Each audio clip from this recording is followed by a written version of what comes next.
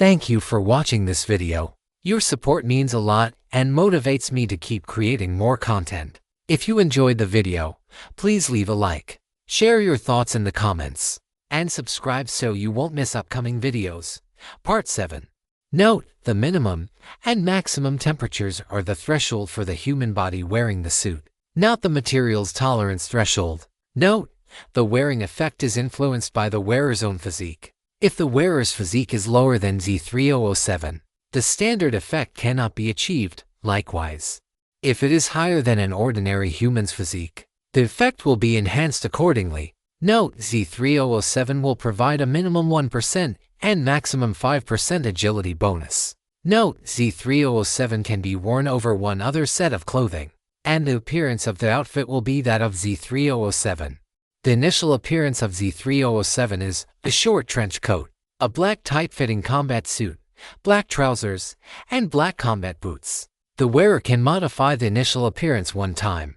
Do you wish to modify it? The Z3007 set was clearly different in performance from ordinary sets. This was reflected not only in its sky-high price but also in the fact that it didn't restrict speed, it actually increased agility. Not only that, but this set could also be worn over other sets. What Jiang Yi was most reluctant to part with right now was Gentleman's Manner. The camouflage effect of Lone Dragon could be partially replaced by the Essence of Life is Blur. But the strength, agility, and stamina bonuses provided by Gentleman's Manner could not be matched by other sets. Now, the appearance of Z3007 perfectly solved this problem. He could resist low temperatures while still retaining the effects of his current set. The corners of Jiang Yi's mouth curled up slightly. He had no particular requirements for clothing, so he kept the default settings. Z3007 has been set as the default attire. Do you wish to equip it? Jiang Yi chose yes. White light flickered, and blue rays scanned Jiang Yi's entire body, modifying the data of the Z3007 to fit Jiang Yi's physique. 3 seconds later, when Sean glanced at the table again, he found that Jiang Yi behind the long table had actually changed his clothes. What the hell? Changing clothes faster than I take them off, Sean blinked, and soon discovered something wrong besides being very handsome. This outfit also gave off a certain, what kind of feeling was it? Jiang Yi stood up. As Sean looked him over, he hissed inwardly. It also gave off a feeling that he was very capable of fighting. Perhaps it was because he had seen Zhang Shui's elegant exterior too much. But now that Zhang Shui had changed into the black tight-fitting combat suit, his lean and toned physique was fully revealed.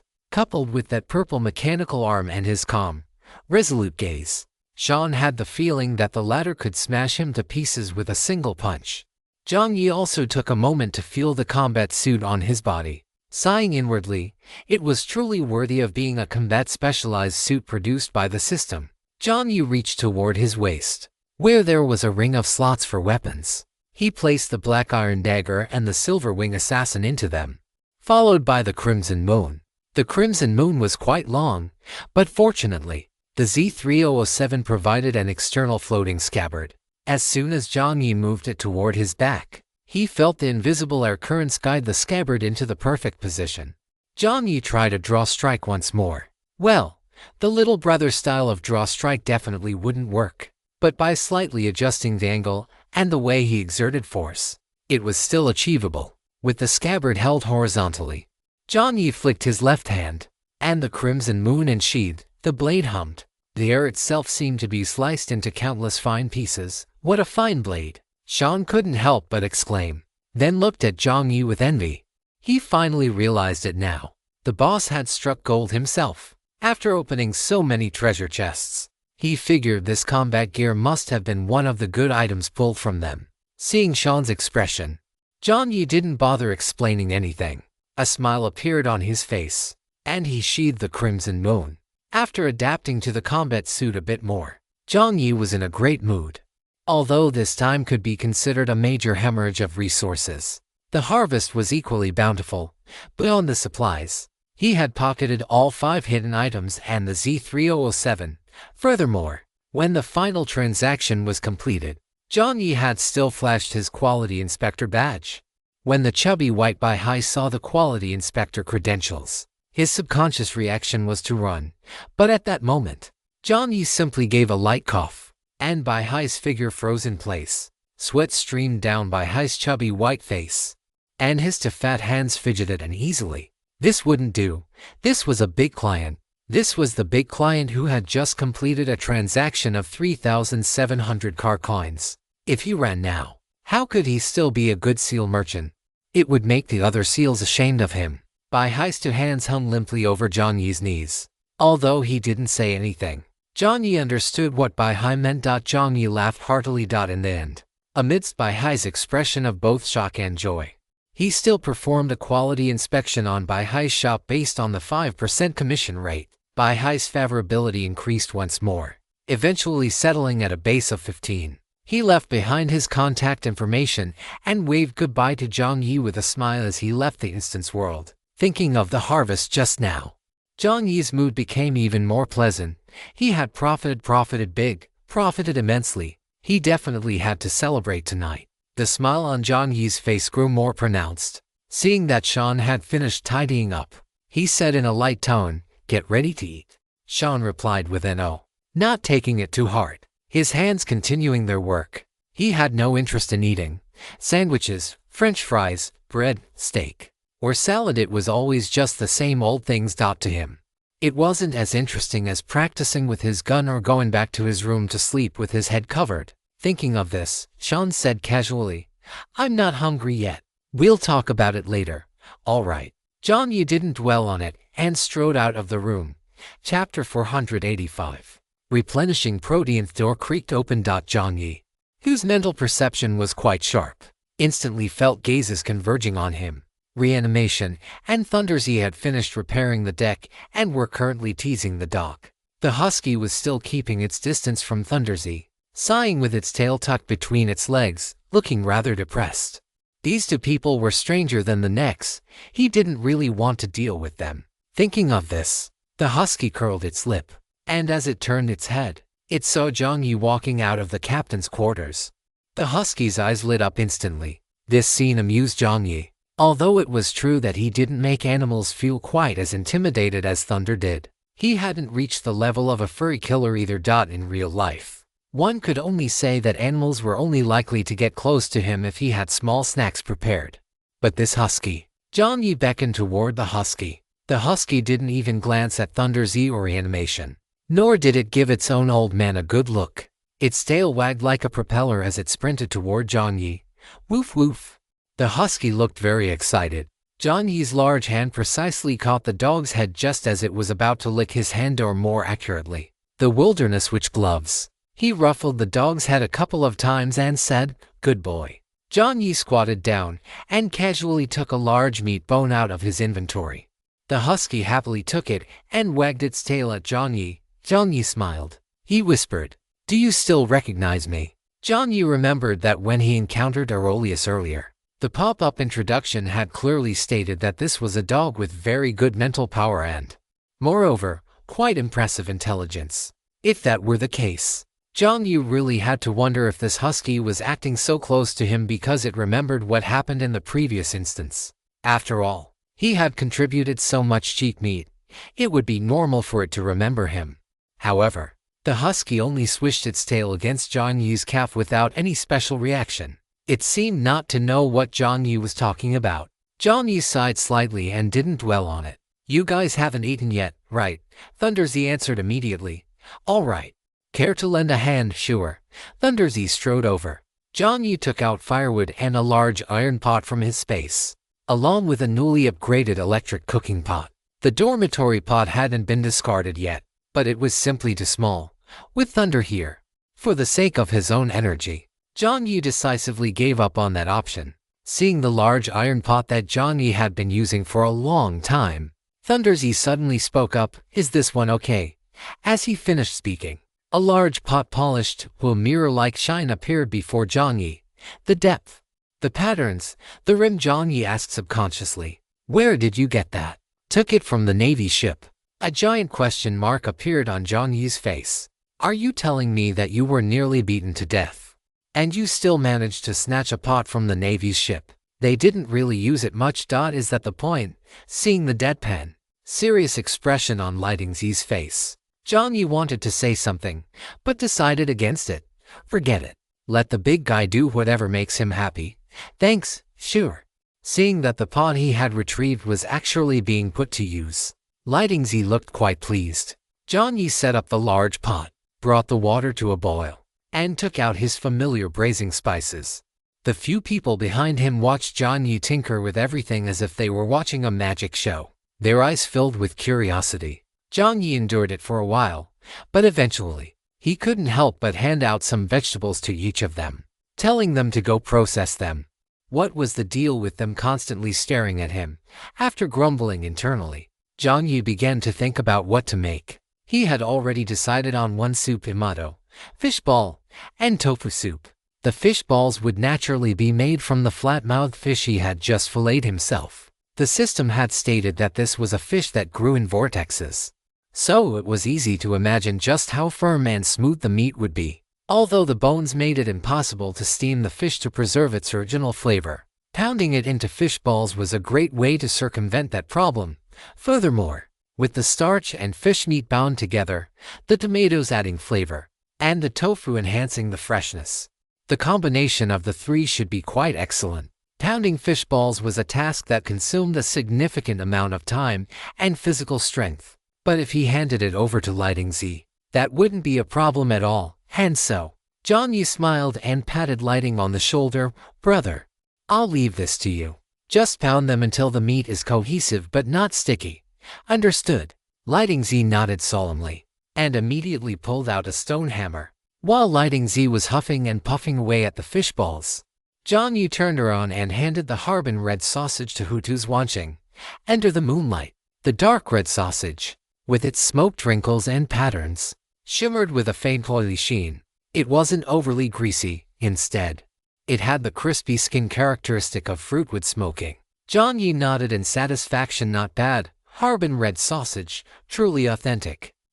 Soak the red sausage and the rice.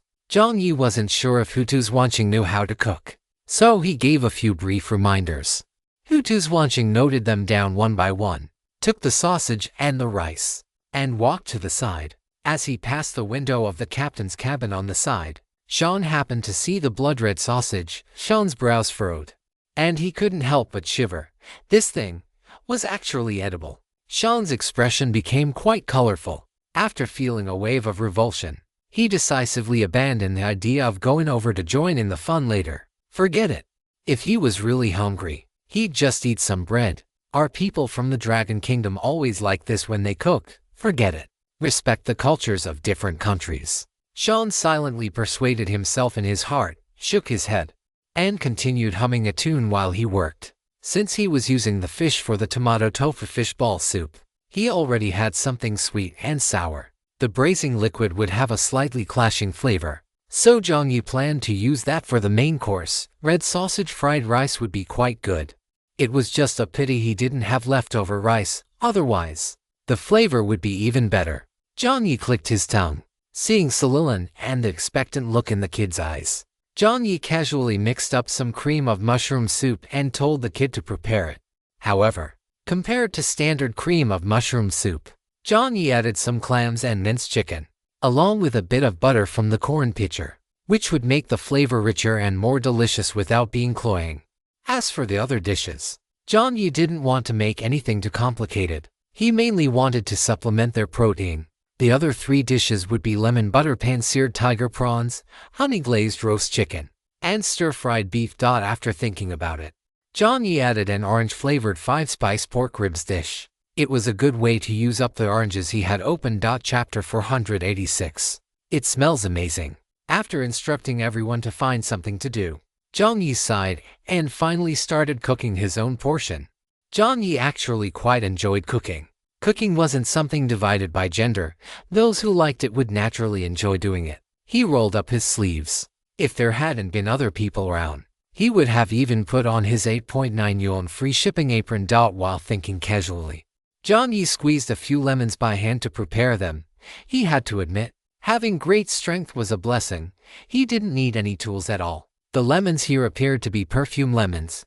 Beneath the golden peel, every single seed was perfectly uniform, and they were even arranged in a complete, orderly shape. Jiang Yi put the lemon juice into a container and smiled. Out of the corner of his eye, he saw her sneaking over. Jiang Yi tossed the remaining fruit pulp under the large wooden table, seemingly nonchalant. In an instant, Arha let out her laugh, snatched the lemon, and swallowed it in one gulp. 2 seconds later, tui, tui, tui. The dog's mouth hung open, and sour drool dripped all over the floor. Jiang Yi chuckled softly. Arha bumped against Jiang Yi's calf, looking pitiful. But Jiang Yi ignored the guy. With a flip of his hand, he took out the tiger prawns. The size of these tiger prawns was far larger than those in the real world. These were items Jiang Yi had opened from player treasure chests. He really had to thank the pink pearl, although the earlier chests hadn't yielded anything good. The later ones had contained some excellent items. These 3 were likely high-level members of the park, and the chests they dropped contained quite a few good things. One of them was even a fishing enthusiast. You have opened the player treasure chest of the player fishing enthusiast Lao-san. You have obtained car coins 100. You have obtained fishing enthusiast's brown vest *1 description. Imbued with the bad luck of a fishing enthusiast. After wearing it, your chance of catching fish decreases by 5%. Your chance of catching other species or items increases by 15%. You have obtained mysterious fishing rod *1 description. This is a mysterious fishing rod. Sometimes it will bring you unexpected harvests, other times perhaps you will become that unexpected harvest. Note: those with mental strength below 30 should use with caution. You have obtained 3 net bags of tiger prawns. Note: high protein, high nutrition, delicious and tasty. You have obtained scallops *5. Aside from the tiger prawns, Jiang Yi was also somewhat interested in that fishing rod. However, the mention of harvesting other things in the description made Jiang Yi feel a bit concerned. The Sea of the 5 Seas is still a bit too dangerous. He would wait until he had a better opportunity later. In any case, the tiger prawns could be used right now. Jiang Yi cleaned the tiger prawn meat. The tiger prawns here were essentially free of any silt or grime. They were pitch black all over, and the meat was plump without being greasy. Jiang Yi quickly cleaned 1 net bag of black tiger prawns. After a moment of thought, he felt that lemon butter alone wouldn't be flavorful enough. He simply went to the large pot where oil was already heating up. Jiang Yi removed the excess oil and added the shrimp heads. The shrimp oil itself was flavorful enough. His only concern was the potential for heavy metals or high cholesterol. But the black tiger prawns obtained in the 5 Seas world didn't have that problem. Jiang Yi even saw that the origin of these tiger prawns was recorded as Champo Island. If he remembered correctly, the tiger prawns there were usually fed with coconut milk, along with a few other microorganisms. In short, the aroma was rich, and the taste was quite refreshing. The shrimp heads quickly rendered out some shrimp oil. Jiang Yi removed the excess heads and fed them to her as usual. Arha was truly satisfied this time. 1 bite per shrimp head, crunchy and delicious. The exotic coconut aroma mixed with the scent of seafood, and the fragrance of the oil began to drift. In the room, Sean's nose twitched. What is this smell? It was completely different from the smell of bread, French fries, pasta, or burgers. Sean poked his head out to look and saw Jiang Yi methodically adding something into a large pot. Fiery red chili peppers, strange wood-like seasonings, and the sound of hot oil sizzling filled the air. What is this? Can would be used for cooking too. What Jiang Yi was actually making was braised prawns in oil. Generally speaking, black tiger prawns are better suited for steaming or classic seafood seasoning methods. But Jiang Yi thought about the texture and size of the black tiger prawns in his hands and felt that the feeling of eating big mouthfuls of shrimp that burst with juice would be quite good. Therefore, he simply and extravagantly used these top-quality black tiger prawns for braising. The aroma grew even richer. As if it weren't enough, Jiang Yi added some locally produced spices from Jiamo into the sauce. In Jiamo, this stuff was usually used for roasting meat. It wasn't that the residents here didn't know how to cook. It was just that on the island, people struggling for survival generally wouldn't pursue gourmet food too much. But that didn't mean they lacked delicious ingredients. With this kind of spice, as long as you added a layer to the roasted meat, the fragrance would be elevated by a significant margin. Not to mention, Jiang Yi had used hot oil to let them burst with flavor beforehand. Now, coated in the sauce, that aroma had reached an almost irresistible level. By the time Sean reacted, he realized that, unknowingly, his cheeks were already starting to ache. Plop. A trail of drool dripped from the corner of Sean's mouth and landed in the water bucket. Damn it, Sean cursed, hurriedly wiping the corner of his mouth. What is Jiang Yi doing?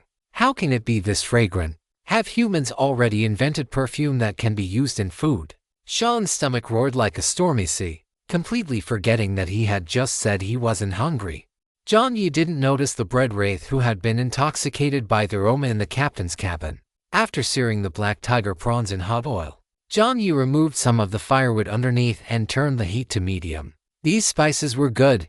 It was fortunate he had the habit of hoarding and had bought quite a lot. Sigh. Piggy would definitely love to eat this. He probably couldn't come to the dungeon, and the sight of a pig standing up to eat would probably scare his cheap crew member, Sally Lunan, half to death. He'd better pack some up and send it to Piggy. Besides Piggy, he could also send some tomato fishball and tofu soup to the seal from earlier. He didn't know if seals ate fishballs, but building rapport was something he could do while he was at it. After handling this, Jiang Yi returned to the frying pan. He finished the butter in a flash, used a black iron dagger to split the tails of the black tiger prawns into beautiful halves, garnished each tail with a lemon slice, and added salt and pepper, basil, and mint leaves. The lemon butter pan-seared tiger prawns were almost ready. The honey-glazed roast chicken was a frozen product provided by the system.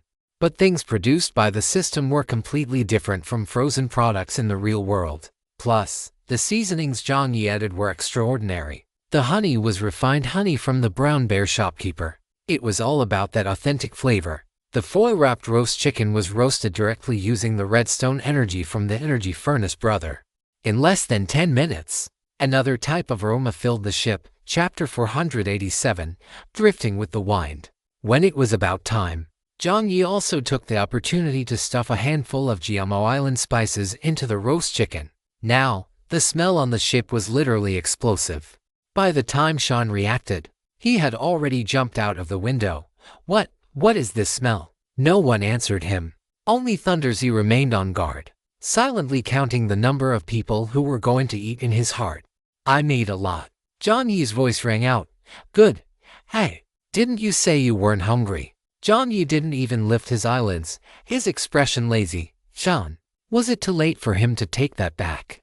Sean desperately inhaled the fragrance in the air again. He could identify a few of the scents, but the others, he didn't know. He only knew that it was an overwhelming, all-encompassing fragrance. A fawning smile appeared on Sean's face as he rubbed his hands together. He first turned toward the reanimated one, but the mushroom brother didn't even look at him, instead walking over to Jiang Yi and saying, "The food is ready. Do you need me to do anything?" "No need, just wait." "All right." The sausage fried rice was something that still required his own touch. Sean was left out in the cold. So, he turned to look at Celine, but the soup over there was already just about done as well. As for Thunderzy, the fish balls had just been pounded into shape. Sean only glanced in that direction before receiving a stern look from Thunderzy. Sean, looking round, it seemed he could only sit at the table with the dog. Just as he was on the verge of tears, the husky, with a large bone in its mouth, carelessly trampled one of its paws right over Sean's flip-flops. "Sean, you." The dog lifted its head, its tail wagging rapidly. Brother John, I was wrong. You are a big man. Don't hold a grudge against a foreigner like me. Can you spare me a bite? Look at how clean I kept the captain's quarters.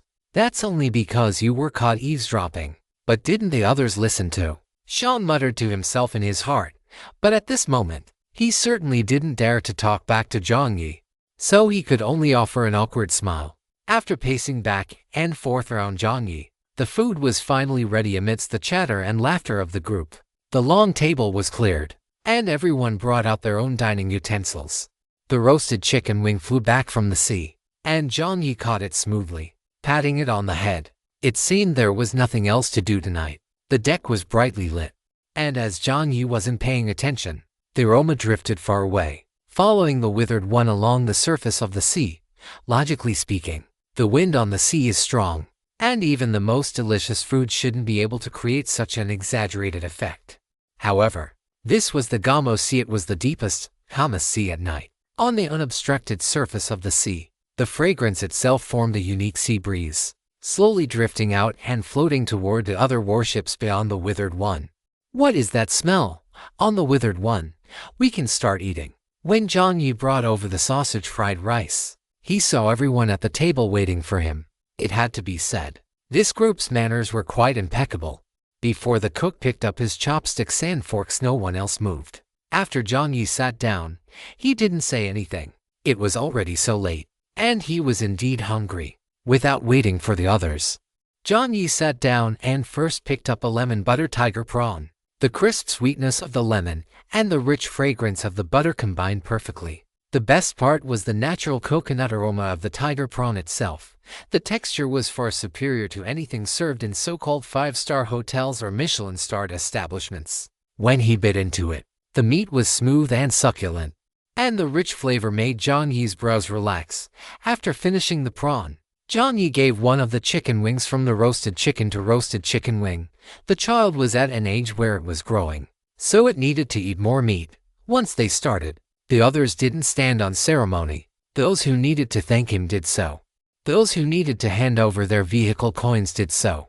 And then everyone began to eat in silence. The most exaggerated of them all was Thunderzy. This guy was already eating directly from his own pot. And unlike the others, Thunderzy started directly with the main dish, the sausage fried rice. As soon as the oily, fragrant sausage hit his tongue, a notification sounded. You are consuming a special ingredient, haren red sausage. You have gained kum1 strength and kum1 constitution as an attribute bonus. Your mood is quite relaxed. You have gained an additional point of spirit. It was actually a special ingredient, and Jiang Yi just let them eat it so casually. Thunderzy took a serious look at Jiang Yi, memorizing the name haren red sausage, wondering if he would have the chance to obtain similar ingredients in the future. As for sausages, do monsters like wild boars have more of them inside? It wasn't just Thunderzy who discovered this. Reanimated Corpse also noticed, though his constitution probably wasn't very high. In any case, after eating some, it was obvious that Reanimated Corpse's face began to flush red, as if he had drunk fake liquor. Sean sat with his back to everyone, painfully gnawing on his bread, regretting why he had said he wasn't hungry. Jiang Yi seemed quite easy to talk to. If he hadn't said that, perhaps if he had begged, the other party might have agreed. Sean just wanted to beat himself up for being so casual half an hour ago. He really hadn't expected that people from the Dragon Kingdom could cook so well. Weren't they supposed to be quite brutal with their cooking, eating everything? As Sean was mixing his tears with his bread, a light chuckle sounded. It seems you really aren't hungry. Sean turned around, bread still in his mouth. What did that mean? The husky beside him rolled its eyes. There was no saving him. The husky shook its head and lay down at Jiang Yi's feet. After being confused for a few seconds, Sean suddenly cursed in his heart. Did that mean he could eat? Sean stood up from the corner in a flash. Without saying a word, he transferred 50 vehicle coins to Jiang Yi and brought out his own Western-style plate. At this moment, he only regretted why he didn't know how to use those 2 wooden sticks. Sean very tactfully didn't crowd next to Thunderzy, but instead squatted down next to the old man on the other side of the table. The old man was also eating, still being reminded by Jiang Yi to eat slowly. The old man looked a bit surprised. The other party seemed to understand him very well. Double quotes, all right, the old man said, feeling a bit embarrassed. Few people spoke at the dining table.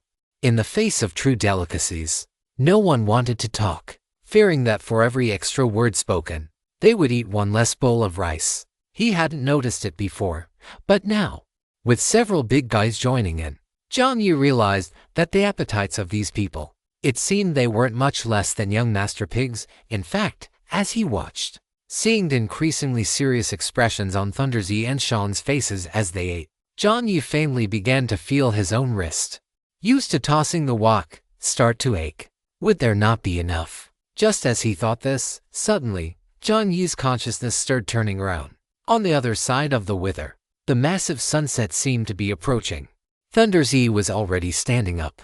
The whaler Nautic stood on the deck as if he were drunk, and behind him, that noble and reserved pirate general had also appeared. Chinjinsy, did something go wrong with the Sigh of the Bay? Chapter 488. Beginning to lose consciousness. Jiang Yi narrowed his eyes. The lone dragon appeared in his palm once again. With the eye patch adjusted, Jiang Yi transformed back into the appearance of Sengong Shui. The sunset slowly drew closer. Qinjianxi, who was above, did not speak. It was Nautic who spoke. Brother, did a sea restaurant happen to come nearby? Why does it smell so delicious? Nautic sniffed at first. The fragrance hadn't been obvious, but after a certain point, it suddenly became rich. At first, he could endure it. But as time passed, Nautic found that his stomach was completely out of control, beginning to growl. For pirates, they didn't really have any pursuit of gourmet food. On one hand, conditions at sea didn't allow for it. On the other hand, compared to food that solved physiological needs, they preferred the strong rum that could solve their spiritual needs. Therefore, apart from necessary food, these pirates preferred to hoard alcohol rather than various ingredients. Hunting was mostly done for sale, or for simple preparation as a meal. The crew's meals were quite simple, unless they encountered a sea restaurant. Most crew members were more accustomed to eating bread. However, one could imagine what kind of blind restaurant would appear between two pirate ships at a time like this. Although Nautic asked this, in reality, his eyes were already fixed on the wither. The source of the fragrance was the long table on the deck. Among these people, there was actually a chef. How rare! Drunkenly inhaling the aroma on the ship, the next second, Nautic saw the cold gaze of Thunder's Nautic shrank his neck. Brother, don't misunderstand. We have no ill intentions. There is no sea restaurant. We are just eating. Jiang Yi's voice was still quite calm. After all, they had just traded earlier. Nautic rubbed his nose and glanced at his captain. Qinjianxi hesitated for a moment. She really wanted to say that her crew member was useless, but she was also useless. Qinjianxi swallowed hard. So hungry.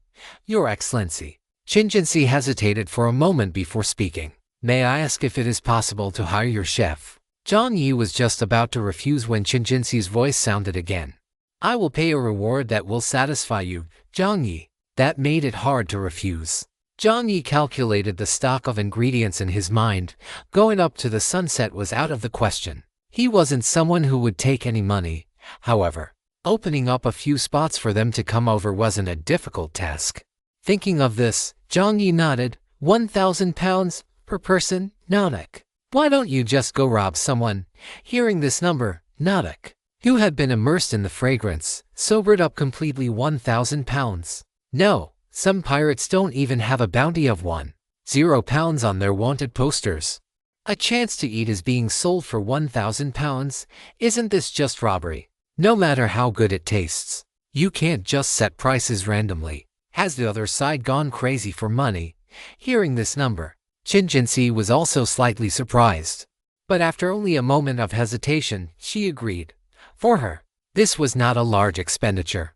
Captain, you will have to pay for your own portion. The Sunset was one of the few pirate crews that used a provident fund system for contributions. Personal income and common funds were kept very distinct. After saying this, Qinjianxi moved her body and arrived directly on the wither. Qinjianxi bowed to Jiang Yi, and Jiang Yi nodded with a smile. With money in one hand and a bowl in the other, Qinjianxi took the bowl and fork. Her movements still looked a bit stiff. The food in front of her looked very strange, but it all smelled delicious. For a moment, Qinjianxi didn't know where to start. Scanning the area, Qinjianxi finally saw the fried rice with a golden luster, dotted with corn and sausage. This looked the most familiar. Just as Qinjianxi's fork moved toward it, a deep male voice sounded from behind.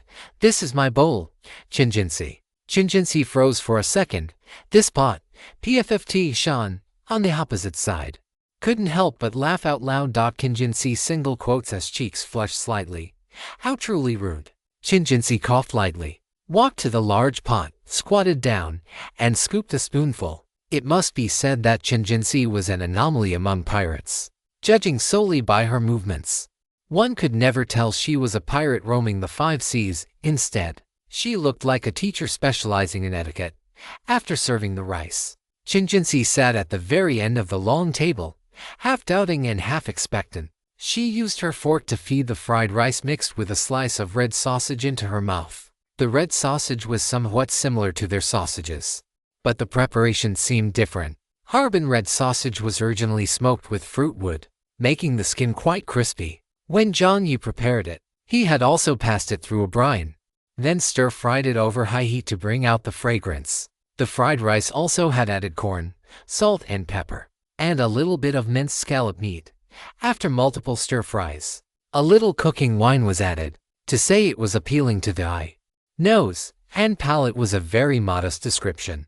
With one bite of the red sausage, Jinjinsi didn't have a system, so naturally, she didn't know the effects of the red sausage. But as it entered her stomach, Jinjinsi actually felt a warmth churning in her gut. The grains of rice seemed to have a life of their own, expanding one by one. By the time Jinjinsi realized it, the rice in her bowl had already been finished. Jinjinsi's eyes slowly widened, and a smile appeared on her lips unconsciously. Under the moonlight, the aura of this pirate general suddenly became gentle and casual. Very, very delicious. King Jinsi even offered a sincere review. Now she finally understood why that strange fellow had insisted on eating directly from the pot. King Jinsi reluctantly swallowed the last mouthful of rice, then painstakingly used her fork to spear a piece of stir-fried beef. It was completely different from the way a steak was prepared. The meat was tender and fresh. Upon entering her mouth, she could immediately taste the savory aroma of cooking wine, millet chili, and the oil infused with the green vegetables garnished on top. This dish, it was also incredibly delicious. King Jinsi closed her eyes for a moment, then looked at Jiang Yi beside her and said earnestly, "Forgive my presumption, but if possible, I would like to hire this chef for 1 month for 100,000 pounds. Would that be acceptable?" She knew that given such culinary skills, the other party would certainly not let the chef leave, and making such a suggestion would be quite rude. Therefore, King Jinsi abandoned that thought directly and chose to hire him for 1 month instead. In 1 month, she could learn some techniques. She believed that as long as it was a skill, there was nothing she couldn't master. Jiang Yi gave King Jinsi a strange look. 100,000 pounds, that was 1 million Che coins. This was truly a lucrative business, but he was about to leave. If she had said so earlier, he wouldn't have bothered fighting Jiamo.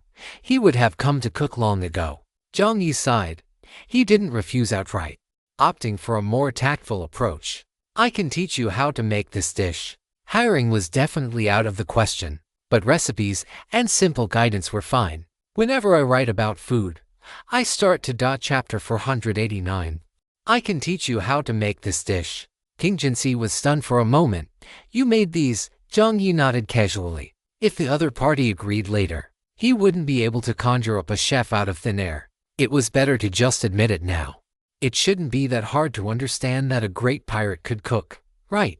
Probably. Compared to the shock brought by the sudden appearance of a powerhouse and the mysterious ghost ship, King Jinsi felt that the fact that this meal was made by Jiang Yi was even more terrifying. King Jinsi fell silent for a moment. So, she had just tried to hire someone akin to a pirate general for the price of 100,000 pounds. "Pardon the intrusion," King Jinsi said again. As she spoke, she couldn't help but glance at Jiang Yi once more. This man was even more mysterious than she had imagined. "It's fine. I can give you the recipe." Jiang Yi had always been very generous toward his financial backers. "All right.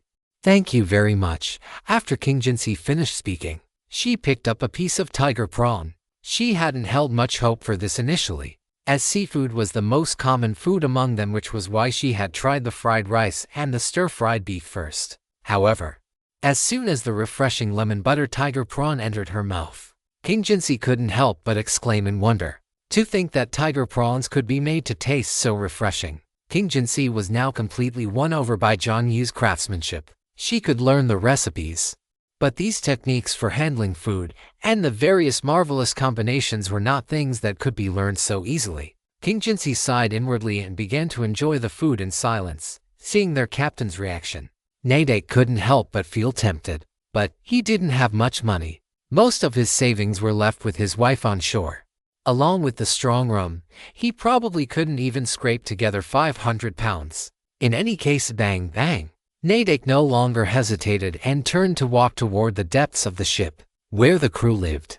If one were to ask who was the richest on the ship, aside from the captain and the stingy third mate, the richest person was likely Ji, who hadn't even been on board for a month. This kid always managed to fish up navigational secrets or relics from ancient ships.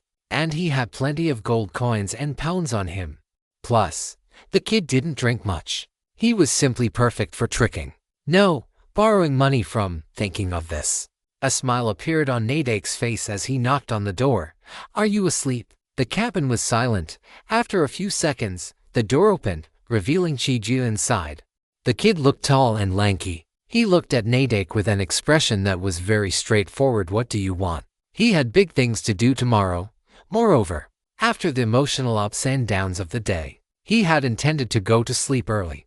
Window that won't close spoke in a slightly hoarse voice. His face was shrouded in shadows. Nadek didn't think too much about it, laughed, and rubbed his hands together. Borrow some money. How much? 1,000 pounds. Nadek held up a number. 1,000 pounds. Fine. As soon as he finished speaking, Window that won't close flicked his hand, and 5 gold coins and a stack of pounds appeared in his palm. Window that won't close yawned and asked casually, drinking again? No, late night snack. At this hour, they're having a late night snack on the withered next door. It smells so good. And the captain is even there. But they charge a lot. 1,000 pounds. I want to see what they're eating that could be worth so much. Hey, are you even listening to me? Hey, holy crap. As the voice faded, Window that won't close was completely awake. You mean, they're eating next door? Eating next door? Window that won't close wiped his face, not caring about anything else. He slammed the door shut with a bang, leaving Nadek looking bewildered. 2 seconds later, a fully dressed Window that won't close appeared in front of Nadek. Nadek, let's go together. With that, Window that won't close took off running. He even had a few extra gold coins in his hand. He hadn't managed to get a meal before, so this time, he wouldn't let this opportunity slip away for anything. Although the person was not what he had imagined. Thinking of this, Guanbushang Dekwang's face once again wore a look of wanting to cry but having no tears. He wiped his face, struggling to forget all the things he had said earlier. Forget it. Even if the person wasn't who he expected, he absolutely had to eat that meal. That guy Ewing had nagged him about it several times already. No matter what, he had to taste the goddesses. Holding onto this sentiment, Guanbushang Dekang dragged Nadek and appeared on the deck. The two of them made such a huge commotion that when Jiang Yi saw them, he even wondered if they were going to cosplay Titanic *. Was there a show to watch late at night? Seeing Jiang Yi's gaze directed at him, Guanbushang Dekang suddenly didn't know where to put his hands and feet. After an awkward laugh for a few seconds, he whispered, Captain, we would like to join as well. King Jinsi turned directly to look at Jiang Yi, signaling that this required the other party's approval. 1,000 gold pounds. Jiang Yi treated everyone equally. Okay, Guanbushang Dekang whispered, handing over the money. Jiang Yi didn't pay much attention to this guy's thoughts. The fellow had been acting strange ever since he saw him. Jiang Yi felt he belonged to that type of person who is very enthusiastic online but quite introverted offline. It's a big world, and there are all kinds of people. Jiang Yi himself had quite a few friends who were similar to Guanbushang Dekang. They let themselves go online, but couldn't squeeze out a single word offline. In short, it was normal. After accepting the money, Jiang Yi handed them 2 sets of tableware.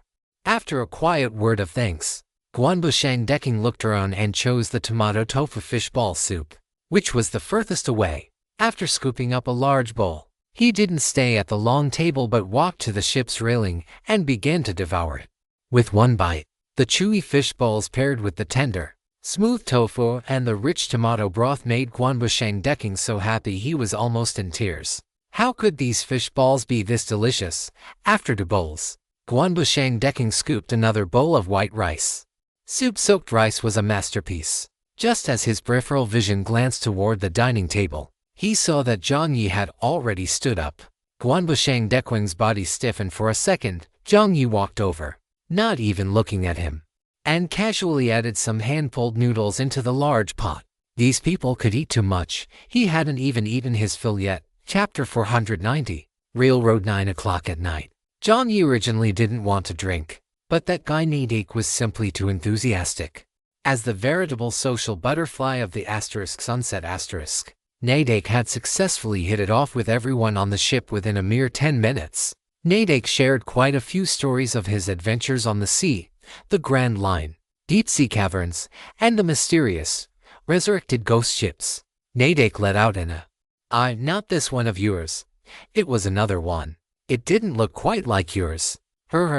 Maybe you guys are even old acquaintances, Sangon Shui. Do you ghosts know each other, Jiang Yi? The guy in front of you is only 22 years old and hasn't even been in this world for a month. Do you think they know each other? Jiang Yi was non-committal, his expression calm.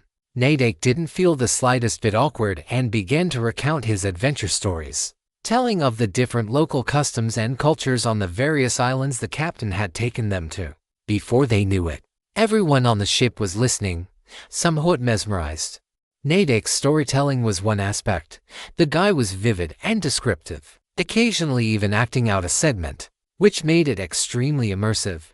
Beyond Nadek's narration, the stories of sailing, adventure, and the Middle Ages were perhaps inherently attractive enough on their own.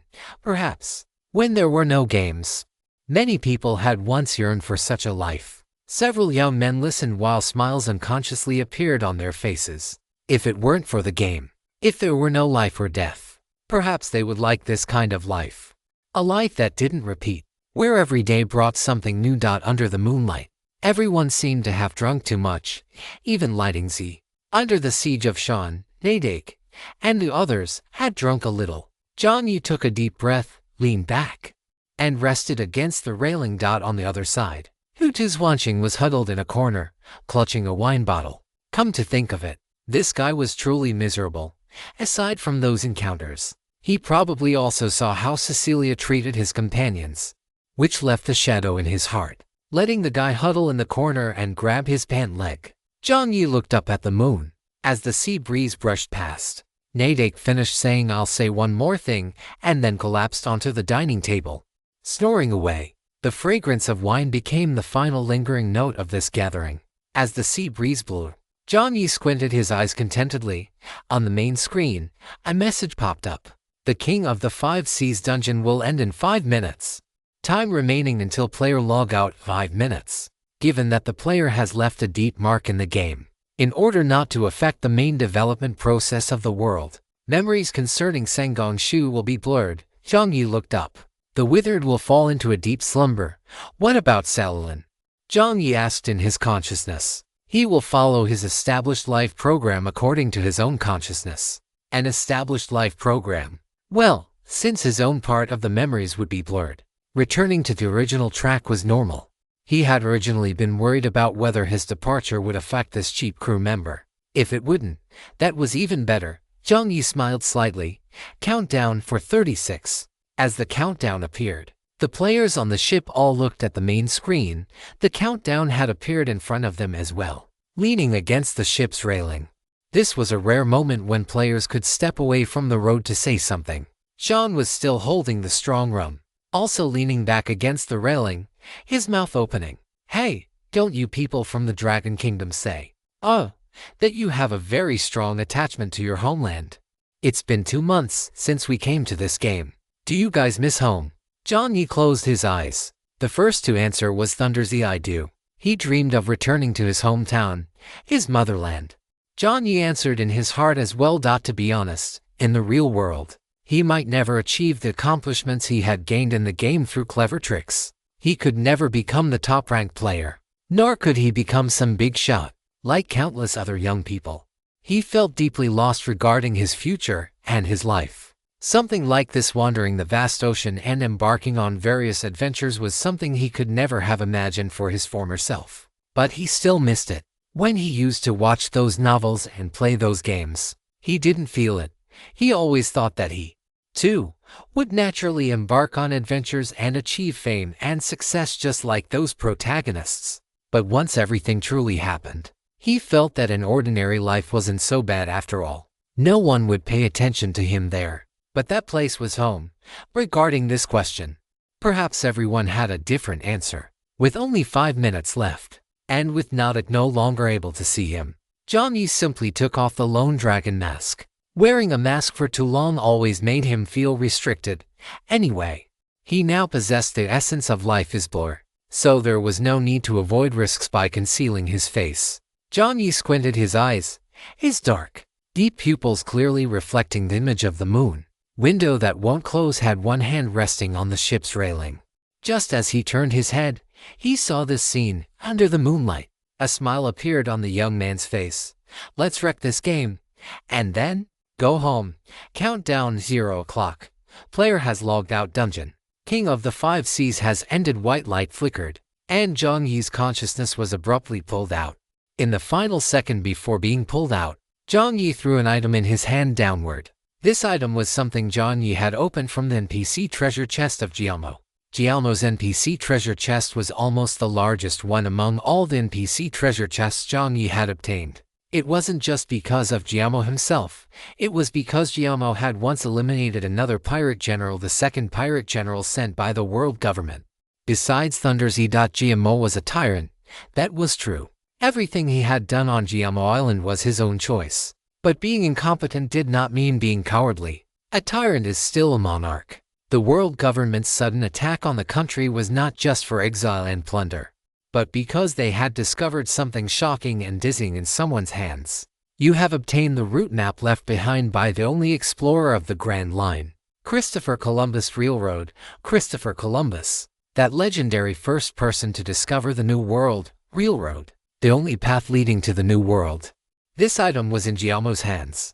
No matter where this thing was or who was carrying it, as long as it was discovered, it would lead to a bloodbath. As long as its name was spoken, it would become the target of everyone, even if most of the people in Mobus and Yahello Island didn't know what this was. As long as this thing had appeared on Yahello Island, this place would inevitably be reduced to scorched earth. Rather than perishing, it was better to be reborn. This was the final choice the tyrant made. As for himself, it was still that same saying, to die in the ocean is the best destination for a pirate, for a true adventurer, or one might say, for a tyrant. Jiang Yi didn't want to make any choices for the people of this world, but he felt that perhaps he could give this world more time to prepare. He chose to let Railroad and the Withership sleep together. Well, hopefully, when this thing appears again, there will be more young people in this world. Tyrants and such are a bit too heavy. He felt that someone like a Straw Hat Boy would be quite good. Chapter 491. Let's begin. When Jiang Yi opened his eyes again, he had already appeared on the highway. A gentle breeze blew past. Jiang Yi looked at the mist on both sides, feeling a sense of unreality in his heart. Old Tai. Jiang Yi called out in his heart, "Brother, I'm here," hearing Old Tai's voice. A smile finally appeared on Jiang Yi's face once more, although he really didn't want to admit it. Jiang Yi still silently thanked Orange in his heart once again. If it weren't for this girl opening up Old Tai, he might have felt lonely on the highway long ago. After all, humans are social animals. Even if some people don't like interacting with others, it doesn't mean they can live outside of society. The setting of having only one player on the highway was not exactly friendly to humans. "What's up?" Old Tai scratched his head. "Nothing much." Old Tai let out an "oh" and trotted back to his main body inside the forklift. Jiang Yi had been drinking, and fatigue was washing over him. He didn't have the energy to do much else. So, he simply washed up and lay down on the inspection bed to sleep. The sunflower baby silently emitted a soft glow. Although there was no sun now, it had accumulated quite a lot of energy. A mechanical broadcast sounded. "Your mental power is slowly increasing." Jiang Yi was too sleepy to hear exactly what it said. He muttered something, thinking that he would have to go to Dave's cabin again later to make up for the lost mental power. This night was rarely quiet. The next day, 4 o'clock in the morning, on the inspection bed, the sky was not yet bright. In his daze, the ocean on both sides of the highway had disappeared, turning back into thick mist. This mist was even denser than when they had first arrived, and the morning seemed to have become much colder, and like the chilly morning. The chat group was burning with activity. Dragon Kingdom, District 189, Sub-District 99. Player, we are falling stars. Minasan, is everyone up yet? Is anyone up? Player, Fat Egg Legion, I'm sleeping. Player, we are falling stars. Player, Fat Egg Legion, Player, we are falling stars. Sent a row of ellipses, ignoring this message. He continued to send. Damn, Is there really no one else who can't sleep like me? This is our subdistrict's first collective operation. Player, your wild king is infinitely arrogant. Did you sign up? Player, we are falling stars. Player, we are falling stars. No. Scratch his head and laughs awkwardly. Player, your wild king is infinitely arrogant. Then what the hell are you so excited about? Player, we are falling stars. I have a sense of collective honor. Is that not allowed? Player, we are falling stars, instinctively retorted. But the moment he did, he realized who he was talking to. Holy crap! It's the wild king. We are falling stars instantly sobered up. He had actually retorted to a player who was recognized in the District 99 group chat as someone you absolutely cannot mess with. Speaking of the players in the District 99 group chat who are recognized as untouchable, the first is Melancholy Little Fries. The second is Brother Onion. And the third is this wild king. The first and second are both due to their strength and related interests. The third is purely because you can't win an argument against him. This guy's mouth is as venomous as it is fast. And he comes equipped with all sorts of items obtained from who knows where. Forget about arguing in the group chat. He can even curse someone out by having monsters from treasure chests deliver the message for him. It is said that the last player who was roasted had just opened a treasure chest when an alpaca popped out, spat directly in his face, and the alpaca even spoke in human language. In short, the scene was quite miserable. After sending the message, just as he was feeling anxious, a ding sounded. Player, your wild king is infinitely arrogant. Don't be nervous. Player, your wild king is infinitely arrogant. Trust your companions. Holy crap. The window that won't close cursed. Looking at the message in the group chat, wondering if the person on the other end had been replaced. This guy actually has moments where he acts like a human. The window that won't close let out and tentatively found the Wild King's avatar in the private chat channel. The Wild King's avatar was a selfie, though calling it a selfie wasn't quite accurate. It looked like he was lying on the ground, taking a picture of something, and there seemed to be a skateboard in the corner. This was the first day the Wild King entered the game. On that first day, with no food and no water, after running for a long time on his own two legs while carrying his skateboard, he took a picture of the mist behind him just as it was getting dark. That day, he survived. The window that won't close. Hello.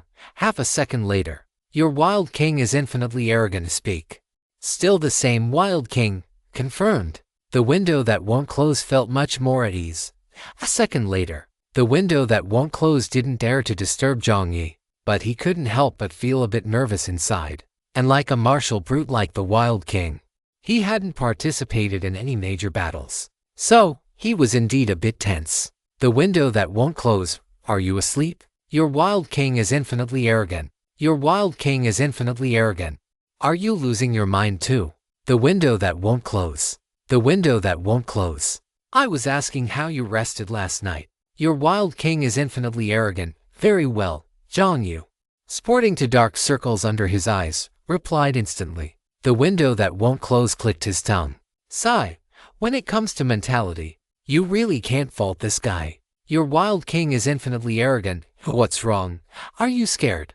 The window that won't close didn't deny it immediately. It wasn't exactly fear, but he had never done something like this before. He was better off having quite a few teammates. But for the Wild King, it seemed like only two people were acting together. Aside from the Wild King, the others were even more so. Even the big shots were acting alone. This wasn't a game. If an accident happened, there was a real possibility of dying just like that. Furthermore, one person's progress could delay the rhythm of the entire operation. They weren't special forces soldiers, so being nervous was perfectly normal. The window that won't close. Impossible. Two middle fingers were sent over, and the tension on both sides eased slightly. It had to be said, there had been too few battles lately. In the main group, there were quite a few players who couldn't sleep. To avoid putting pressure on them, they didn't say anything like good luck, just mindlessly chatting in the group. But with a little thought, one could tell what these people were thinking. Usually, these people wouldn't even be up yet, but now they were all chatting in the group, which showed just how much importance they placed on this operation. The players participating in the operation had basically all come online in the temporarily created group chat. 99 Subdistrict Special Operations Team. Players had already started sending messages, however. The more people who sent messages, the more obvious that one missing position became. Finally, in the group chat, Player 0421. Where is Big Brother Little Fries? Player 0421. Is there anything else we ordinary players can do? Peeks head out Player 0421. I already bought 10 orders of dried mangoes at Eon yesterday. Player revealing the secret in one word. You really do love that stuff. Just as 0421 was about to say who says so, a blinding white light flashed, and immediately after, everyone's heart skipped a beat. High-level player Melancholy Little Fries is speaking in the group chat. Come and watch. Player Melancholy Little Fries, gathering point invitation card. Player Melancholy Little Fries, let's begin. Chapter 490 to May God Bless You. Player Language of the Rose. Player revealing the secret in one word. Player Fang Zhuanling. Player Society is simple.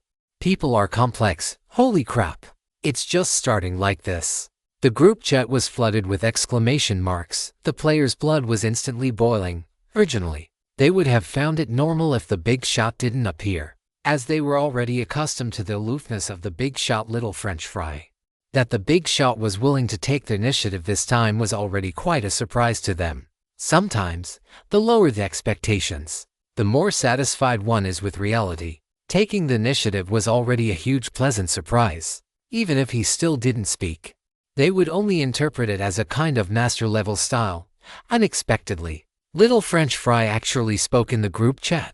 And it wasn't the impassioned speech or the trash-talking of enemies they had imagined. He simply tossed out a gathering point invitation card and a let's begin. Thus pulling back the curtain on this battle. One must know, the big shot little French fry could have easily spoken in the private group chat he had set up himself. But the big shot still chose to speak in the public group chat. What did this mean? This was actually the big shot using his own way to put their minds at ease. Action is the best answer. Many players in the 99 subdivision were fired up, rushing to Yongwan to place passionate orders. If Jiang Yi knew what these players were thinking, he would definitely be completely dumbfounded. He was simply posting in the wrong group chat. The gathering point invitation card was originally meant to be sent to the 99 subdivision Special Operations Team group chat. In any case, under these unexpected circumstances, Jiang Yi had unexpectedly gained another wave of popularity. Looking at the message he had sent on the main screen, Jiang Yi let out an but still didn't retract it. Forget it. The effect is the same.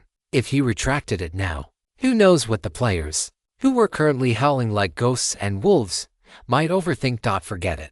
Jiang Yi silently closed the main screen. He had slept quite well last night, and like Wild King and window that won't close. Although he might not compare to Thunder, because of the existence of the trials and the training room. The battles Jiang Yi had experienced were already countless. This kind of orderly battle using positioning cards, on the contrary, held no pressure for him. Jiang Yi slept until 2:30 and then got up. At 2:30 in the morning, Jiang Yi struggled to climb out of the quality inspection bed. After a simple wash and a quick bite, Jiang Yi moved his consciousness and entered the firearm training room interface. He didn't overvalue this battle, but he never underestimated any battle. Entering the firearm training room, Jiang Yi didn't take out the silver blade killer, but instead took out another weapon. This was also something Jiang Yi had opened from a treasure chest. Sure enough, quantitative changes lead to qualitative changes. Although his luck could only be considered average, under the cumulative effect of the good luck card, Jiang Yi had opened a weapon suitable for himself in the final golden treasure chest. You have obtained electromagnetic grenade launcher. Blessing description. This is a medium firepower grenade launcher produced in the mechanical paradise. After system modification, this weapon has been upgraded to an electromagnetic grenade launcher, and its rating has been upgraded to Silver Con level. Description. Electromagnetic grenade launcher charging method. High current charging. Requires the use of a level 3 or below refining room for charging, or you can choose to use Chet coins to charge. Each electromagnetic grenade consumes 2 Chet coins of energy. The damage caused by the electromagnetic grenade launcher includes piercing damage, paralysis damage, slowing damage, and a small probability of true damage. A single attack can cause up to 20% of the enemy's constitution and damage points. Durability. Depends on the usage of the weapon. Message. The premise of God blessing you is that I will send you to see God together with my master. In all fairness, apart from the need to consume chech coins, this was a weapon of astonishing power. Moreover, unlike ordinary guns, the damage caused by this gun could be considered half-area damage. Another layer of meaning for area damage is that the requirement for aiming is lower. Of course, this wasn't what Jiang Yi cared about most. What Jiang Yi cared about most was that his current weapons were quite sufficient, and the only problem was that during highway encounters, there might be a lack of explosive power. After all, players and vehicles are one, and some players' vehicles can serve as excellent cover. And although Jiang Yi's long blade had astonishing destructive power, if he couldn't get close, the situation would become a bit troublesome. Last time, Sean's rocket launcher had made Jiang Yi envious for a while. Unexpectedly, with the blessing of the good luck card, he could also open such a thing. A deep blue, heavy firearm appeared in Jiang Yi's hands. This gun and Undead Gaze were simply two extremes. Although the original owner of Undead Gaze, the Curry brothers, left Jiang Yi speechless, there was nothing to say about that weapon. It perfectly integrated the advantages of modern industry and soul-type appearance. And the whole gun looked quite capable and elegant. But Blessing was different. A heavy firearm about 120 centimeters long and over 30 centimeters wide appeared in Jiang Yi's hands. The gun was overall deep gray, with only the circle around the chamber having blue arc streamlines. The muzzle was different from ordinary muzzles. The muzzle of Blessing was relatively small, and the energy was condensed and concentrated internally for release, rather than being real ammunition. The handle part of Blessing was wrapped in a heavy, special material. If it weren't for the fact that Jiang Yi's strength was now many times that of a normal person, perhaps he would feel it difficult to even lift this thing. Jiang Yi examined the electromagnetic grenade launcher. In the firearm training room, Jiang Yi pondered for a few seconds and only chose the primary training room. It was definitely too late to train his skills again at this hour. He mainly wanted to familiarize himself with how to use this gun. You are using primary training room. A white light screen popped up, and target after target appeared in front of Jiang Yi. This time, Jiang Yi didn't aim deliberately, but relied entirely on his intuition. Aiming at the target in front, he shouldered Blessing and pulled the trigger with a sound. Blue electric arcs streaked across the tail end of Blessing, passing through the internal specialized conduit. The energy condensed in less than half a second. Then, the muzzle of Blessing began to glow red. The next second, bang! The massive recoil made Jiang Yi's shoulder go numb. Starting from Jiang Yi, a bolt of electric arc erupted outward, scattering into the air. Within a few microseconds, a blinding flash of electricity lit up the training room, followed by a thunderous explosion. The air in front of him stood still for a second before collapsing into a massive, swirling vortex. Nearly 3/4 of the target was instantly charred black, then hoisted high by the vortex and slammed into the ground. It wasn't over yet. On the screen in front of Jiang Yi, Blessing has completed charging for the second shot. Do you wish to fire? Jiang Yi pulled the trigger again. Chapter 493. Hello everyone. I am the player Melancholy Little French Fry. An hour later, Jiang Yi finished his training. Within that hour, Jiang Yi had consumed a full 50 chech coins, plus the training room fees. The fee for a primary training room was 20 chech coins per half hour. The fee for an intermediate training room was 50 chech coins, and the fee for an advanced training room was 100 chech coins per half hour. Jiang Yi had trained for an hour, so he spent an additional 40 chech coins. A single training session cost 90 chech coins. This kind of expenditure was something perhaps very few players could afford at this stage. Yet, Jiang Yi felt a rare sense of satisfaction. He now felt that while his initial training plan had been steady and cautious, the direction had been far too conservative. If you can't hit the target, why not just make the gun and the target bigger? If the enemy is hiding behind cover, there's no need to insist on hitting the enemy's head. Just blast the enemy and the cover way together. The result achieved is exactly the same. Who said only a sniper rifle counts as sniping? As long as he wanted to, grenade launchers, rocket launchers, and missile cannons, all of them could work. This is what you call teaching according to the student's aptitude. I urge the heavens to be vigorous, and not stick to one pattern in selecting talent. Is there a possibility that his sniping talent wasn't trash, but that he simply hadn't found the right weapon all along? An hour later, Jiang Yi's body was thoroughly warmed up. He took a quick glance at the group chat, found only a few scattered messages, and then returned to the vicinity of the forklift to handcraft some more marbles. After finishing the marbles, it was already approaching 3:30. Jiang Yi still didn't stop. He opened the main screen, found the interface for the summit battlefield, and entered it to continue his training. This time, he didn't look for the virtual image of Zoro from the summit battlefield, but instead found a new character, Duke Gamo. After completing the quest, Gamo had also been automatically added to the list of virtual characters in the summit battlefield. After sparring with Gamo for nearly another 3 hours, Jiang Yi finally logged out his consciousness to maintain his equipment. Jiang Yi used the Klein editor. The main body of the Klein editor looked like a rotating piece of genetic code. According to the description, it seemed to be the product of a mad scientist's invention fused with a soul. Its appearance wasn't hard to understand. Jiang Yi had originally thought that when this thing combined with Red Moon, there would be some resistance after all. Back at the Silver Ring auction house, he and Aok had joined forces and utilized the No.0 refining room just to combine Narrow Moon and Gambler's Fireline to form the dual-blade weapon, Red Moon. Combining weapons was never a simple task. Unexpectedly, after taking out the Klein editor, Jiang Yi barely had to control it before the thing went crazy, hurling itself at Narrow Moon. In the very second it collided, its bizarre, fanatical posture even caused the blade of Red Moon to tremble uneasily. As the owner of Red Moon, Jiang Yi clearly sensed the blade's obvious disdain. The moment the Klein editor merged, it even let out an excited moan. Jiang Yi, could he file a complaint? But after that strange cry, the Klein editor didn't do anything else incomprehensible. The blue genetic lock clicked open, and a surge of rich blue energy poured in, adding a layer of deep blue circling the dark red blade of Red Moon. A mechanical voice broadcasted, "You are using the Klein editor. Your quasi-legendary weapon makes the Klein editor feel deeply delighted, if possible." "It is not possible." Jiang Yi refused with a cold face. He refused to hear anything weird regarding Red Moon. "Okay, obeying your choice. The Klein editor has been integrated. Do you wish to perform the first genetic editing?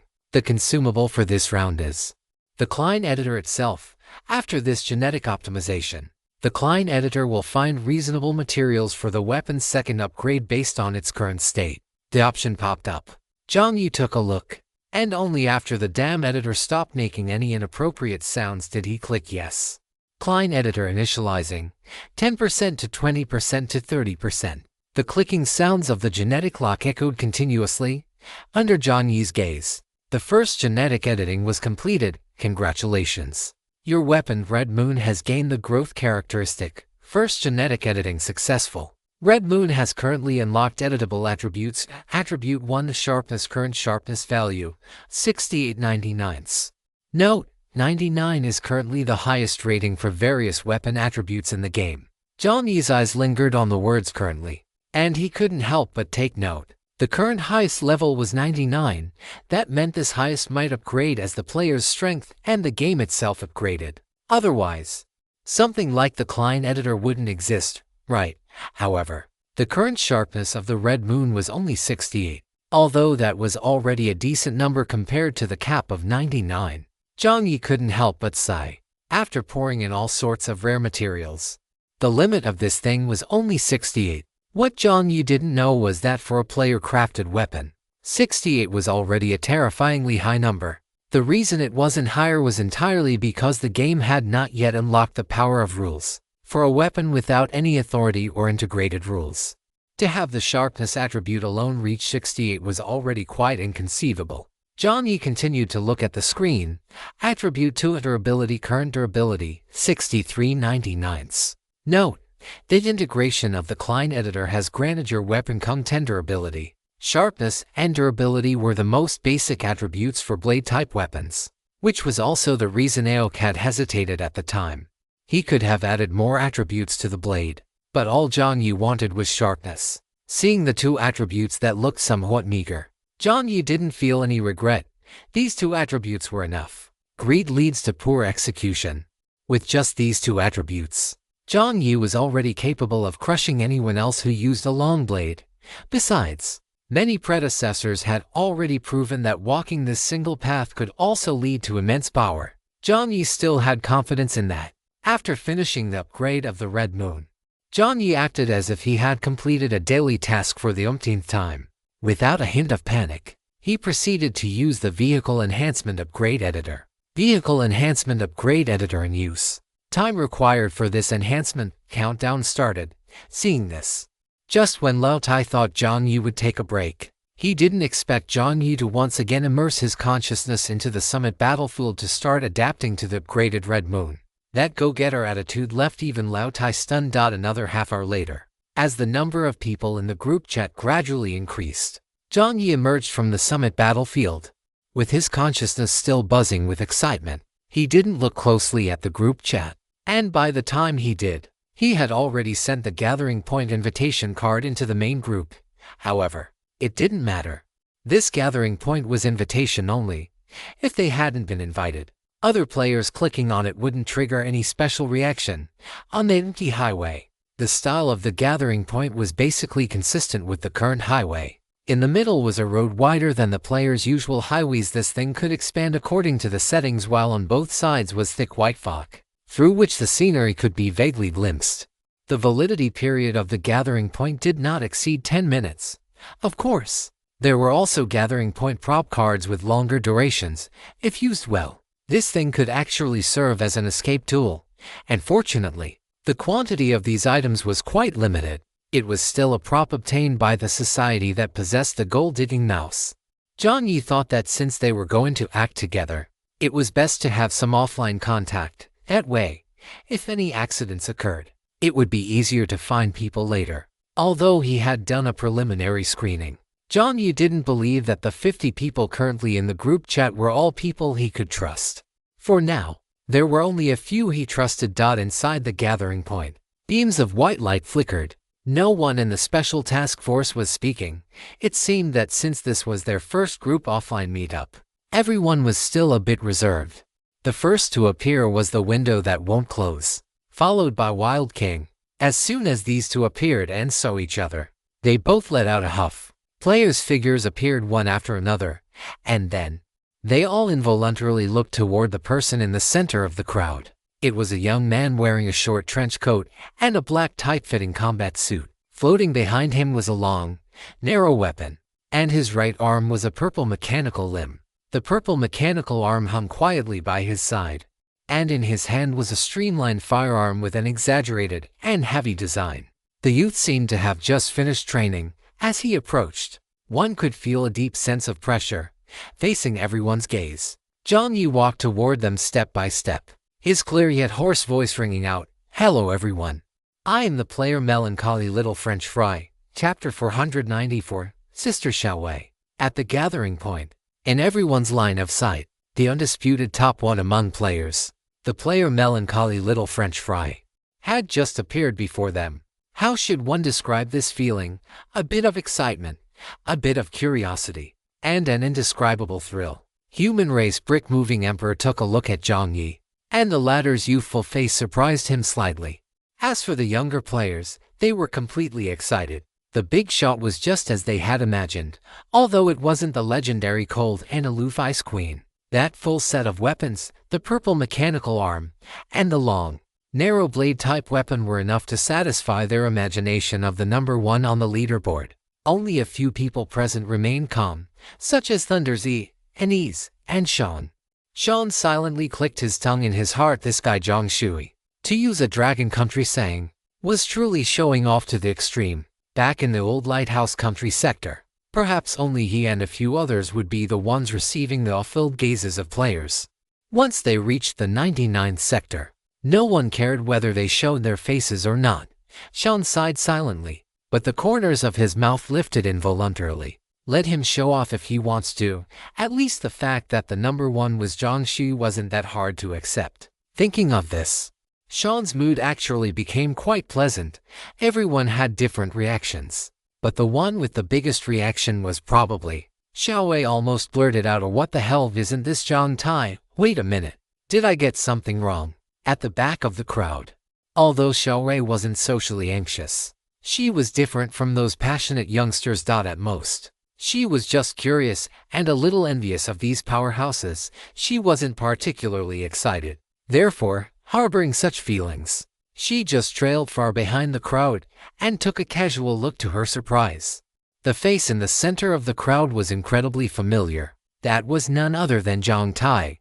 When she first arrived, she had even been muttering about Uncle Han and that guy Jiang Tai. She never expected the latter to appear just like this, and what's more, he appeared under the identity of melancholy little French fry. Xiaowei was completely stunned. No, she had said it before. She felt this player was extraordinary. Although his marksmanship was terrible, he was extremely cautious in his actions and possessed a very calm temperament.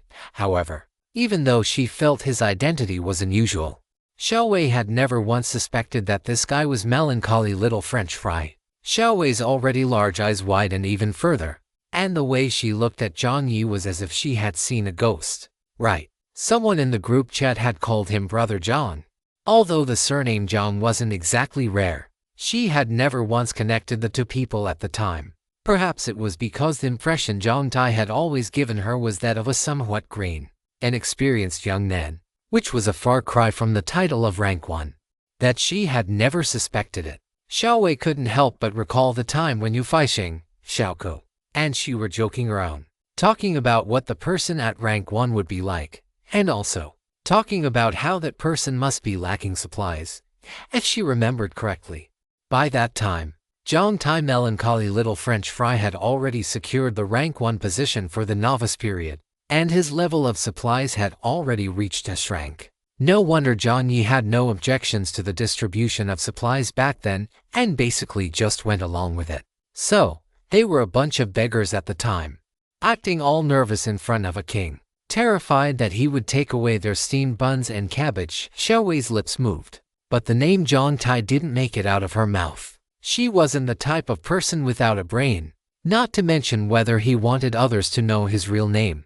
Just considering the current situation, with Jiang Tai serving as the team leader, it would be highly inappropriate for her to try to get close to him now. In any case, she would talk to him if there was an opportunity in the future. Xiaowei's expression remained shocked, but it turned somewhat complex. She believed that the performance she saw from Jiang Tai back then wasn't entirely fake. Having struggled in society for all these years, she could still tell a thing or two. After the explosion, the way they sat on the ground, having narrowly escaped death, wasn't all fake either. She still remembered the joy of that moment. This guy, growing from what he was back then to who he is today, must have suffered quite a bit. It hasn't been easy for him. He probably doesn't even remember her. After all, it was just a chance encounter back then. Xiaowei withdrew her gaze, not wanting to attract any special attention. However, the moment she prepared to lower her head, she saw Jiang Yi blink in her direction. The meaning of that lip movement was, Sister Xiaowei, there is one more chapter. Players who can't wait can go to sleep early. Good night. Chapter 495. Jiang Yi's lips moved slightly.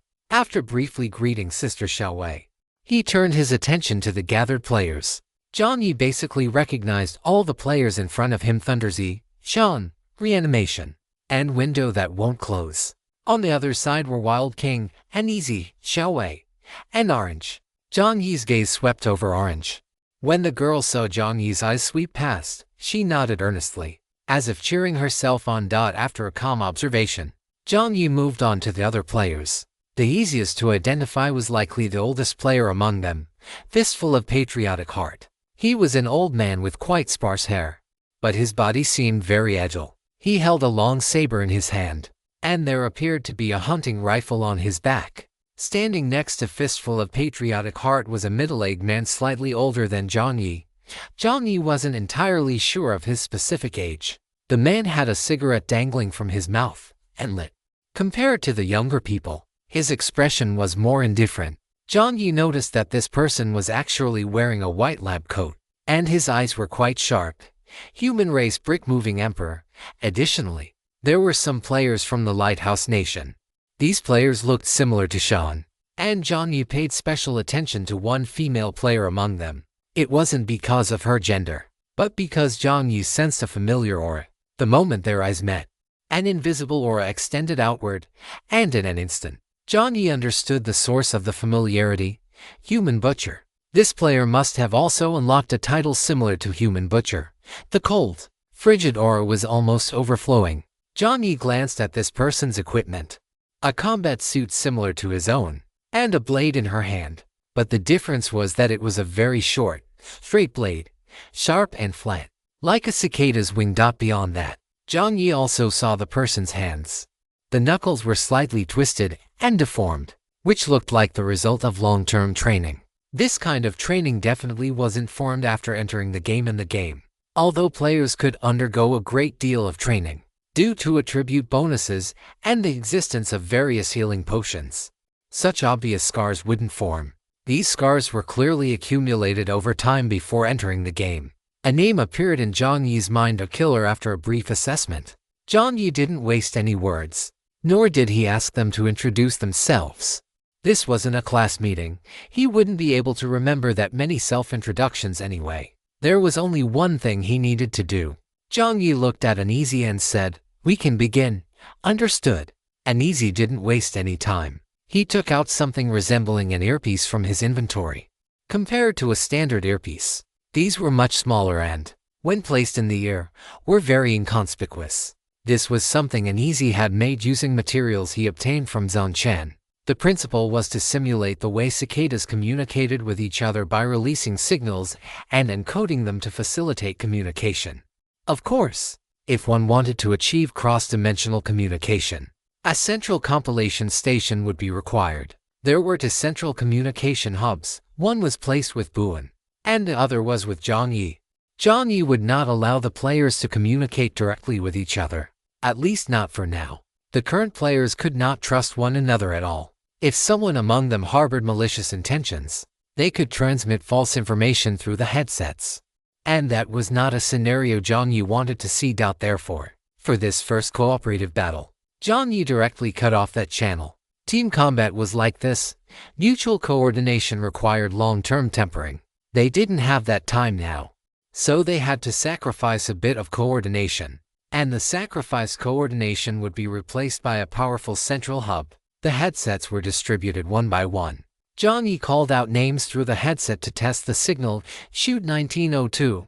Who's watching? Here. Two voices rang out simultaneously. Sean wore a casual smile on his face, while Who's watching looked completely serious. The two players stepped forward at the same time, and the other players secretly memorized the IDs and names of these two. The second target on the list. Jiang Yi reiterated the objective. No problems, right? None at all. You can rest easy and leave it to me? Sean grinned. Good, Jiang Yi nodded. After distributing the location cards to the two, Jiang Yi continued. You can fight at your own pace, but I reiterate, in this operation, life and death are up to fate. If you wish to request rescue, please report it to the central hub. After the report is finished, the central hub will provide clear instructions. Do you understand? Any supplies obtained after a rescue will be redistributed. Do you understand? Yes, the two replied in unison once more. Jiang Yi smiled slightly and continued toward the second team. Yuing Chengzi. Yuing and Chengzi walked out. When Yuing saw Chengzi, his expression was somewhat surprised. He hadn't expected his teammate to be like this. It wasn't that Yuing doubted Chengzi's strength or anything after all. She had stated that her comprehensive combat power had broken through 70, and Yuing trusted the big boss's judgment. But seeing her in person, Yuing was still a bit taken aback. Chengzi looked to be only 17 or 18 years old, about 1.6 meters tall, wearing a high ponytail, and looking somewhat thin. Noticing Yuing's gaze, Chengzi gave a shy smile and didn't say much, looking like a well-behaved girl listening intently. Yuing rubbed his nose. He wasn't very good at dealing with people with such introverted personalities. She looked very young, and he didn't know what this girl's combat style was like. But in any case, she didn't look like a tank. Note, in gaming terminology, taking King of Glory as an example, tank usually refers to those heroes who can withstand a large amount of damage. These heroes usually possess high health and defense attributes. allowing them to survive on the battlefield for a long time and create output opportunities for their teammates. This had nothing to do with gender. It was mainly about her aura. This girl's aura was too introverted. When you looked at Lighting Z, you knew the former was a Super Saiyan. When you looked at the big boss, you knew this person definitely had heaven-defying output. But when you looked at Chengzi, for some reason, Jung always had the feeling that this girl hadn't eaten her fill, as if there were black clouds hanging over her head, looking all miserable and downtrodden. Well, in any case, when the fighting started later, he would just charge to the front. He didn't have any high requirements for his teammates, as long as they protected themselves and provided some support when necessary. That would be enough. Chapter 496, India above. All location cards had been distributed. As for Lighting Z, according to the original plan, Lighting Z alone received about 20 location cards. Although Lighting Z would face many enemies, including Jiang Yi, the players unanimously agreed that this might be the most stable part of the battle situation. The combat plans and items had all been distributed. Next, it was time to act. Everyone was fully prepared, their heartbeats accelerating involuntarily, looking at Jiang Yi and Lighting Z, who remained calm. Some of the younger players among the crowd couldn't hold back and began to whisper. Player Jukajun and Hantianzen, TSK, looking at it this way. Perhaps the big boss and I have many similarities. After Jukajun and Hantianzen finished speaking, Survive, who had been silently eavesdropping nearby, paused in his expression. He first looked at Jiang Yi, then looked at Jukajunen. A moment later, words stiffly translated into the Dragon Kingdom language rang out. Where? Jukajunen Hantianzen, what where? Where? If you're a dead foreigner who doesn't understand Dragon Kingdom language, don't try to join the conversation. Jukajunen Hantianzen felt awkward for a moment, then acted as if he hadn't heard anything and said to the brother next to him, Look, I'm as young as the big boss, full of vigor and courage. I think the main problem is the appearance seal. If I could change into that combat suit of the big boss, and then put on that long blade, mechanical arm, and electromagnetic gun, I reckon I'd be pretty close to the big boss. Sigh. The appearance seal. The appearance seal. I wonder if the trading market has the same style as the big boss. Survive listened to the translation for a while and nodded. Appearance seal. True. Right. You think so too, buddy? Which part do you think is the bigger problem? The walking posture, the combat suit, or the weapon's face?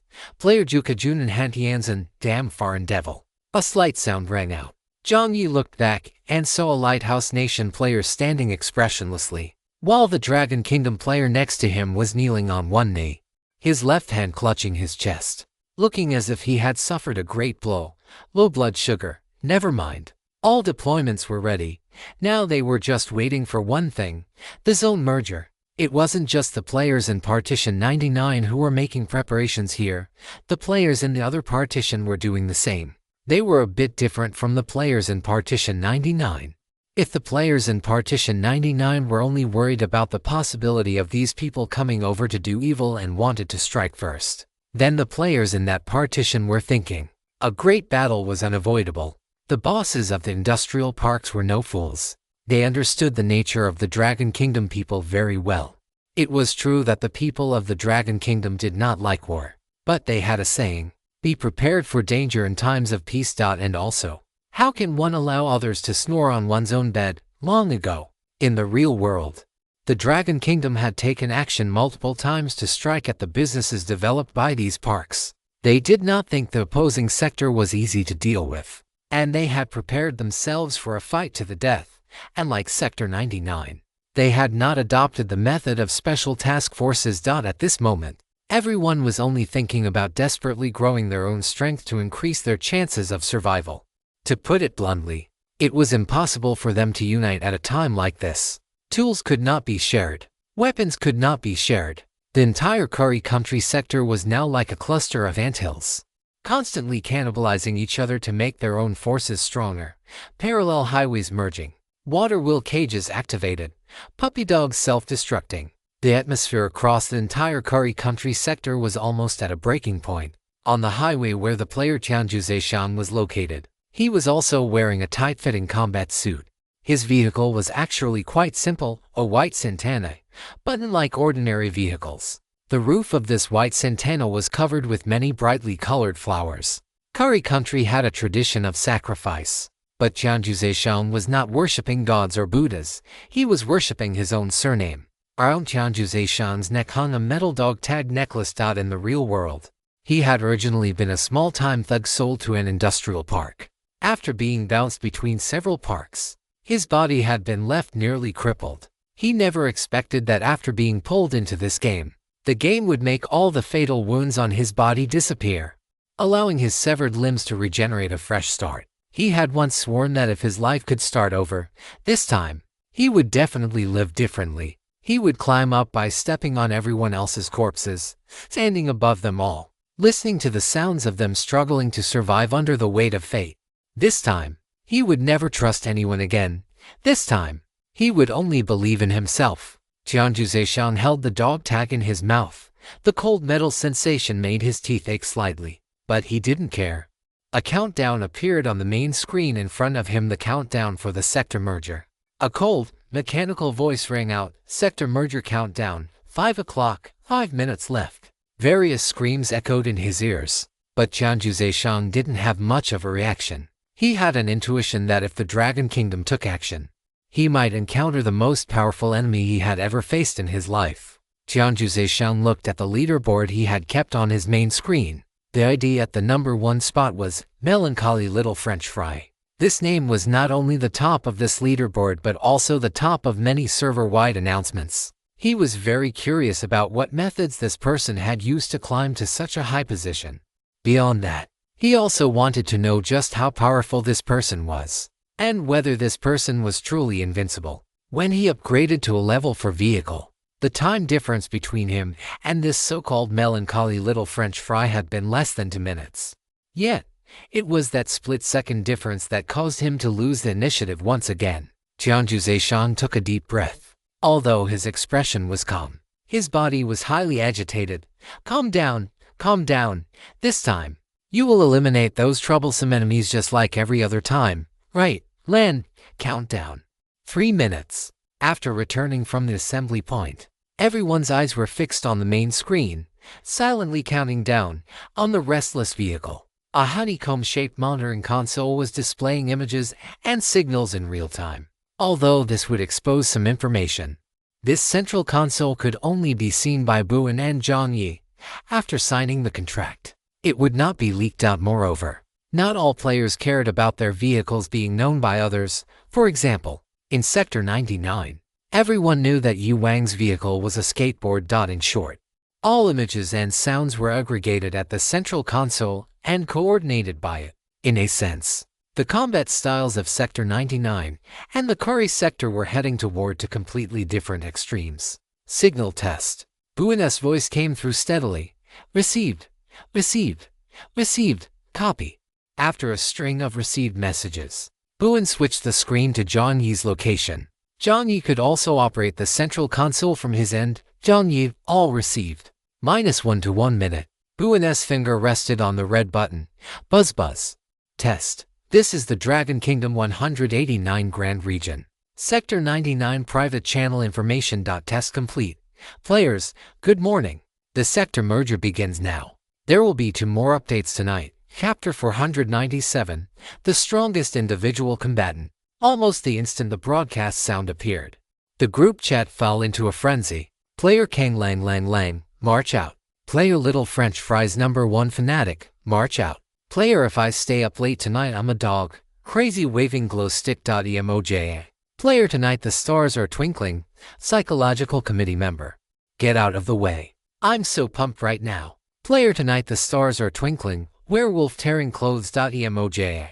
Players from Kari Country 130 to Grand Region, Sector 11 have joined the group chat. Current language communication is now open. Currently, the broadcast sound only rang once, and immediately, a new notification appeared. Player I'll Say a Fair Word is using the item. Full screen purge. On the highway, Wei Wu's teeth were grinding audibly. Watching the item being used, he felt a pang of heartache. These items were all obtained through his profession upgrades. but the direction of these upgrades was completely inconsistent with what he had wanted. After being caught red-handed by melancholy little fries, Jiang Yi directly made Wei Wu share his real name and professional attributes. He had no choice but to share. Judging by melancholy little fry's tone at the time, if he had refused, perhaps his corpse would have been left exposed in the wilderness the very next second. Even though he was unwilling in his heart, Wei Wu could only send his profession and name to Jiang Yi. If it were any other profession, it might have been fine. But the problem was that Wei Wu's talent and profession were both related to public opinion, whether it was a reporter or a keyboard warrior. There was one hard requirement. Note, due to the special nature of the player's profession talent, once the player's identity is exposed, the current profession will undergo attribute changes. Specific changes will be determined based on the nature of the player's actions. While Wei Wu felt heartbroken over his items, he could only follow Jiang Yi's instructions and transmit the materials he had prepared into the group chat. You are using your skill, public opinion guidance. The current materials being transmitted are core socialist values, the 8 honors and 8 shames, how to become an independent person, cultivation of sound personality in college students. File after file was sent into the group chat, leaving the newly joined Kari country players completely bewildered. Before they could even react, a bolded message popped up. Player, I'm just speaking fairly. Everyone, recite with me. Voice patriotism, dedication, integrity, and friendliness. Under the guidance of the force skill, some players with lower mental strength subconsciously began to recite along, although they didn't know what was happening. They felt that as they recited these strange black characters, for some reason, they felt increasingly red with each word, integrity and friendliness. Player, I'm just speaking fairly. What is the biggest difference between humans and animals? That is, humans have independent dignity. Proletarians of the world, unite. Behind the main screen, Wei Wu's mouth moved in sync while a look of despair appeared on his face. It's over. He couldn't believe such words were coming out of his own mouth. What a shocking statement. Your professional path has secretly shifted. Your profession is transitioning from entertainment reporter to a profession. Highway New Youth, congratulations. From now on, your every word and action will become more eye-catching. You will lead by example and guide more wayward youths to a new life. Your skill of public opinion guidance will change to positive energy propaganda. Your accumulated follow value has been converted into positive energy follow value. Keep it up. Youth of the new era, head toward your noble ideal. Highway political commissar, advance. Wei Wu's face had turned deathly pale. As for the events in the group chat, apart from Jiang Yi, the other players had no energy to pay attention to them. Inside the Sherman tank, Sean licked his lips, unable to wait to give the players in Sector 99 and the players opposite the Kari country a surprise with his tank. There are few young men who would refuse the opportunity to show off in front of others. Driving a tank without going around bragging about it was already a sign of considerable restraint on Sean's part. As his consciousness flickered, white light covered the positioning card. When the white light vanished, 3 parallel highways appeared in his line of sight.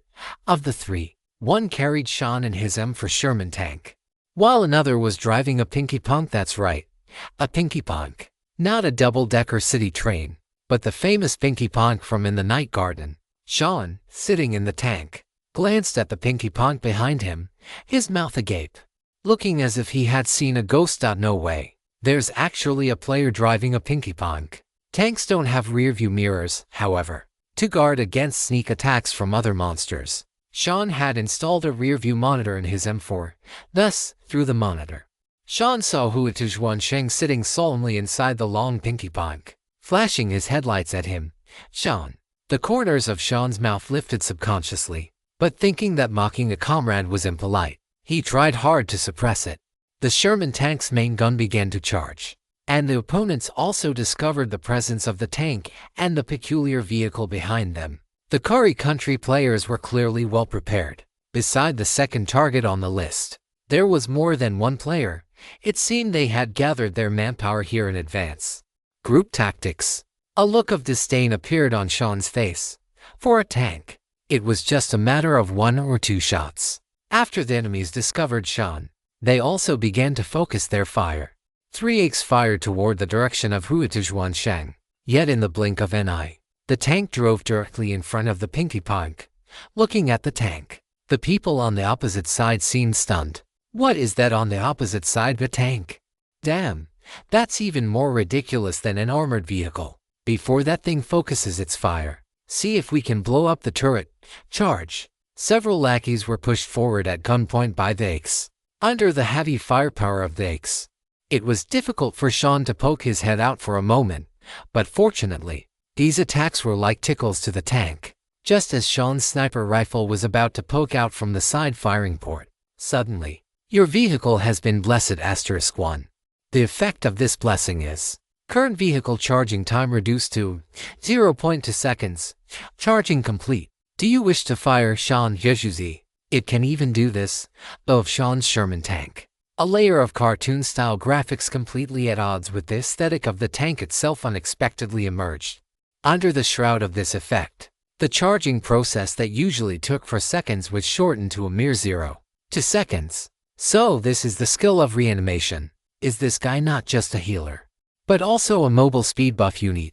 Discarding his initial dismissal of reanimation, Sean became thoroughly excited. He lowered his sunglasses onto the bridge of his noseboom. A scorching blaze of fire illuminated the highway, and it also thoroughly blinded the eyes of the shocked players from the Kari country on the opposite side. Sean might not have the strongest overall stats here, but his tank's individual combat capability is practically overpowered.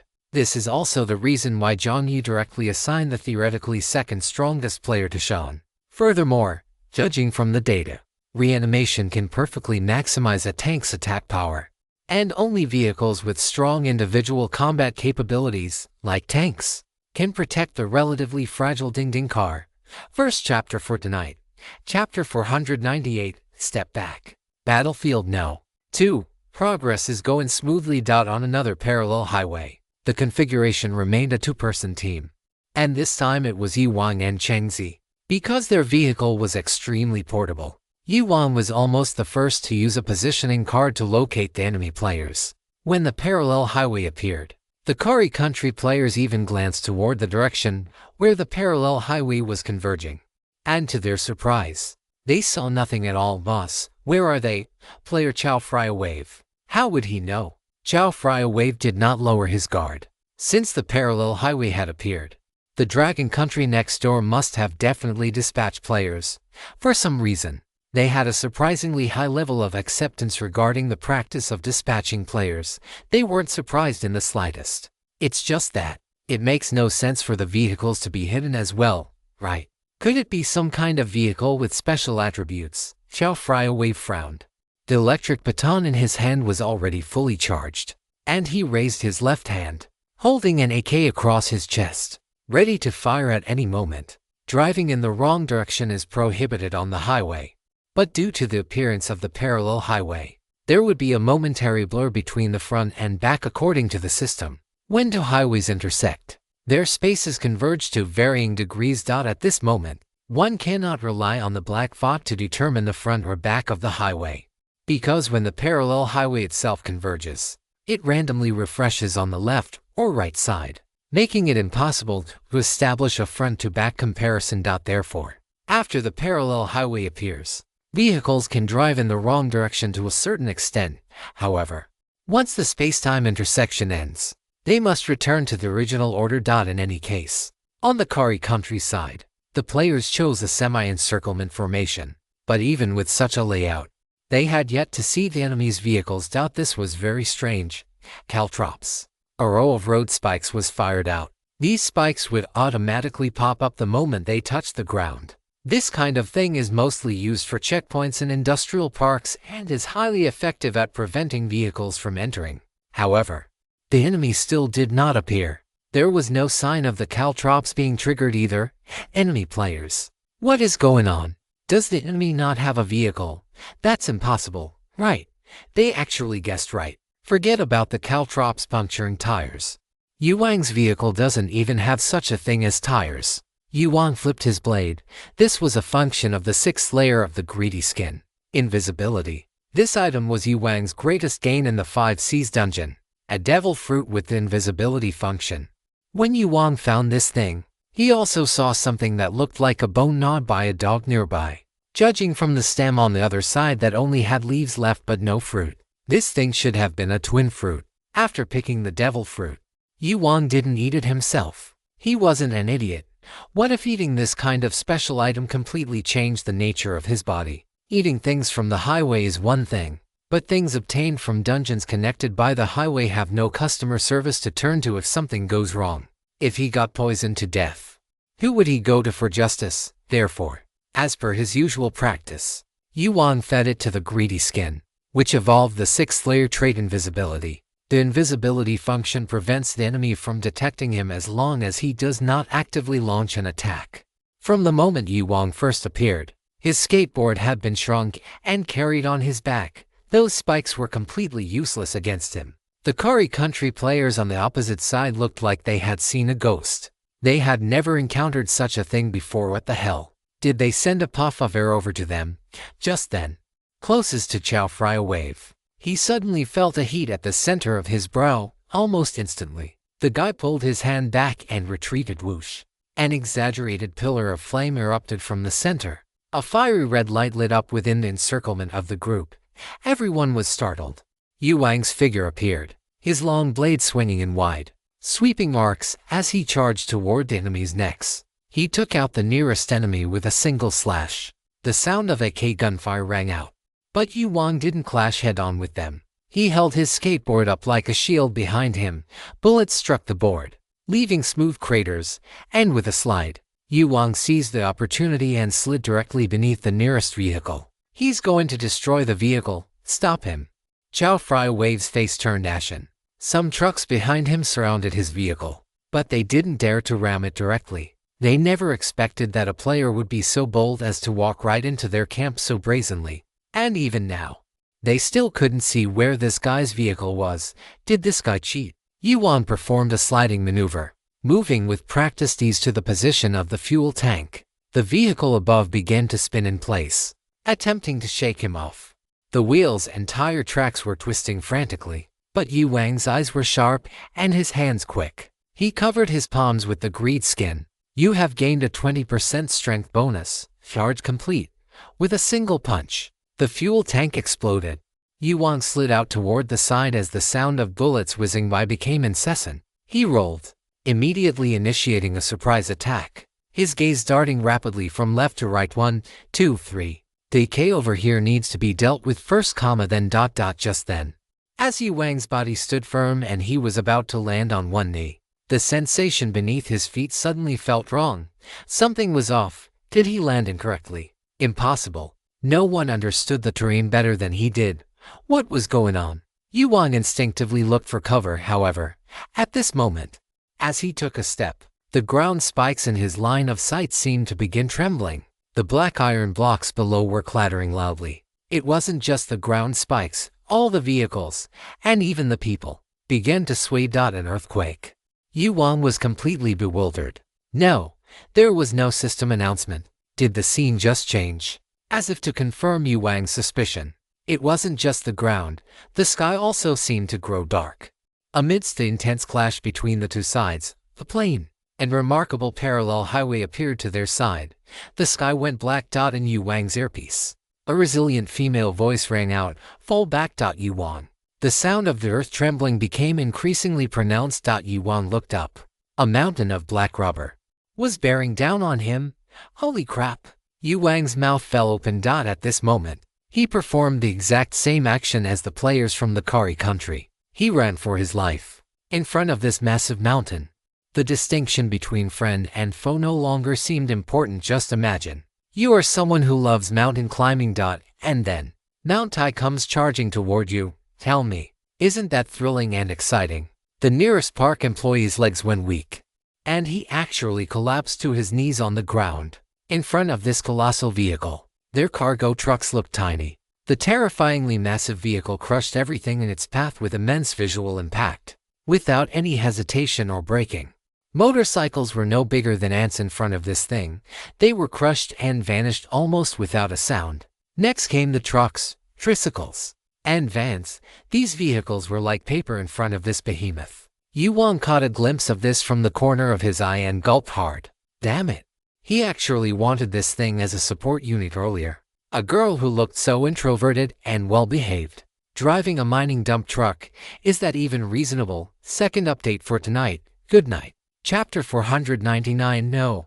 01 Mission accomplished. E1 Macon Wave. And a crowd of other players began to flee frantically. At this moment, they even forgot the distinction between enemy and ally. Under the shadow of the massive mining truck, perhaps they had lost their minds from running. When Yuan jumped down to the middle platform, the guy below him tremblingly reached out, steadied the platform, and pulled Yuan up. Yuan didn't even look up, shouting, "Thanks, buddy, don't mention it. Just run like hell, right?" When the two of them started running silently again, a sudden realization dawned on them, and they glanced at each other. Then, they turned their heads in tacit agreement and put some distance between themselves. Yuan rubbed his nose. In his ear, the female voice sounded again. "The vehicles have been dealt with. Good." The rumbling sound ceased, and the mining truck came to a halt. This mining truck had its pros and cons at this stage. They were quite obvious. For ordinary vehicles, the mining truck was simply an invincible existence. But once the focus of the battle shifted from vehicles to people, the mining truck became a disadvantage. The mining truck was too big. If players fought underneath it, they could easily get stuck in the truck's blind spots.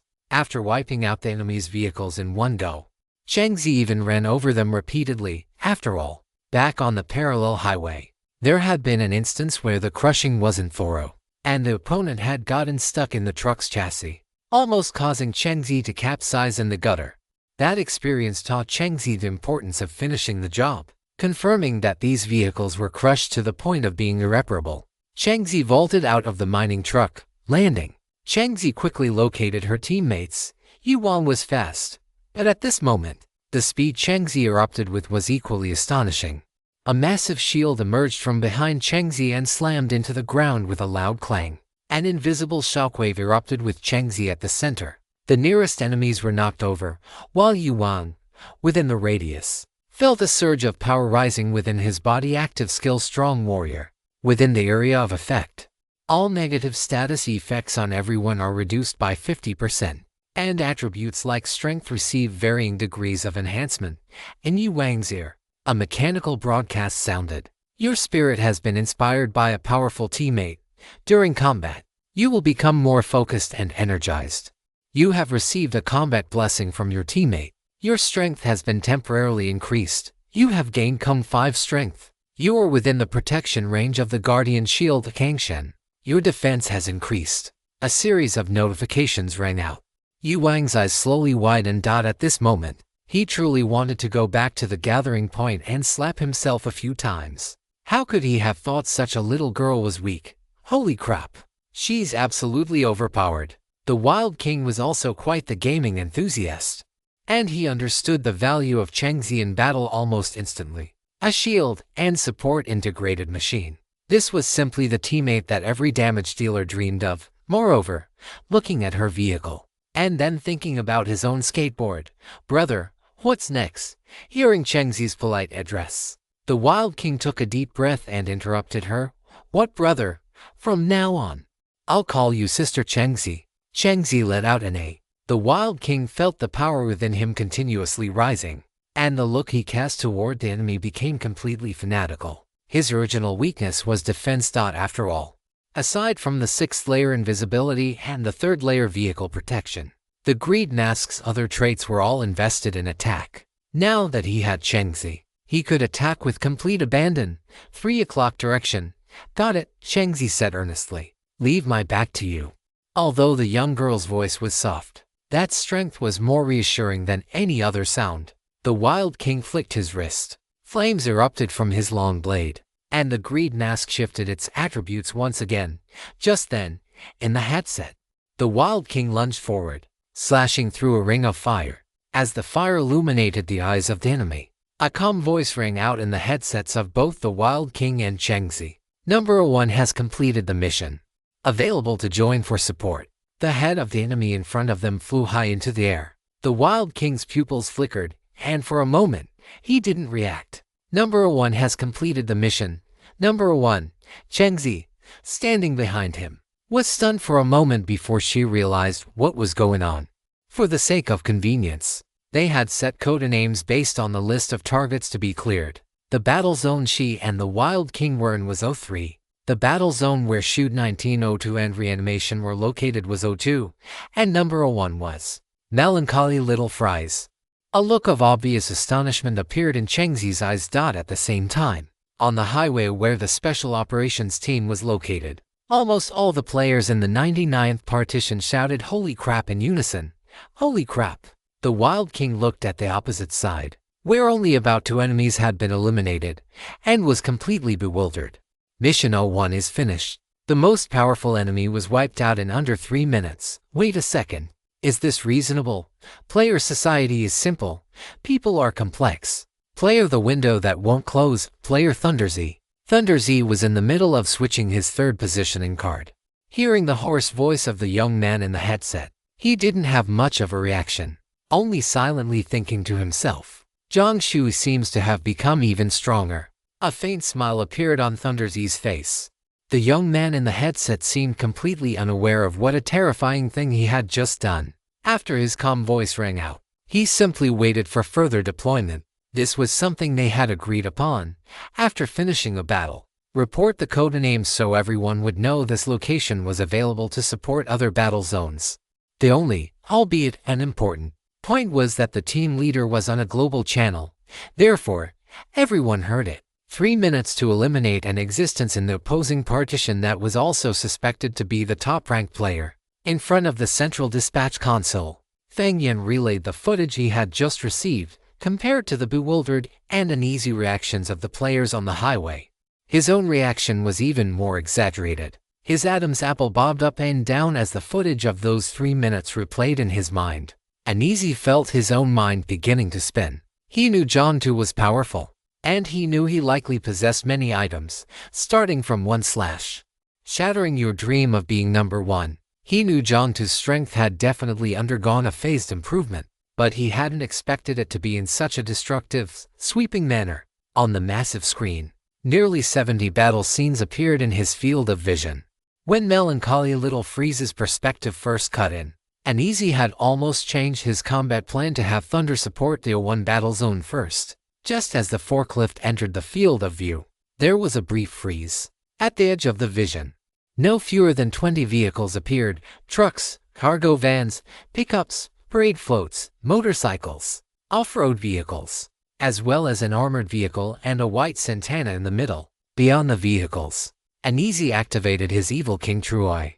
Among the players on the scene, there were at least 3 whose attributes he couldn't fully see, which meant these 3 people were either on par with him or even more powerful than him, especially the one in the middle, with a sharp temperament, a near cold-blooded aura, and a bloodlust so thick it was almost tangible. His skill page couldn't be scrolled through even after flipping it once. They were all marked with asterisks. In the Kari country, by cannibalizing and devouring other players, this person had likely raised his skill levels to a truly terrifying degree.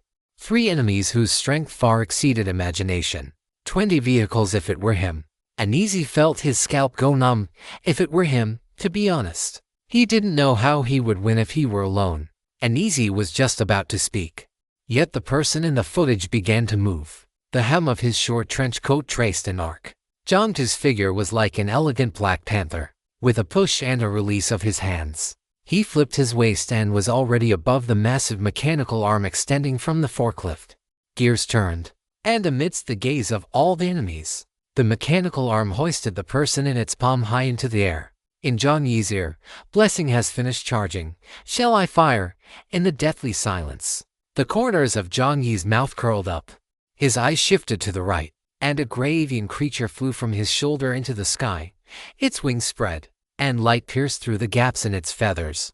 Tiny, dust-like particles drifted down along the bird's wings, like the seeds of dandelions filling the sky. At the same time, Jiang Yi looked down from his high vantage point, the terrifying weapon in his hand aimed at the players below. Charging complete. I, along with my master, will send you all to meet God. Terrifying blue arc magnetic cannons swept across from below, while the seeds scattered from above transformed into scorching bombs in midair. Blue electric sparks, a hell of red molten lava, and the young man with a calm gaze hovering above all the players. It was enough to make Uneasy feel a sense of trembling. Chapter 500. You don't think I only excel at firearms, do you? Second charge complete. Continue charging. Yes. Third charge complete. Continue charging. Yes. The balance of Chech coins on Jiang Yi's card kept decreasing. Each shot cost 2 Chech coins. And the current maximum damage range of Blessing was 20 meters in front, beyond the initial shock of his appearance. The enemies were no fools. They quickly reacted. Under the command of another player, various vehicles began to maneuver in cross patterns. They were even using their vehicles to simulate the classic Dragon Kingdom 332 formation. The expression on the face of the player heart set on Buddha turned ferocious. He led 3 vehicles to bypass the range of the electromagnetic cannon and began to charge toward the forklift. However, the corner of Jiang Yi's eye shifted only slightly. Above, Roasted Chicken Wing seemed to respond as if by telepathy, its wings fully unfurled, feathers slightly flipping in the air, and its entire body glided smoothly toward the side and rear. Below, the mini backpack Jiang Yi had equipped item, airdrop pack description. A spatial storage item with a capacity of 5m*5m*2m. This space could not compare to the spatial pendant Jiang Yi had obtained from the recycling station, but it was perfectly suited for Roasted Chicken Wing. Small in volume, it could be strapped above the clothes. It not only stored food for the little one but also a significant number of bombs. Jiang Yi had even migrated a stasis slot over to it, which allowed for the bombs to either detonate instantly upon being dropped or be set with a delayed explosion. Roasted Chicken Wing's physical wild boar charge didn't do much for Jiang Yi. Although Jiang Yi didn't expect the little one to be incredibly powerful, he certainly wouldn't pass up such an opportunity if it arose. Therefore, after obtaining the airdrop pack, a combat form appeared in Jiang Yi's mind almost instantly, and that was Bomber. In any combat scenario, the airspace easily becomes a weak point, or rather, a key breakthrough point. Attacks on the ground are often restricted by terrain or various items, but the airspace is different. The fact that humans cannot fly means many attacks are ineffective against the airspace, while conversely, attacks from the airspace are quite lethal to those on the ground. And what was even more terrifying was that, unlike the aircraft that required pre-programmed paths to follow like the ones Uneasy used within the Tower of Vigilance, the reason Uneasy could achieve those feats was actually by utilizing the powerful algorithms already existing within the tower. Otherwise, on the highway, without massive computing power, Uneasy could at most adjust the trajectory routes in advance to make those things more flexible, but he could never achieve intelligent autonomous tracking. But Roasted Chicken Wing was different. It was a living creature. Furthermore, what was even more terrifying was that it was a combat-type pet that excelled in mental power. In previous battles, there were even a few times when Roasted Chicken Wing had sensed danger before Jiang Yi did. Roasted Chicken Wing's blood-red eyes scanned the vehicles and players surrounding the forklift below. Its gray, not so large figure passed through like a ghost. Just as the players were about to reach the range of the forklift, suddenly, above heart set on Buddha's head, the figure of Roasted Chicken Wing appeared once again. Above you. What? Silent and tiny bombs fell once more like dandelions. Red waves surged again, swallowing the players. You have eliminated player Green Tangerine. Your passive talent Demon King is in effect. You gain a 0.1 strength attribute bonus. You have eliminated player Adult Beauty. Your passive talent Demon King is in effect. You gain a 0.3 agility attribute bonus. The mechanical broadcast sounds rang out continuously, each one symbolizing the passing of a life. Jiang Yi's eyes were indifferent. The ground beneath Blessing had already turned into scorched earth. Less than a minute had passed since entering the battlefield, and Jiang Yi had already consumed nearly 100 Chech coins. When poor, use tactical flanking. When rich, use overwhelming firepower. This saying wasn't just talk. In the face of massive firepower, life is an incredibly fragile thing. In Jiang Yi's eyes, the images of players struggling in pain flickered. At this very moment, in the gap while Jiang Yi was recharging, a vehicle erupted with unimaginable speed. Its tires crushed over the charred ground. The vehicle seemed to be committing suicide, driving straight through the range of the electromagnetic cannon. The vehicle was split in two, and the people inside lost their lives. The mechanical arm beneath the forklift seemed to be hit hard by something, and then Jiang Yi saw two charred corpses flipped up. Jiang Yi frowned slightly, and Blessing shifted its direction, blasting the two corpses away. As Blessing shifted, a black shadow darted from beneath the exploded corpses. It had actually broken through the attack range of the electromagnetic cannon. A short blade flashed with a cold glint, slicing horizontally toward Jiang Yi's neck. First, use the vehicles to distract Jiang Yi's attention, then use two human bombs to split the firepower, and finally, use astonishing speed from an oblique angle to stab directly at Jiang Yi's face. This move was fast and ruthless, judging by the speed of the attack. This guy was quite skilled at lunging and ambushing. In this instant, the expressionless face of Tianzhu Zisheng appeared before Jiang Yi. Their eyes met. This was also the first time Tianzhu Zisheng had seen the real melancholy little French fry. And after seeing him clearly, Tianzhu Zisheng's gaze became even more cold and crazed. This guy was actually even younger than he had imagined. Moreover, in the face of such slaughter, this guy was actually behaving even more calmly and naturally than himself. Powerful firepower, powerful vehicles. Damn it, what a lucky bastard. Tianzhu Zisheng gritted his teeth until they rattled. At this moment, his fury even surpassed the moment he learned of his failure in the regional qualifiers. These damn lucky bastards. Why is it that as soon as these people enter the game, they can obtain resources that he had to risk his life for? And what about him? He has to fight countless battles just to get a few measly upgrades for his piece of junk vehicle. Why can this guy get so many powerful pieces of equipment and items, while he can only become stronger through constant pillaging? Damn it! Is this what they call a cursed fate? In Tianzhu Zisheng's mind, the image of the blessing charging up kept replaying. If he had obtained such an item, he would definitely be much stronger than this kid. That's right. With such a powerful weapon, no wonder this guy could take the #1 spot. Damn it. Heaven is just and fair. If he had gotten this, he would have become the #1 player in the entire server long ago. Damn it. Tianzhu Zisheng's speed had reached its absolute limit. He didn't use his gun because the damage caused by this strike would be faster and more powerful than any bullet. You are using your passive talent, a stray dog's life. Your strength, speed, and agility have increased by 10%. Your killing intent has increased by 200%. You are using the item Blade in the Mire. You have successfully triggered the bloodletting trait. The damage you deal this time will be true damage. You are using the item Ominous Sacrifice. Number of sacrifices this time 5, -5 people, including the players who had already died inside the vehicle that was blown into by the blessing, to players who had been rigged with human bombs, and to others who had been fed poison by him in advance. You have gained a 100% strength bonus. Your strength attribute has exceeded 100 points. Tianzhu Zisheng could no longer hear the string of notifications. The overwhelming energy caused his eye sockets to begin bleeding. There was only one thing he wanted to do now, and that was to send this lucky kid in front of him to hell. At this moment, the short blade seemed to break through the constraints of space and time.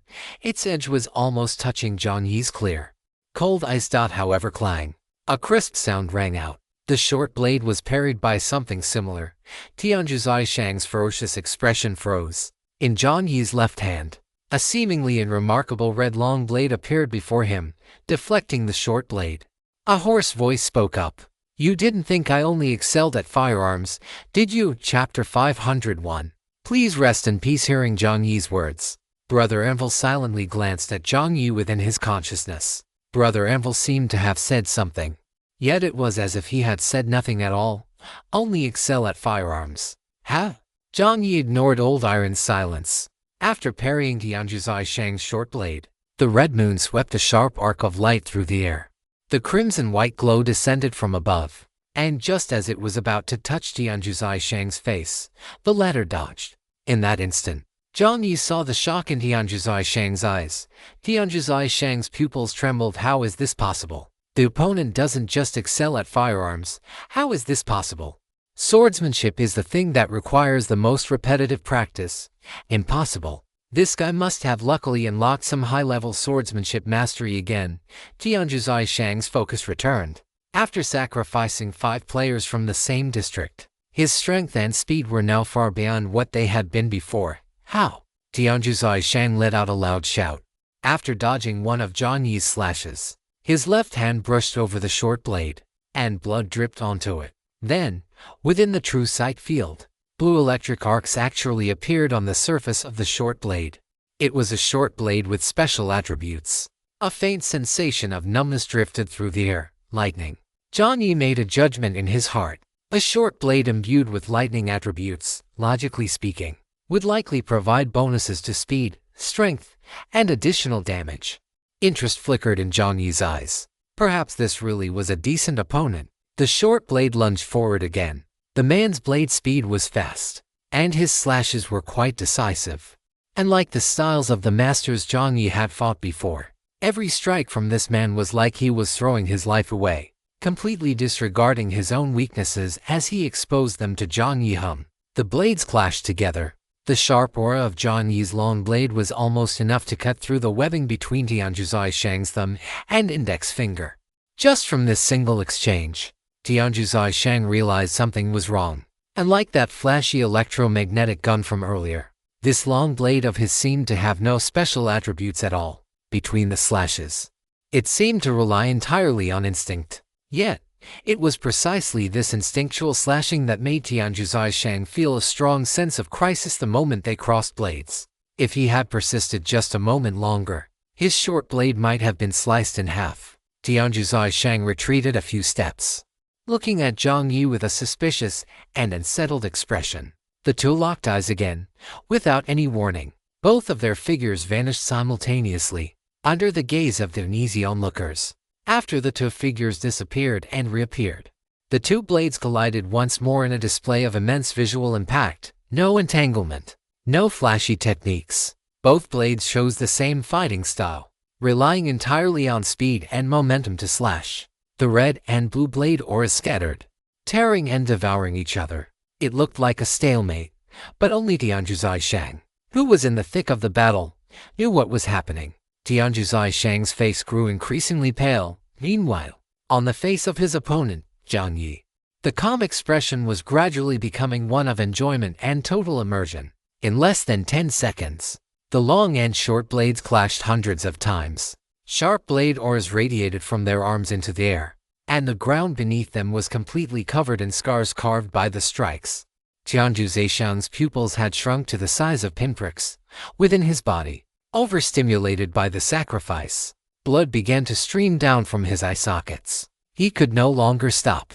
His arms had completely lost all control. He could only passively swing every strike. He wanted to pull away, but his arms had already moved ahead of his will, lashing out. Blinding sparks erupted from between the two of them, and Tianjuzai Shang screamed frantically and his heart stopped. However, his body seemed to have a mind of its own. It trembled incessantly, yet remained unable to move at one moment. As their blades crossed again, Tianjuzai Shang's pupils shuddered. In his peripheral vision, he saw his hands trembling, not just his hands, but his entire body, his very soul. He has been swallowed by the enemy's combat rhythm. This realization appeared in Tianjuzai Shang's mind almost instantly. Inside Tianjuzai Shang's head, the sound of his own ragged breathing grew increasingly distinct. Strength was draining frantically from his limbs, as was his stamina. Another 30 seconds passed, when that ghostly long blade appeared once more before Tianjuzai Shang's face. He tried to raise his hand, only to discover his fingers curled. But his arm could no longer be lifted. Tianjuzai Shang looked at his own arm with vacant eyes, feeling a sense of bewilderment for the first time. "Aren't you supposed to keep fighting? Move, damn it!" In his peripheral vision, the person opposite him was looking at him again. The long blade cascaded down from the man's left hand like a flowing stream of crimson moonlight. Tianjuzai Shang's body subconsciously retreated a step. A piercing sound of air being sliced rang out. Tianjuzai Shang closed his eyes. The long blade passed through his neck, not only severing it but also, in the process, with a clang, Tianjuzai Shang clutched his throat and fell backward, landing in the palm of the massive purple mechanical arm. At the top of the forklift, Jiang Yi squinted at the necklace severed by the tip of the long blade. It was a metal tag with something written on it, likely in the language of the Kari country. After the system translated the characters, they appeared in Jiang Yi's mind, Lan. Jiang Yi read the word aloud. Below, Tianju Zishan's body trembled, his neck now empty. A mechanical broadcast sounded. You have obtained the special binding type identity item, dog tag description. This item is obtained after a player enters the game and reaches a deal with a special entity. This item can be bound a second time. Description. Once you obtain the dog tag, you will gain control over the life of the person corresponding to the tag. He has become your slave. Tianju Zishan's chest heaved. His entire body was covered in numerous wounds. Besides the slashes on his chest, abdomen, and arms, he had multiple fractures. Jiang Yi was also injured. But compared to Tianju Zishan, his condition was much better. Tianju Zishan was no weakling. On the contrary, this man's swordsmanship was formidable, although he couldn't compare to the masters Jiang Yi had encountered among players. He was the most powerful swordsman Jiang Yi had ever faced. Like himself, he fought based on instinct rather than relying on skills. That was also why he had felt more and more exhilarated as the battle progressed. Tianju Zishan's vision began to blur. He saw the dog tag dangling from the edge of the long blade, and the melancholy little French fry opposite him seemed lost in thought. Was he to become this guy's slave after this? Tianju Zishan's chest heaved violently once more. Many images flashed through his mind, finally freezing on that moment of their clash, the thrill of that instant, and the sheer brilliance of that strike. If it were like this. Tianju Zishan's twitching fingers seemed to relax slightly. The next second, squelch. Tianju Zishan's head flew high into the air as it soared. He even saw his own broken body collapsing into a pool of blood. A blurred voice reached his ears. I don't have a hobby of treating people like dogs. A mechanical broadcast sounded in Tianju Zishan's ears. Player Tianju Zishan, you have been eliminated by player Melancholy Little French Fry. Your path of survival ends here. Rest in peace. 2 chapters today, another one tonight. Additionally, I see some readers asking about reader groups. I do not create groups myself. I have always said that it is enough for everyone to find the points they like within the book. I will not demand that readers be fully affirmative of the entire text or fully affirmative of the author. Do not mythologize any author. The person behind the screen is a living, breathing human just like you, prone to all sorts of problems. To be honest, reader groups or communities easily lead to various issues. The internet amplifies human emotions, and once people and emotions gather together, it creates all kinds of drama and noise, which ends up exhausting everyone. I don't like that. Furthermore, taking this opportunity to debunk a rumor, I did not delete any book reviews. I am a level 4 author. I do not have the function to delete book reviews. That requires an author level of gold fan or higher. I haven't reached that yet. Chapter 502, Drama Master. You have eliminated player Tianju Zishan. Your passive talent Demon King is in effect. You have gained 2 points of agility. 2 points of agility. Jiang Yi's brows lifted slightly. This Tianju Zishan's strength was indeed impressive. Jiang Yi's thoughts flashed by. Perhaps if it were someone else. Upon obtaining the dog tag and defeating Tianju Zishan, they would have kept the tag and taken Tianju Zishan as a subordinate.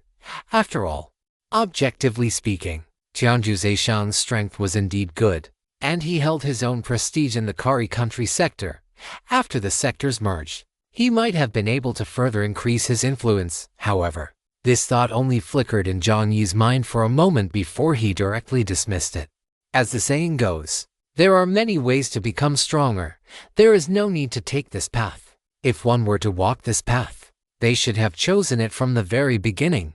Otherwise, one would encounter such a dilemma every single time thereafter.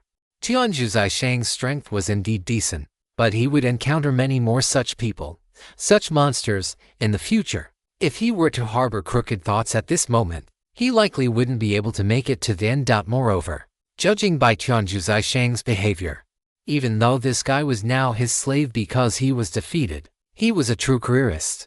Keeping such a person by his side was like burying a landmine for himself. Jiang Yi took a deep breath, jumped down from the top of the forklift, and searched Tianju Zishang's corpse. However, this guy was quite cautious. It seemed that before the battle, he had already put some of his belongings into his inventory. Jiang Yi didn't find a single useful item, and perhaps because the luck card had already expired. No player treasure chest condensed after Qianzhu Zaisheng's death. Jiang Yi sighed and picked up the short blade from the ground. Regardless, it was at least some kind of gain. The remaining players had been mostly wiped out by the roasted chicken wings bombardment. After Jiang Yi personally finished off a player with decent strength, the battlefield fell silent.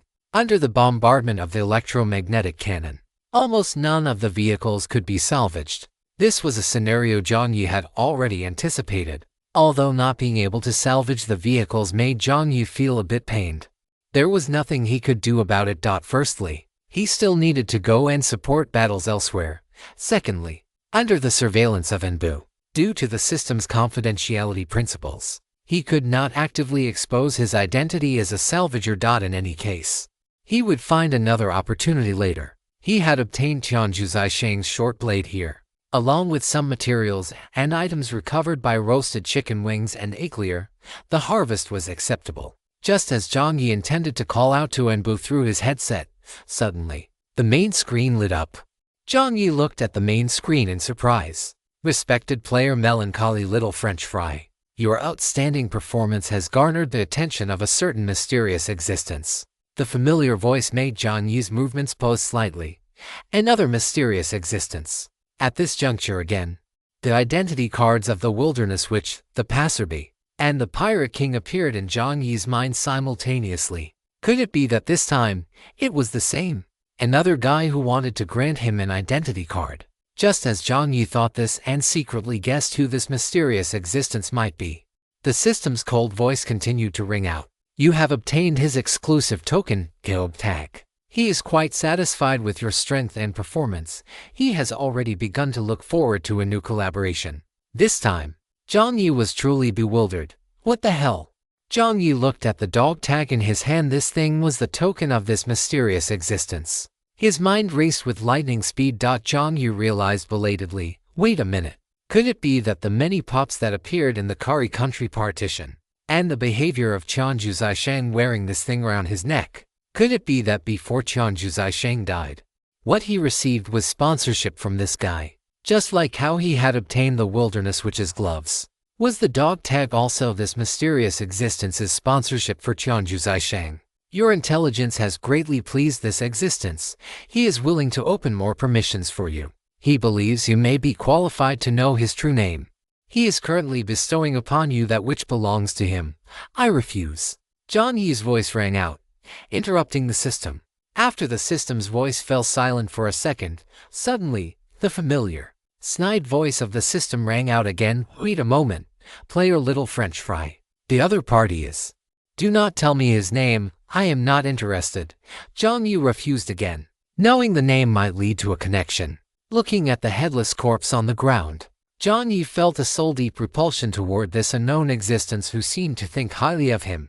Perhaps other players would feel honored to hear the system's broadcast and the attention of an unknown existence. But at the thought of what happened in the Kari country, Jiang Yi directly rejected the possibility of getting involved with this unknown existence. What kind of good thing could an unknown existence who researches things like dog tags possibly be? And bestowing? Who the hell do you think you are? After Jiang Yi refused, he didn't care about the system's dissuasion. Since this entity hadn't descended directly, it meant they couldn't directly interfere with the game. Otherwise, he would have died hundreds of times over when he killed that guy's subordinate earlier. Since they couldn't descend, and he seemingly had the possibility of choice, why not refuse? The system's voice was still trying to persuade him. It couldn't understand why Jiang Yi had accepted the previous identity cards. But when it came to this one, he had refused directly. A few seconds later, while the system was trembling, suddenly, the laughter of the unknown existence came through. The system saw the notification sent from the main system, and the entire system was stunned. Drama Master is quite interested in this dramatic scene. He also really likes seeing another existence, Malice, get thwarted. He has generously provided sponsorship. You have obtained 3,000 car coins. The crackling sound of the system's electrical currents rang out. Jiang Yi frowned with some dissatisfaction. Just as Jiang Yi thought the system had lost its mind and was about to self-destruct, a voice of wild joy came through. Respected, beloved, the easiest to communicate with, and the most generous player in the world, melancholy little French fry. Your outstanding performance is truly impressive. You have obtained a sponsorship reward, 200 car coins. You have obtained a golden treasure chest from the system's private vault. I won't disturb you any further. Keep it up. Jiang Yi Chapter 2, Chapter 503. Number 1 in position as the system crazy. Jiang Yi stared at the 200 extra chech coins in his account and then claimed golden treasure chest that had appeared in his inventory, his face full of bewilderment. Could it be that the system is a masochist? The faster he refuses, the happier the system gets? No way. Jiang Yi felt a chill run down his spine. Just then, the system, which had claimed on the main screen that it wouldn't disturb him, paused for 2 or 3 seconds before suddenly popping up a notification. The speed of this prompt was so fast that if Jiang Yi's dynamic visual acuity hadn't been quite good, he would have almost missed it. Warm reminder. Your recent behavior has piqued the interest of certain special existences, but at the same time, it has also caused displeasure to another special existence. Please be more careful and cautious in your future travels. The last few words vanished in the blink of an eye. After Jiang Yi read them, the 2 lines of text disappeared from the log as if they had never existed. Jiang Yi fell silent for a moment. Though he didn't feel particularly panicked, there was no helping this kind of thing.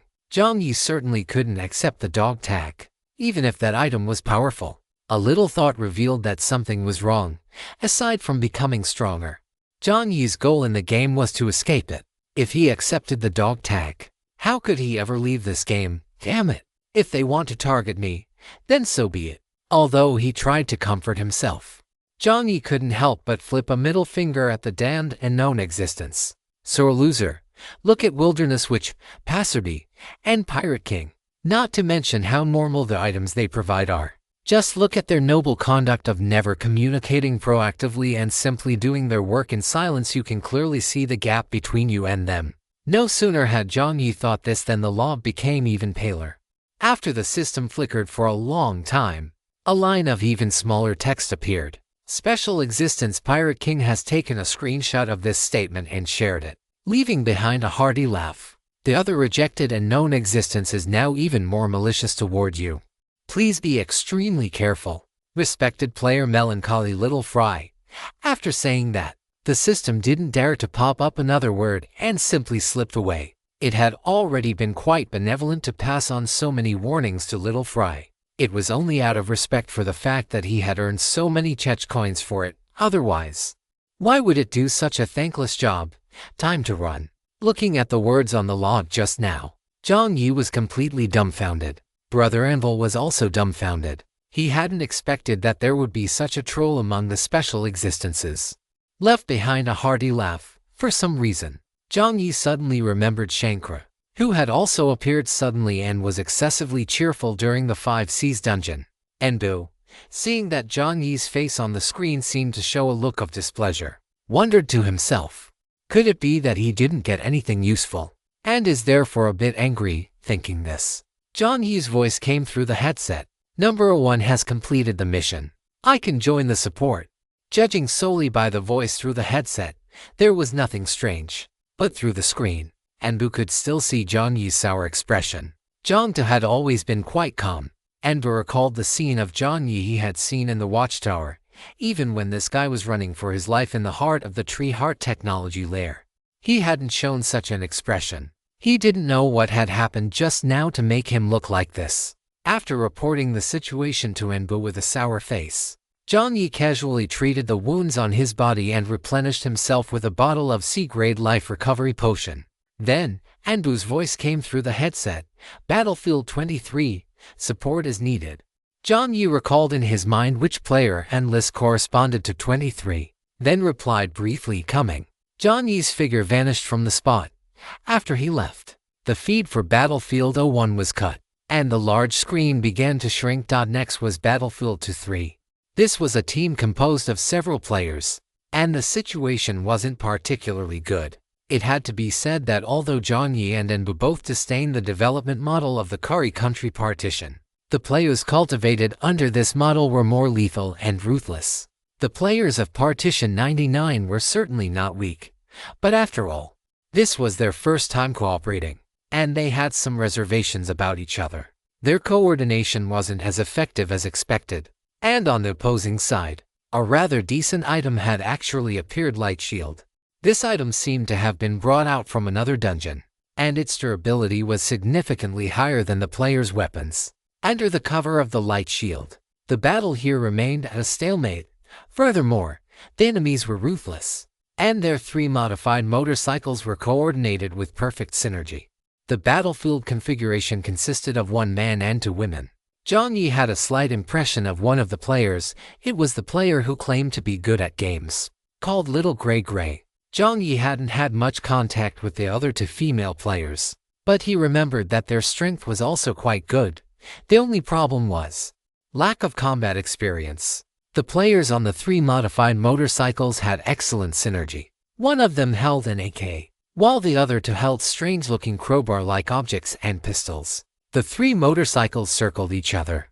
One person used the ecchi and the light shield to draw a large amount of fire, while the other 2, under the cover of that person's fire, rode their motorcycles and circled beneath the players' vehicles.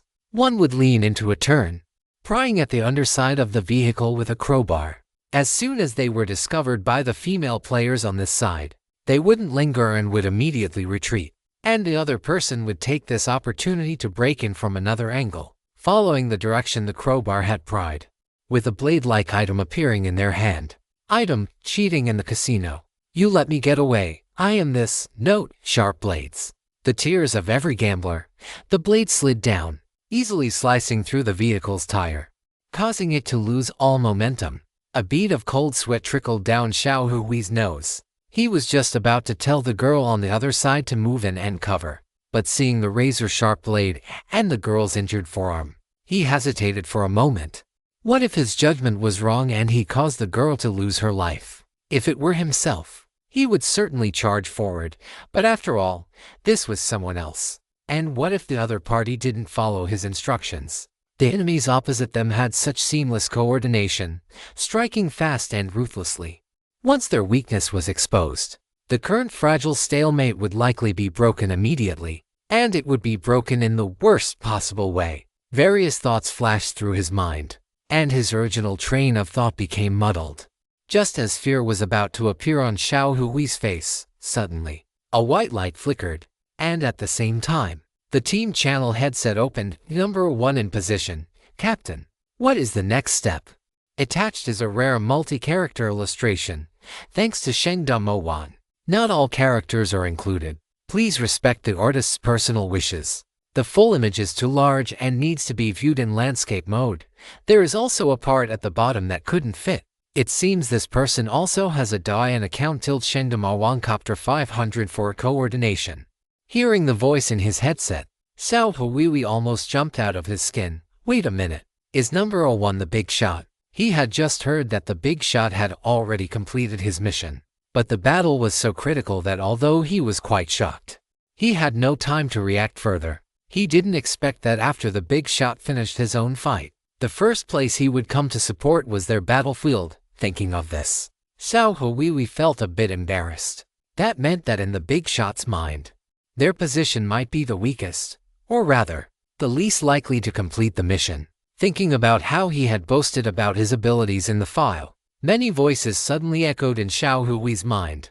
Just as Xiao Hui's thoughts were scattered, suddenly, Jiang Yi's voice rang out. Captain. What is the next step, Captain? Is the captain calling him? The 3 of them turned around, and a familiar figure landed lightly behind them. Jiang Yi didn't drive a forklift to crash into them. Instead, he came alone onto the truck Xiao Hui was driving. Jiang Yi took a quick look at the 3 motorcycles below and understood where the problem lay. Large vehicles have the advantages of large vehicles, such as being unstoppable when charging. But they also have weaknesses. For example, they cannot maneuver flexibly in confined spaces. Vehicles like scooters and motorcycles, while not suitable for ramming, are perfect for coordinating with each other and moving flexibly. This stuff is just like the biker gangs from years ago. These guys come and go freely, and when combined with special weapons, the damage they cause is astonishing. No wonder the performance on this battlefield was lackluster. Among the 3 people here, the 2 girls had quite good combat power. And while Xiao Hui's combat power was a bit weaker, he had command awareness. Urgently, Buan and Jiang Yi arranged it this way to let them leverage each other's strengths. But theory is theory, and reality is reality. In actual combat, these people's strength hadn't been fully utilized. Jiang Yi arrived at the battlefield without rushing. The current situation was still within control, and he actually wanted to see how other players fought to gain some experience. Of course, the first problem to solve was, after the call for the captain, the other two female players also noticed Jiang Yi, and they subconsciously said, "Team leader Jiang." Jiang Yi just nodded and said, "The captain is him." The two girls looked at each other, then looked at the player Xiao Hui. Jiang Yi didn't offer much explanation, just said earnestly, "I don't understand the battle situation here. From now on, we will all follow your command, okay?" Xiao Hui took a deep breath. "Okay, Sharon, I remember you have a piercing skill. If possible, could you, the next time these guys circle around?" As he said this, Xiao Hui's tone suddenly became hesitant again. It wasn't that he hadn't tried breaking the rhythm, going for a one-wave burst, and pushing again. This was a common team combat method in DNF. But the problem was, when Sharon acted earlier, due to a rhythm coordination issue, the opponent broke through her defense prematurely. Her attack was blocked by a light shield, and then she was injured on her wrist and leg bone by the enemy's blade. If they tried it again, "I am behind you." Jiang Yi's voice sounded again, calm and gentle. Yes, for some reason. Even though it was just one sentence, Sharon felt an unprecedented sense of security. Jiang Yi nodded at Xiao Hui, spun the long blade in his hand, and followed Sharon as she charged forward.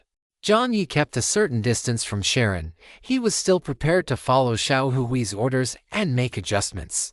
Jiang Yi didn't even act as the main attacker, but instead played the role of mobile support. Sharon charged ahead, feeling the powerful and calm presence behind her, and felt much more at ease. Sharon leaped forward. It was clear that her agility was quite good. With a jump, Sharon rushed toward the one among the three motorcycles with relatively weaker strength, with Jiang Yi's figure trailing behind. The three people opposite saw this scene and scratched their heads. A new player joined. It looks shockingly weak, actually hiding behind a woman. Although they felt disdainful inside, the three of them remained cautious. After exchanging glances, they still followed their previous strategy. Another person activated a light shield. The AK firepower just pressed up. Xiao Hui and the other players' firepower followed, and Sharon's figure leaped a move they had seen before. A cold look appeared on the man's face, and between his fingers, two sharp blades appeared once again. As soon as they entered the two men's domain, the mechanical broadcast sounded once again. "You have entered a domain belonging to a gambler. The gambler's domain is addictive. You have unconsciously lowered your guard. Your perception of danger has further decreased. The mechanical broadcast had only just begun when it was interrupted by another sound. A sharp crackle, opposite Sharon. Right by the man's ear, another voice rang out. "You have entered the domain of the Demon King. You are affected by the high-level skill Intimidation. The negative addictive effects you are currently inflicting have been suppressed to a certain extent. You seem to have been subjected to some kind of ominous gaze. Your mental strength has decreased by 10%. How truly unfortunate. What the hell?" The leader of the three couldn't help but curse. Wait, what on earth is going on? The situation is clearly the same as it was a moment ago. So why did his side suddenly suffer so many debuffs?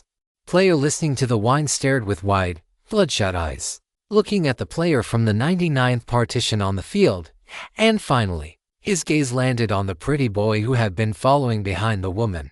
Wait, could it be this guy? With the negative mental state removed, Sharon charged into the encirclement impact charge assault. Sharon's figure arrived at the man's side once again, and the blade slid out once more, but this time, Sharon did not hold back out of fear. After all, to put it bluntly, the previous hesitation was simply a lack of confidence in her teammates. She felt that if she rushed to the front like that, and her teammates didn't coordinate well or had other intentions, her life would be forfeit right there. Now, with a big shot behind her, Sharon could finally go all out. Human nature is just like that. For someone like Jiang Yi, There are moments where he doesn't even need to deliberately maintain any relationships. His very existence alone can bring a sense of security to the team. Sharon leaped, thrust forward, and just as the blades were about to clash again, a voice suddenly rang in her ear. Sharon, side flip, side flip. At a time like this, if she turned to the side, she would be leaving an opening for the opponent, and then she would. Sharon's eyes flickered. In her perception, the big shot Sora was still trailing right behind her. Sharon performed a side flip. At the very moment Sharon flipped to the side, in that exact same position, the figure of another female player emerged. You are using the skill Shift and Replace. You have successfully swapped positions with the designated player Wilderness, and you have left behind a shadow.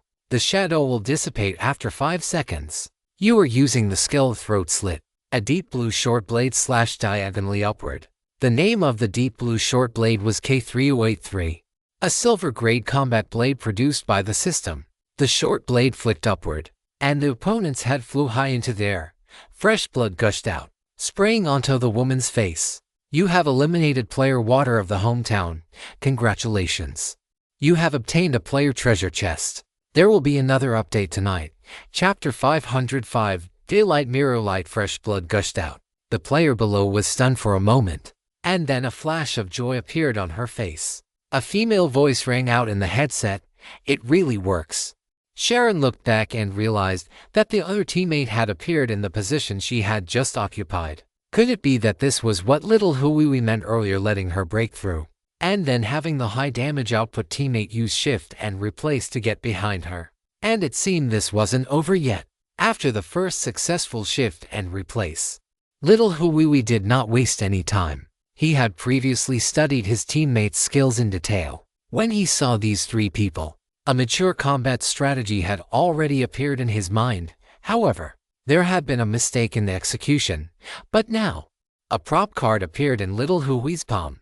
This prop card itself was not powerful, and its function was relatively niche, but it was perfect for this situation. You are using Daylight Mirror Light. Description: prop card Daylight Mirror Light. From the special dungeon Dark Fairy Tale. In the fairy tale, a craftsman who spent his whole life making mirrors discovered a blonde woman inside a mirror one day.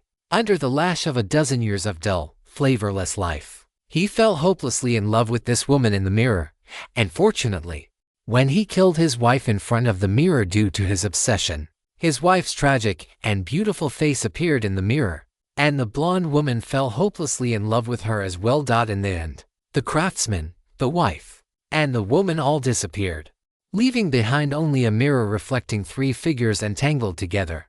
Message: You Kelling. You should have let me see her sooner. I belong to her, not you. I love you, just as you love your muse, just like back then. Description: after using the prop, you will summon a mirror. Within the range of the mirror, souls, shadows, and other such existences will be strengthened. After using the prop, if the number of spirits or shadows on the spot is greater than or equal to 3, note, must be shadows or souls independently recognized by the system, you will gain a powerful attack. Daylight Mirror Light.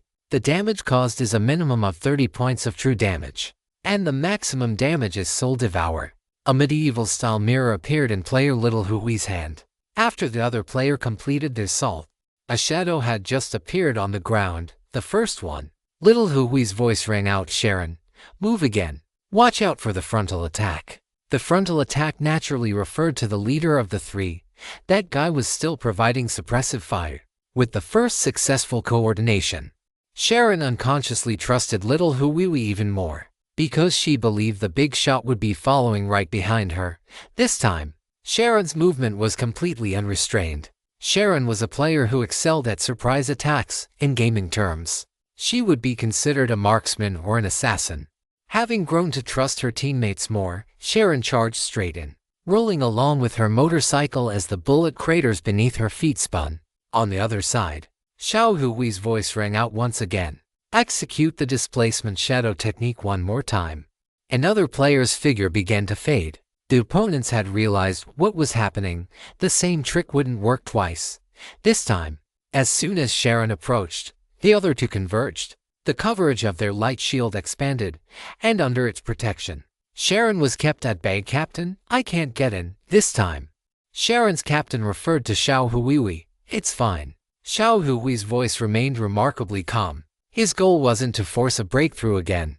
The second displacement shadow was completed, and another shadow appeared. Next came the third. Just at that moment, suddenly, as Xiao Huihui took a step forward, a circle appeared beneath him, and a blue light flared up. You have received a GG Hello submission. Your spirit is in violent turmoil. You feel sorrow, depression, and anxiety. You want to lift your finger, but find it trembling. You want to take a step, but find yourself surrounded by darkness in front and behind. You have imprisoned yourself within a self-drawn circle. For 2 seconds, you have lost the courage to act. The opponent had also activated a prop card. A countermeasure flashed through Xiao Hui's mind. Jiang Yi did not intervene, but his Qiyu blade was already unsheathed. Team leader Jiang, 4 o'clock direction. Xiao Hui's voice was decisive. Before he could even finish, Jiang Yi's figure had already appeared at the 4 o'clock position. Jiang Yi's speed was faster than the enemy's reaction time. With a single dash, he arrived at the 4 o'clock mark. His long blade struck out, and the snow-white radiance illuminated the face of the opposing player. The opponent hadn't even realized how Jiang Yi had appeared. The 3 players on his own side were also somewhat stunned by this scene. If they were facing Jiang Yi, they might not even be able to see how he drew his blade. The long blade slashed through, with a wet asterisk squelch asterisk. The man's arm fell to the ground, and blood welled up in his eyes. The other player completed the third displacement shadow. 3 shadows appeared on the field simultaneously, and the 2 seconds were just up. You are using the prop, daylight mirror light. Number of shadows on the field. You have successfully activated an additional attack. A white mirror surface hovered in the air.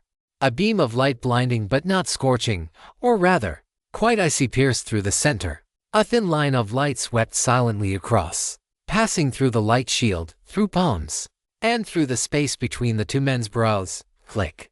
The virtual sound of a shattering mirror rang out on the faces of the opposing players from the Kari country. A tiny blood hole appeared first, then, in Jiang Yi's line of sight. Their faces rippled like a pond into which a stone had been thrown. They disintegrated. You have killed player Go with the flow. You have killed player Loyalty. Congratulations. You have obtained a player treasure chest. The double announcement echoed out. The battle for Sector 23 had ended. Chapter 506, Intelligence.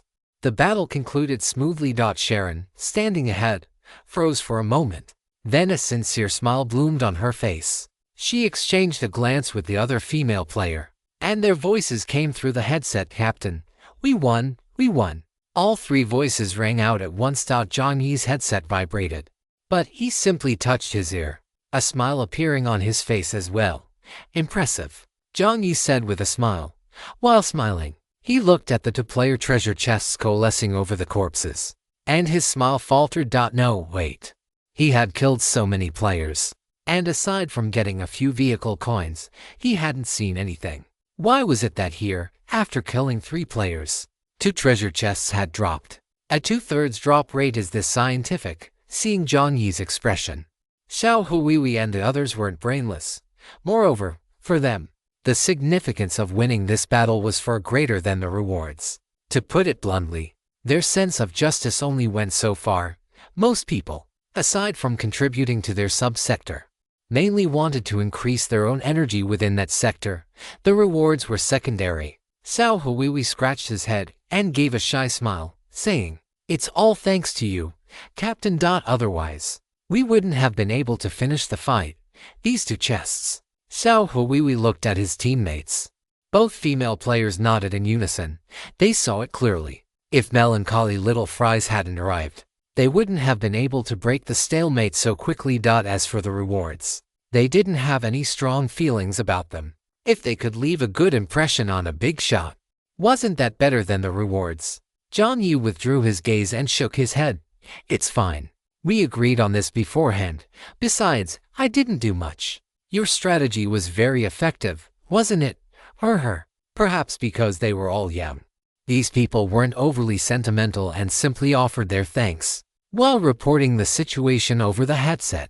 Just as she was about to say she could help, Sharon winced slightly as she moved. Only then did she notice that the laceration on her hand had deepened, and purple, pus-filled blood was oozing out. To avoid hindering the battle, she had endured it without saying a word. "Get some rest. You've completed your mission." Jiang Yi was concise. Seeing the worshipful expressions of the three, he felt a bit awkward. Turning around, Jiang Yi spoke into the headset. "Sector 1 mission complete. I can now provide support." Jiang Yi's voice rang out in the headset again. Only 4 minutes had passed since the last time. Outside the headset, on the highway, there was a chorus of gasps. The big shot had completed another mission. Outside the battlefield, the eyes looking at Jiang Yi with unease were now filled with even more admiration. After Jiang to join the 23rd battle, he didn't seem to make many moves. However, from my perspective outside the fray, it was clear that once he joined, the erratic combat style in the 23rd battle instantly stabilized. This is why, in many situations, you absolutely need a mount or a great shield during a fight. Such an existence might not be the strongest, but they must provide all their teammates with absolute security and confidence. Human cooperation has never been just about strategy and coordination. Even though everyone knows this, in real combat, ineffective coordination often occurs due to various hesitations and a lack of trust. And Jiang Yi's presence happened to make up for this. What was even more strategic was that he didn't even make a direct move. Instead, he returned the initiative back to the team. Nothing could express his trust in his comrades better than this. Nor could anything better mobilize everyone's strength. He was using his actions to demonstrate his trust. The trust of a superior is something more inflammatory to a subordinate than poison. It is foreseeable that these three will definitely become fans of melancholy little French fry after all. The latter made them believe that they themselves possessed the power to achieve victory. As expected of Jiang to. Restless eyes flickered. In fact, Jiang Yi hadn't thought that much. He just wanted to observe the other players' combat styles without affecting the final victory. As for team combat, Jiang Yi didn't consider himself well versed in it. In any case, after coming out of the 23rd battle, Jiang Yi did gain something. For instance, he became more cautious when dealing with the players' powers. The final combo completed by the three of them would have been quite difficult for even him to handle. Shadows, mirrors, and the final mirror light a truly excellent coordination. In future battles, he must be even more careful. The reason his surprise attack on Qianju was so successful this time was largely because he used his blessing in combination with the marble bombardment of the roasted chicken wings to seize initiative in the battle instantly. If he hadn't prepared beforehand and had entered alone, it would have been inevitable for him to encounter similar coordination. After all, the one battlefield doesn't have just 3 people, it has over 20. Being well prepared is the prerequisite for turning the tide of a battle. Besides that, Jiang Yi looked at his status window. Compared to before, there was now an extra attribute. This was an attribute Jiang Yi had never unlocked before. When he descended onto the 23rd battlefield, Jiang Yi had already activated I Beat the Elites, as mentioned before.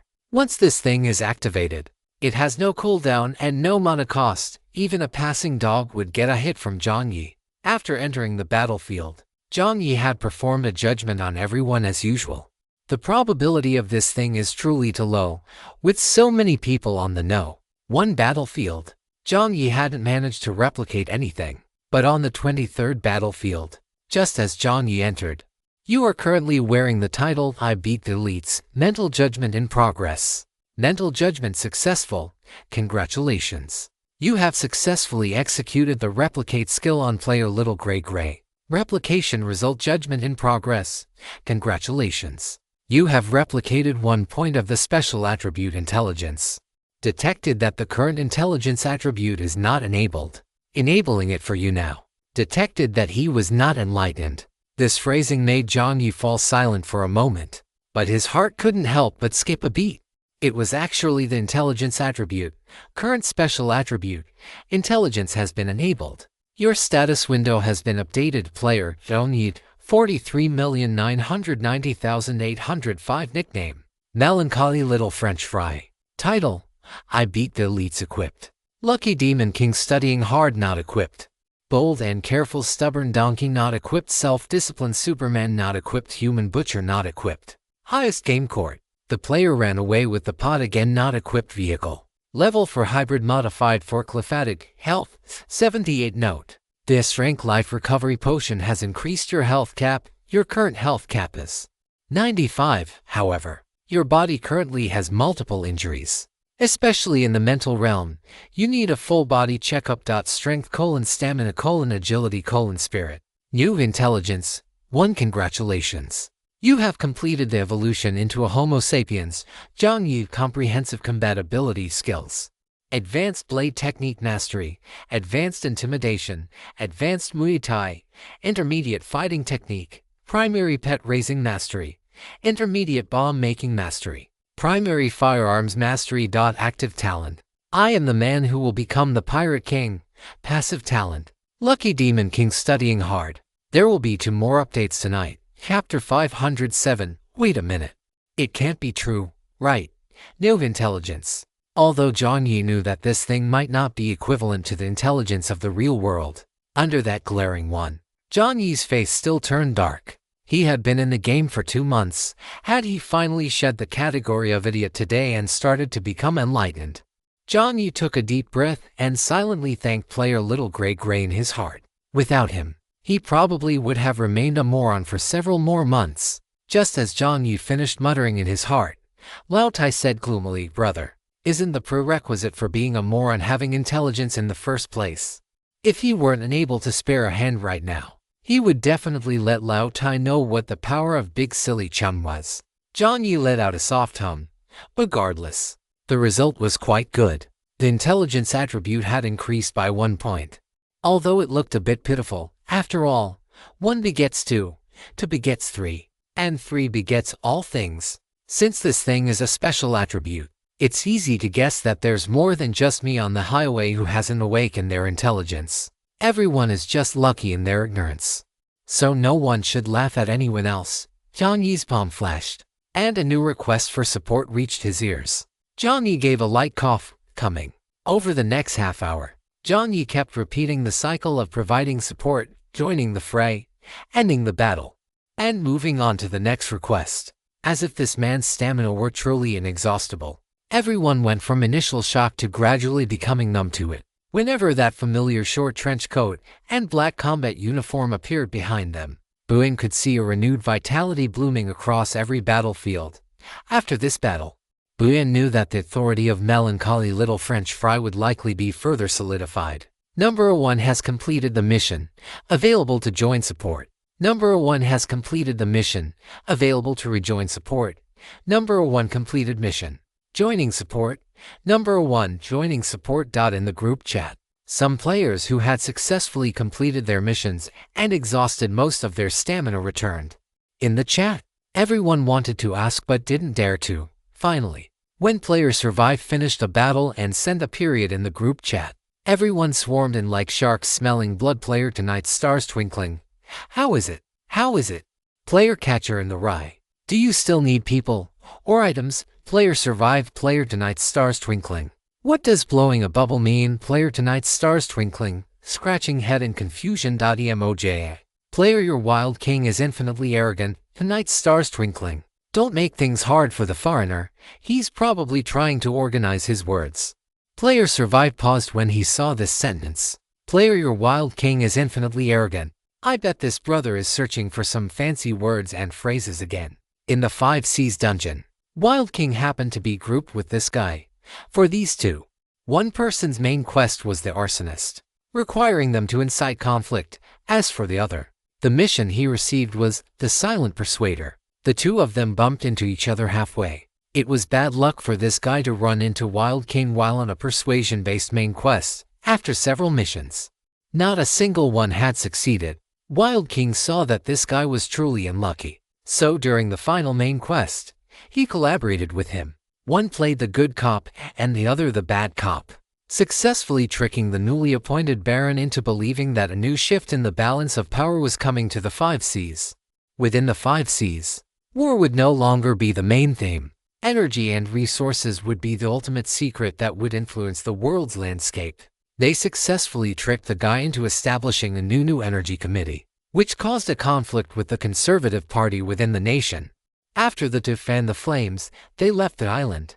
Wild King felt a bit guilty, The stuff about energy was, of course, a lie. He knew nothing about chemistry or politics. How would he know what the world landscape of the 5 Cs would look like in the future? Although it was to complete the mission, at least he hadn't resorted to lobbying for war, which was the most he could do. In any case, the Baron gave them many rewards. During this process, he and his brother Survive became familiar with each other. To put it another way, Survive was a sophisticated foreigner. If Wild King guessed correctly, this guy was probably digging through some massive collection of good Chinese words, phrases, and poems he'd picked up from somewhere, looking for something he could use.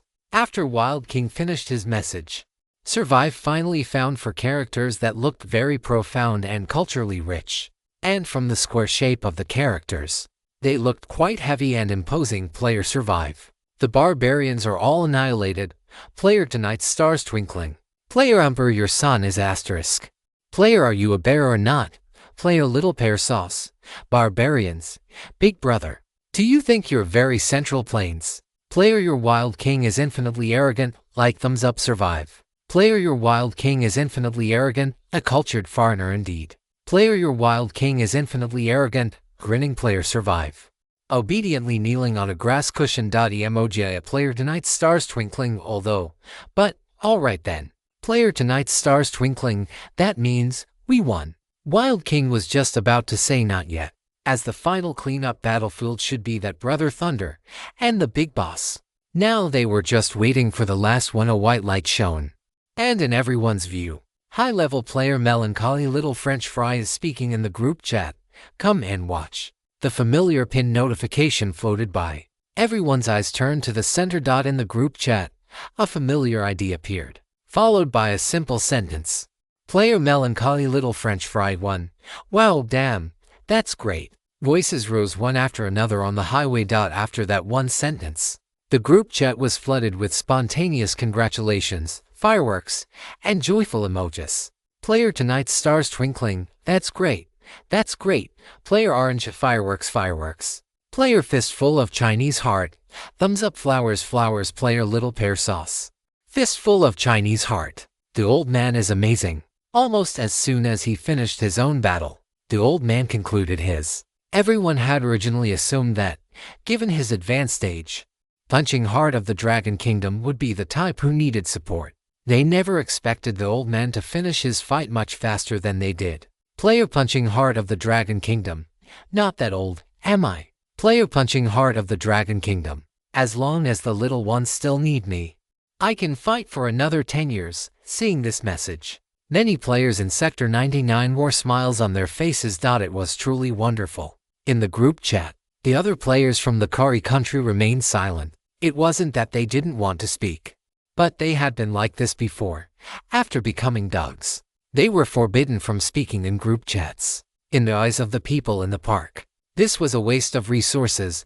Dogs had no right to speak like humans. Merged into a new sector, most of them were bewildered. They didn't know what these people were celebrating. Were they celebrating their victory, or the acquisition of new slaves, or perhaps melancholy little fries? The sector has been cleared. As for the players from other sectors, who you were before doesn't matter to Sector 99.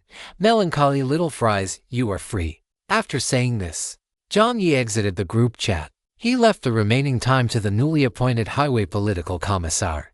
It had to be said, Wei Wu was truly worthy of being an entertainment reporter. He was incredibly sensitive to human nuances. After his profession changed, Wei Wu sent the new title to Jiang Yi. Seeing the 4 characters highway political commissar, Jiang Yi almost couldn't hold back his laughter. To have a reporter who was once the least principled person now promote the core socialist values and the 8 honors and 8 shames every day. To have a keyboard warrior who could never show his face on camera now ensure that every statement he made was eye-catching. The system was truly a dog of a system. Even so, Jiang Yi still had Buin keep a close eye on Wei Wu. After all, if a profession could change once, it might change again. Public opinion was a powerful weapon, and that was something that had to be firmly controlled. Moreover, there was still that one point. Wei Wu's final choice had saved his own life. Otherwise, Wei Wu would have been the first person to die after the sector battle. The sector clearing was finally over. Jiang Yi did not open the group chat. On the road where he was all alone, Jiang Yi sat on top of the forklift. At first, he was reviewing the battles one by one, but eventually, he simply sat on the edge of the mechanical arm, letting his mind go blank and zoning out. The wind whistled past his ears. It was 7:30 in the morning. Jiang Yi sat in the palm of the mechanical arm while old Tai relayed the messages from the group chat praising his brother's brilliance and might.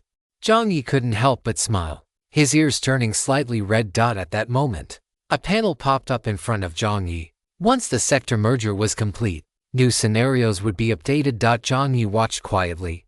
Attention players. The second natural month of the game has ended. The monthly player rankings are out. Based on highway mileage, participation in instances, game engagement, and material abundance. The following rankings have been determined. Top 1 player, Melancholy Little Fries. Overall rating, SS rank. Top 2 player, Your Wild King is Infinitely Arrogant. Overall rating, S rank. Top 3 player, Shoot 1902. Overall rating, Account rank. Top 4 player, Survive. Overall rating, O rank. Top 5 player, Buin Desu. Overall rating, A rank. Top 6 player, Thunder Z. Overall rating, O rank. Top 9 player, Killer. Overall rating, I rank. Top 10 player, The Window That Won't Close. Overall rating, I rank. Rewards have been distributed. Please note, due to the outstanding performance of certain players in the instance, Sector 99 has received a beginner scenario gift pack. Player rewards and sector-wide rewards have been issued. Please check your inventory. Seeing the ratings, Wild King almost spat out his cola, and Survive was also shocked. They had some self-awareness. Their overall strength, let alone compared to Buin, was definitely far behind Thunder's. How could their rankings be so high? An image of that high-spirited Baron suddenly appeared in Wild King's mind, along with the energy harvesting ship he was sailing toward Gamo Island. Wait a minute. No way. Could the so-called future world landscape of energy and resources be real? Wild King was completely dumbfounded. Chapter 508, Razor Highlands. A mouthful of cola was sprayed out. The Sector 99 Special Operations Group chat hadn't been disbanded yet, so inside the chat, player The Window That Won't Close. No, your Wild King is infinitely arrogant. What did you do? Did you secretly threaten the system? You're actually top 2. Player The Window That Won't Close. Skeptical face. Single raised eyebrow emoji. Wild King coughed, tittied up the cola, and after swallowing the Young Wang brand sandwich in his mouth, he sent a message. I haven't even started on you yet. How the hell did you make it to top 10? Who knows how you got that ranking? Either the system is blind, or you successfully hugged the thigh of a big shot again. After saying this, the two of them exchanged middle finger emojis. The two were used to bickering like this. After sending it, The Window That Won't Close felt a bit better. Saying he hugged a big shot's thigh was indeed correct. After all, not every player could start with the sunset, but he really couldn't imagine what Wild King had done to receive such a high rating. As for the other guy, The Window That Won't Close felt even more envious, jealous, and hateful. This guy had truly hugged the thigh of a big shot.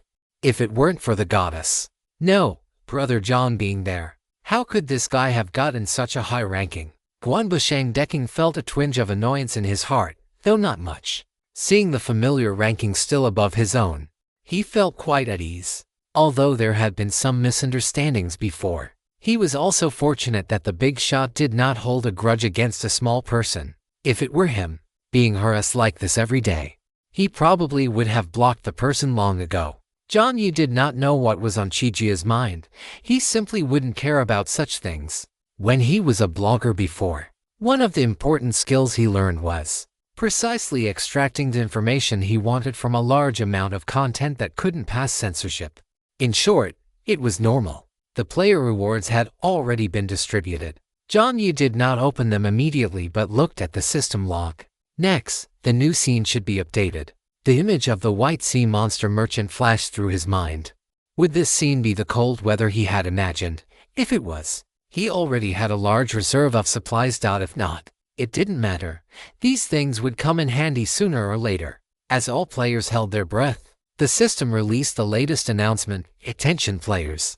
The partition merge is complete, and Scene 3 has finished loading. The mode for this scene dungeon is different from the past. It will adopt a randomly triggered mode, and the degree of integration between the highway and the scene will be higher. This system believes that this will greatly enhance the player's gaming experience.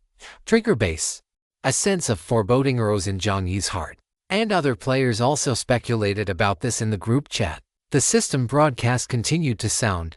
The updated scene is Razorfen Downs, description, deserts, ice fields, and natural chasms, travelers, magical beasts, elves, and bards, where the eyes of all creatures converge. That is the highest point of the continent Razorfen Downs. Scene up to Tetsin is loading. 10%. The progress bar kept increasing. Jiang Yi noticed that the fog on both sides of the highway began to disperse. And like the wave-like dispersion of the past, this time the fog player dream. The fog on both sides seems to have dissipated quite a bit. Player society is simple. People are complex. Damn. What's going on? Could it be that the areas on both sides of the highway have opened up? Under everyone's gaze, the fog on both sides of the highway gradually dissipated. But sharp-eyed players noticed something wrong at this moment. It seemed these mists were not dissipating. It was a visual deception. When a large number of pure white objects appeared on the side of the highway, because the field of vision gradually became clearer, people thought the fog had been driven away, but in reality, it was not. After the fog on both sides of the highway flowed, the water vapor inside rose rapidly. Then, when the progress bar loaded to 20%, this water vapor began to move. A wind carrying moisture blew over, and many players who hadn't been on the road for long immediately felt the chill blowing in from outside the windows. Whoosh! A slight sound of wind rose. Although the wind force was not strong, its presence was quite intense. In the sweltering weather of the island, most people's vehicle windows were open. Now that the wind was blowing, everyone felt that something was wrong. Achoo! Guanbushang Decking sneezed and looked at the thermometer inside his heavy truck. The temperature on the thermometer was dropping at a speed visible to the naked eye. This rate of decline was simply unscientific. The system log began to update. Razorfen Downs Day 1 description. The highly curious highway players have finally arrived at this land that is both blessed and cursed. Here, when the cold wind blows, this is the first greeting Razorfen Downs sends to the players. Today's weather report. Sunny, temperature 1835 C, wind force for gentle breeze, humidity slightly humid, under normal circumstances. In order to complete the check-in and not break the update streak, I will update for keywords every day, but considering it's a new scene, I will update again during the day, probably around noon, as an extra update. Thank you all for your support. Chapter 509 Extra Update. Razorfen Downs. Jiang Yi muttered on the forklift. The wind ruffled the bangs on Jiang Yi's forehead. Because of the Z3007 combat suit, Jiang Yi did not feel cold, but when the wind blew across his face, he could still feel a hint of chill. Compared to the novice period, the current players were no longer rookies, having experienced scene changes. Most people still had the habit of storing supplies in advance. Moreover, the current temperature drop was not significant, far from the point of restricting movement. After greeting the system's parents as usual, most players began to nimbly return to the highway. Jiang Yi looked at the system log. The speed of the black fog moving forward had now risen to 205 million h. Just this speed alone might be a fatal blow for some vehicles. In Jiang Yi's mind, the IDs of the merged players from the Kari country partition flashed by, but Jiang Yi only thought about it for a moment and did not take any extra action. He didn't have the habit of seeing someone off to the end. The whip was not long enough to reach.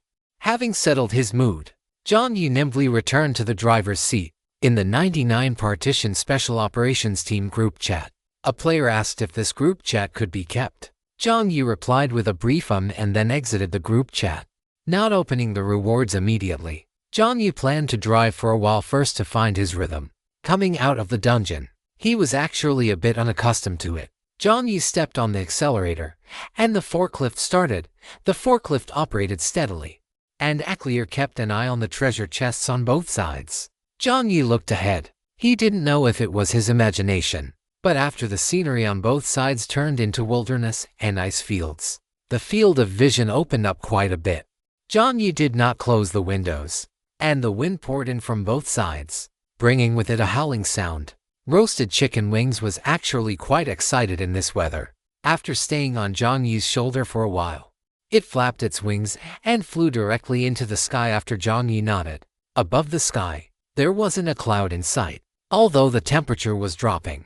Jiang Yi's mood felt surprisingly expansive. Thinking about it, Jiang Yi even took the initiative to turn on the LED light strips. Upbeat music began to play, and a smile spread across his face. The ice field reflected the dazzling sunlight, and the wind whistled. Suddenly, Jiang Yi was reminded of his trip along the Sichuan-Tibet highway back in the real world. That was probably during his junior year of college. After saving up a little money, on an ordinary afternoon, right after finishing his daily meal, he clicked on a documentary and saw that streak of white on the glaciers. Almost instantly, he made a decision. He wanted to experience the scent of white snow on high mountains. And so, when his dog sons and his roommates returned, they found Jiang Yi fully geared up, dragging a suitcase, and typing messages to them on his phone. What was it his roommates said back then? Wait, what about class? You're not going. I'm skipping it. Holy crap. A row of middle fingers was raised toward Jiang Yi, but after flipping him off, his dog sons still helped him sign in for attendance. They knew very well that once Jiang Yi made a decision, not even 9 bulls could pull him back.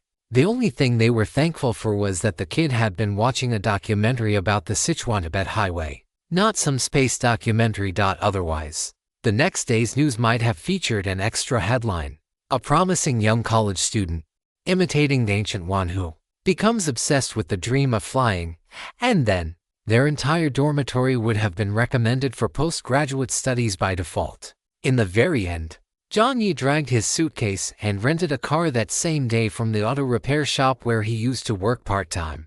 Because he had been a good worker, the boss didn't charge him much. In the boss's words, this was supporting a young man's crazy dream. Of course, the veteran employees told Jiang Yi that the car he borrowed was probably older than he was, but it didn't matter. He knew how to fix it anyway. As for physical stamina and such, Jiang Yi already had the habit of working out, learning as he went and driving all the way. He actually managed to pull it off. Along the way, he saw high mountains, long rivers, snowy plateaus, glaciers, streams, and valley winds. When Jiang Yi returned, he had shed a layer of skin and lost a circle of weight, but he had spent a full half-month living out his dreams of being a Tibetan local. He was satisfied, recalling those scenes from the past. Jiang Yi shook his head with a chuckle. Then, his expression turned somewhat strange. Could it be that he had been well-suited for games like road survival since way back then? Jiang Yi took a deep breath, filling his lungs with the crisp, cold air. When the voice of Brother Anvil rang out, "Brother, I want to breathe some fresh air." Jiang Yi was stunned. His mouth fell open, and he instinctively asked, "How are you going to breathe fresh air?" Jiang Yi subconsciously glanced back. Old Iron's main body was at the rear of the inspection bed. Did breathing fresh air mean he wanted him to open the carriage? Wait, why was he actually considering this question? Why would a giant block of iron need to breathe fresh air? Just as the thought of how absurd this was crossed his mind, Old Iron didn't say anything else. Jiang Yi assumed Old Iron was just having one of his daily bouts of madness.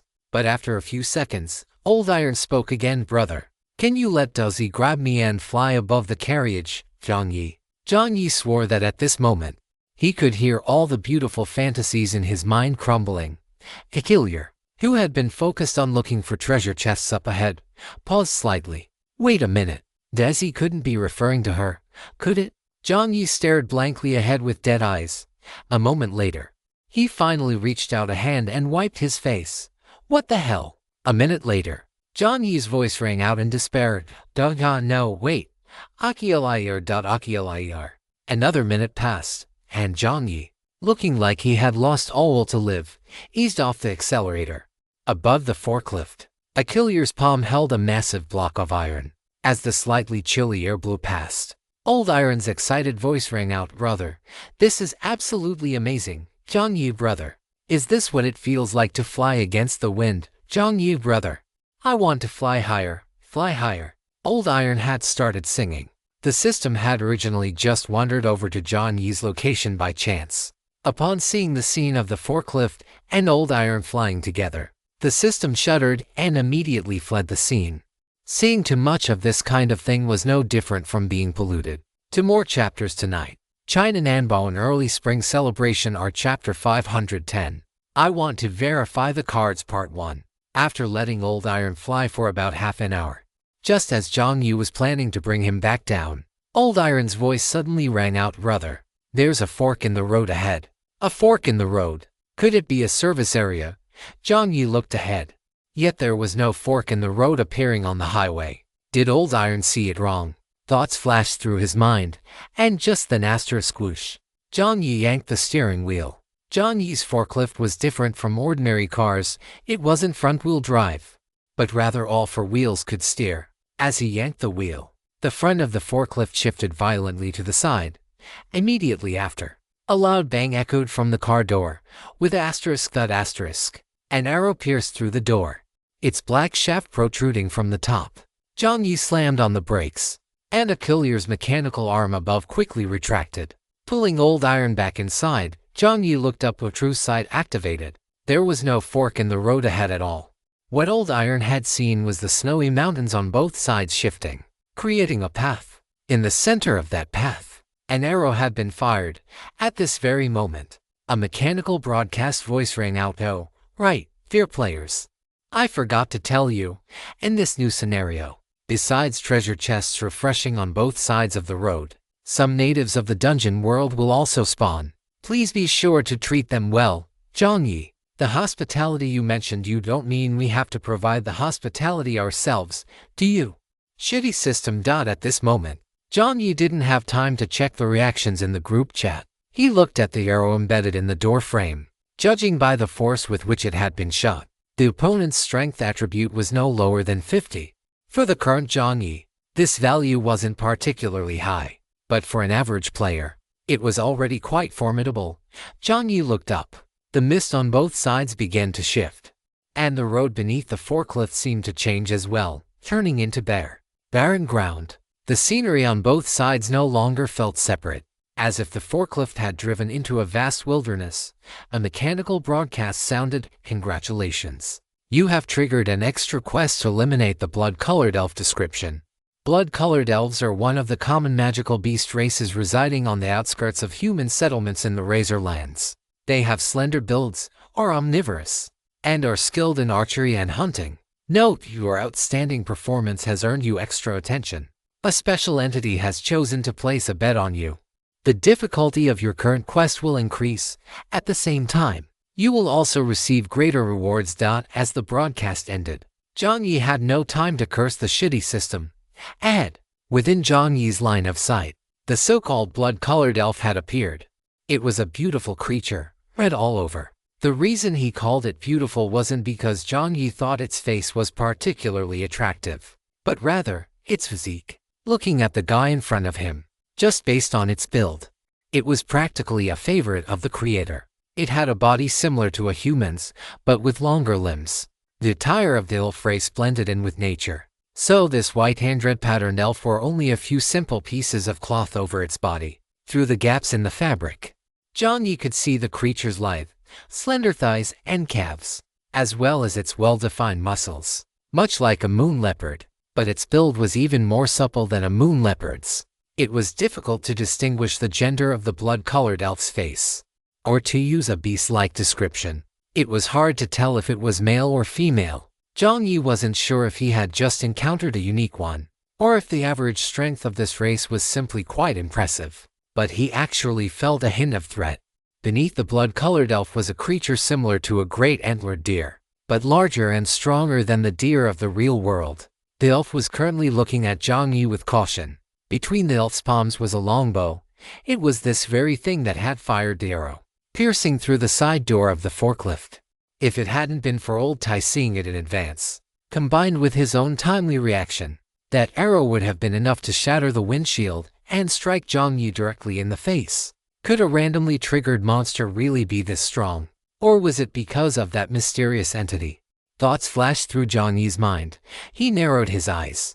Instead of abandoning the forklift, he slammed his foot down on the accelerator. The forklift's speed climbed to 60 km/h, and it charged toward the blood-colored elf almost instantly. The bow in the blood-colored elf's hand had already been fired. Jiang Yi's window wasn't closed, so he could hear the exaggerated sonic boom of the arrow piercing through the air. Perhaps sensing the threat Jiang Yi posed, this time, the blood-colored elf had used even more force. If he were hit, Jiang Yi would definitely not survive. However, Jiang Yi ignored the arrow and did not get out of the forklift. In this situation, losing his cover would be an extremely unwise move. Jiang Yi narrowed his eyes, his expression turning completely cold. He pressed down with both feet, and the forklift's engine let out a hum. After the system's modifications, the forklift's power unit had been upgraded twice, allowing it to reach a top speed of 100. Although it still couldn't compare to some small cars, a speed of 100 at such close range was quite staggering. Flooring the accelerator, Jiang Yi charged at the blood-colored elf as if he had gone mad. The elf opposite him tilted its head slightly, seemingly unable to comprehend such a suicidal act. It could sense that the human's aura was unusual, but the distance was relatively far, and it wasn't certain about the specifics. Besides, after having its metal shell pierced by an arrow, to still charge forward regardless in the eyes of the blood-colored elf, Angla. This was a remarkably foolish act. The guy on the other side must be an idiot. Angla showed a look of disdain. In the blink of an eye, the arrow twisted through the air and arrived outside the windshield. Just as it was about to pierce through the glass, Jiang Yi moved his mind. The purple cube embedded in the lower part of Aniclimax hummed, and then, at the very moment of impact, the purple mechanical arm in front of the forklift opened its palm and slammed it downward. With a clang, Aniclimax had actually blocked the arrow with its palm. Back at Dave's cabin, when Jiang Yi had first obtained Aniclimax, he was already able to send a gargantuar flying with a single punch while wearing it. Beyond that, he could occasionally use his fists to withstand opponents' weapons or even bullets. Aniclimax's hardness was even greater than that of the Crimson Moon. Blocking a single arrow was no difficult task for it. Sparks flew as the arrow scraped against Aniclimax's palm, and then, as the palm closed, the arrow was snapped into two halves. The blood-colored elf's eyes widened slowly, and by this time, the forklift had already surged right in front of it. The blood-colored elf squeezed its legs, and just as the reindeer was about to bolt to the side, Jiang Yi adjusted the steering wheel, as if he had anticipated the creature's move. The reindeer raised its front hooves high, and the forks at the front of the forklift were raised high as well. With a shing sound, the rebar forks plunged directly into the rear half of the reindeer's body, eliciting a shrill, miserable cry. Angla was thrown off from above. Jiang Yi didn't waste any time. He flipped over, grabbed the window frame, and the silver wing assassin flashed into his left hand. As the silver-white pistol appeared, Jiang Yi didn't aim deliberately. He raised his hand and fired several shots. Bang, bang, bang, bang. Perhaps his primary proficiency really was working, because out of the 4 bullets, one actually hit its mark. As the smoke cleared, the blood elf Angla reached out to touch his abdomen, where a silver bullet was lodged deep in his flesh. A single drop of blood trickled down from the wound drip. A mechanical notification sound rang out. You have dealt 10 points of true damage to Blood Elf Vice Commander Angla. Chapter 511. I want to verify the cards Part 2. Jiang Yi performed a backflip out of the car window and landed on the ground. At this moment, the two stood in an open clearing. One side of Jiang Yi's vehicle door had been struck by an arrow and was hanging lopsidedly. Meanwhile, Angla's mount had been struck by the forklift's cargo forks, causing a massive hemorrhage in its abdomen, and it was now collapsed to the side, struggling. The two were now on equal footing. Angla reacted for a moment, then suddenly opened his mouth and said something. Sini, you did that on purpose. Jiang Yi, what is he babbling about? Jiang Yi couldn't understand what this guy was saying. The fact that the words weren't translated by the universal language pack meant that the language this guy spoke wasn't the common language of this dungeon. Was he really a magical beast? Jiang Yi had indeed done it on purpose. He had just spent a large sum of money to finish upgrading his forklift, and he was currently waiting to see if he could encounter any monster merchants or service areas to find the materials needed to upgrade his vehicle to level 5. He hadn't expected a magical beast to pop out and tear his car door off. Although it wasn't difficult to repair, anyone would be quite annoyed to have their good mood ruined. Jiang Yi narrowed his eyes at the blood elf. He didn't bother speaking. as he didn't expect the other party to understand him anyway. Just then, high in the sky, Roasted Chicken Wing finally spotted Jiang Yi and flew over. The moment Roasted Chicken Wing's figure appeared, the look in the blood elf's eyes changed. Echoes, a magical beast. A magical beast. Yet it associates with humans. Roasted Chicken Wing didn't even spare him a glance. It took flight again, charging forward like a wild boar, and fired a volley of black energy spheres. The spheres exploded around Angla, who dodged them easily with 2 quick leaps to the left and right, although he hadn't taken any damage. The way Angla looked at Jiang Yi changed completely. Enslaving beasts, these humans truly deserve to die. The battle between the two was imminent. Since he couldn't understand what the guy was saying, Jiang Yi decided to go all out. After switching his title to Demon King, Jiang Yi activated 2 domains and 1 skill simultaneously: Intimidation Mastery domain and Silent Step.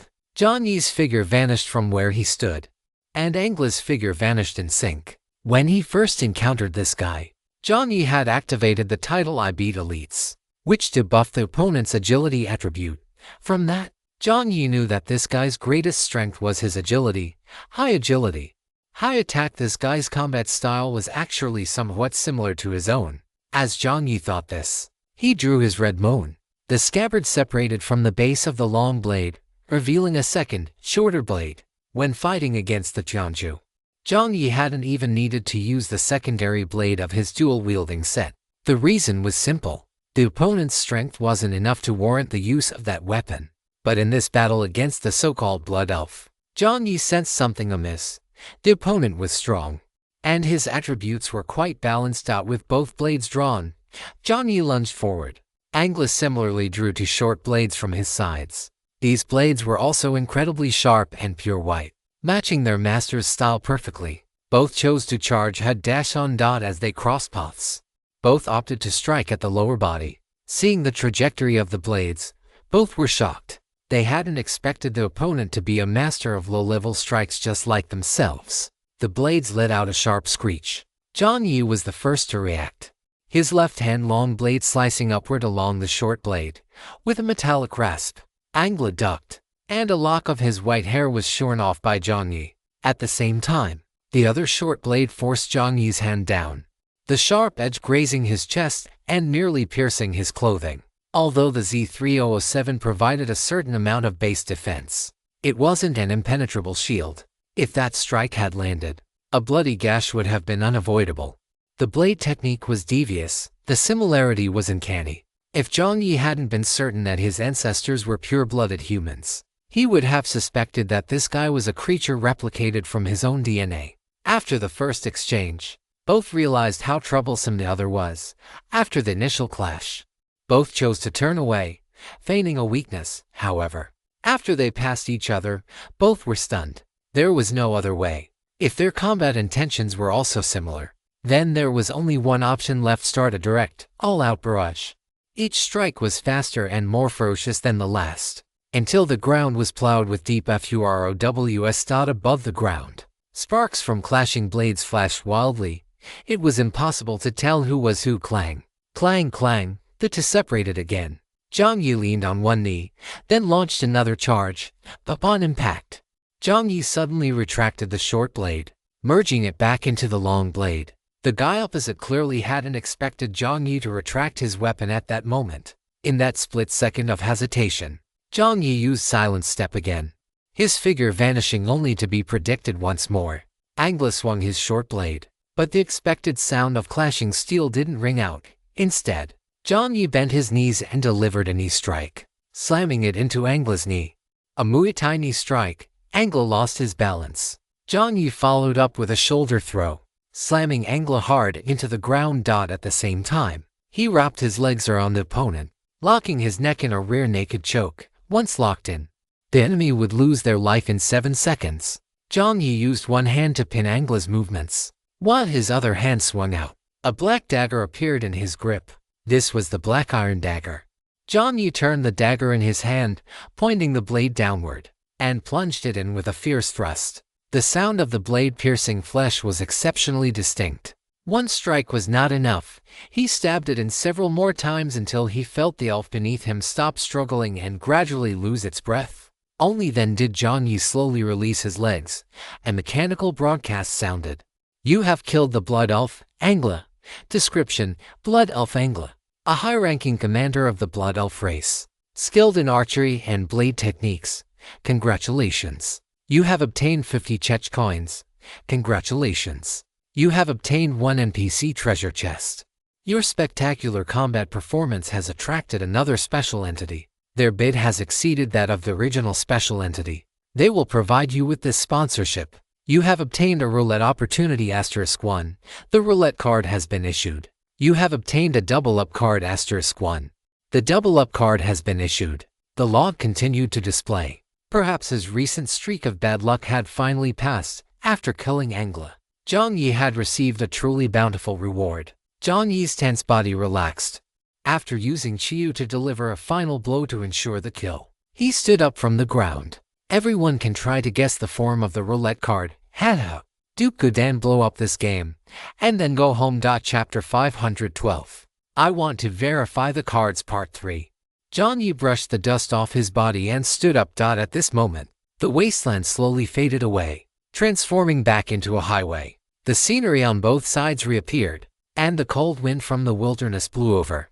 Jiang Yi exhaled a breath of turbid air and crouched down halfway. He did not open the rewards immediately. Instead, he first searched the corpse. Jiang Yi had suffered from this before, assuming that whatever dropped from an NPC treasure chest was all the items that NPC possessed. However, based on actual experience, Jiang Yi guessed that what condensed into an NPC treasure chest were likely items with a high correlation to the system, and not all the items on the NPC's person would be transferred into the chest. Jiang Yi felt around Angla's body with both hands. A glaring bruise had appeared on the neck of the dead blood elf, and the cartilage in the throat was fractured. This was the direct cause of death. Jiang Yi's expression was calm.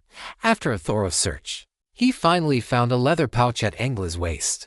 You have obtained a well-crafted leather pouch. Jiang Yi opened the pouch. Inside were a few gemstones. Within his true sight, these gems did not exhibit any special energy. Jiang Yi scratched his head, and upholding the principle of being thrifty and frugal, he tucked the gems into his inventory. Then, Jiang Yi turned the leather pouch completely inside out. A piece of parchment fell out. You have obtained a Hunter's ID card. Description: Hunter's ID card. Proof of identity for a hunter of Razor Highlands.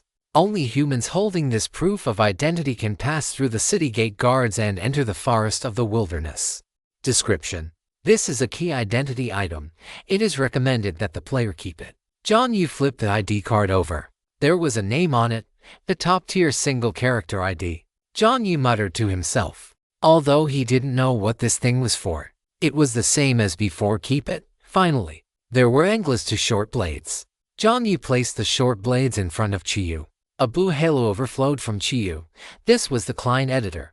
With a thought, Klein editor is scanning 10%, 20% to 100% scan complete. Skin report as follows. A decent pair of short blades. Recommendation: sell them. Jiang Yi. Jiang Yi looked at the Klein editor hovering above Qiyu. Damn it. What does decent short blades mean? But then sell them? If you don't like them, just say so. Can't you be direct? Jiang Yi rolled his eyes. Although Qiyu had gained the upgrade trait, there were not many materials that the Klein editor took a fancy to. Jiang Yi had tried many times before, apart from the dagger he had obtained earlier. This guy didn't care for any of the other materials. The material of these short blades was likely even worse, to the point that the Klein editor gave a direct recommendation to sell them. Jiang Yi clicked his tongue and put the 2 short blades away. After confirming there was nothing else on Angla, he dragged the body into the white mist. The body dissipated, and Jiang Yi returned to the road. As he walked, Jiang Yi stretched his shoulders and neck. This battle had actually taken nearly 20 minutes. 20 minutes didn't sound long, but for a fight, it was a rather staggering amount of time. Jiang Yi was not a player who followed a defensive route. Therefore, if a battle could not be ended within 10 minutes, it meant the opponent's strength was quite good. If it couldn't be ended in 20 minutes, it meant the opponent's strength was not only good but also quite restrictive to his own combat style. Of course, if it exceeded 30 minutes, he should immediately switch to escape mode. Aside from training on the battlefield, Jiang Yi generally did not drag out combat time for too long. Delays lead to complications. After disposing of Angla's body, Jiang Yi finally looked at what he had obtained. As usual, he lit a pink cloud cigarette. Pink smoke curled around him. After thinking for a moment, Jiang Yi opened the private chat channel, found the avatar of Pink Little Fragrant Pig, and after sending a greeting, he sent 2 of the 3 gemstones he had just obtained from Angla to Pink Pearl. Player Melancholy Little Fry, I just found these. I think they suit you well. I hope you like them. After sending the message, Jiang Yi waited for a while, and Pink Pearl's message popped up. Nasket Pink Pearl, thank you, Lord Xiaozhan. A mechanical broadcast sounded. Nasket Pink Pearl's favorability toward you come to. Nasket Pink Pearl's current favorability is Lord Xiaozhan. Seeing this form of address, Jiang Yi rubbed his nose. He felt a bit embarrassed, but also amused. No matter how many times he heard this title, he felt it was a bit strange. Just as Jiang Yi was about to close the chat box, he suddenly thought of something and asked, Pink Pearl, may I ask, besides treasure chests, are there any other ways to obtain pink cloud smoke? Jiang Yi hadn't really expected the latter to answer, but perhaps due to the increased favorability, after a few minutes of input from the other side, a large cloud of smoke suddenly erupted from the pink cloud smoke between Jiang Yi's fingers. Could it be that Pink Pearl wanted to come over itself? As Jiang Yi pondered this, he saw white light flickering within the thick smoke. 4 pig hooves poked out, followed by a large bow, and finally, the smiling little fragrant pig appeared in Jiang Yi's line of sight. The little fragrant pig came over on its own. Hello. Jiang Yi greeted it politely. The little fragrant pig lifted its skirt and performed a curtsy toward Jiang Yi. Jiang Yi naturally extended his palm, and the little fragrant pig landed on it, rubbing its cheek against his palm. Long time no see. Jiang Yi chuckled softly. Why did you come over yourself? He upheld the principle that the 3 great gods must not be offended. The 3 great gods were the god of health, the god of luck, and the god of wealth. Pink Pearl was likely the monster Jiang Yi was most closely connected with, and their relationship was now quite friendly. After rubbing against Jiang Yi's palm, Pink Pearl smiled and said, thanks to Lord John, I have already obtained the excellent grade badge twice and successfully completed 1 promotion. Among all the mascots, I now have the highest points. There are other mascots? Jiang Yi asked curiously. Yes, besides me. There are the little snake and the Pegasus. Then you're very impressive. To have actually gotten the highest score. Seeing Jiang Yi's expression, which could only be described as kindly, Lao Tai felt like he was going to vomit blood internally. Asterisk that told you are very impressive. Asterisk. Lao Tai mimicked him in a sarcastic, mocking tone. He had never heard his brother speak like that when coaxing a child. Just as Lao Tai finished speaking, Jiang Yi's cold voice echoed in his mind. How old is it? And how old are you? Take your little sheep and iron golem and get lost. HMPH, Duke Dog XZ 3007. Seeing readers asking what Lao Tai looks like. Minecraft full body photo of Lao Tai chapter 513. I want to verify the cards part for 999 cold remedy. Pink Pearl's cheeks were flushed red. After its favorability increased by another point, it finally remembered why it had come, having been coaxed into a daze. After Pink Pearl spun around in place, items of various irregular shapes which were clearly all pink cloud smoke appeared before Jiang Yi. Jiang Yi's Adam's apple bobbd. Could these all be? Lord John, these are all pink cloud smoke that failed quality control. Some have an excess of luck factors, while others have a little to few. But I guarantee that all of these are still perfectly usable. Originally, these were all supposed to be recycled back into the white mist, but I feel that as a qualified mascot, I must let the quality inspector understand the inconsistencies in our products. That way, it will be more conducive for the quality inspector to carry out his work. What do you think, Lord John? I think that makes a lot of sense. Jiang Yi beamed, nodding repeatedly. Great. Then, I will leave all these defective products to Lord John. Leave them to me. Thank you for your hard work, Jiang Yi said with a straight face. The system was also dumbfounded. It hadn't expected these two to pull such a stunt, essentially moving goods from the left hand to the right hand right in front of it. But from the perspective of the programming and rules, There was indeed no problem. A quality inspector detaining substandard materials was a perfectly compliant procedure. The system remained silent. It truly didn't understand how Jiang Yi managed to grind Pink Pearl's favorability so high. After receiving the pink cloud smoke, Pink Pearl didn't leave immediately. Instead, it couldn't help but look at Jiang Yi and began to talk about the trials it had passed during its promotion. Jiang Yi didn't interrupt Pink Pearl, but listened patiently. He could sense that in this world, Pink Pearl seemed to not have many friends. Pink Pearl circled around Jiang Yi, performing and vividly acting out the scenes from that time as it spoke, like this. So it could be done like that. That's truly impressive. Luck, of all things, actually requires a theoretical examination. Jiang Yi responded while taking note of the things Pink Pearl feared and dreaded. In the end, one stick of pink cloud smoke burned out, and Pink Pearl's voice slowly trailed off. Its cheeks were still flushed. Seeing the smoke finish burning, Pink Pearl paused. "Oh, the pink cloud smoke has burned out. Well, Lord John, I must go." Although it was a bit reluctant, Pink Pearl knew that the effects of the pink cloud smoke did not stack, and that it was a very precious item for players. This was no exception for Lord John. With the smoke gone, it had to leave the road. Although there was still much left and said, it would have to wait for next time. Pink Pearl was just about to wave its hoof to say goodbye to Jiang Yi when, with click asterisk, a metal lighter appeared in Jiang Yi's hand. Jiang Yi hurriedly took another stick of pink cloud smoke from his inventory and held it between his fingertips. A red flame ignited, and the new pink cloud smoke was lit. Jiang Yi smiled. "You haven't finished yet, have you? It's very interesting. If you don't mind, could you continue sharing?" Pink Pearl froze for a second, then immediately wrapped its pink hooves around Jiang Yi's neck and gave him a fierce kiss. "Okay." 3 sticks of pink cloud smoke burned to ashes. Pink Pearl finished telling its story, and after reluctantly kissing Jiang Yi once more, it finally left the road. This time, the cumulative favorability directly broke through 50. A mechanical broadcast sounded, "Congratulations. The favorability of the mascot, Pink Pearl toward you has exceeded 50 points. You will have a chance to trigger more lucky events."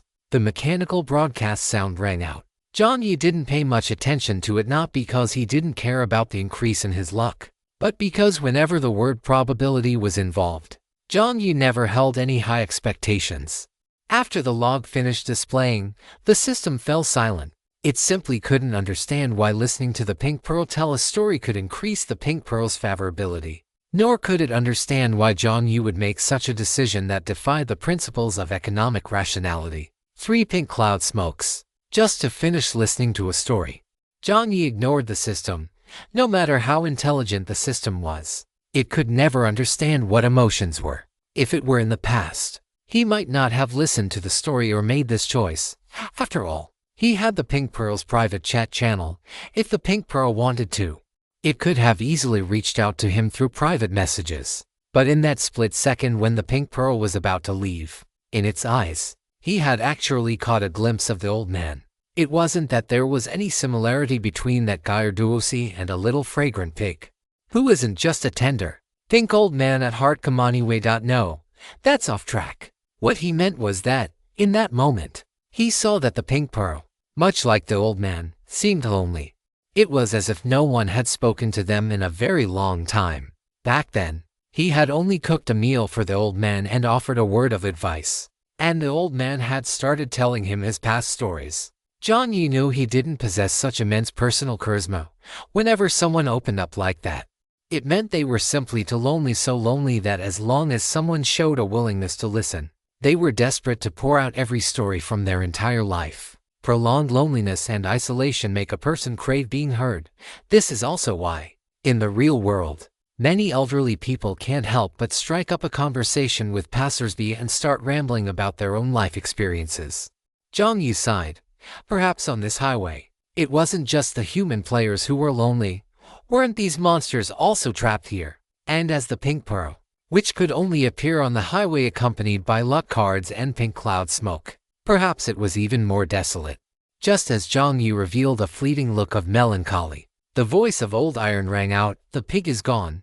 Still thinking about it? Brother, let me tell you, humans and pigs don't mix. I saw a very famous book among you humans. What was it called? Journey to the West. In it, a pig and a human fall in love. And then the four master and disciples all fall into the river. Jiang Yi. Is that the story? Which version the hell are you reading? Jiang Yi wiped his face and muttered, "You had better pray that I never pull a steel fork again. Anvil. After composing himself, having already lit the pink cloud smoke and gained the luck bonus, Jiang Yi didn't waste any time. His eyes skimmed over the gambling wheel opportunity reward. After a moment of thought, he decided not to use it immediately. It was better to start with the simplest things first. Jiang Yi had figured it out. Compared to the window that won't close and orange, his own luck value was just at the level of an ordinary person, not that lucky, not that unlucky, and occasionally mixed with a bit of Schrodinger's unpredictability. Seeking progress through stability, he decided to start with the server-wide reward provided by the system. Jiang Yi moved his consciousness. You are claiming the server-wide reward scenario pack. Do you wish to open the pack now? Jiang Yi chose yes. White light flickered, and the server-wide prize pack was distributed. You have obtained decent quality wool gloves *1 pair, forged in cotton quilt *1. A water kettle with a failing circuit *1. You have obtained Seju cold medicine *1. As my foreign lad is being narcissistic. Compound red bean soup, the ratio isn't complete. Sorry, chapter 514. Enhancement Kung 1. You have obtained decent quality wool gloves *1 pair, forged in cotton quilt *1. A water kettle with a failing circuit *1. You have obtained Seju cold medicine *1. Jiang Yi looked at the dropped items. The wool gloves, the cotton quilt, and the water kettle, they seemed decent enough. But to gauge his luck, it would be best to find a reference point. After thinking for a moment, Jiang Yi opened the main screen, found the private chat channel, tapped on Orange's avatar, and sent a message. Player Melancholy Little Fries, are you there? The status on the other side immediately changed to typing. But no new message came through. Jiang Yi didn't beat around the bush. Did you use the highway scenario pack? Would you mind letting me know what you got? Asking someone else what rewards they pulled was inherently quite offensive. But considering his relationship with Orange and the disparity in their supplies. After Jiang Yi sent the message, the other side finally replied, Player Orange, I'm here. Brother John. Player Orange smile. Player Orange sure. Player Orange image. Orange sent a photo directly. Player Melancholy Little Fries, thanks. After politely thanking her, Jiang Yi sent a pack of want squeezed jelly over, then clicked on the image. Once it opened, Jiang Yi searched the photo for a while before finally finding, in the most inconspicuous corner, a pair of cotton socks. Jiang Yi, in his consciousness, Brother Anvil also suddenly widened his eyes. Both of them fell silent. There was no reason for Orange to lie to him. That meant Orange had only pulled a pair of cotton socks from the server-wide reward pack. Is this reasonable? Jiang Yi's eyes widened instantly. And Old Iron also opened his iron eyes. Be our brother. Old Iron's voice rang out heavily. How about you? Donate something to the little girl. Jiang Yi. He knew Orange had bad luck, but he didn't know her luck was this bad. Before Jiang Yi could finish his thought, the message window vibrated again, and another photo was sent over. Could it be that the previous one wasn't complete? Jiang Yi was full of questions as he clicked on the second image. The content of the second image was exactly the same as the first, with the only difference being an additional hand-drawn circle. Neat lines circled the cotton socks that Jiang Yi had searched for in vain just a moment ago. And then for words and a symbol were written in a tidy script. I opened this. There was also a smiley face. Jiang Yi. He felt even more miserable. Jiang Yi glanced at his own forging quilt, wool gloves, and water kettle, then looked at Orange, and finally, as if possessed, he found another player. Player Melancholy Little French Fry, are you there?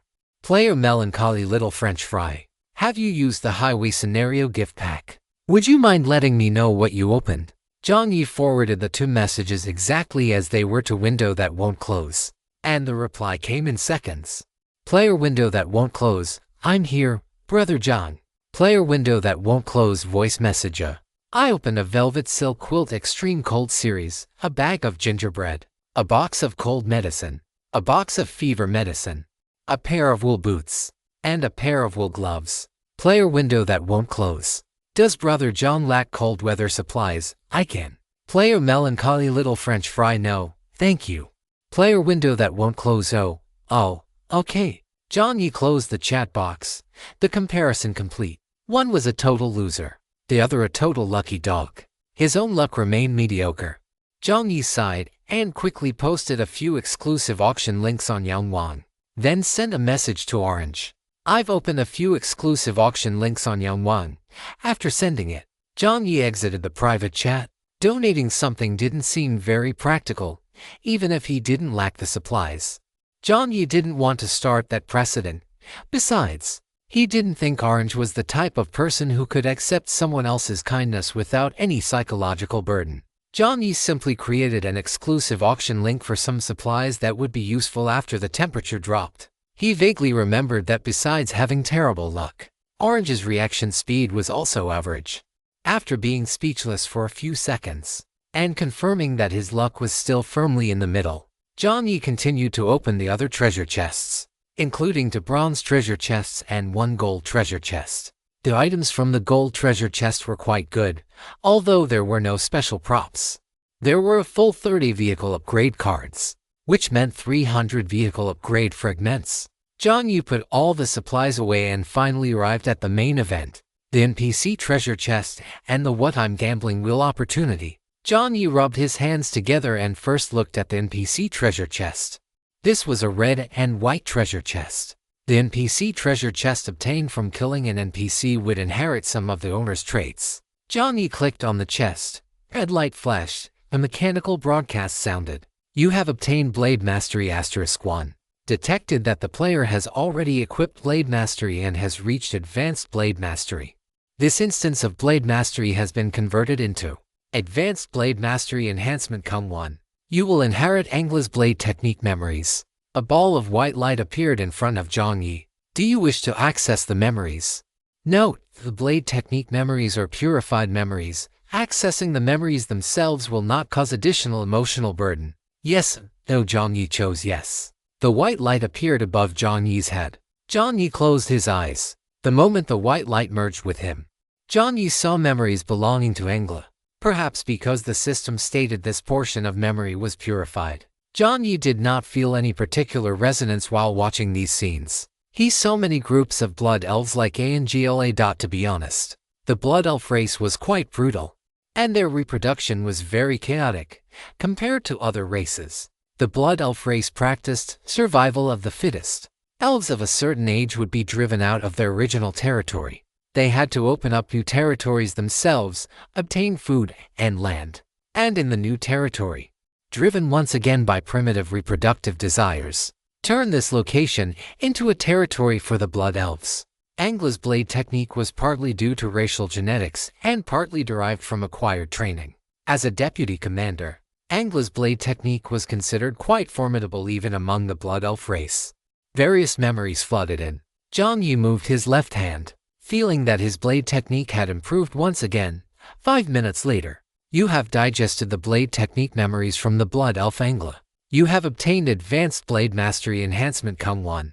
Jiang Yi flipped his palms and continued to check the other items in the treasure chest. You have obtained a drop of blood elf blood note. After consumption, you can obtain a Constitution *5 attribute reward. Note: those with a spirit attribute below 30 should consume with caution. Otherwise there is a 20% to 60% chance of falling into the primitive desires of a beast. Chapter 515 Game Time. Another extremely useful item. After consuming the blood elf's blood, one could obtain a Constitution *5 reward. Jiang Yi pondered for a moment. It was called a drop, but in reality, looking at the swirling blood-red liquid in front of him, calling it a bowlful wouldn't be an exaggeration.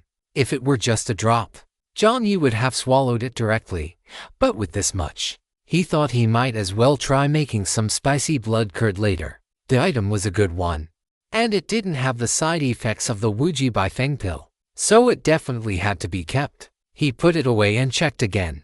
The last item was also a piece of parchment, but the characters written on it were different from the identity document from before. It was a rather crude script, judging from the memories he had just inherited. It should be the internal language of the blood elves.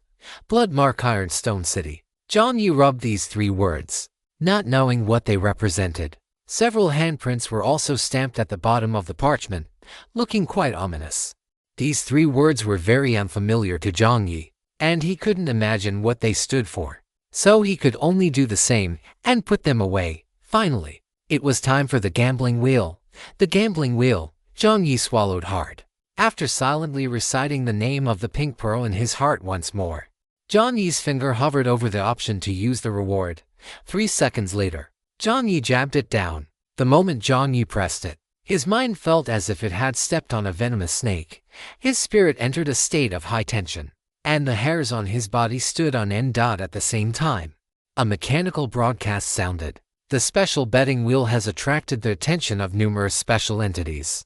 They are quite interested in both sides of the bet. They have provided additional wagers.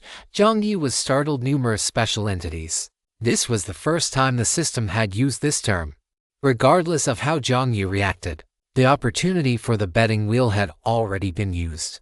Jiang Yi took a step back as the cold wind of the wilderness howled, revealing his dark, sunken eyes. The chiyu in his hand slightly unsheathed, flashing with white light. Under Jiang Yi's watchful gaze, a giggling sound rang out. The sound was somewhat familiar. A faint impression surfaced in Jiang Yi's mind, but so much time had passed that he couldn't quite recall it. As the giggling sound echoed, a square box appeared within the white light before Jiang Yi's eyes. After the square paper box appeared, Jiang Yi's eyes widened abruptly. In the center of the paper box, a mass of colors red, white, and purple suddenly emerged. A paper party blower was blown out. Toot toot. A high-pitched tone rang out, seemingly intended to create some sort of airy atmosphere. However, when Jiang Yi clearly saw what this thing was, the tension in his heart vanished into thin air, and the look he gave the other party became strange. Isn't this the Jack-in-the-Box clown? How come? Is your name also Ito Tensei? Jiang Yi's expression suddenly became subtle.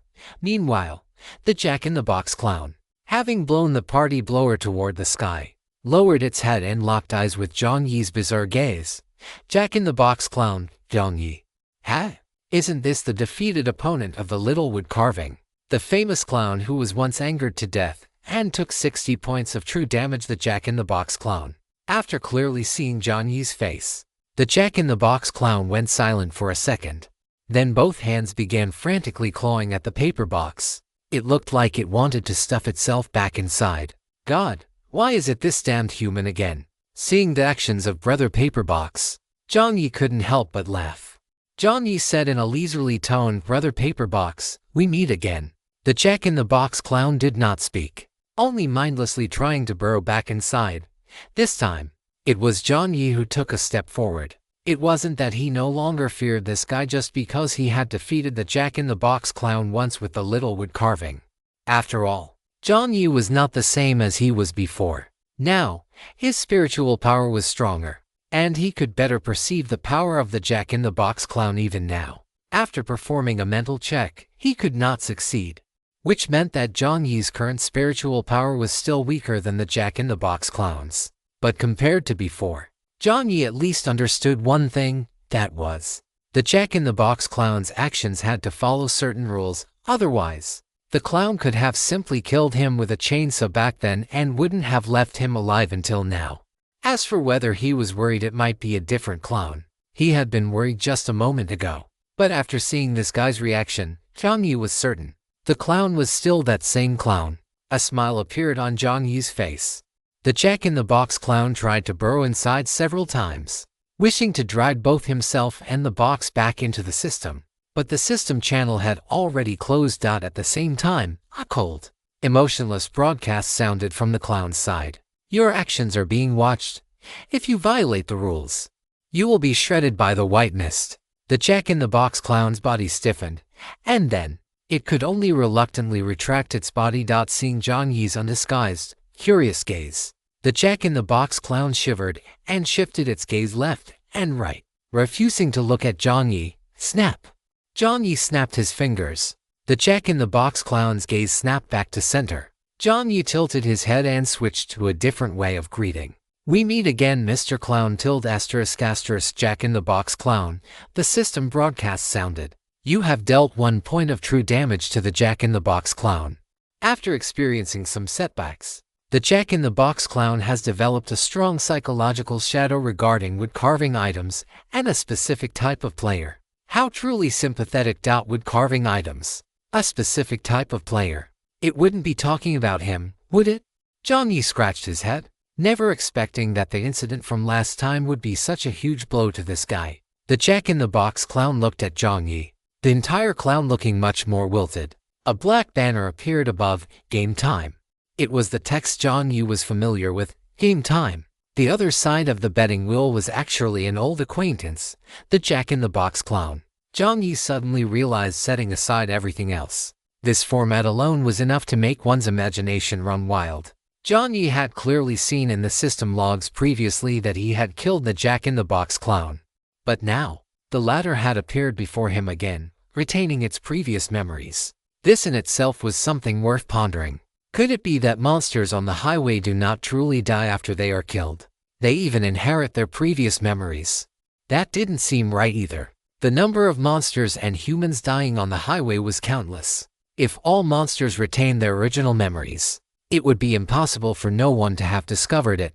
Or perhaps, the Jack-in-the-Box clown itself was unique. Jiang Yi rubbed his chin. Although the Jack-in-the-Box clown was extremely resistant to playing a game with this human again, the rules were the rules, and it could only bite the bullet and continue.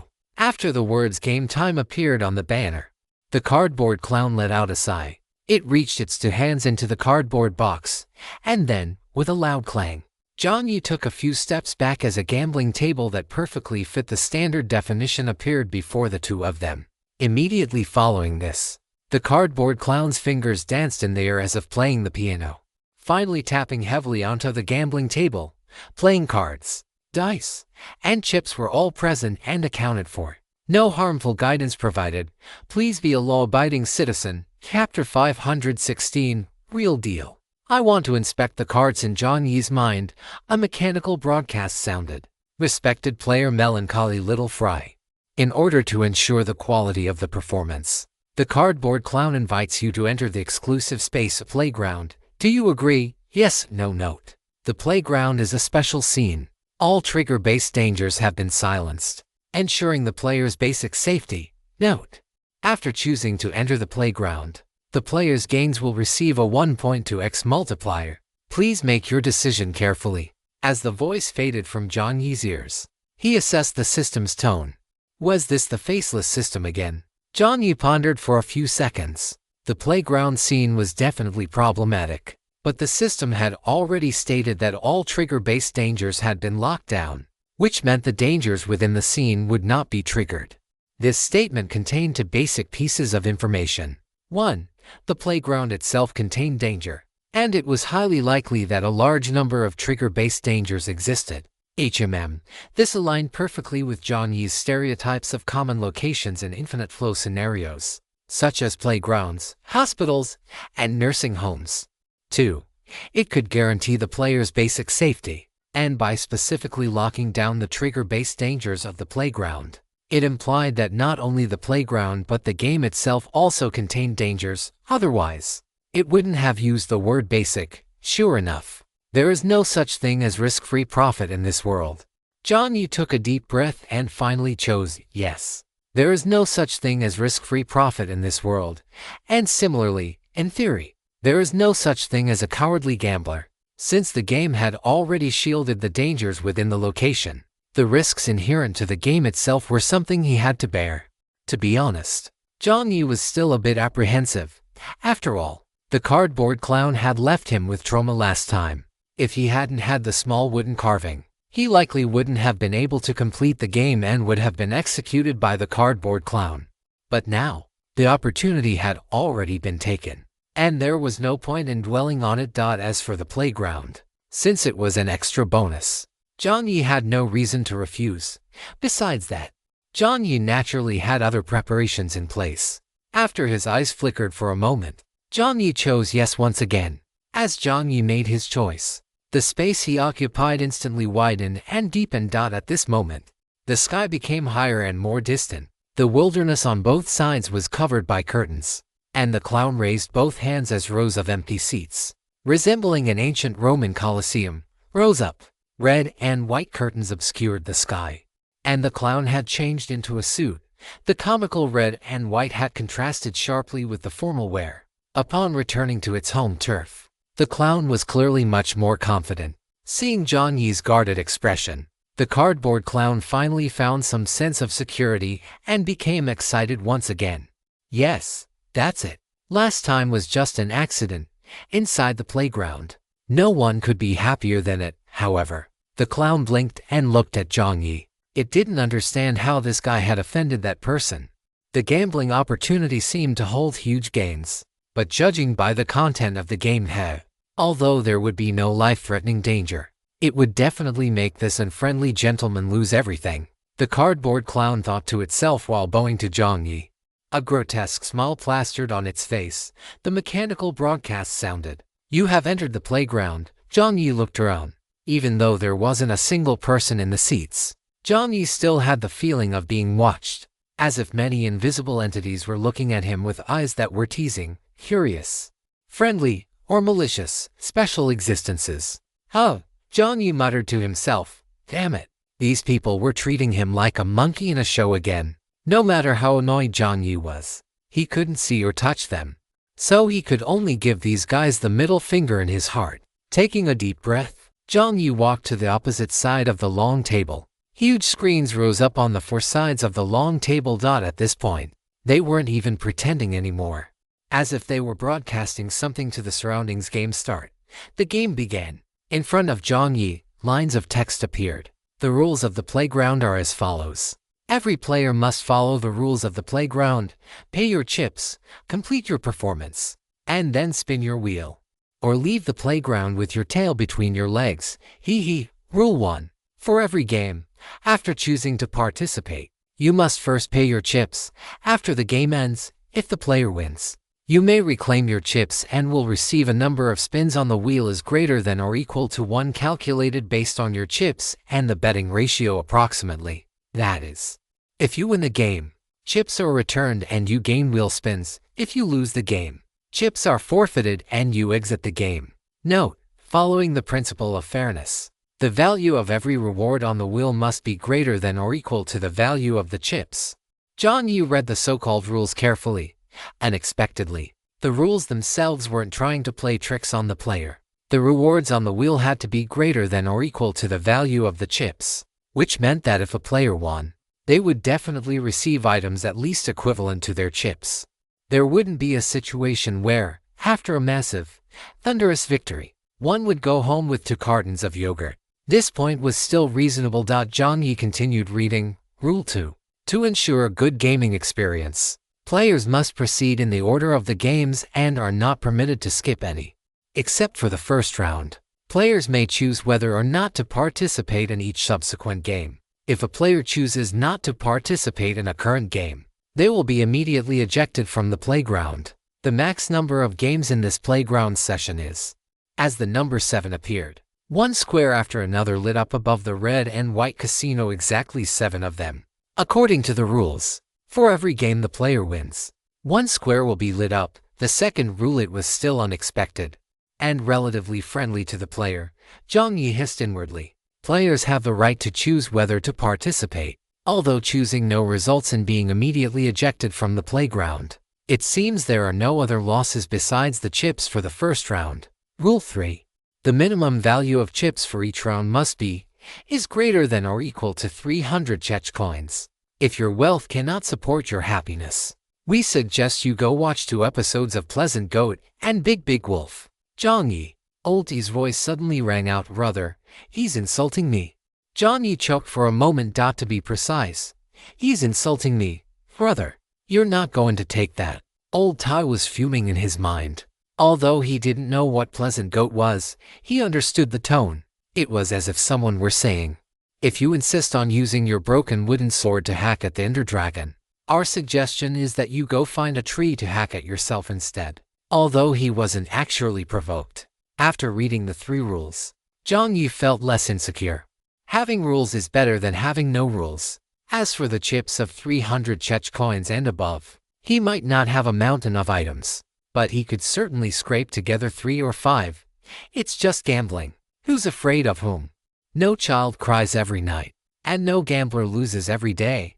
Having thought it through, Jiang Yi actually felt a bit more relaxed. While Jiang Yi was deep in thought, the clown opposite him had already begun to size him up. After observing for a while, he saw that Jiang Yi seemed to have made up his mind, his gaze becoming firm. "Mr. and friendly, are you ready?" As soon as the clown's voice fell, Jiang Yi bypassed him entirely.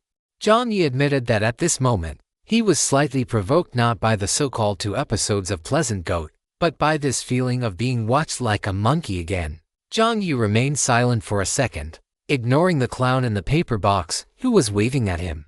He suddenly stood up straight and, as if in provocation, looked around the entire arena, realized the card verification was too early. This chapter is where it actually begins. Chapter 517, Game 1. Player has stared at a special existence. The system saw the updated log and was momentarily stunned. Jiang Yi looked up at the audience stands. From this angle, he finally realized how arrogant these guys' postures were. Since there was no one else around, and the player was right in the middle of it, the player might not feel they were being stared at. But as soon as the player looked up, they would realize they had been under condescending scrutiny the entire time. Monkeys in a zoo are at least separated from humans by a layer of glass. But now, humans were being looked down upon from top to bottom by these special existences. Thinking of this anyway, these guys couldn't manifest. After all, if they could manifest, they would have entered the game themselves long ago instead of handing out identity cards. Jiang Yi thought for a moment, and simply lifted his foot. The clown's eyes slowly widened, with a leap. Jiang Yi stood directly on the card table, clown _. The clown was dumbfounded. The clown looked up, gazing at Jiang Yi, climbing onto the long table. Jiang Yi instantly felt much more comfortable. At this moment, Jiang Yi missed Wild King immensely. If that guy were here, he would probably already be engaged in a war of words, spraying insults in all directions. However, Jiang Yi thought of his items and suddenly curled his lips into a smile. Perhaps he had a chance to. After standing on the long table, his field of vision opened up. Sometimes, it's worth trying to understand Mr. IQ. Although it's of no use in reality, it's quite useful for one's mental state. Jiang Yi crouched halfway, looked at the clown, and said, "The game can begin." As Jiang Yi's voice fell, the rustling sounds around them grew louder. Jiang Yi could even hear the sound of soft gasps. It seems that in this so-called playground, the state of those special existences is a bit more grounded. A mechanical broadcast voice sounded. "Your provocative behavior has made some special existences quite dissatisfied. They have added more stakes, hoping you can learn a little lesson about humility from the game." Jiang Yi was non-committal about this. Seeing Jiang Yi's indifferent expression, the system also paused slightly. This wasn't the first time he had hosted this game. In other sectors, for other players, or rather, for other players similar to Jiang Yi, or even those with greater overall strength, he had held such games. But never had a player chosen to openly express disdain for the special existences like Jiang Yi. Perhaps it was because the latter was very young. He had heard that in the human world, young is often a word linked to crazy. In any case, Jiang Yi's performance always left a deep impression on him. After relaying the dissatisfaction of some special existences, the cold system voice sounded again, unexpectedly. Jiang Yi heard 2 familiar names again.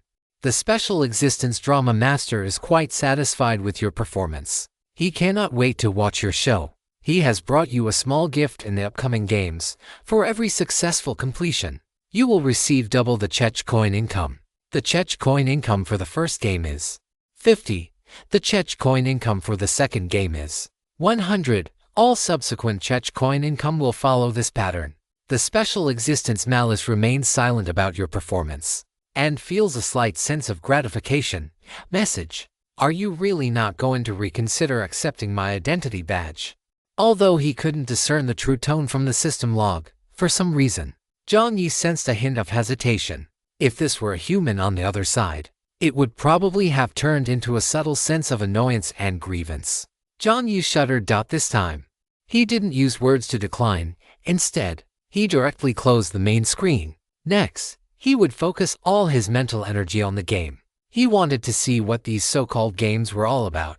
Jiang Yi stood on the gambling table, squinting his eyes at the clown.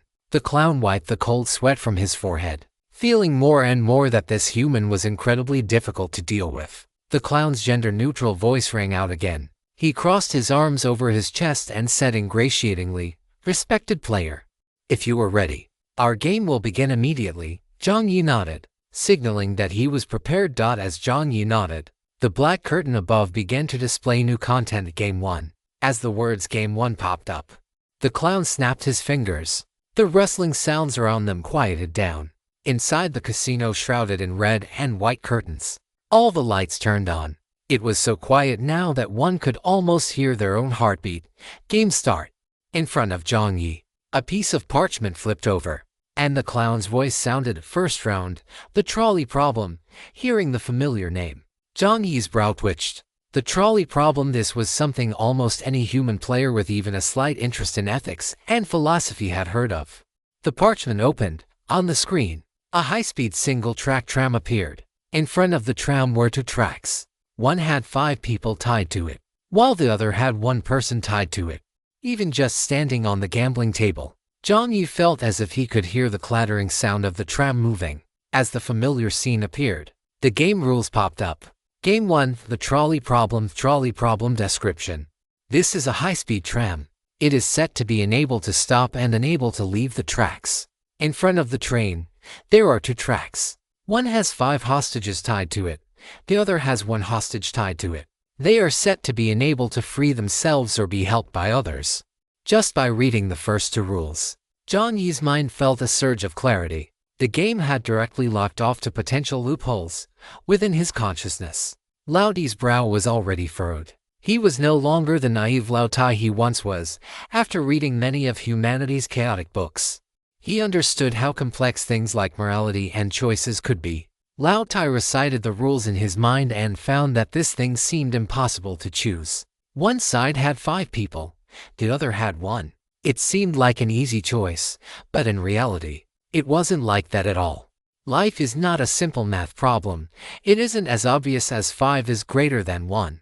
Lao Tai recalled the books he had read. If one chose the track with 1 person, what was it called? Human utilitarianism. Believing that the death of 1 person is better than the death of 5. This is the approach to maximize overall happiness. But if one chose the 5 people, that is, not changing the direction of the track, that would be the deontological perspective, arguing that a person should not be used as a tool to achieve another end, and no one has the right to interfere with the life and death of others. When you choose to change the track to save those 5 people, you have effectively shifted from inaction to active killing, and you no longer possess moral purity. Lao Tai recalled the words of the player, "I am not a philosopher. I just like to think," and for a moment, he felt a bit nervous. After the 2 restrictive rules appeared, the question finally surfaced. At this moment, you have the power to change the track. As these words appeared, a tram whistle blared in Jiang Yi's ears. A gust of wind blew past, ruffling the bangs on Jiang Yi's forehead and revealing his contemplative eyes beneath. Following the principles of reason and morality, you decide. Beneath Jiang Yi's hand, a lever that could change the direction appeared. Lao Tai was sweating profusely, and before he could even finish his thought of how the hell, Jiang Yi had already pulled the lever. "Brother, how do we handle this?" Lao Tai. Lao Ti's expression went blank. This fast? Doesn't he need to think about it carefully? Or is it that my brother hasn't read enough books and didn't think that much? Chapter 518, Not Teaching. Brother Anvil was left speechless by Jiang Yi's rapid movements. Brother, aren't you going to reconsider?" The Anvil even missed the time on the Wither ship, when he still had a pair of tangible hands, those 2 ship ropes. He didn't even dare to look at the scene below. "My brother is great at everything, except he doesn't read enough for this kind of problem. The timer hasn't even started counting down yet. Can't you think about it a bit more? Could it be? Is this the downside of having an intelligence stat of only 1? Various thoughts flashed through Lao Ti's mind, yet Jiang Yi had already made his decision. The clown's gender-neutral voice sounded again. He reached out his right hand, and a flashy purple microphone dropped into his grasp. The clown said, Let us see the choice of player Melancholy Little Fried HMM. A beam of light shone on Jiang Yi, casting his face in half darkness and half light inside the casino. The rustling sounds in the audience seats rose again, as if these special entities were fiercely debating something. Player Melancholy Little Fry's choice is pull the lever, and the tram will head toward the track with one hostage tied to it. After finishing, the clown clicked his tongue confidently. Perhaps the shadow cast by the previous battle was too great, leading him to overestimate this human. He had thought this human player might make some truly stunning choice. Unexpectedly, he was even worse than the average player. In other games, other players had made the following choices. They chose the 5-person track. Their reasoning was based on moral choice. They were unwilling to transition from being a bystander to an active killer. Furthermore, they believed the weight of a life could not be measured by quantity, and saving 5 lives was not necessarily more meaningful than saving 1. Beyond the 5-person track, a small number of players chose to question the game's setup, for instance, questioning whether the train conductor couldn't simply choose to stop at this moment. After all, compared to an outsider changing the direction of the tracks, the train conductor, as the operator, should be the one to take responsibility. There was even a player with an intelligence attribute exceeding 20 who chose to create a 3rd track in a short amount of time by moving the track segments. In this way, they could change the train's route without violating the rules, that is, under the premise of not being able to leave the tracks, thereby allowing the hostages on both sides to be saved. Of course, most people still chose the most obvious answer, which was the answer Jiang Yi chose, selected 1-person track. Choosing this option was understandable, but perhaps because of previous events, he had held some inexplicable expectations for this player. Seeing Jiang Yi make such a choice, although the clown did not show it on his face, his eyes shifted slightly, revealing a hint of contempt and boredom. Boring people are not welcome in the playground. A mechanical broadcast sound rang out. The Special Existence Drama Master expresses confusion regarding your choice. He holds a reserved attitude and is willing to listen to your thoughts. Aside from the so-called Drama Master, perhaps because the name Jiang Yi had surfaced among the special existences in a strange way, many special existences had rushed over upon hearing that Jiang Yi was about to participate in a gambling session. As a result, seeing such an option, they were all somewhat disappointed. 20% of the special existences feel disappointed by your choice. They have chosen to raise the stakes. This time, they believe you truly need to be taught a lesson about humility. Those without strength should not speak. The strong are naturally humble. 10% of the special existences state, as expected. They leave a message. Do not waste their time on such boring players in the future. All sorts of voices rang out. The game did not immediately judge it a failure, though of course, it was not far from failure. The trolley problem has no standard answer. Every option except for that most boring and dull one, as long as the player provides a reasonable explanation, can be counted as a game victory. This is what conforms to the principles of the gambling table. If the gambler isn't allowed to win the first round, how would the gambler be drawn deeper into the gambling table step by step? In short, Jiang Yi's choice was indeed very disappointing. The clown maintained a polite smile on his face and handed the microphone to Jiang Yi's mouth, saying somewhat nonchalantly, "Please, elaborate on your reasoning." In the clown's mind, all sorts of familiar rhetoric had already surfaced that, after all, most players chose this. And the final answer was always, "Isn't it just that saving 5 people is better than saving 1? Boring." The microphone was handed over.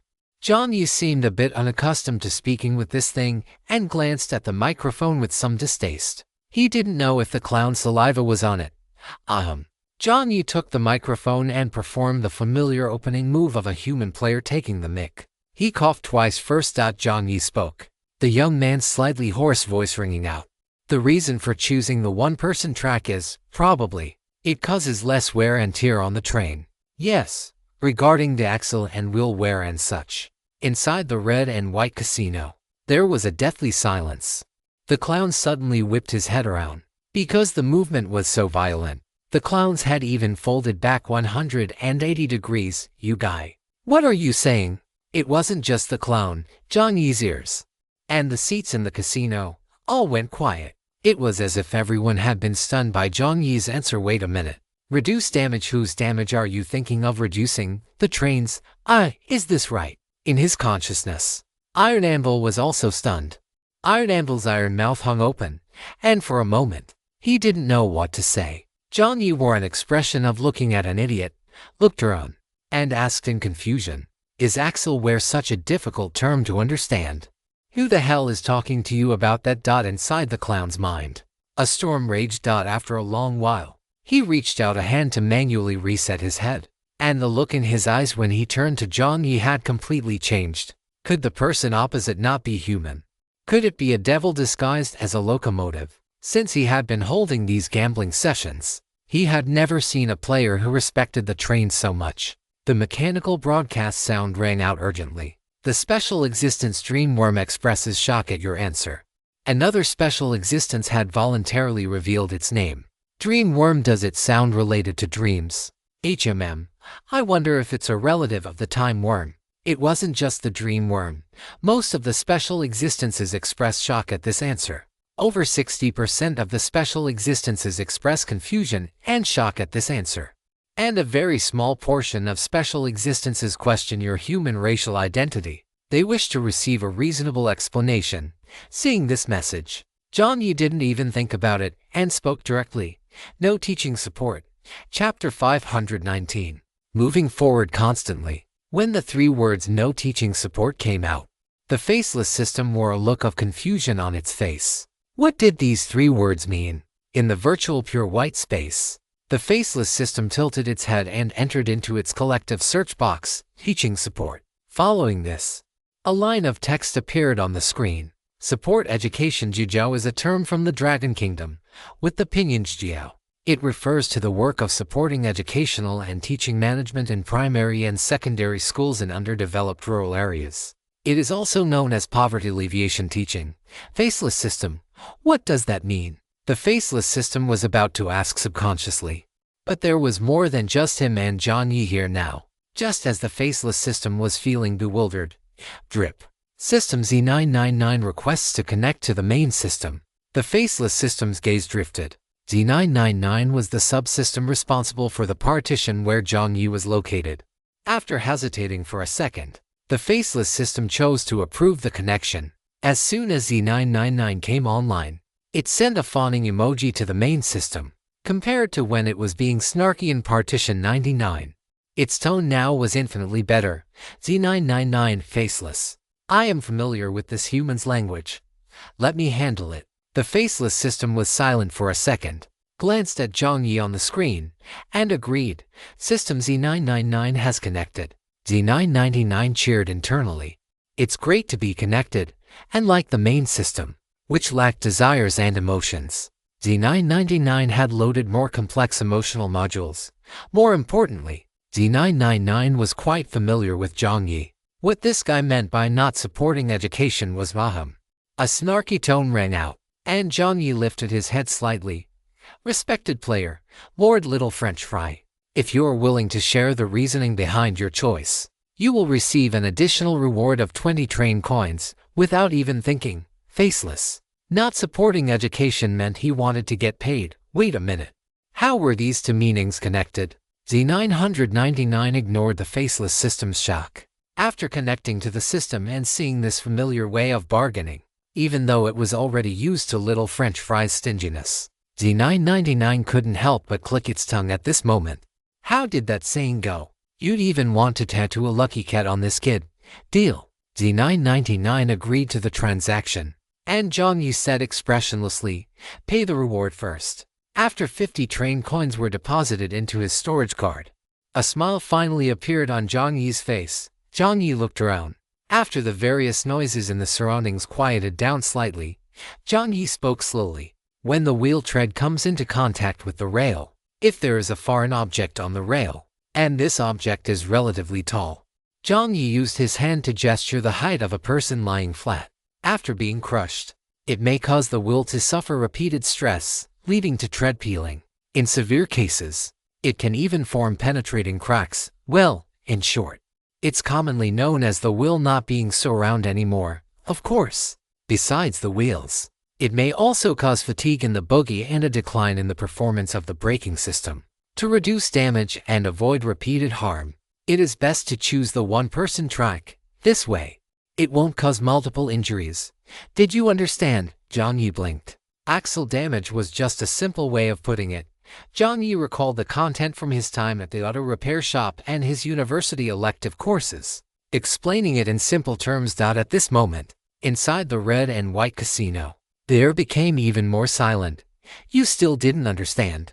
Jiang Yi raised an eyebrow. I told you not to daydream when the teacher is lecturing. As Jiang Yi's voice fell, a sound of clapping suddenly echoed in his ears. Special existence. The curious one expresses praise for your explanation. It believes it has learned extraordinary knowledge. Following the solitary applause, more voices, dissatisfied due to intense curiosity, surged over. D999 had originally been dumbfounded by Jiang Yi's answer, but upon seeing the content, it almost laughed out loud. Special existence. Breath of the Wilderness is dissatisfied with the player's perfunctory attitude. It has specially sponsored 100 train coins, hoping to get a more accurate answer. Special existence. Master of Drama laughs out loud because of this dramatic scene. It is willing to subscribe to this game long term. A steady stream of sponsorships poured in, and Z999's face was almost twisted from grinning. Yes, that's it. It knew that following little French fry meant having meat to eat. This guy is simply a genius when it comes to earning train coins. The system hurriedly relayed the questions from the special existences to Jiang Yi. After the latter gave a reproachful look that said, "Why didn't you say so earlier?" The system once again issued 100 train coins to Jiang Yi's account. Should have said so earlier. Jiang Yi chuckled, satisfied. He knew that when that damn system appeared, it was probably earning money off him again. But now, given his current status and situation, being able to extract benefits from these guys was already pretty good. Anyway, the road was long, and he had plenty of time to wear these guys down. After accepting a full 150 train coins, Jiang Yi's expression finally became serious. This time, after clearing his throat, Jiang Yi finally began to explain his line of reasoning. The rules state that it is based on considerations of reason and morality. Then this question needs to satisfy both reason and morality requirements simultaneously. Otherwise, it wouldn't be a perfect solution to the problem, right? Beside him, the clown nodded repeatedly. This line of reasoning was indeed correct. Although there was no so-called correct answer to this question, the more it conformed to these two standards, the more one could complete the game and achieve victory. If it had been the boring answer everyone understood before he explained it, the current Jiang Yi would have already lost the first round of the game and been expelled from the playground. Still the same saying, the playground does not welcome boring players. Jiang Yi hummed and continued his analysis, as well as his paid QA. If you choose the one-person track, then you go from being a bystander to committing intentional homicide, that is, intentionally killing the person on the one-person track. This violates the principle of morality, if left unchecked, allowing the train to continue onto the track with 5 people, while satisfying the principle of morality, would violate the principle of reason because it results in greater harm. Therefore, if one uses human standards as the sole criterion for the choice, it is absolutely impossible to satisfy both requirements. The Joker nodded again. This was also why, up until now, the best answer had been to build a third track, because it was one of the few answers that jumped outside the human way of thinking. Of course, they hadn't expected that someone would jump out of this line of thinking from the perspective of the train itself. Jiang Yi continued, since that is the case, if it cannot be measured by human harm, then a third category should be introduced. So, let's go with the train. The damage caused by running over one person is certainly less than running over 5. Besides that, Jiang Yi's dark eyes looked toward the virtual train. At this moment, the train was stopped right in front of him, about to collide with the other end of the track. Jiang Yi's gaze met the eyes of the virtual conductor and passengers inside the train. At this moment, their eyes were filled with terror. Besides that, the harm caused to the conductor and the passengers would also be less. Aside from standing in the position of a bystander or an operator, shouldn't we also consider the insiders? Why not choose to graft a moving track to make the train stop on the middle track? The system read out a question sent by a special entity. This way, not only would there be no casualties among the hostages, but the conductor and the passengers inside the train would not be left with psychological trauma. The special entity was not easy to fool and had instantly found a loophole. But Jiang Yi only curled his lips slightly, shifted his gaze upward to the information above the log, and read the line aloud. Description: this is a high-speed tram. It is set to be unable to stop and unable to leave the tracks. If one were to simply shift a section of the track, it would be trapped in a dead end of the rules because there would be no more tracks. After all, it cannot stop. Another special entity found a loophole, not shifting a section, but building a new, continuously forward extending track. That way, the train could keep moving forward. Up to this point, even the system had spotted the logical flaw. It was impossible to build a continuously forward extending track in such a short time. If that could be done, it would already transcend current human power.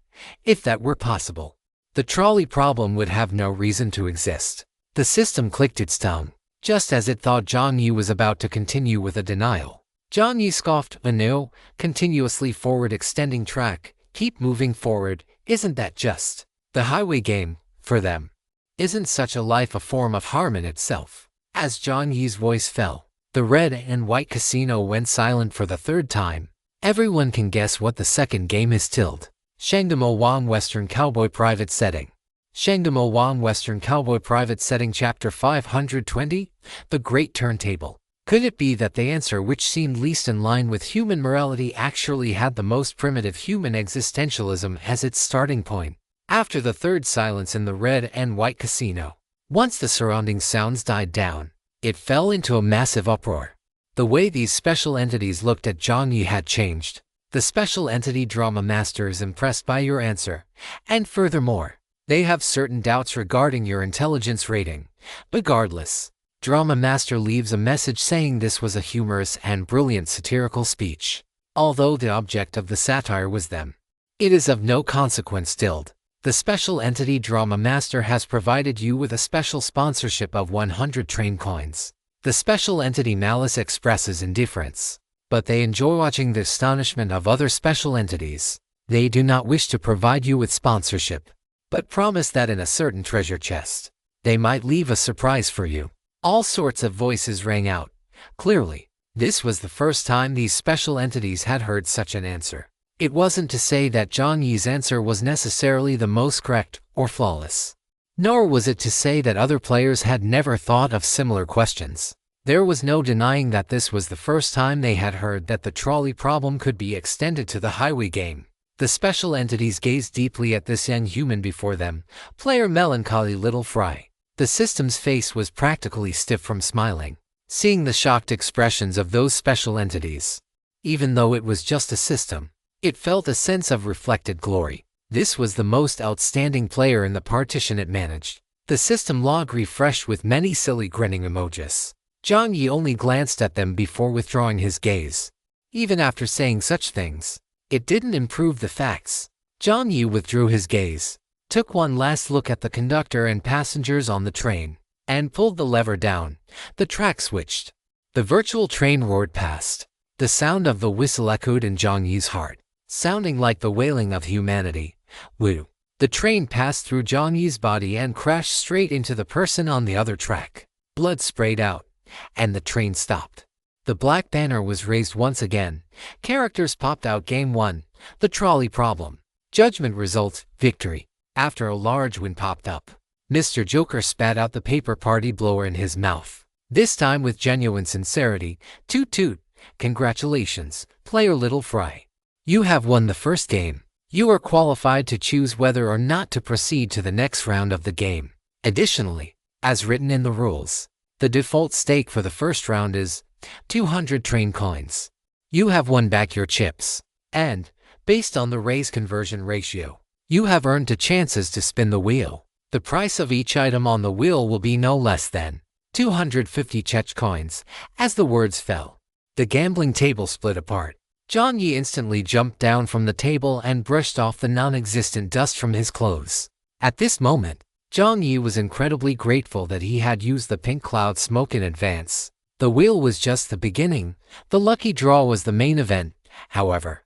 Since the price of every item on the wheel was at least 250 Czech coins, Even in the worst-case scenario, he figured he would still get something decent. While thinking this, Jiang Yi looked at the wheel, and like the previous one, this wheel was much more colorful: red, white, blue, all sorts of colors. Jiang Yi took a quick look and saw at least 20 different options on the wheel. 20 options didn't seem like many, but in actual calculation, the probability for each option became 5%, which had already reached the threshold of a low probability event in statistics. It was at this point that, no matter how one chose, it didn't really matter anymore. Thoughts flashed through Jiang Yi's mind, but he didn't struggle. He left it entirely to fate. He placed one hand on the wheel, exerted a slight force, and the wheel began to spin. The indicator slid continuously and finally stopped in a yellow zone. Ding! Jiang Yi's mind jolted slightly. A mechanical broadcast voice rang out, "Congratulations. Your luck seems quite good. You have obtained item." Faceless Birdbeak announcer. Jiang Yi's eyes flickered slightly. Faceless. He checked the item description. Item. Faceless Birdbeak announcer description. A product of the main system, is guaranteed to be a premium item. Insert 3 Chech coins into the bird's beak, and you can obtain the weather forecast for today, tomorrow, and the day after, a total of 3 days. Note: the probability of the weather forecast being correct is 90%. Certain actions by players or monsters may change the weather, and these force majeure events will lower the accuracy of the forecast, but they are accurate most of the time. Insert 30 Chech coins into the bird's beak at once, and you can obtain the weather forecast for 7 days later. Based on the warnings above, the accuracy drops to 75%. Insert 1 Chech coin into the bird's beak, and it will randomly play a song, a sentence, or remain silent for you. Note: this function cannot guarantee specific results once fed. There is no after-sales service or guarantee. One more chapter to go. Let's have a little short clip first. Chapter 521, Level 5 Vehicle. It dropped gold. Jiang Yi's eyes widened abruptly. With a flash of white light, a wall clock about the size of 2 palms appeared before him. Jiang Yi reached out and took it. It was an all-black wall clock, and on the front of the clock, there was a deep blue bird's beak. This beak was somewhat similar to the beak of a medieval plague doctor. The beak could be opened. Jiang Yi tried to hook it with his finger, and it was hollow inside. This must be the place mentioned in the description where one could insert Chech coins. Jiang Yi examined it left and right and found that not only was its function heaven-defying, but from its appearance alone, it was quite exquisite. Because of the lighting, Jiang Yi initially thought the shell was reflecting light, but upon closer inspection, he saw that a circle of black gems was embedded in the sides of the object. The facets of the gems reflected light, and the cut lines could only be seen from specific angles. Jiang Yi played with it for a moment. The object felt quite ergonomic, with a cool, smooth, and pleasant texture.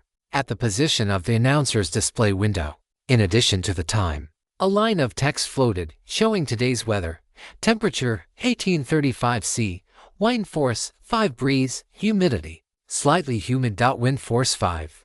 Jiang Yi remembered that before he entered the red and white casino, the system notification stated the wind force was level 4, a gentle breeze. Level for gentle breeze is roughly when there are ripples on a pond, while a level 5 breeze means the wires on utility poles start to make a sound, and crops will sway. Has the wind force increased? Although he really wanted to test the weather reporting ability of this thing right now, he decided against it, thinking about the second game, putting the announcer into his inventory. A smile appeared on Jiang Yi's face. It looked like his luck was pretty good, right?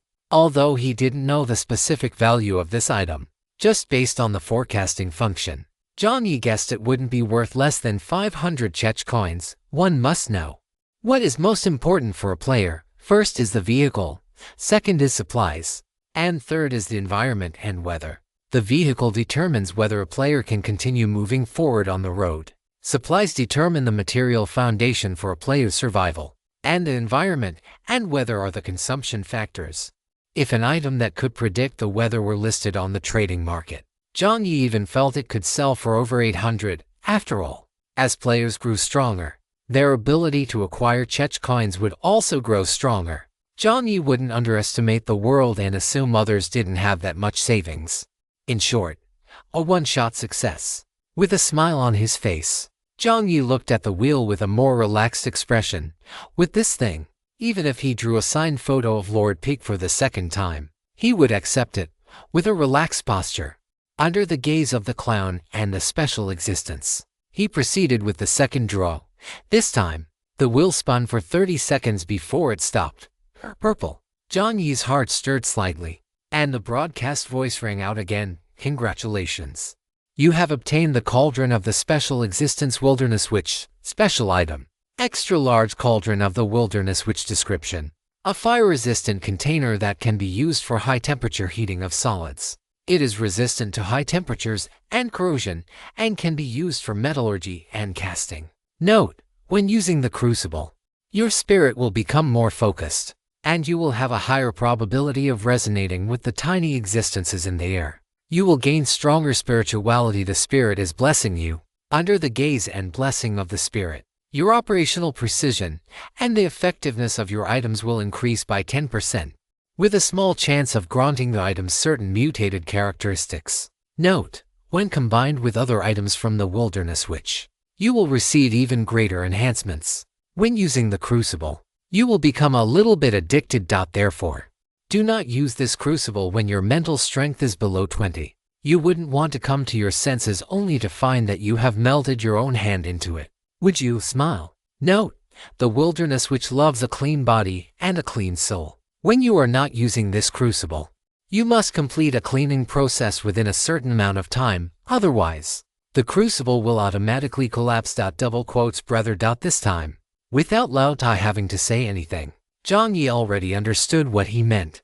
Jiang Yi swiftly opened the private chat channel, sent a kneeling sticker to Pink Pearl, and then happily reached out to take the oversized crucible. He didn't know if the previous item was truly related to the faceless one or if it was just using the name for clout. But regardless, its functionality was enough to satisfy Jiang Yi. This one, however, made Jiang Yi almost laugh out loud. It was actually Wilderness Witch again, although she was also a special existence. This witch had left a rather good impression on Jiang Yi. To this day, Jiang Yi still didn't understand what had triggered this witch's attention. However, the witch's gloves were almost the item Jiang Yi had used for the longest time. The gloves didn't seem to be used much, but in reality, they were useful in most scenarios, increasing precision, providing basic defense, and even automatic cleaning. Not to mention the abilities of fire, teleportation, and prophecy. If it weren't for the fact that the prophecy's refresh cycle was too long, and the refresh times for the latter three skills were also too long, with only one of the three being selectable at a time, Jiang Yi would have used them even more. As for this crucible, it went without saying, for metallurgy, Jiang Yi usually used Brother Energy Furnace, but after all, Brother Energy Furnace consumed redstone energy. Up until now, other than seeing redstone in the No.0 refining room, he hadn't obtained this material anywhere else, besides the redstone, due to its size. The consumption for one of Brother Energy Furnace's refining sessions was quite high. With the crucible, he could buy some similar equipment from Boone later. That way, when he needed Lao Tai to possess him, he wouldn't have to fire up a behemoth furnace just to refine a small puppet. With high temperature resistance and improved precision, using this thing to cook food would probably taste pretty good too.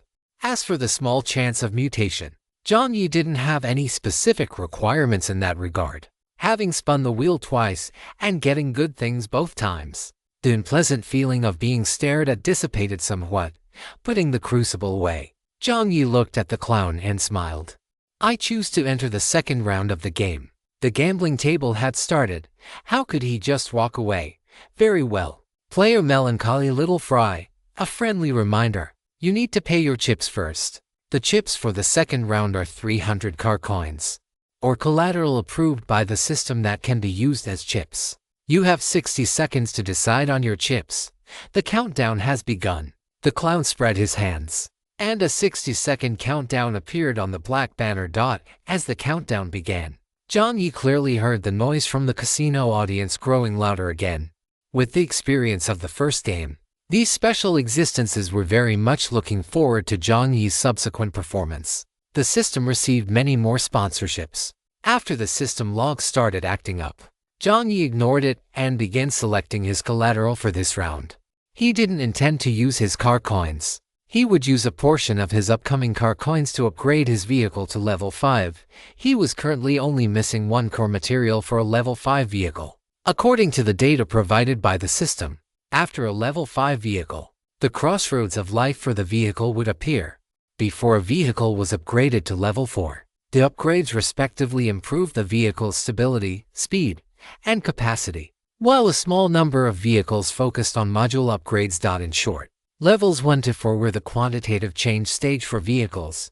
During this stage, vehicles, like players, continuously improved their comprehensive quality, and only a small portion of vehicles could unearth certain characteristics, just as a small portion of players could unearth hidden attributes within their status windows. But after reaching level 5, it was different. According to the system's introduction, level 5 vehicles had 2 development directions. One was the purely mechanical module development route, and the other was the intelligent fusion vehicle development route. The former was easy to understand.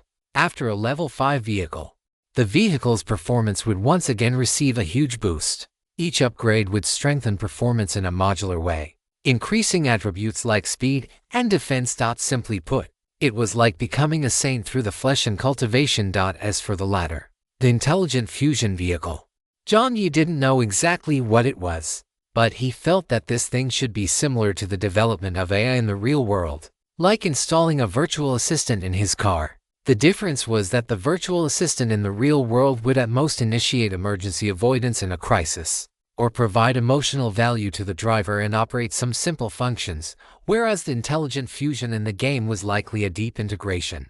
Perhaps an existence similar to the Red Queen in Resident Evil would appear, or one could say it was like the intelligent entity in the Watchtower. Of course, one could also say it was an epic, intelligently enhanced Lao Tai Chapter 522.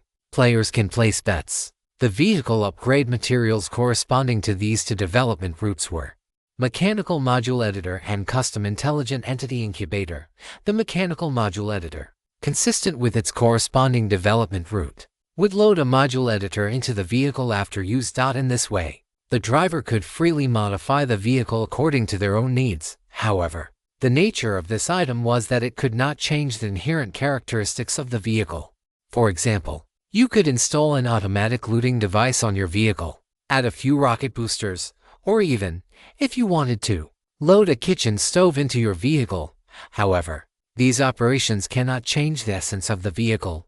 In other words, you could modify your hospital bed into a vehicle with rocket boosters, automatic looting, and even bulletproof capabilities, but it would still be a hospital bed.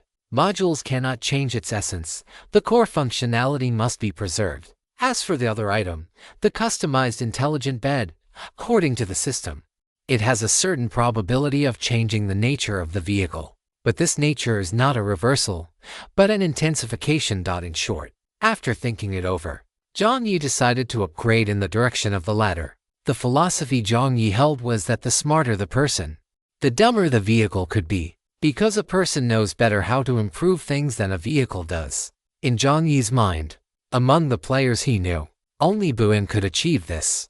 He himself was not as smart as Buen, and he shouldn't rely too much on others for the direction of his vehicle's improvements. Since this thing was bound to his soul, it was best to choose the latter and let the vehicle possess higher intelligence. Jiang Yi had stayed at the level 4 vehicle stage for long enough. Although he had no obsession with being number 1 on the leaderboard, if he could maintain his advantage, why not do so? The problem was, he had never managed to pull those 2 items. Jiang Yi even suspected that the game's program hadn't updated to that point yet. Otherwise, given his frequency of trading in the marketplace, combined with the frequency of him opening treasure chests, even if he were unlucky, he should have encountered them by now. Jiang Yi muttered to himself. He hoped that this time, the gambling wheel would have what he wanted. The second game was about to begin. Jiang Yi's consciousness scanned through the space and finally stopped on an item he didn't have much use for.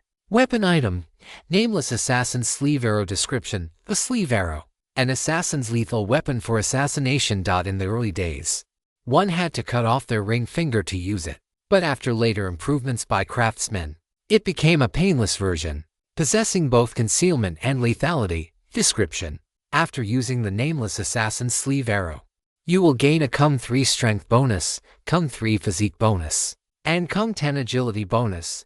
You will comprehend the beginner skill concealment. While using the nameless assassin's sleeve arrow, your spirit will become more focused. Note, because this sleeve arrow has been used too many times, its durability has dropped significantly. It has aged along with its original owner. Note, because of its original owner, this sleeve arrow is somewhat arrogant. As an assassin, being clumsy might provoke the weapon's dissatisfaction. Watch your ring finger message.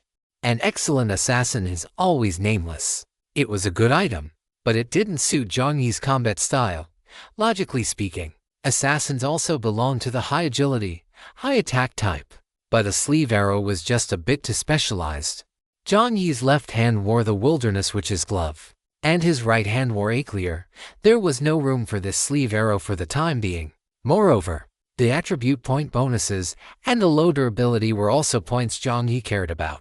The bonuses were already excellent compared to other weapons, but as his combat power increased, these bonuses would become insignificant. Regardless, it was an excellent weapon. Jiang Yi had once listed this item on the trading market for 400 vehicle coins, but buyers would hesitate after seeing the side effect of having to cut off a ring finger. When they bargained down to 350 vehicle coins, Jiang Yi rejected the trade outright. Taking out the sleeve arrow, Jiang Yi handed it to the clown. My stake. Very well, respected player. Lord Little Fries. The clown took the sleeve arrow, his face painted with red and white grace paint full of delight. Even he could tell this was a fairly good weapon. On the black banner, characters emerged. Item value being assessed. Item value is greater than or equal to 250 vehicle coins.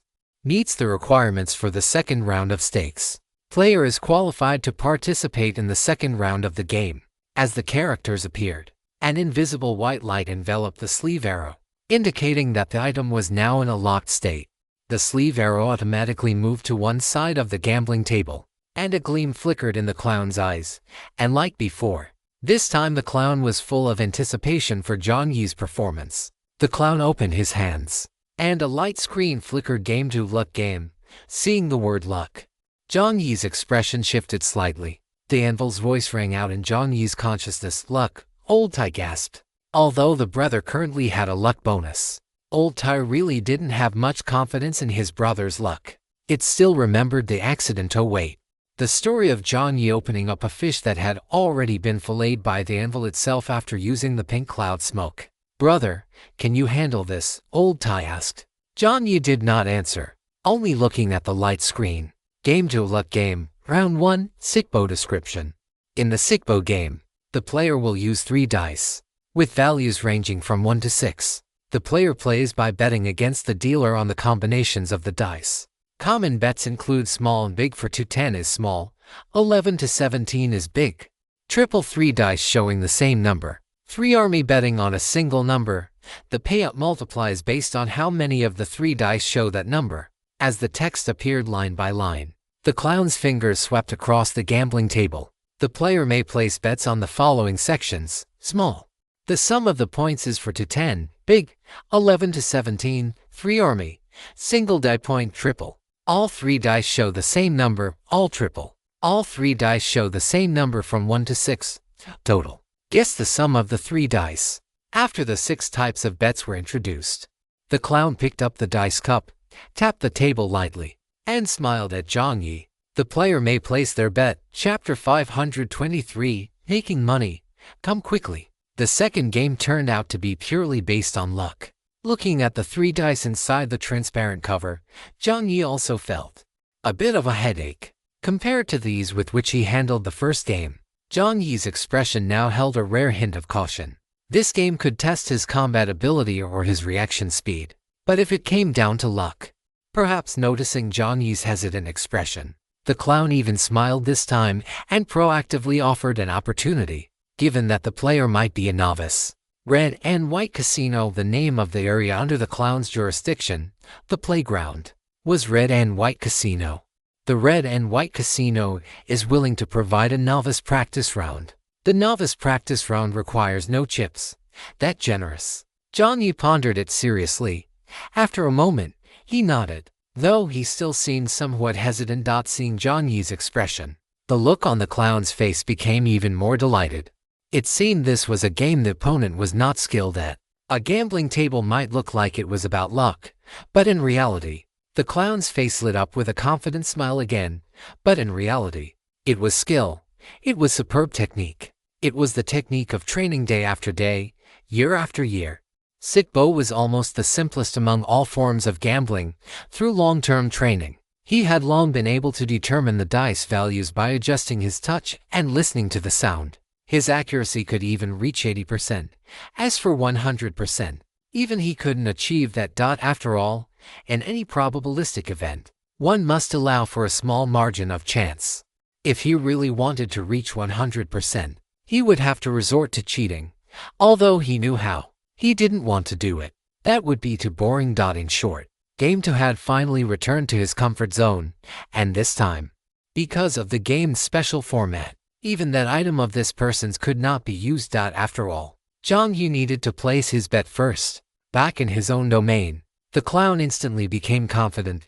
Jiang Yi, on the opposite side, fully displayed the awkwardness expected of a rookie. As a successor of socialism, Jiang Yi naturally had never come into contact with such things. At most, he had only heard of them. Guessing high or low with dice was easy to understand. If the sum of the 3 dice was greater than 10, it was big, and if it was less than 10, it was small. As for guessing the exact total, it was more direct. There was no need to guess high or low, one simply bet on a number. If the sum of the 3 dice was exactly that number, the player won.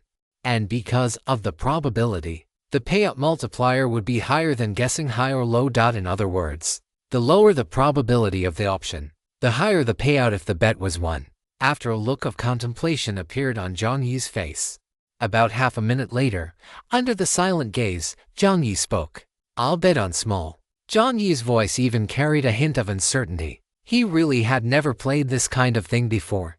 Hearing Jiang Yi's words, the corners of the clown's mouth curled up. Betting on small was almost the simplest way to play dice, and the payout was a staggering 1-to-1. Very well, the player has placed their bet. The clown tapped the dice cup. A crisp sound rang out, and Jiang Yi's consciousness. Mechanical broadcast voices kept coming through. Special Existence Drama Master has cast a gaze of attention upon you.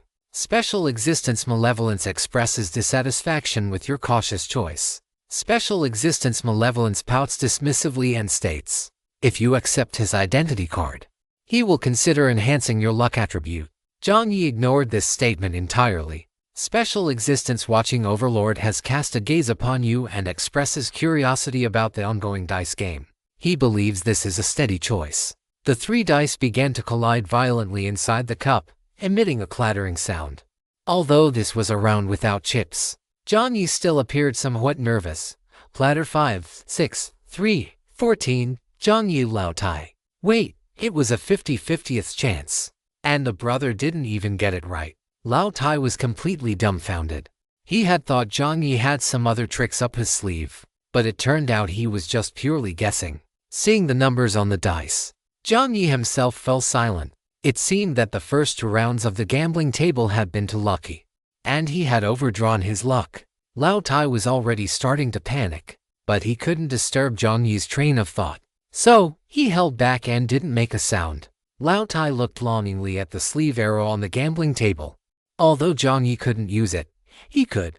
It would have been nice to use it to grind his teeth or something.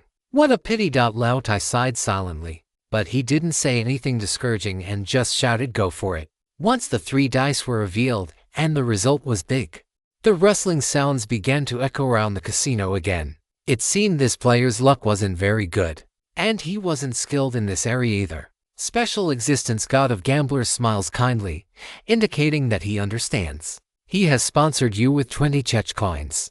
Jiang Yi hadn't had many thoughts initially, as he was well aware of his own luck. But after seeing the content of the system log, he smiled. There was actually an extra surprise. With 20 Chech coins credited to his account, the watching Special Existences merely sighed, and then 70% of the Special Existences have placed their bets. And the result is, the house wins all. The meaning of the house winning all was, they were certain Jiang Yi would lose. If he played like this even when guessing high or low without chips, wouldn't he lose his very underwear once chips were involved? These special existences were not fools. Although they acknowledged Jiang Yi's potential due to his performance in the previous round, that didn't mean they would blindly trust his performance. After watching the novice round, these special existences decisively chose to bet on the house, which was the clown. The results of the novice round were posted, and Jiang Yi offered a wry smile on the system log. The number of people placing bets continued to rise. In the blink of an eye, the clown was already smiling and starting the second round. The second round is the chip round. If the player loses this time, Game 2 will end immediately. The player will lose the qualification to continue the game and will be removed from the amusement park. Is the player prepared? The second round is about to begin. The clown's tone rose, and his expression grew more confident. Jiang Yi rubbed his hands together, then suddenly looked at the clown and said, "Wait a moment." The clown's heart skipped a beat. He subconsciously looked at Jiang Yi's hands, but that damned wooden carving did not appear there. Jiang Yi opened the chat box, quickly found a chat window with an avatar of a little fox, and clicked on it. Player melancholy French fry, were you there? Treating people with sincerity. The red fox, Huerta, stared at the message in confusion. Why would this guy come looking for him at a time like this? Jiang Yi typed at lightning speed. Can you get into the red and white casino? What are you trying to do? Cheating inside the red and white casino is very dangerous. That wasn't what Jiang Yi had originally intended to say. He hadn't come to ask Huerta to help him cheat. But upon seeing that sentence, he paused. Wait a second. Cheating inside the red and white casino is very dangerous. Instead of you cannot cheat inside the red and white casino, could this guy, the red fox Huerta, actually be capable of cheating in here? What kind of background does this guy have? Amidst his astonishment, Jiang Yi quickly reacted. Stop talking nonsense. Does that mean you can get in? Right, yeah. Huerta gritted his back teeth and typed that yeah. He didn't really want to deal with this human kid. In some ways, this kid was quite similar to him, equally clever, cunning, and difficult to fool. Fine. Making money, placing bets, get here fast. China #1 French fry spring cleaning. Visual oranges sending red envelopes to everyone. Chapter 524 More friends, more paths. After sending the message, Jiang Yi closed the chat box immediately. He didn't have time to explain too much to Huerta. He needed to put on a show, praying inwardly that this fox merchant could understand his meaning. Jiang Yi turned to the clown with a tense expression and said, "Is the second round starting now?"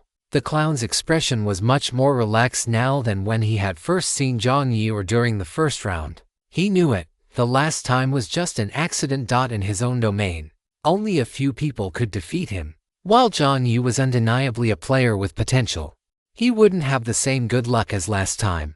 Seeing Jiang Yi's slightly nervous look, the clown was in a great mood and even said quite considerately, "If you wish, you may prepare a little longer." Jiang Yi nodded and looked at the main screen. The private chat channel on the main screen flickered, and in the Stinky Fox's chat box, an OK gesture appeared. That's it. Jiang Yi withdrew his gaze and said, "No need." Jiang Yi remained expressionless. To the clown and other special entities, this looked almost like a giving up attitude. Luck was not something humans were good at. Furthermore, judging by his performance in the novice round, Jiang Yi also didn't seem to know any small tricks for cheating. The mechanical broadcast voice sounded once again. Friendly reminder, as of now, over 80% of players have placed bets. The house takes all. 80%. Hearing this data, Jiang Yi's brow twitched slightly. He hoped Huerta had invested enough money. He had been so direct. If Huerta still couldn't understand his meaning, then there was nothing he could do. In an inconspicuous corner of the amusement park, a flash of red appeared. Unlike the appearance Jiang Yi had seen before, Huerta's form was now more transparent, as if existing between the virtual and the real. A panel popped up in front of Huerta.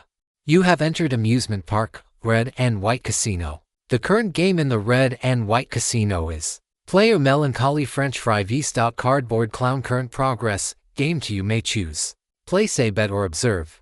Regardless of your choice, you must pay an entrance fee 50 car coins. Seeing the number 50, Huerta's expression twitched in phantom pain. But thinking of Jiang Yi's confident tone, Uerta took out a white storage card and swiped it across the panel. 50 card coins, paid. You have obtained spectator status. Entering the red and white casino and glancing at the betting ratio, Uerta only thought for a few seconds before a smile appeared on his face. He clicked an option. Please select your betting amount. Uerta's eyes flickered, and finally, he entered a number. All bets had been placed. Although everyone had no expectations for the outcome this time, Jiang Yi's performance had still left a deep impression on them. Many special entities had even started to join the long-term subscription mode. Second round begins. Player may place a bet. The clown's voice rang out. Just as the clown thought Jiang Yi would once again choose the safest bet, high or low.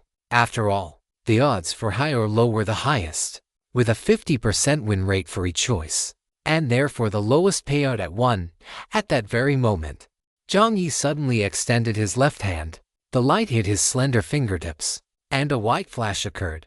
A card appeared in Jiang Yi's hand. Seeing Jiang Yi's movement, the clown almost jumped out of his cardboard box.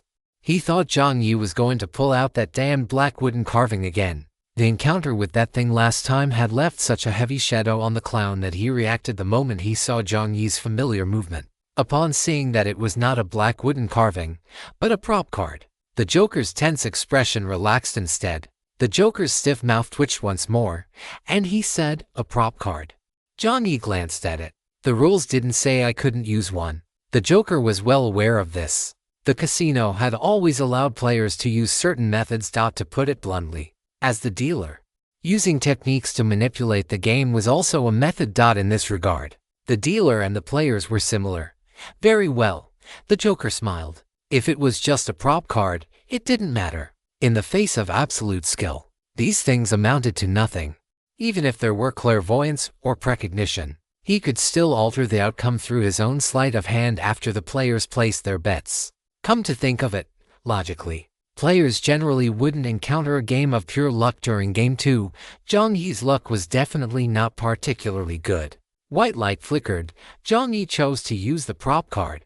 It wasn't that Jiang Yi insisted on showing off before others at the last moment, but rather, this was the only way to bait more bets. A mechanical broadcast sounded. You are using the prop card. More friends, more pots. Special prop card, more friends. More pots. Description: more friends, more pots. Here, the path refers to the highway. On the highway, we don't talk about friends, we say. After using the prop card more friends, more pots, you will unlock 3 opportunities to summon a friend, provided that the other party agrees to your summons. In certain scenarios, this prop may not take effect. The success rate of the prop card summon depends on your understanding of the other party and the degree of trust they have in you. Otherwise, even if the other party agrees to your summons, the summoning may still fail. Note, the designated target of this prop card can only be a player. As the white light faded, the image of a person appeared in Jiang Yi's mind. A massive vortex manifested beside him, following the system's instructions. Jiang Yi reached out and plunged his hand into the vortex. Upon touching a solid form, Jiang Yi's eyes lit up, and he immediately pulled the person out. Light that was not quite blinding bloomed before the man's eyes. After adjusting slightly to the change in lighting, Chiju opened his eyes. This was a place resembling an ancient Roman Colosseum, with heavy red and white curtains draped all around. The edge of the casino was a circle of empty spectator seats. Window that won't close turned around, and Jiang Yi's face appeared before him. "Brother Jiang."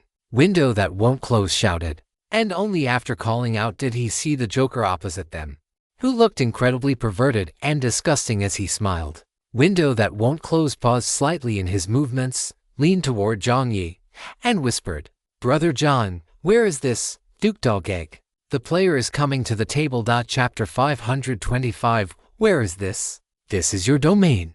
Jiang Yi answered silently in his heart, but on the surface, he still spoke. The red and white casino inside the amusement park. Amusement park. Is it also a service area? Something like that. Jiang Yi didn't actually know where the amusement park was either, but this place was likely similar to a service area. Window that won't close nodded, then immediately asked, "Then what does Brother Jiang need me to do?" As he spoke, Window that won't close looked at the gambling table and the Joker opposite it. He wasn't familiar with the Joker across from them. but he was very familiar with gambling tables. Window that won't close. Gaze swept over the transparent dice cup, then returned to Jiang Yi. Just participate in the game as usual. Don't worry, the chips are mine. If we win, we'll talk about it when we get back. Jiang Yi didn't want to discuss how to split the winnings in a place like this, so he said it casually. Window that won't close didn't care about that either. Without Brother John, his business wouldn't have gotten off the ground at all. The two of them didn't need to worry too much about such things between them. All right. Window that won't close nodded. Seeing that Jiang Yi had summoned another player, the Joker didn't pay much attention to it, from beginning to end.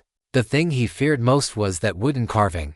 As for having one more player or one less, it made no difference to him. When it came to skill, he was confident he wouldn't lose to anyone. Respected player, Lord Little Fries. Has your prop finished being used? Jiang Yi grunted.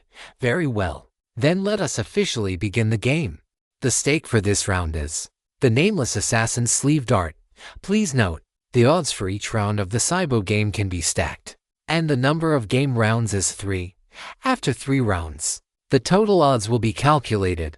If there are no questions, we shall now proceed with the first round of the game.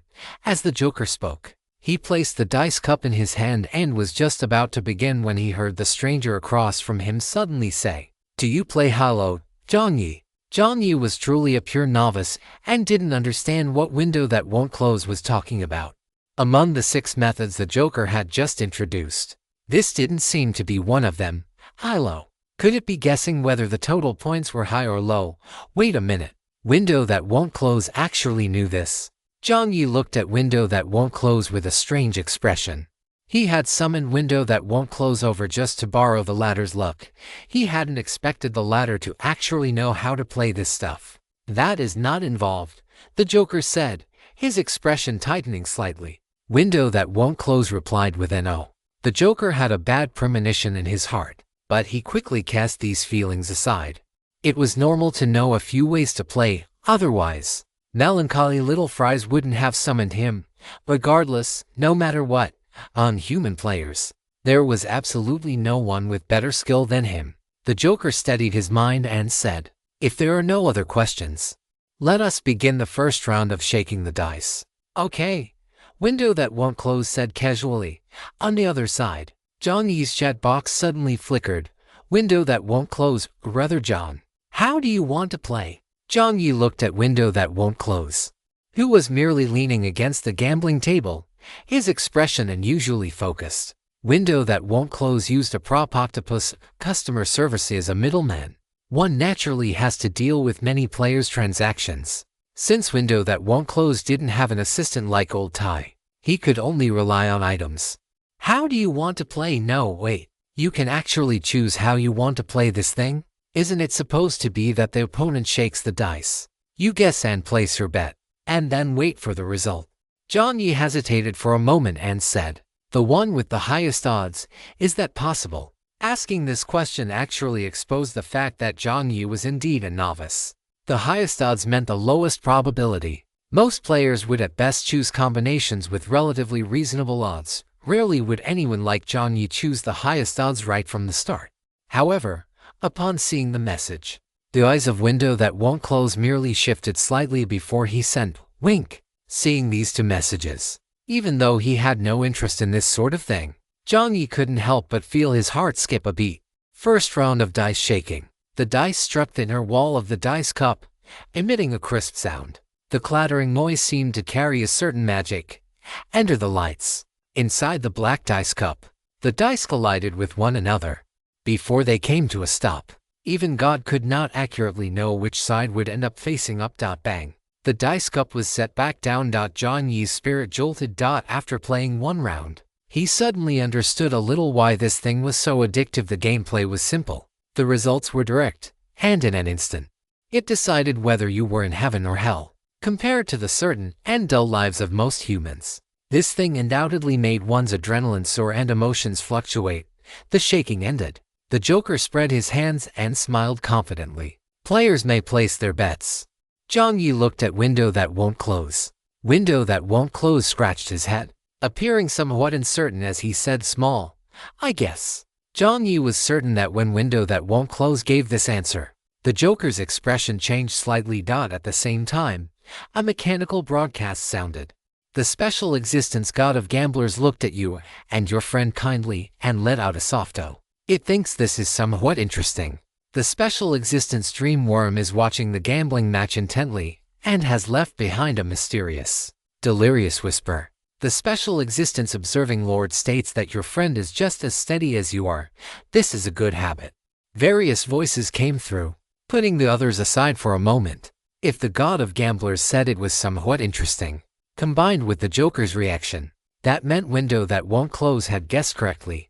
Jiang Yi instantly reached a judgment.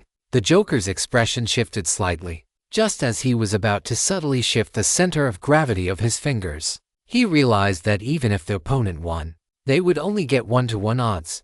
2 seconds later, the Joker lifted the dice cup. Enter the light. The values of the 3 dice were revealed. 4, 4, 5, 13 points. The house wins all. As the voice fell, Jiang Yi heard a wave of cheers in his mind. Did he bet wrong? Jiang Yi's brow furrowed slightly, but he quickly returned to normal. It seems the Joker made a move. Although his intelligence was only 1, Jiang Yi wasn't a fool. If window that won't close hadn't guessed correctly, the god of gamblers wouldn't have shown any abnormality. Was the Joker's technique slightly superior after all? Jiang Yi remained silent. A regretful smile appeared on the Joker's face as he said, what a pity. In that moment of hesitation, the Joker had chosen to interfere. This time, he wouldn't give Jiang Yi any chance to turn the tables.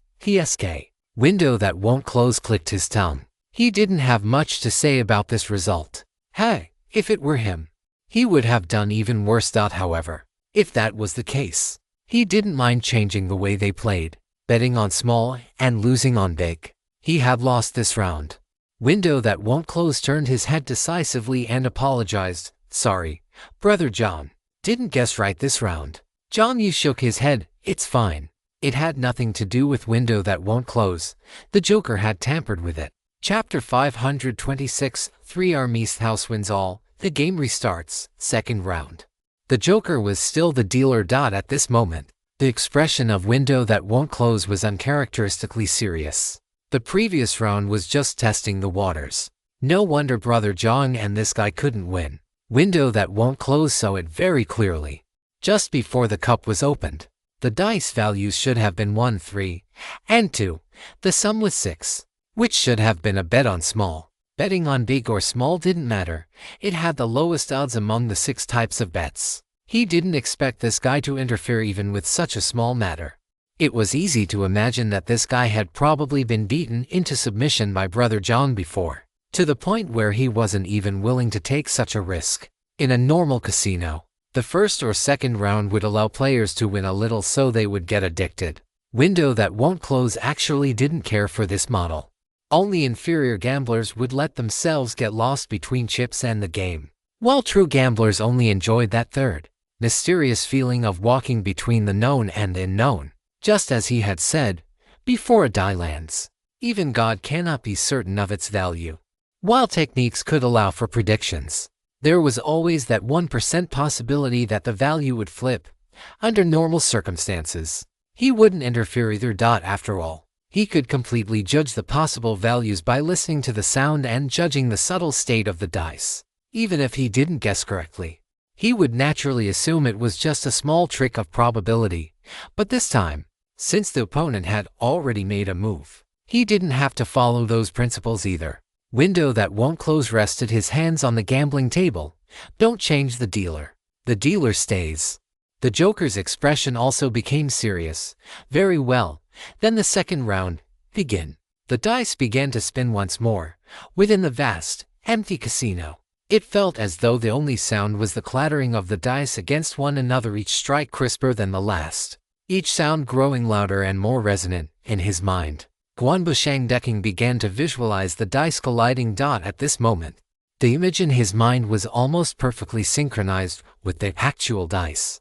Before entering the game, aside from being a loafer, Guanbushang Dekwing's other identity was likely that of the son of a well-known casino tycoon in the Dragon Kingdom, or, to put it another way, the son of a gambling king. Although he wasn't born on a gambling table, he had certainly grown up on one. Sickbo, blackjack, baccarat, slot machines, these were things he had been exposed to since he was a child. In fact, due to his old man's laissez-faire attitude, he had been placed on a gambling table to shake dice before he had even learned how to talk. Initially, he had indeed been interested in these things. The reason, naturally, was that it was all too simple for him. While ordinary dealers needed to swap dice, alter their centers of gravity, or manipulate the dice cup and table to control the outcome, he, for the most part, only needed to familiarize himself with the rules and listen carefully. The dice hitting the bottom, the dice hitting the walls, the dice colliding with each other, all of it could be reconstructed in his mind. Even his old man used to tell him that this was because his mother hadn't stepped away from the gambling table even while she was pregnant with him. Regardless, he had displayed a natural talent for this from a very young age. By the age of 9, when other children were in elementary school, he was already hanging around the casino, working as a dealer. Of course, the laws of the Dragon Kingdom did not allow minors to enter the casino as gamblers. So, the only thing his old man forbade him from doing was placing bets with chips. Since he couldn't be a player, he could only be a dealer. Walking from table to table, he saw men and women, young and old, the many facets of life, and he could see every cheating method clearly. By the time he was about 16, there was no longer a dealer in the casino who could beat him. Later on, even his old man couldn't. He lost interest in the sights within the casino and threw himself into the field of wilderness survival, an area he wasn't skilled in, and there, he found a new sense of challenge. Spreading his hands out on the table, Guanbusheng Decking felt the gambling table, the material, the unevenness, and the thickness of the surface. If the material felt cold to the touch and slightly rough, it might contain magnets or similar devices. If the surface was too uneven, there might be hidden pipes underneath. If the thickness of the table slightly exceeded the standard, it meant it had been grooved to facilitate adjustments. After understanding the state of the gambling table, Guanbusheng Decking looked at the Joker's hands again. If he hadn't seen wrong, it was this guy who had swapped the dice at the very last step. Clatter. The final sound signaled the end of the betting. The dice in Guanbusheng Decking's mind also stopped spinning.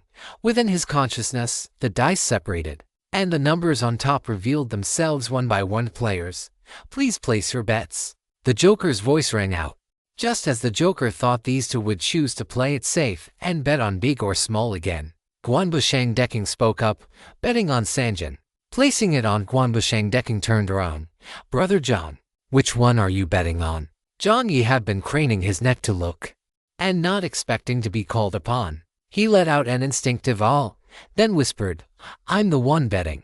Betting on what? What is Sanjin? Can someone translate this into plain language? Just guess a number from 1 to 6.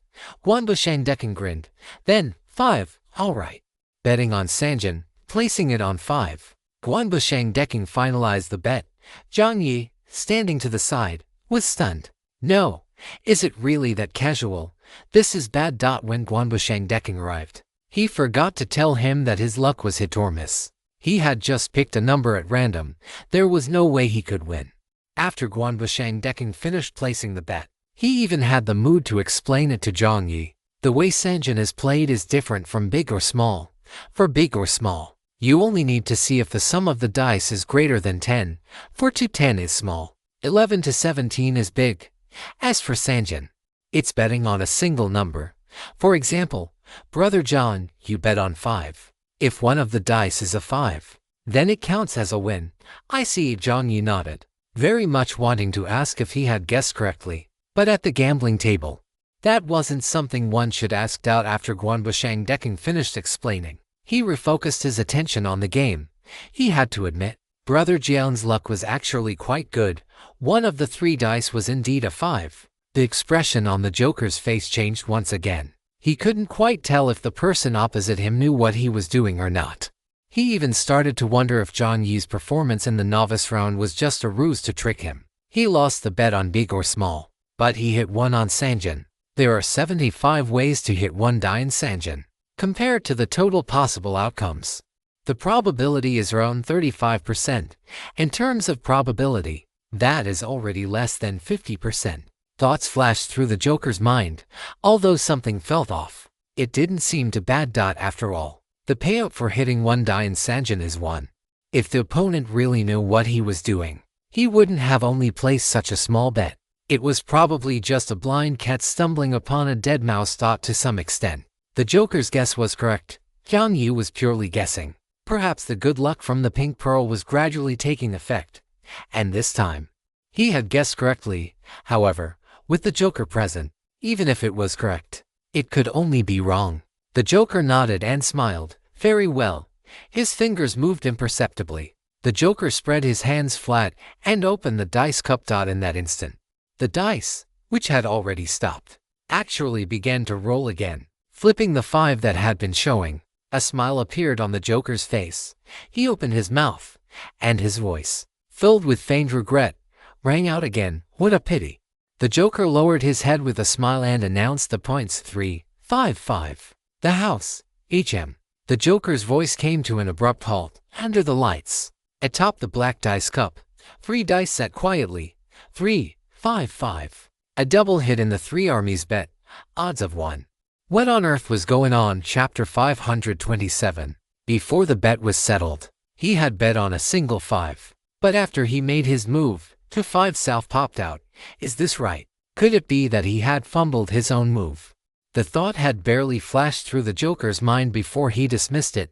Impossible. Even if probability were playing a little joke on him, it wouldn't be this absurd for 1 5 to turn into 2 5 south. The only explanation was that the opponent had cheated. And furthermore, they had anticipated that he would cheat. In the Joker's mind, he began to replay the scene. Based on the tactile feedback from just a moment ago, he should have only altered the result of the die on the far left. Now, the 2 on the right had been flipped up. The Joker suddenly looked at Jiang Yi. Jiang Yi currently wore a look of foolish clarity. Seeing the Joker staring at him, a question mark appeared on his face. Why are you looking at me? Keep opening the cards. 3 5 5. And then what? Jiang Yi truly didn't understand this game. The window that won't close had said that for the 3 armies bet, hitting one specific number counted as a win. But now there were 2. So, did that mean he won or lost? Or was he supposed to have said there were 2 5 south from the beginning? Seeing Jiang Yi's expression, the Joker fell silent for a moment and turned directly toward the yellow-haired guy on the other side. It seemed the problem wasn't Jiang Yi, but the yellow-haired guy. The yellow-haired window that won't close acted as if nothing had happened. His eyes wide with surprise. Brother John, you hit it. I did. Jiang Yi was also stunned. He really hit it. Yes. And it's a double hit. The window that won't close chuckled, looking at the 3 dice in the cup. The rules of 3 armies were: designate a number. If you hit 1, the payout is 1 2 1. If you hit 2, the payout is 1 2 2. If you hit 3, the payout is 1 2 3. The probability of 3 armies was much lower than guessing big or small, making it much harder to win. What are the odds? Jiang Yi was more concerned about this question. 1 to tilde not bad. Hearing this, Jiang Yi smiled and patted the window that won't close on the shoulder. He was truly the European Emperor, lucky person designated by the system. Of course, it couldn't be ruled out that the good luck of the pink pearl was at play. However, Jiang Yi wondered, why hadn't the Joker intervened this time? Could it be because he lost the previous round, and the Joker didn't dare to go too far this time? Whatever, there was only 1 round left. Even if he lost the final round of guessing big or small, with the previous payout, it would be a wash. This wave wasn't a loss. Jiang Yi beamed with joy. The Joker's pupils constricted. He wouldn't accuse the player of cheating. After all, he had moved first. And there was no point in saying such things inside the casino. It was just. The Joker's expression had completely changed. Damn it. The opponent was actually skilled at this too. And not just at a half-baked level. A mechanical broadcast sounded. The special existence god of gamblers nods in appreciation and looks forward to the player's further performance. As the 3rd round began, the window that won't close loosened his joints. Before the Joker could even offer a gesture, the window that won't close said rapidly, change the dealer. Generally speaking, when other players were present, changing the dealer wouldn't happen so quickly. But since only the Joker and Brother John were here, changing the dealer now wouldn't cause any issues. The Joker's expression was grave. Although Jiang Yi didn't understand this stuff, judging by the atmosphere, these two seemed to be locked in a battle very well, taking turns as the dealer. The dealer for this round was Jiang Yi. A few characters appeared on the black curtain. Dealer for this round. Player Melancholy Little Fries. With the dealer change complete, the window that won't close took the empty dice cup. The 3 dice set quietly on the table. The window that won't close held the cup in his right hand, not even glancing at it. With a slide, a pull, and a flick, the 3 dice entered the cup in a streamlined motion. The window that won't close tested the feel slightly. He held the cup and shook it. The dice collided with each other, and the window that won't close opened it casually once. Snap. The 3 dice had actually stacked into a single column, appearing vertically in Jiang Yi's line of sight. Jiang Yi, wait a minute.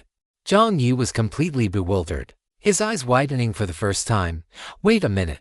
How did he do that? Wait a minute. Is this guy Qi Jia in his consciousness? Lao Tai also looked as if he had seen a ghost. Did this guy know how to do this before? The field test was complete. The window that won't close gave Jiang Yi a confident look that said, "Brother Jiang, trust me," and cracked his knuckles, which made a clicking sound. Actually, this wasn't the first time the window that won't close had revealed this talent of his. It was just that gambling always left a bad impression on people. Therefore, back in the day, his beloved goddess in short, in front of the old brother Jiang, the window that won't close hadn't wanted to show this side of himself. But in front of other players, like the Wild King, he wasn't like that, ever since they met once at the delicious private kitchen. Besides their daily bickering, when they were bored, he would play a few rounds with the Wild King and other players. Those who played with the window that won't close would be very excited and addicted at first, because winning felt so good. Almost whatever they needed, they got. Not to mention simple games like mahjong, when playing with the window that won't close. They could even get a flush king you say several times in a row. But later, they discovered something wrong. At first, they could win back a small amount of car coins. Later, they would neither win nor lose. Then, after working hard for 20 rounds, they would look at their record and see they were down by 50. And finally, a certain player eventually noticed the clue.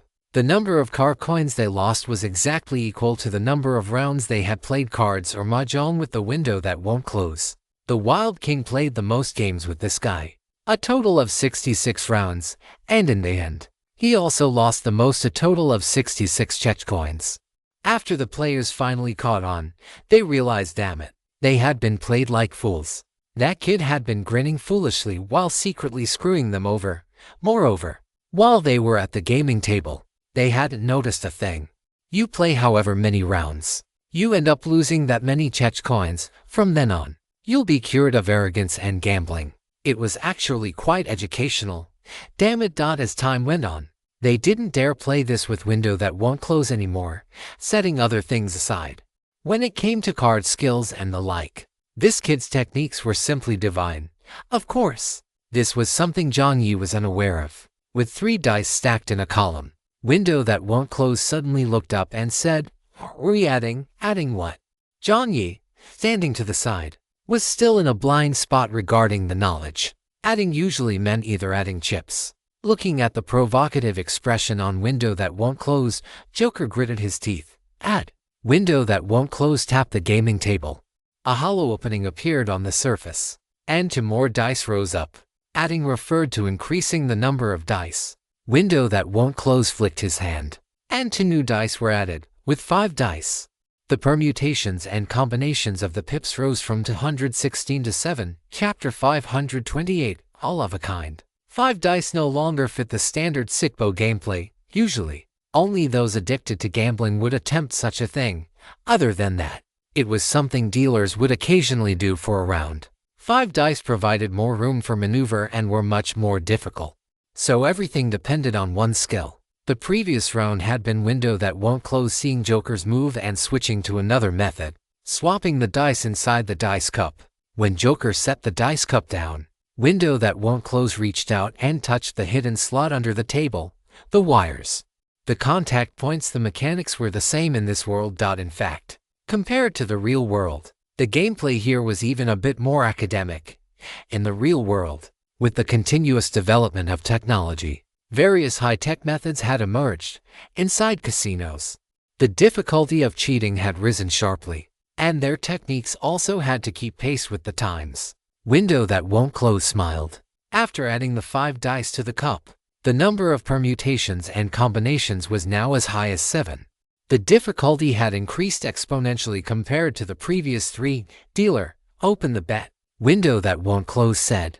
The dice cup began to shake frantically, compared to Joker's technique. The technique of window that won't close was even more dazzling and eye-catching, after all, in a casino. Besides maintaining order at the table and acting as an assistant, another very important function of a dealer was to provide emotional value. Only when the guests were entertained could they get more carried away. After a small combo of moves, Jiang Yi finally understood what was going on. Turns out, it wasn't that Joker hadn't pulled any tricks in the last round. It was that he had a cheat on his side. Jiang Yi glanced over in surprise. He had thought this guy was just purely lucky. Before the cup was set down, it was transparent, so everyone, including Jiang Yi, could see that the dice inside were being played like a flower by window that won't close. Each die was spinning at a uniform speed, the different pips changing rapidly, and then, the cup turned black again. The cup set. Please place your bets. Window that won't close stood elegantly with his hands behind his back and bowed slightly. The Joker opposite him simply stopped pretending.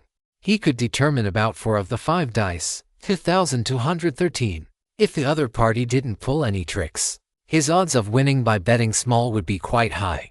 But the payout for small wasn't great. If he went for a 4 of a kind, that is 2,222. The payout was about 140. But Joker glanced at window that won't close, whose expression was currently full of playfulness. In a situation where the opponent could also pull tricks, a 4 of a kind was hard to guarantee. Thus, after a moment of thought, 3 of a kind. The probability of a 3 of a kind was 1 to 5 or 1 to 8. Although the payout was lower, compared to the 1 to 1 and 1 to 3 from before, it was already a pretty good result. 3 of a kind. That's a bit difficult, Mr. Joker. Window that won't close seemed to offer a well-intentioned reminder. How would I know if I don't try? Joker smiled. Window that won't close didn't speak. 5 seconds later, the reveal. Jiang Yi held his breath slightly. The black dice cup was lifted, and the pips were reflected in Jiang Yi's eyes. 22,236 odd numbers, 3 of a kind. Although he didn't know the specific rules, combining the fact that Joker would pull tricks and judging by the name, 3 of a kind should refer to 3 numbers being the same, right? So, he won. Seeing the result, Joker's expression also relaxed slightly. It seemed he was still the more skilled one. The probability of a 3 of a kind was 30%, lower than the probability of 3 armies, and harder to hit. The gaming table was silent for a second. Then Jiang Yi said calmly, "It's fine. If we lose, it's on me." Window that won't close's expression seemed a bit dejected. Joker, on the other hand, had a smile on his face. Looks like it wasn't that hard after all. Dealer retains the seat.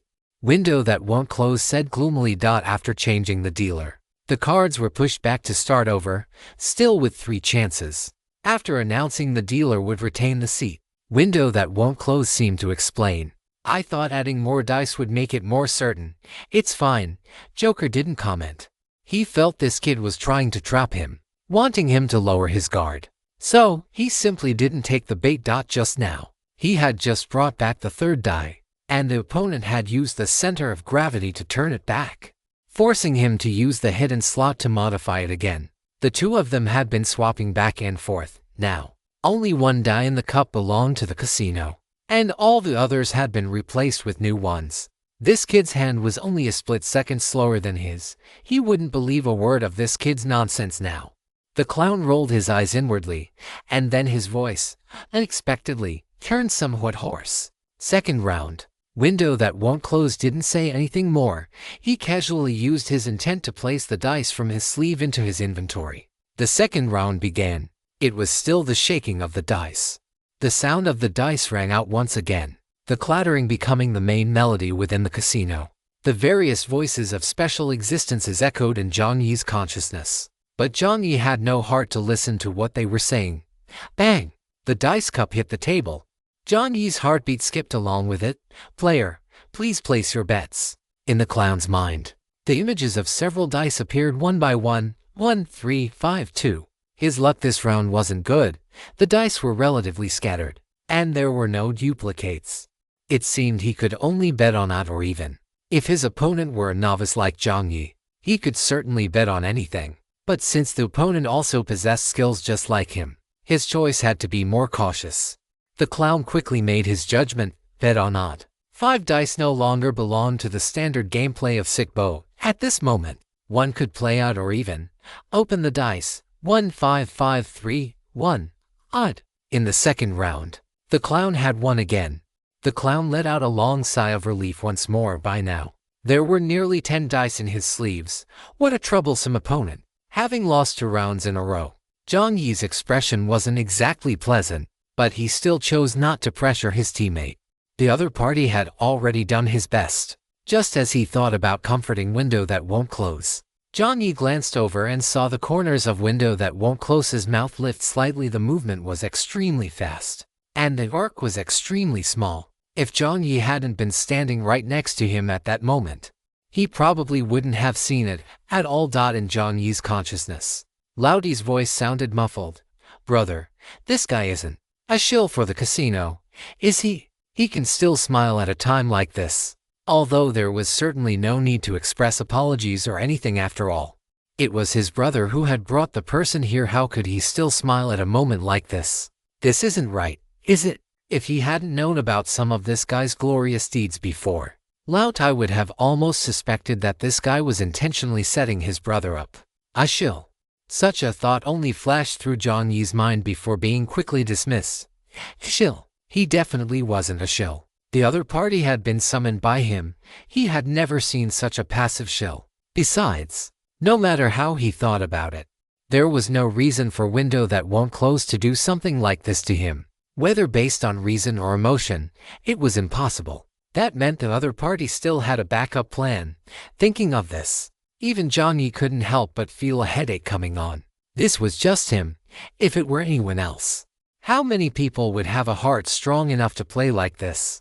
Since he really didn't understand the rules of gambling, Jiang Yi simply chose to trust him.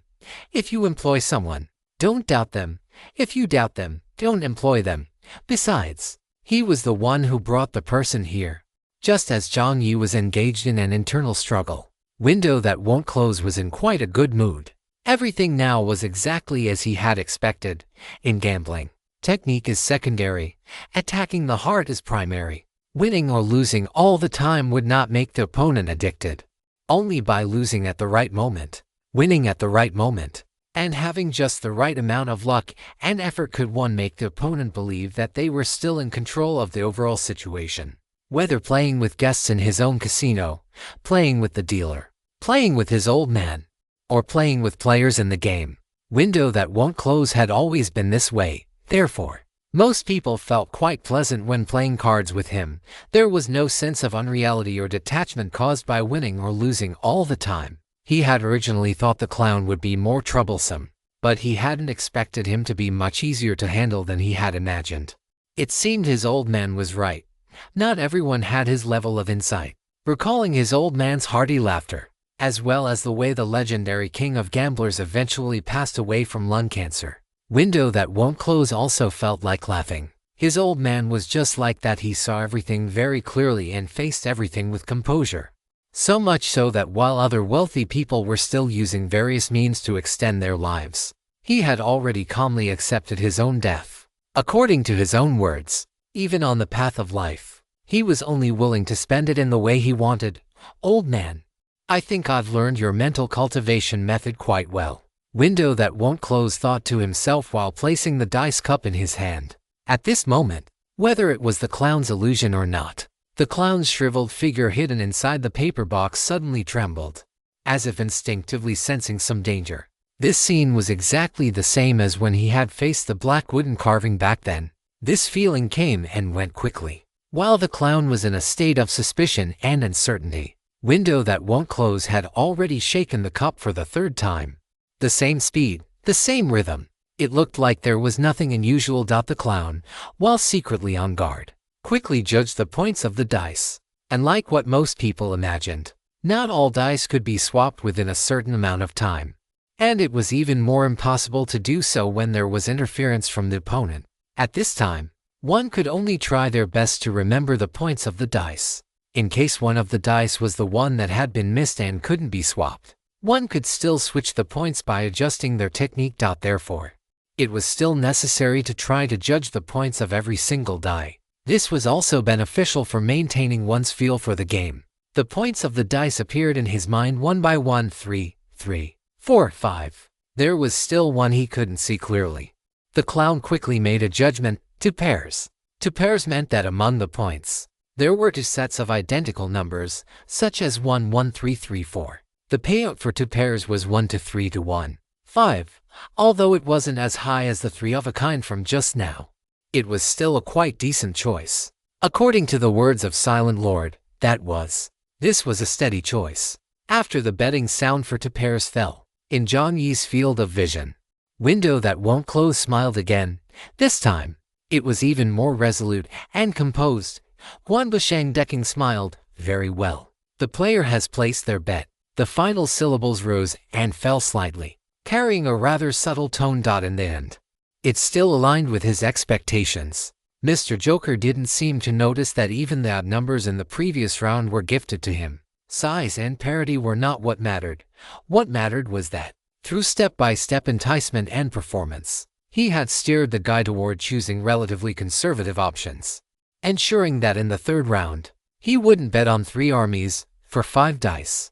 3 armies was slightly different, but the gameplay was similar. The probability of one of the 5 dice hitting a specific number was about 40%.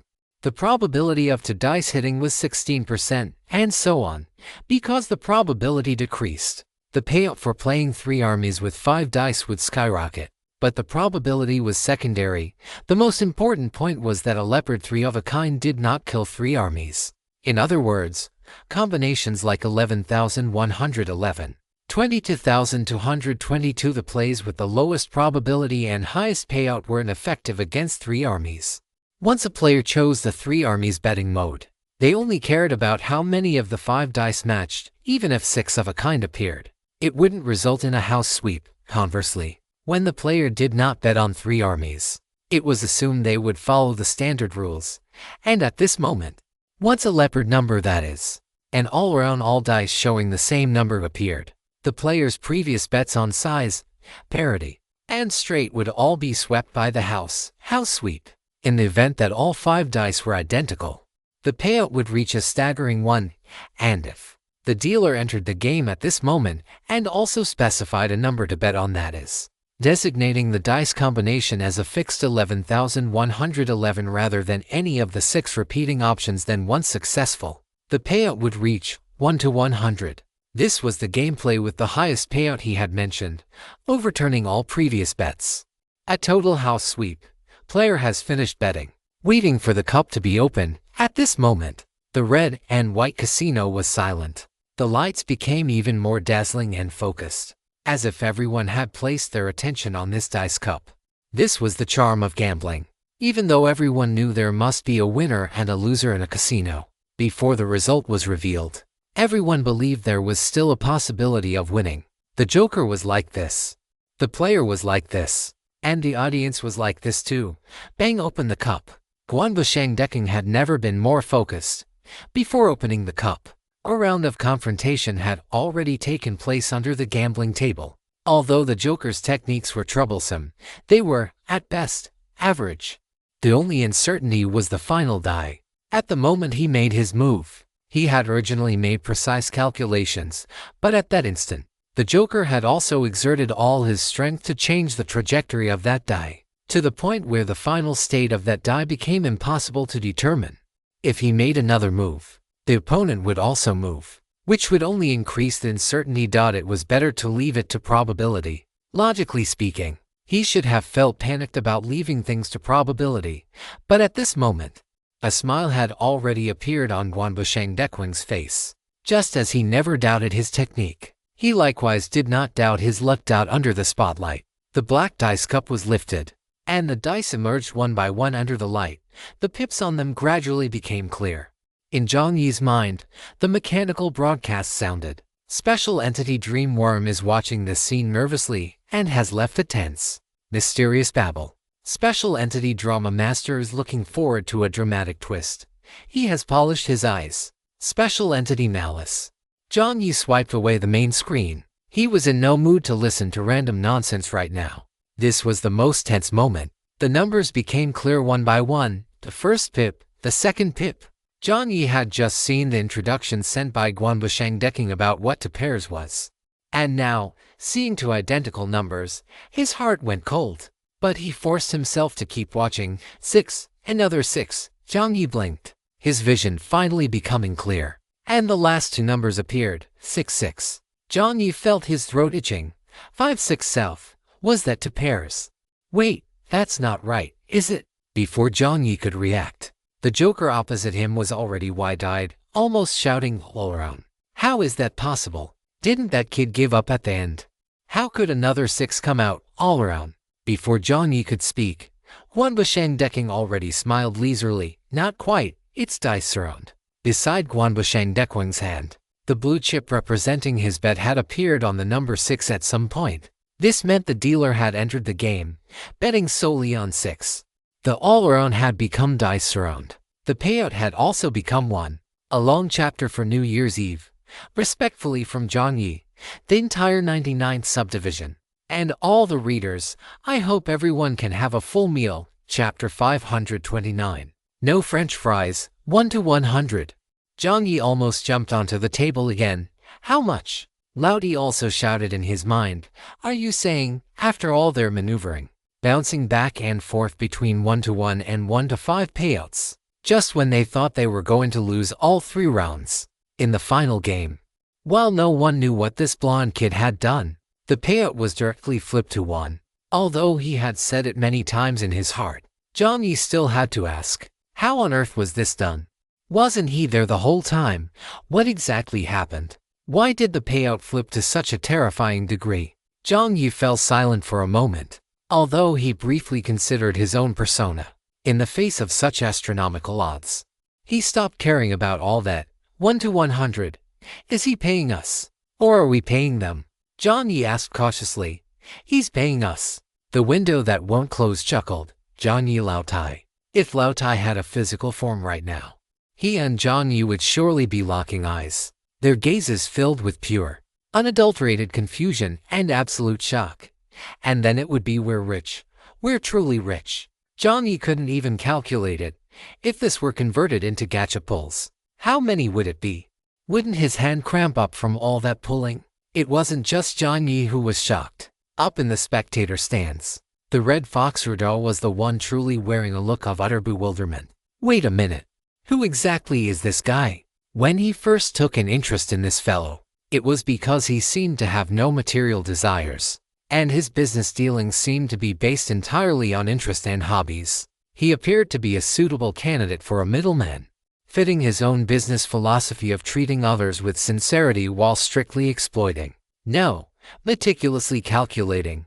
But now, he felt he needed to evaluate. As expected.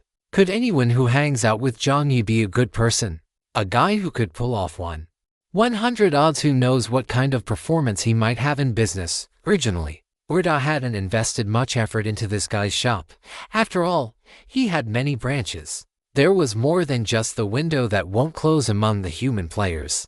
The sectors involved were far more than just Sector 99. It even included a portion of service areas and dungeon NPCs. But now, Urda felt like a total rookie in front of this guy. Urda's mouth hung open, unable to close for a long time. When he finally came to his senses, he slapped his own thigh with a paw. Damn it, he had bet too little just now. This time, he had been far too cautious.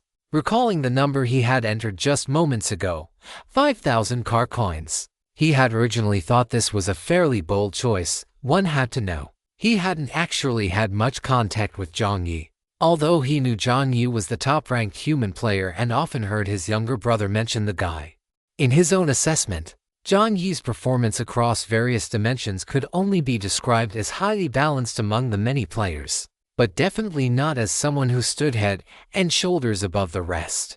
Even in Sector 99, there were plenty of people luckier, stronger, and more charismatic than Jiang Yi. And outside of Sector 99, there were even more humans. Although Erda wasn't fond of this species, he saw them very clearly. If he had to choose one from all known races that was closest to being a special existence, it would be humans. To animals, humans are the true monsters.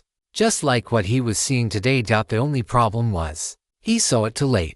As Erda slapped his thigh, he couldn't help but mutter, "That brat." This brat didn't refer to the window that won't close, but to Jiang Yi. That brat. What would it have cost him to say one more word? He had only invested 5,000 because he felt the brat had potential. That was the same amount he sent back to King Ji. But if this kid had been more detailed and mentioned he had this trick up his sleeve, he would have bet tens of thousands. Erda felt his heart bleeding. 1 to 100 odds. How many years would he have to wait to get another chance like this to fleece car coins from the red and white casino? As for why, it would be many years. If his predictions were correct. 3 seconds later. In Jiang Yi's mind, a mechanical broadcast sounded. "Respected player, melancholy little fry. You and your friend have dealt a fatal blow to the clown. The clown believes that he truly is a clown. Special monster cardboard clown has suffered 80 points of true damage." Jiang Yi instinctively looked up. The cardboard clown opposite him was already clutching his abdomen, blood beginning to spray out. Jiang Yi ducked his head and shifted his body slightly, dodging the spraying clown blood. PFFT, with claws bared and fangs exposed, blood spraying 3 feet high. The window that won't close didn't react in time, standing right there. He was sprayed all over his head and face. The window that won't close. This volume of blood was almost like the character Dui Chuan Chang from Stephen Chow's movie. Could this be the legendary collapse of one's Dao heart? Jiang Yi even felt a little sorry for the clown. Jiang Yi hesitated for a moment and even took the initiative to ask, "Do you need a healing potion?" The clown's movements paused slightly, clearly taken aback by Jiang Yi's sudden concern. "Our casino doesn't have any clauses where compensation is voided due to force majeure, right?" Translated into plain language, you'll still pay up even if you die, right, clown? Respected player, melancholy little fry. You have once again dealt 20 points of true damage to the clown. Your carelessness has caused the clown to perish, truly. How very careless of you, Jiang Yi. He only said one sentence. The clown's fingers trembled, and finally, he looked at Jiang Yi in despair and collapsed. The clown had gone off to enjoy his afterlife. You have once again killed the special monster cardboard clown. You have obtained a special achievement, Happy Killer. Description: clowns always bring happiness to people, and a happy killer brings happiness by killing the clown. From now on, there is a new rule in the amusement park. Do not easily provoke a player named Jiang Yi, and from now on, fries are prohibited in the amusement park. Fries-related food, merchandise, and decorations are prohibited. Absolutely prohibited. Fries are prohibited here. Jiang Yi Chapter 530-13. What does fries are prohibited here mean? Are you also on the path of the arbiter? Jiang Yi's face was covered in black lines. Beside him, Guanbushang decking window that won't close was also completely bewildered. After the gambling session ended, he seemed to have returned to his original state. He wiped the blood from his face and looked at the clown lying in a pool of blood across from him, unable to process what had just happened for a moment. A few seconds later, the cautious voice of Guanbushang decking rang out, "Brother Jiang, what happened to the guy across from us? He's asleep." Jiang Yi replied casually, using the excuse he had told the little wooden carving. Guanbushang decking, "In any case, it's normal." Jiang Yi paused slightly. Based on his previous experience, this guy seemed to possess the ability to return from the dead. At first, he had also assumed the paper box clown was a treasure chest mimic, but now it seemed the paper box clown was more like a respawning level mechanic monster in a game, one that would refresh after a certain amount of time. It was just that, for now, it was likely impossible to converse with them. If the paper box clown couldn't host the game, then the next thing would likely be the system. Just as the thought flashed through Jiang Yi's mind, a mechanical broadcast sounded once again. However, this time, it wasn't filled with that mocking, ingratiating tone. Instead, it was mechanical, detached, and polite. "Dear player, melancholy little fry, due to special reasons, The special monster paper box clown is temporarily unable to continue hosting the gambling table. Detecting that you have an ongoing game and items awaiting settlement, the system is intervening. 10%, 30%, 50%. After the progress bar filled, a special red and white light screen, visible to everyone, popped up in front of Jiang Yi and Guanbusheng. It seemed this was the system that had taken over. Hello, dear player Melancholy Little Fry. We are now settling the rewards for this round of gambling. A gentle and magnetic mechanical female voice sounded. This was the third type of system voice Jiang Yi had heard. The result of this round of gambling is, game restarted, the house wins all. The odds for this round are 1 to 100. You may retrieve your chips. The nameless assassin's sleeve arrow, locked in white light, returned to Jiang Yi's hand. At the same time, a new roulette wheel rose up on the gambling table, settling. Based on all bets placed this round, you have earned 12 spins of the gambling wheel. Note, the buff effect from the item you used. The buff effect from the item used. That should refer to Guanbusheng. This buff effect left a deep impression on the special existence god of gamblers. He greatly appreciates this brilliant gambling session. He left a message. Compared to technique and method, patience and strategy are more precious. Therefore, he will sponsor one additional spin of the gambling wheel. This round of the wheel will not restrict the number of users. Rewards have been issued. The style of this system seemed completely different from the other two. If the daily system of District 99 was closer to human ways of thinking, and Faceless was relatively objective, mechanical, and cold, then this one. The voice was gentle and polite, and its words and measures were quite direct. In short, the impression it left on Jiang Yi was not bad at all. 13 chances to draw? More than he had imagined. And, if Yerda didn't disappoint him, after leaving the casino, he would have a considerable income. Guanbusheng wiped some more blood from his head. Jiang Yi naturally had no intention of keeping it all for himself. The time limit for the more friends, more pots item was related to his own mental state. Right now, he could maintain it for at most 30 minutes. And that was based on the fact that summoning Guanbusheng didn't seem to take much effort. Brother Jiang, how is it? This casino won't try to scam us, right? That guy fell down on his own. And he even sprayed blood all over my face, Guanbusheng said hurriedly. The two people and one iron construct present didn't care about the clown's life or death. All they were thinking about was the Chech coins. The system has taken over. It has nothing to do with us, Jiang Yi said. That's good, Guanbusheng chuckled. A smile also appeared on Jiang Yi's face. If it weren't for the thought that the deceased's face and voice were still fresh in his mind, he would have laughed out loud. 13 chances to draw, and the chips gained each time. Jiang Yi looked at the odds and multipliers updated by the red and white system. Given the high odds of this round, the value of all items on the gambling wheel has been adjusted upward accordingly. The value of all items will be no less than 400 Chech coins, 13 times. 13 chances to pull items worth 400 Chech coins each. This time, he had truly been blessed with a top-tier carry. Jiang Yi smiled. He was already quite satisfied with such a harvest. Whether the gambling continued or not, the main thing was that the shock Guanbusheng brought him was too great. He could never have dreamed that the odds of this thing could reach such a terrifying number. After more friends, more pots expired. If he were alone, what would he do if he encountered a similar game again? With his luck, wouldn't he end up with 1,000 to 1 odds? That's enough. Otherwise, it would be GG Hello all over again. This harvest was already enough to satisfy him. Jiang Yi beamed and said directly, Window, you spin first. In about 2 minutes, the item effect will dissipate. The dog sons in the dormitory all called each other son, dad, good brother, or oldest, second, third, and youngest, in the group chat. Jiang Yi usually did their screen names. Now that they were in contact offline, the form of address had become a subtle issue. Not wanting to dwell on these things, Jiang Yi simply used the abbreviated screen name.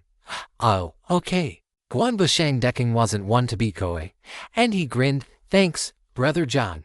Jiang Yi smiled and shook his head. He should be thanking Chijie.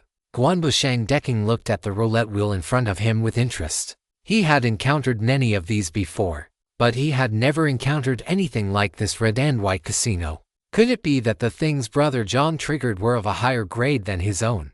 As expected of Brother John, Chi thought to himself as he spun the wheel casually, compared to Jiang Yi, who would light incense and send messages to Fengenju as a form of ritualistic chanting before every draw. The actions of window that won't close were so casual they were infuriating. With a mere flick of his finger, the roulette wheel began to spin lazily. Is he really that nonchalant? Jiang Yi thought to himself in silence. The colors on the roulette wheel flickered, but window that won't close didn't seem to care. Simply waiting with a smile for the item to appear, whoosh, a blinding light erupted. Jiang Yi instinctively squinted his eyes as a mechanical broadcast voice suddenly rang out, "Congratulations! You have drawn a special material. Incubator for customized sentient entities *1 description. This item is one of the key materials required to upgrade a level 4 vehicle to a level 5 vehicle. Description: there are two upgrade paths for a level 4 vehicle to reach level 5. One is mechanical module enhancement, the other is the sentient entity fusion development path. Players may freely choose either path. The use of key materials will have a decisive impact on the vehicle's upgrade path. Note: once this material is used, it cannot be retracted or destroyed. Note: vehicles and players are bound together. Please make your choice with caution. Never doing fanfafentintas. Chapter 531 Favorability increased. Brother John, a table. Window that won't close. His voice trembled slightly. When Jiang Yi snapped back to reality, he discovered that he had crushed a piece of the gambling table beneath him. Ha ha! Jiang Yi let out a laugh, only to realize he couldn't quite bring himself to smile. The key material for the level 4 to level 5 vehicle upgrade, which he had been longing for, had been drawn so casually just like that. Jiang Yi glanced at the clown on the ground, lost in thought, and took a deep breath. The duration of the item was running out. Window that won't close took a casual look at the material and scratched his head. My luck is terrible this round. I can't use this thing for the time being anyway, for some reason. After window that won't close finished speaking, their pressure around him seemed to drop even lower. Brother, stay calm. The old iron who had just been speaking rudely and suspecting window that won't close of being the shield hurriedly urged in Jiang Yi's mind. I am very calm. Jiang Yi smiled. Oh really? Jiang Yi closed his eyes and gritted his back teeth. Just then, window that won't close laughed. Brother John, I can't use this thing for now. Do you need it? Hearing this, Jiang Yi paused. Being honest, he nodded. There were only so many players with level 4 vehicles right now. It would be a lie to say he didn't need it. All right, then you take it, Brother John. If you draw something similar later, give it to me, or trade it for something else. Just give me whatever, Brother John. Thank you. Done. We're brothers, aren't we? Window that won't close chuckled again, his figure beginning to turn translucent. Let's talk when we're out. I'm heading off, Brother John. All right. As the words fell, the figure of window that won't close vanished. The mechanical broadcast sounded. Item card: more friends. More paths has been fully utilized. Durability has decreased to 2/3. This meant there were 2 more summoning opportunities left. But Jiang Yi didn't intend to use them right now. After all, the dozen or so draw opportunities he already had were enough. The clown had gone off to enjoy himself, and the red-white system that had taken over now automatically popped up an option asking whether to enter the next game. Jiang Yi hesitated for only a moment before choosing. The game wasn't finished yet. He would come back next time. After all, there would be plenty of opportunities in the future. Just as Jiang Yi pressed his finger down and turned to prepare for his own draws, the gentle, polite mechanical female voice sounded once more. Congratulations, player Melancholy Little Fries. You have achieved victory in Game 3 of Greed Game. Note: Game 3, the Greed Game description. The Greed Game requires no upfront reward and is triggered randomly. The only way to win is refuse to enter the next round of the game. Note: the greediest people are often the most cautious, because they know that what they want is far more than what is right in front of them. Seeing the message on the light screen, Jiang Yi was stunned. Wait, this works too. Did Fengenju exert her influence? In Game 3, the Greed Game, you have gained 1 spin of the gambling wheel as of now. You have 13 spins remaining. Based on comprehensive humanized considerations, you may choose between single draw or multi-draw mode as the text appeared. Two options appeared below the gambling wheel in front of Jiang Yi. Single draw mode. Consumes 1 spin per draw. Multi-draw mode. Consumes 10 spins per draw. Jiang Yi looked at both sides and decisively chose multi-draw mode. He slapped his palm down, and the wheel began to spin. Jiang Yi's heart was pounding. 10 empty slots appeared above the wheel. This mechanism was somewhat similar to the card drawing mechanics in games. Jiang Yi's gaze followed the rotation, quickly looking at the first slot that lit up. A white light flickered. Much dimmer than the one from window that won't close his turn. Congratulations. You have obtained special grip steering wheels * for description : produced by the system. It must be a premium product. Special grip steering wheels. On the basis of standard, sturdy, and durable tires. These tires use special materials to enhance anti-slip and grip characteristics, providing additional bonuses for vehicles driving on special terrains such as ice or steep slopes. Current tire durability. 100%. Tire durability will increase or decrease according to usage and maintenance. However, the general recommended replacement cycle for tires is once every 2 months. Grip tires. Good stuff. The second and third slots lit up one after another, revealing an S-rank life recovery potion and a 10 complete great tonic pill. Medicine 10 complete great tonic pill. Note: aside from intelligence, it compensates for whatever you lack. All attributes increase by 5 points, excluding intelligence and other special attributes. Note: please do not consume other items before or after taking the all-encompassing vitality pill. Because of conflicting medicinal properties, or because the potency is too strong. As Jiang Yi pondered this, a white light flickered. With a thud, a white pill, even larger than old iron, dropped down and slammed onto the gambling table. Because it's a bit too big, Jiang Yi lowered his head, staring at the white pill before him, a question mark slowly forming on his face. Wait a minute.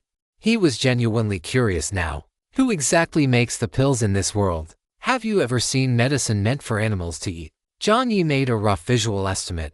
This thing weighed at least 5 pounds. Could it be that this all-encompassing vitality pill is just 10+ pounds of medicinal herbs fused together, mashed up into a giant ball, and then given a name on a whim, calling it the all-encompassing vitality pill? The mechanical broadcast sound rang out. The special existences watch this scene with subtle gazes. The special existence dream bug leaves behind a vague, incoherent babble regarding medicinal herbs and gourmet food. Jiang Yi's mouth twitched. He put the thing into his inventory. He would need half a case of mineral water just to dilute this thing enough to consume it. Although the first 3 items couldn't compare to the customized sentient incubator, they were still decent enough. Jiang Yi looked at the 5th slot. Congratulations.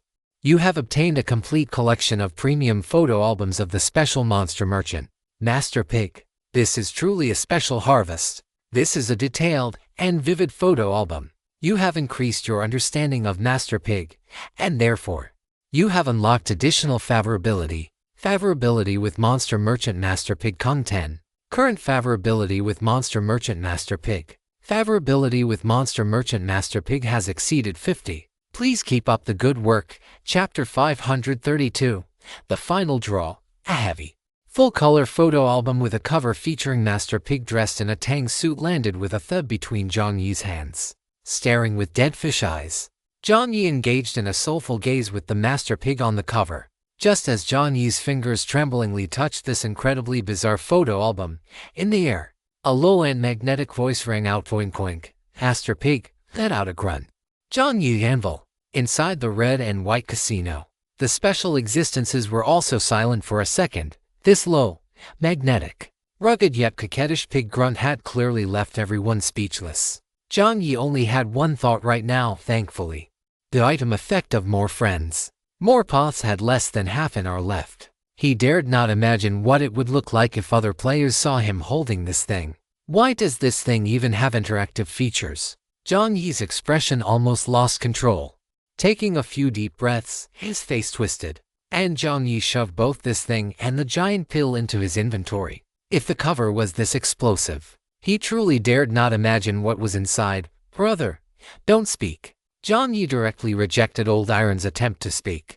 He was currently trying his best to control himself and forget everything he had just seen and heard. Skipping past the Master Pig photo album draw result, Jiang Yi looked at the 5th slot. A light, more brilliant than the previous 4 slots, appeared. Jiang Yi kept his eyes open, looking at the item revealed within the white light. Congratulations. You have obtained a special service area location card. A blue card appeared in Jiang Yi's line of sight. Special service area. The angler's mysterious fish pond description. Being an angler is not an identity, but an attitude. What is the angler's slogan? Anglers never return empty-handed. What is the angler's skill? Aside from fish, we can catch anything. Note: to enter the angler's mysterious fish pond, you must bring your own fish food, fishing rod, and bait. Additionally, you only need to pay a fee of 1 vehicle coin to prove your devotion to fishing. Oh, and one small thing. Just like the Stardew Valley next door, once you arrive, you are an angler in the angler's mysterious fish pond. Do not be sad if you cannot catch a fish. Remember, you can always find a fish in the pond that is suitable for you. It was actually a location card for a special service area. Jiang Yi's expression was somewhat surprised. The existence of a service area itself wasn't surprising, but the key lay in the method of obtaining this thing. The system had clearly stated that the value of every item on the system would be over 400 vehicle coins. Although the Master Pig photo album he just opened was slightly questionable, but after all, this thing had genuinely increased his favorability. Jiang Yi had known Master Pig for almost as long as the other players, even though he often came over to mooch meals and learn marksmanship from Master Pig. Master Pig's favorability wasn't as high as the Pink Pearls. Master Pig seemed quite peaceful, but he didn't have close ties with the players. In the group chat, one could occasionally see Master Pig go into other players' places to mooch meals, and those players seemed to treat Master Pig as an NPC that refreshed resources in the game. A rumor circulated among the players: when you are enjoying delicious food, you might as well wait patiently. Perhaps in the mist, you will see a smiling, well-dressed pig walking upright, and after exchanging gourmet food with this pig, you will obtain vegetables, fruits, pet-raising items, and so on. Of course, besides that, the thing players said most about Master Pig was, this is a pig that always seems very melancholy. After finishing the food they shared, Master Pig's eyebrows were always furrowed, as if he were always melancholy about something, reminiscing about something. Regarding the latter, Jiang Yi recalled the process of spending time with young Master Pig. How had he never noticed young Master Pig's melancholy? Aside from that one time when he had young Master Pig teach him spear techniques, where the latter ran too slowly and got caught by him, and the moment when he displayed a look of utter despair while practicing. Everything else seemed normal. Most of the time, this guy was clearly, albeit unconsciously, competing with him for food. When he first met young Master Pig, Jiang Yi didn't have the tradition of cooking communal meals. By the end of the meal, although young Master Pig would politely say things like, "Many thanks for the hospitality, I'm full," his eyes would remain glued to the unfinished food in Jiang Yi's bowl, repeatedly suggesting that, in the spirit of not wasting food, if there were any leftovers, he could be entrusted to handle them. Ever since then, Jiang Yi had maintained the habit of cooking communal meals. He had never once seen a look of melancholy on young Master Pig's face. He reasonably suspected that this guy just wasn't getting enough to eat from other players. In any case, compared to Pink Pearl, young Master Pig's favorability growth wasn't particularly fast. A photo album had increased his favorability by 10 points, which in itself was considered valuable. Pulling his thoughts back, Jiang Yi looked at the location card in his hand with a strange expression.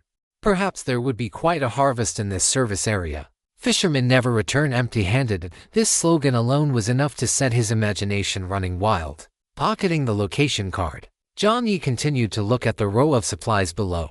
After the location card yielded a gold tier item, the remaining supplies were standard and unremarkable. While there wasn't anything Jiang Yi particularly needed, they were all decent enough. After tidying up a bit, Jiang Yi began the other 3 single draws. First draw. A silver-white warhammer appeared in Jiang Yi's hand.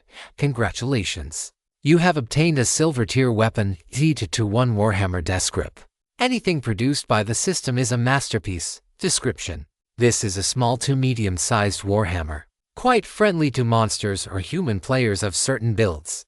When using the warhammer, you will temporarily gain an additional 10 points of strength. 5 points of constitution, and 3 points of agility. When using the Warhammer, you will gain an active skill head-on.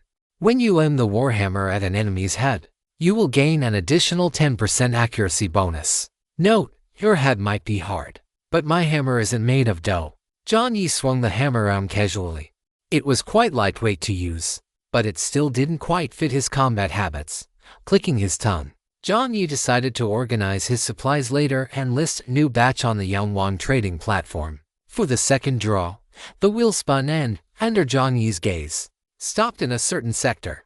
A white light shone. This time, it was a reward of 500 vehicle coins. With only one draw left out of the 13, Jiang Yi usually only felt a sense of ritual before the draws began. But as the process continued, he gradually became indifferent. Therefore, by the final draw, Jiang Yi didn't have any particular feelings. He tapped the single draw mode, and the wheel began to click as it spun.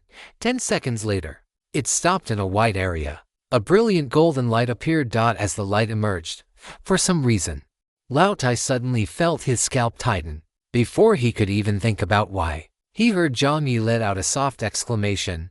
The mechanical broadcast sounded, "Congratulations. You have obtained a silver tier weapon, silver white steel fork." Description: a finely crafted steel fork.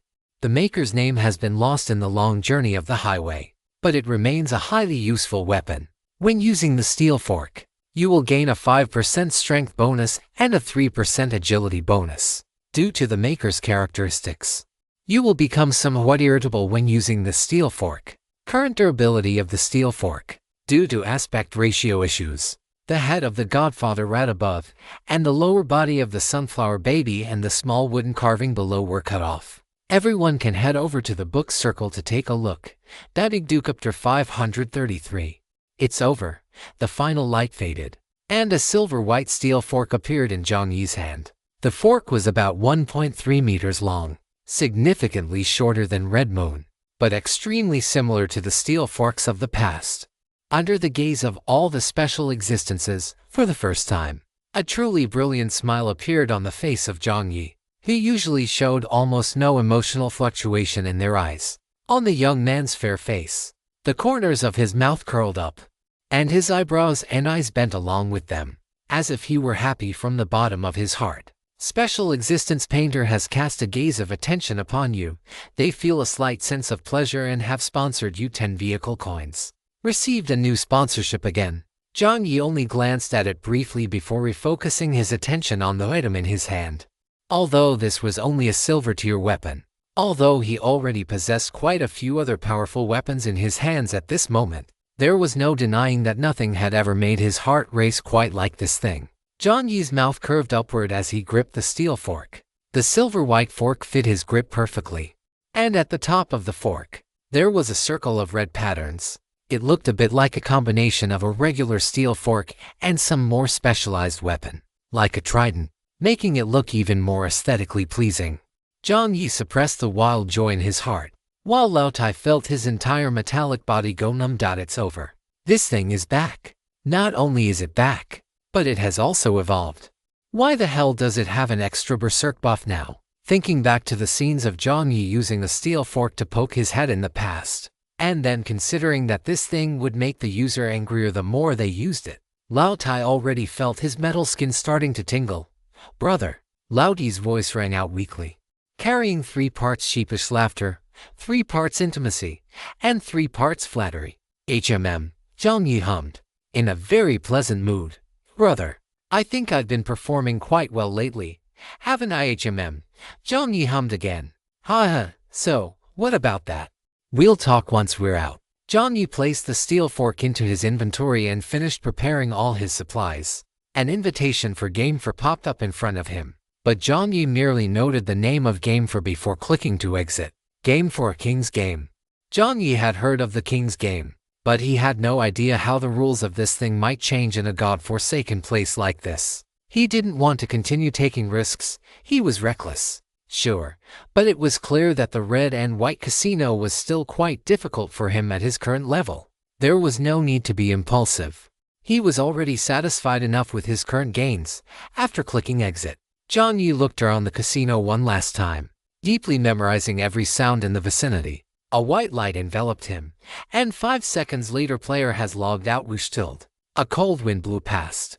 When Jiang Yi opened his eyes again, he was already back on the highway. The time spent in the casino hadn't been long, but the moment he emerged, Jiang Yi felt a wave of exhaustion surging from a mental level.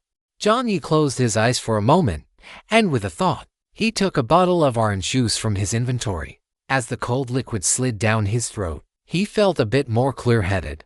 The temperature seemed to have dropped again.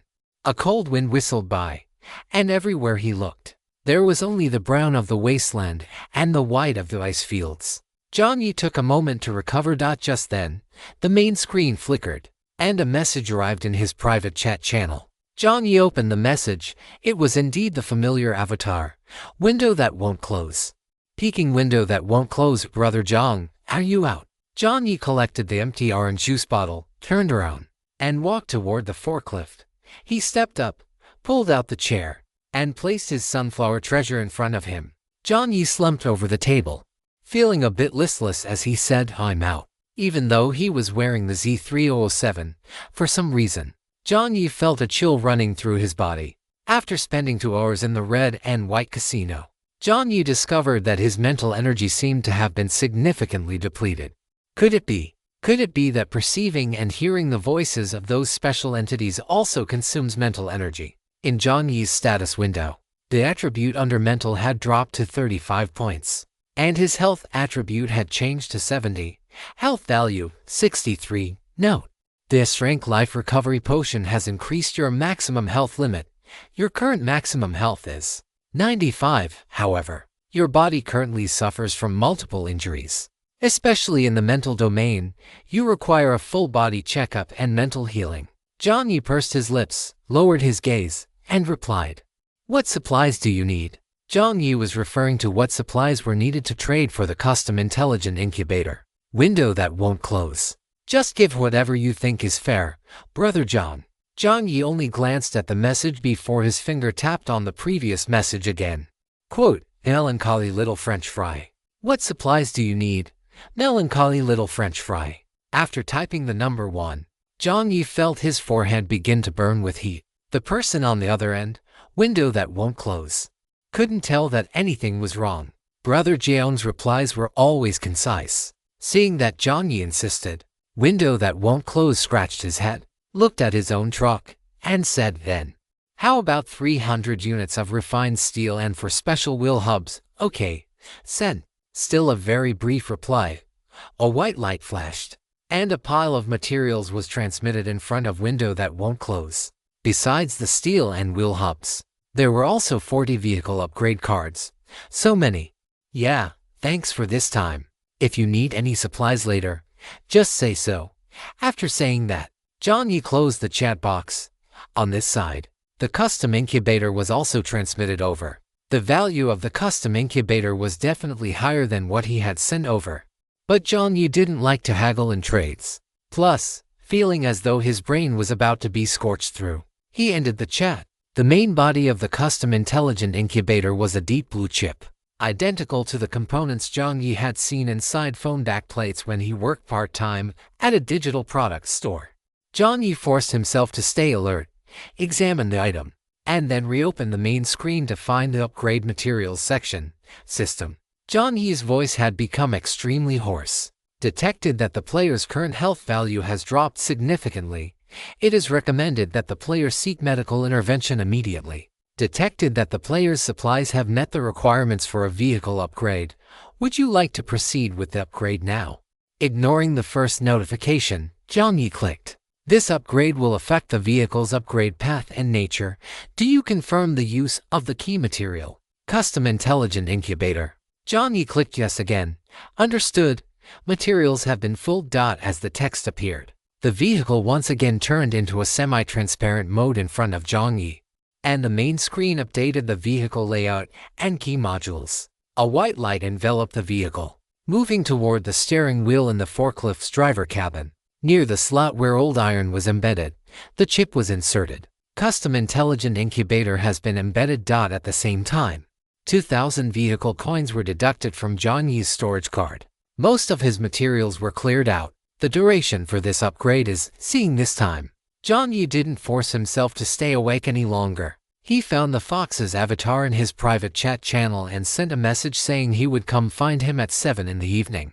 Jiang Yi took out a bottle of B-rank life recovery potion, downed it, and then threw himself onto the inspection bed. Almost the second he touched the bed, a deep sense of exhaustion washed over him, and Jiang Yi fell into a deep sleep. Chapter 534, Honey Chicken Wings. Jiang Yi slept for a very long time. He seemed to hear many voices, some called the malicious, some the master of drama, others the wilderness witch. They hung high in the sky, watching his every move. In the empty casino, all the tables, chairs, and curtains had been stripped away, leaving only him, surrounded by pair after pair of gazing eyes. In his sleep, Jiang Yi's brows were tightly furrowed, and he appeared quite restless. Inside the forklift, Old Tai looked toward the energy furnace brother. But the energy furnace brother didn't know how to handle the situation either. He could feel that the atmosphere flowing within the forklift was deeply uneasy. The sunflower treasure was doing its best to radiate light, yet the sleeping Jiang Yi's brows only furrowed tighter. Just then, outside the forklift, knock, knock, knock. The sound of knocking came, and along with it, a voice. Is anyone there? The voice sounded somewhat puzzled. The red fox Yahello held the honey chicken wings in his hands, looking at the forklift cabin with a hint of confusion. Didn't this kid ask to meet him at 7 o'clock? Why wasn't he opening the door at this hour? What? Did this kid still enjoy those human games of Little Rabbit? Be good. Open the door. As Yahello thought this, he tightened his claws and knocked twice more on the outside of the forklift cabin. Still, there was no reply. Just as Yahello was frowning and about to send Jiang Yi another message, a bird's chirp came from the perimeter of the forklift. Chirp, chirp. Yahello turned his head and saw a fat bird with red eyes seemingly glaring at him with dissatisfaction. Kaojichi roasted chicken wing glanced at Jiang Yi, who was still fast asleep inside the window. Seeing that Yahello's claws were still resting on the cabin door, Kaojichi's brows stood on end, and he let out to more soft chirps. Yahello's expression paused slightly, and he withdrew his claws. The expression on the fat bird's face in front of him relaxed a little. Yahello reached out a claw. Moving it closer to the cabin door, Kaojichi began to frown. Withdraw the claw. The brows relaxed. Move the claw closer. The brows tightened, accompanied by a soft chirp, chirp.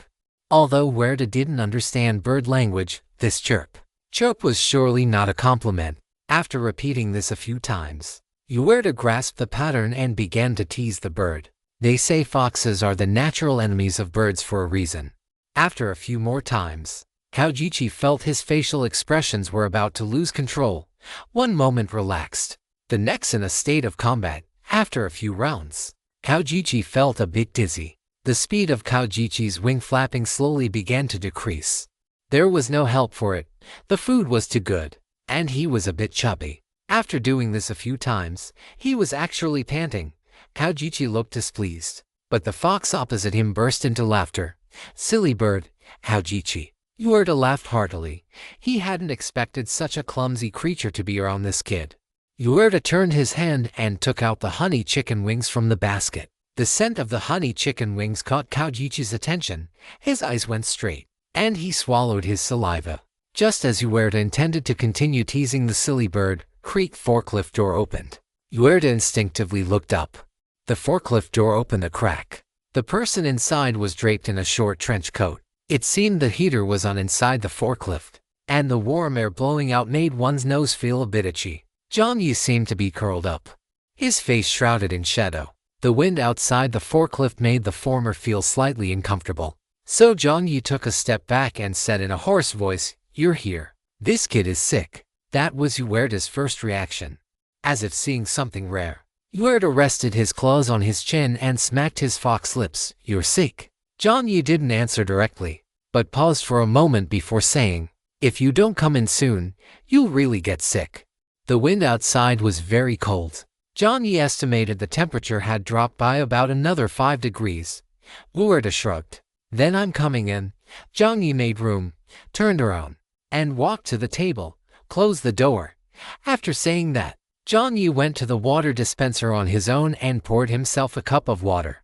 He was indeed sick, but unlike a simple fever, Jiang Yi felt this thing was a syndrome.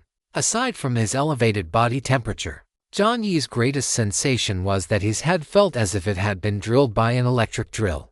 A wave of stuffy heat, damn it. If he had known that going to the casino had such a side effect, he would have gone to the trading market to see if there were any mental barrier type items before he went. Although the price of such things would certainly be expensive, it would be better than feeling so dizzy he wanted to vomit. Jiang Yi sat at the table and watched Huerta walk in. His gaze shifted, and Jiang Yi immediately saw the basket in Huerta's hand. A look of confusion appeared on Jiang Yi's face. What is this? Huerta closed the cabin door. He was quite polite upon entering, not looking around, and pulled up a chair opposite Jiang Yi to sit down. Placing the basket on the table, he pursed his lips. Food, for me, UHO. Jiang Yi looked at Huerta suspiciously and asked, do you want forklift coins, Huerta? Did he look like a fox who was obsessed with money? No. Fearing Jiang Yi wouldn't believe him, Huerta uncharacteristically explained kindly. If it weren't for the fact that you've been pretty good to my brother, I wouldn't have brought free food. Since it had come to this, Jiang Yi found it hard to say anything more. He said thank you in a hoarse voice and opened the basket. Inside was actually a plate of honey-roasted chicken wings. The chicken wings were golden in color and quite large, and they smelled very fragrant. Having slept from his return until 7 in the evening, Jiang Yi hadn't eaten, and he was starving now. The aroma of the chicken wings made Jiang Yi unable to help but sniff, and a sincere smile appeared on his face. Thanks. Did King make this? Jiang Yi remembered leaving some recipes for King. They contained not only things the black tortoises loved to eat but also some home-cooked dishes. Since King had to eat as well, however, to Jiang Yi's surprise, the red fox opposite him seemed a bit embarrassed upon hearing this. Huerta gave a light cough. I made it. The profiteer actually had this skill. Truly, one shouldn't judge a fox by its appearance. Jiang Yi became even more curious. Picking out the one that looked the most appetizing, Jiang Yi stuffed the roasted chicken wing into his mouth. The fragrance of honey rushed to his face, and then, there was, PFFT. Jiang Yi spat the meat out of his mouth with an expressionless face. Jiang Yi wiped the grease from his lips. He felt that his health stats seemed to have dropped a little again. Chapter 535. Well done. Don't do it again. Seeing Jiang Yi's expression, Huerta didn't even seem surprised. If it weren't for the fact that Huerta's tone sounded somewhat concerned, Jiang Yi would have suspected that this guy was intentionally trying to poison him. Huerta asked with concern, was it too sweet, too salty, or perhaps too bland? How exactly did it turn out? Jiang Yi wiped his mouth expressionlessly and glanced at his status window. His health attribute had indeed dropped by 1 point. Your health attribute has decreased by 1 point. Suspected consumption of toxic food. Please pay attention to food safety issues. Jiang Yi closed his eyes in despair. After a long while, he spat out a sentence. Well done. Really, yeah, well done. Don't do it again next time. You are D: for the first time. A sheepish expression appeared on the face of the big fox merchant. Huerta let out an and after a few seconds, the fox paw patted his own chest. Good thing I let you try it before bringing it to King. Jiang Yi. Damn it. This guy really did it on purpose. Jiang Yi rolled his eyes and gave him the middle finger. The profiteer chuckled, acting as if nothing had happened. He took a roasted chicken wing out of the basket, stuffed it into his mouth, and asked skeptically, is it really that bad? Seeing this guy acting so casual, Jiang Yi almost suspected that his sense of taste had changed after he got sick. How could this fox eat it like it was nothing? Seeing Jiang Yi's puzzled expression, Huerta explained casually, something is wrong with my sense of taste. It's a bit malfunctioning. Jiang Yi was slightly stunned. How did that happen? Huerta didn't answer, simply putting the chicken wing he couldn't taste back into the basket. If it didn't taste good, so be it. Smacking his lips, Huerta got down to business. The brat wouldn't have called him over just because he missed him. Huerta covered the basket again and casually took out a memory card. This is your share. According to the rules of the trade, I provide the capital, you provide the technique, and it's a 30/70th split in your favor. Jiang Yi took the memory card, feeling quite surprised. He had originally expected a 50/50th split. After all, the technique wasn't even his to begin with. He hadn't expected the profiteer to be quite principled in this regard. Seeing Jiang Yi's suspicious look, Yahello narrowed his eyes and smiled. "Don't worry. I'm quite sincere when it comes to this. Remember to bring me along when you get rich. Kid, let's have a long-term partnership from now on." A smile appeared on Jiang Yi's face as he clicked to check the balance on the memory card. Jiang Yi had originally thought that having a few tens of thousands would be pretty good. But to his surprise, 10,000, 10,000, 100,000. Jiang Yi's eyes widened instantly. 100,000? There were 100,000 Chech coins in this card. It wasn't just Jiang Yi who was shocked. The roasted chicken wing, which had been silently guarding against the cunning fox on top of Jiang Yi's head, also widened its eyes and almost slid off Jiang Yi's hair. The voice of old Tai was even trembling. 100,000, 100,000. No, kid. How much did you bet? How could it be this much? Seeming to understand what Jiang Yi was thinking, Yahello sighed gloomily, resting his chin on his hands. Kid, if you had been a bit clearer, we would have earned even more now. He could have slapped his own thigh in the casino. He had originally thought that 50 Chech coins was already a very bold and decisive decision. But he hadn't expected this kid to be even bolder than him. Of course. To be precise, it was the other kid. However, although Yahello saw clearly that it wasn't Jiang Yi who did the heavy lifting, he also knew very well that if this kid hadn't had the guts, the yellow-haired guy definitely wouldn't have dared to pull that move. In short, this kid had left a deep impression on him. An average player wouldn't even agree to a 40/60th split, let alone 50/50ths. Since the capital was entirely provided by him, the profiteer. It was true that the other party took risks. But, as the investor providing the capital, he had taken quite a few risks himself. He did this all to win Jiang Yi over. Along with his sincerity in treating others, he was also known for his eye for talent and investment ability. To be able to pull off such a move even within the red and white casino, he was looking forward to what other surprises this kid could bring him. In other words, he thought highly of this kid now, and he wanted to farm this kid's favorability. Jiang Yi wasn't a fool. He naturally understood Yahello's intentions. However, this matter only had benefits for him, with no downsides. Thanks. Jiang Yi toyed with the memory card in his hand. Thoughts surged in his mind, and with a flick of his will, he transferred half of the money off the card and then pushed the card back. Let's make a deal. Speak. I want to entrust you with the remaining 60,000 to keep an eye out for suitable weapon materials in dungeons or other places. As for the price, I believe you know it well enough. You can decide that yourself. 60,000. That's a big move. Interesting, very interesting.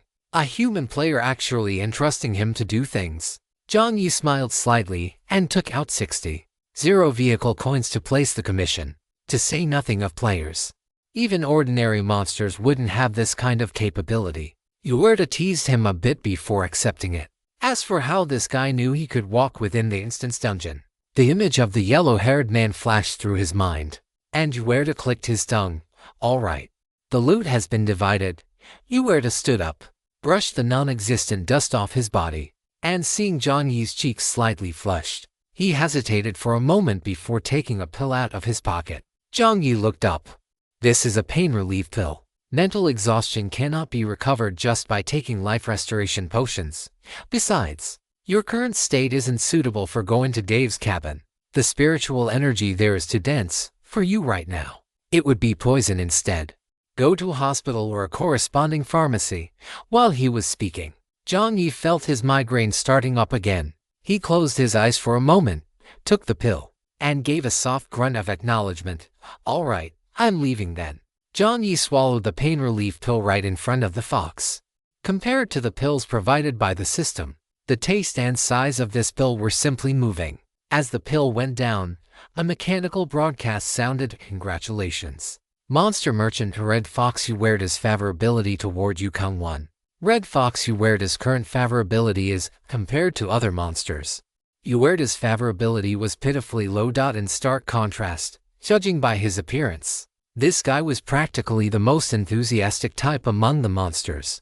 This guy and his younger brother King seemed different, but in reality, they were the same at their core. Both held an extremely strong sense of resistance toward humans.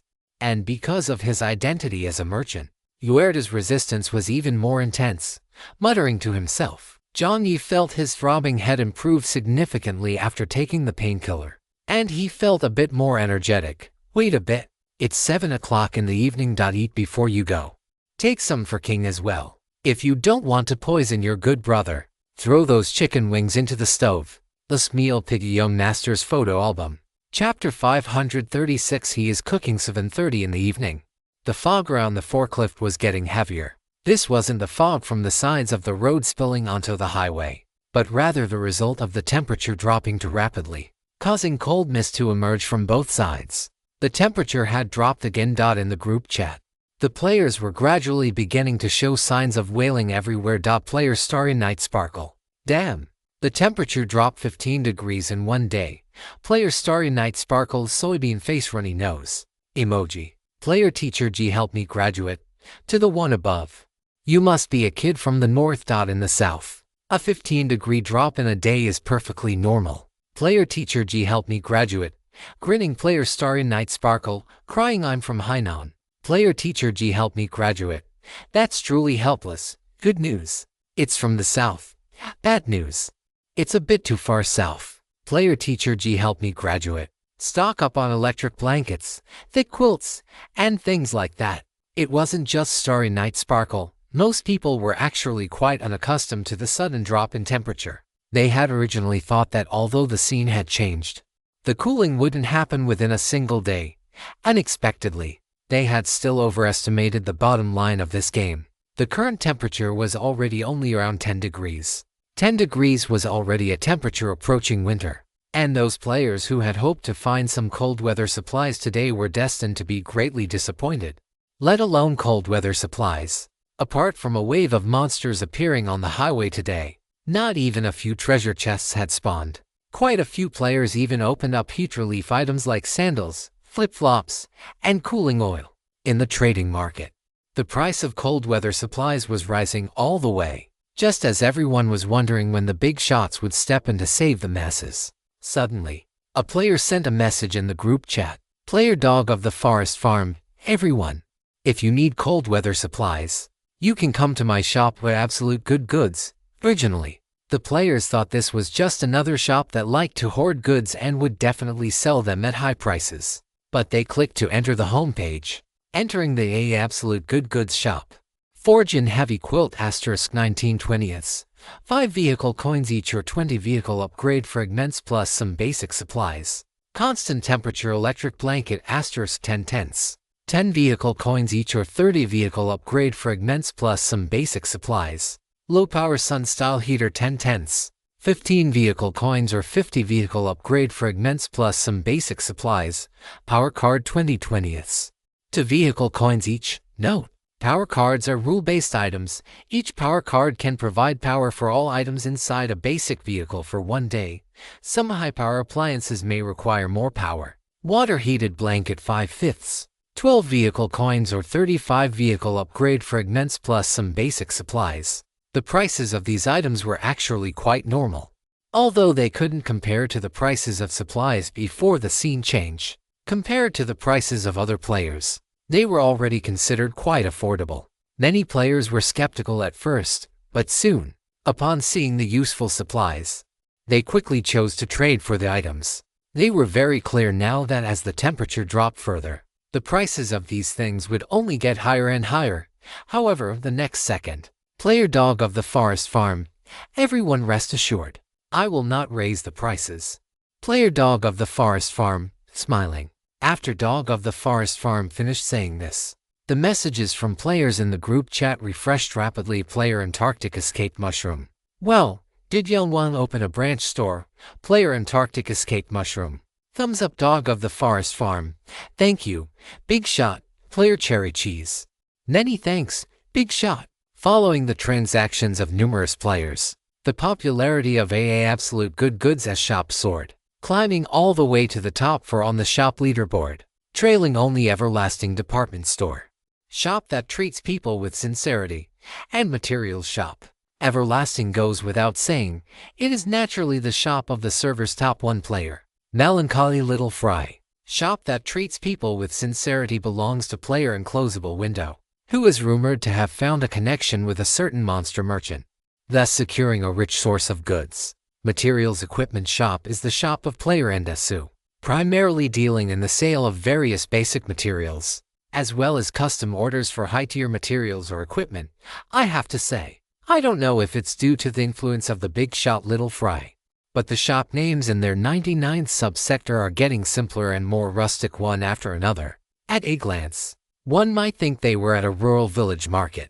Now, on top of these shops, there is one more, Absolute Good Goods.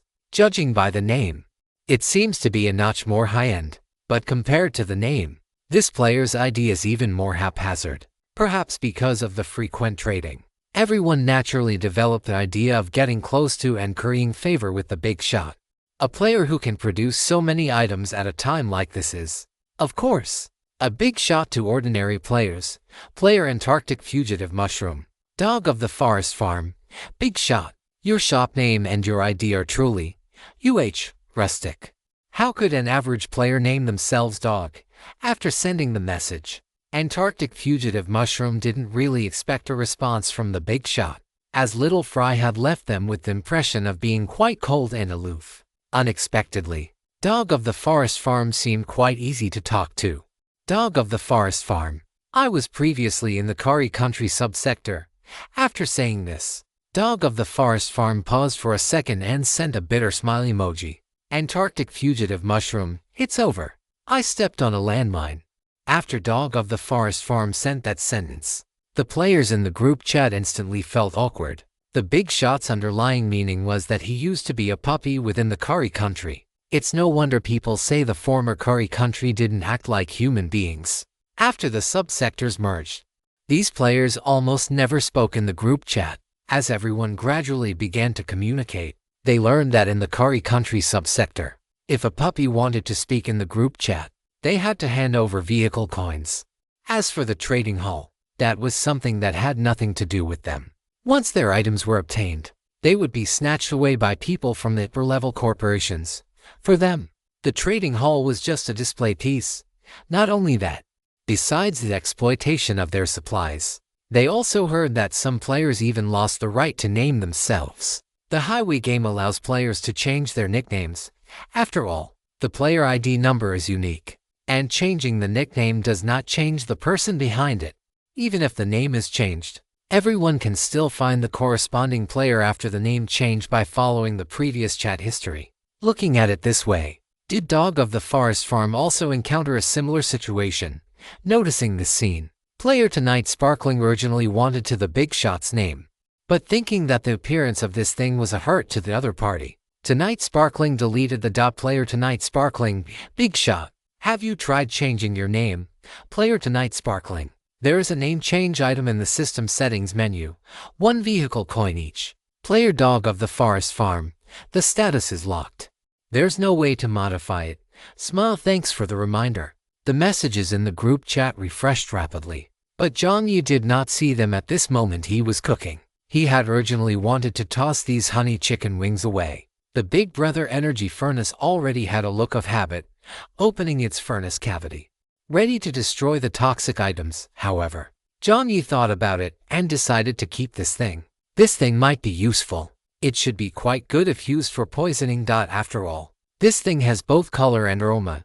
It's just the taste that is worrying.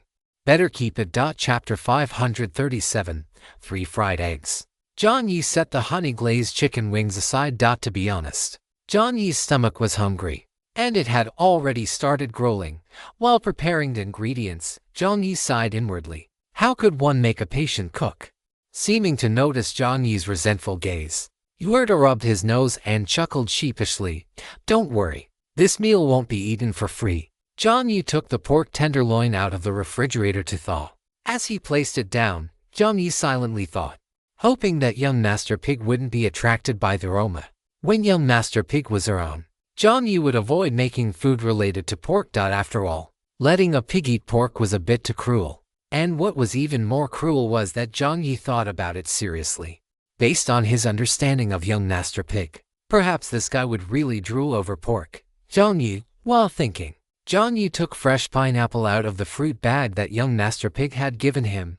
Pineapple is actually a type of fruit, but the taste is sweeter. Jiang Yi wasn't particularly fond of this kind of sweet and sour flavor, but perhaps because he was sick, he didn't really want to touch anything heavy in oil or salt right now. Jiang Yi cleaned the pineapple. Weirdo, on the side, saw this ponytail food and was a bit curious. He reached out a claw to poke it, then placed it in his palm and licked it. Although his sense of taste had long since failed, he could still faintly feel the sweetness of this thing. Weirdo licked his lips. Right, I remember now. King once said that this kid's cooking was very delicious.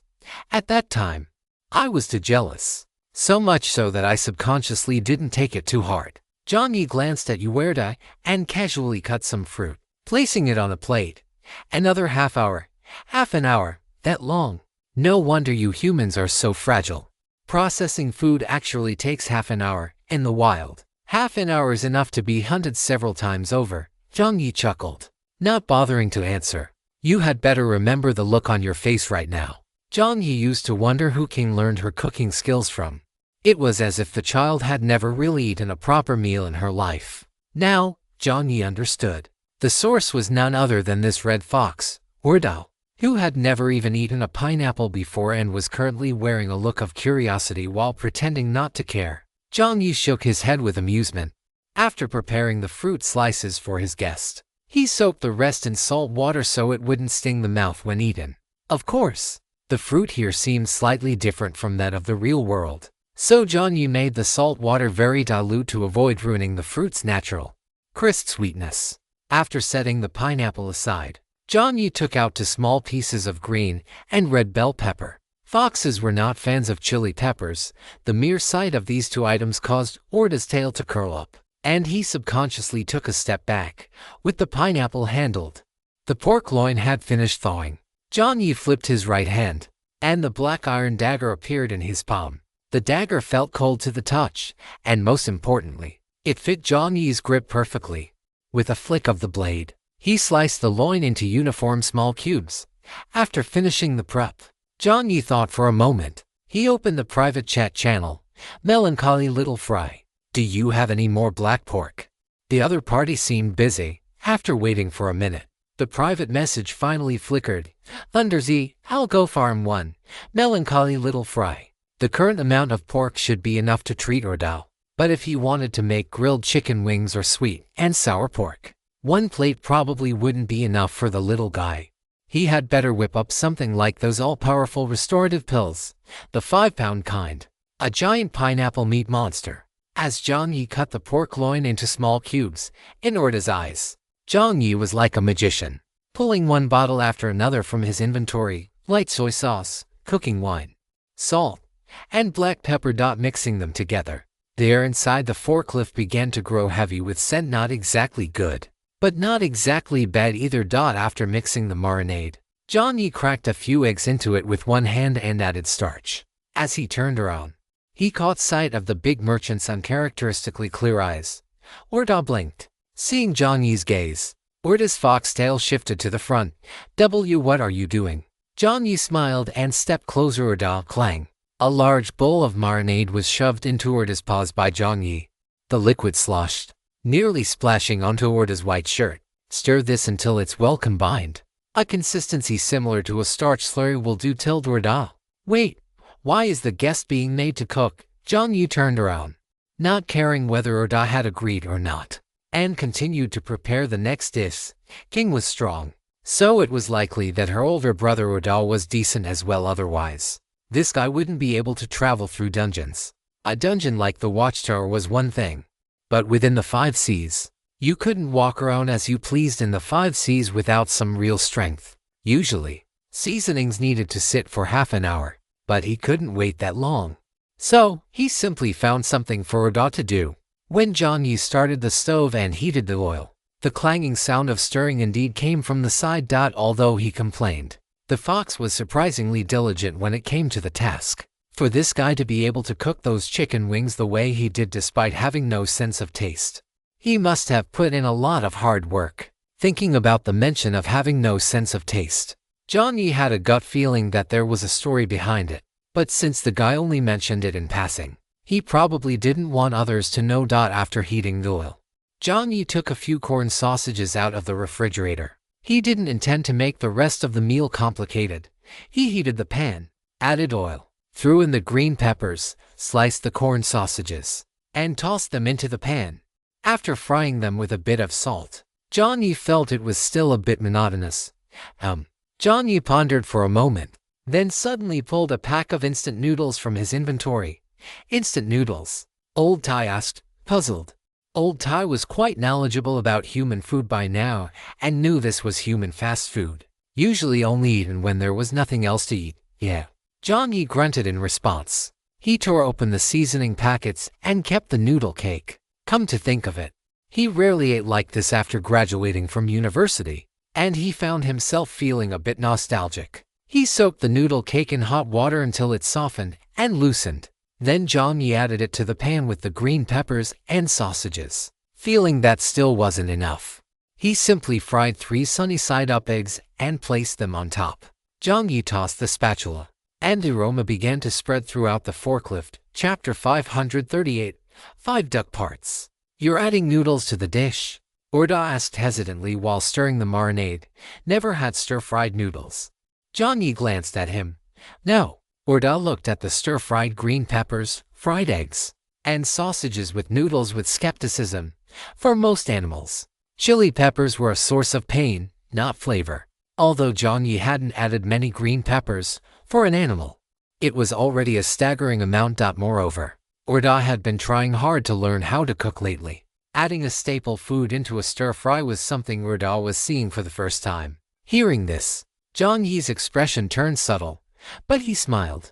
Then you're truly in for a treat. Although he could cook and the food at home was delicious enough, he still couldn't forget the Big Brother brand stir-fried instant noodles he used to eat at the roadside stall. It used the cheapest noodle cakes. The vegetables were grabbed at random. The stall could at best be called tidy, not exactly clean. Even so, Jiang Yi and his dog's sons would polish off several large bowls of those stir-fried noodles. Jiang Yi remembered. What was it that uncle said? He was from Jiangxi. People from Jiangxi were the best at making all kinds of stir-fried dishes. Spicy and flavorful, fragrant and enticing. Adding a bit of homemade fermented bean curd sauce and some dried chili peppers made the taste absolutely divine.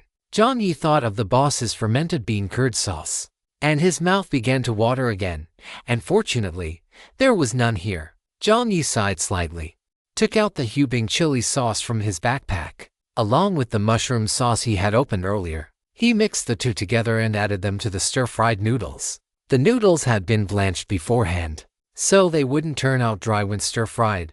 This was something Jiang Yi had learned from the uncle. Once the plate of stir-fried noodles was ready, Jiang Yi didn't serve it immediately but covered the pan to let it steam for a while. On the other side, one could only say that they were indeed brothers. Under Orda's vigorous stirring, the starch in the seasoning had thickened, turning a translucent brown color.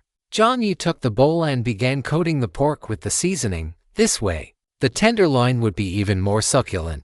After coating it with the sauce, Jiang Yi handed it back to Orda.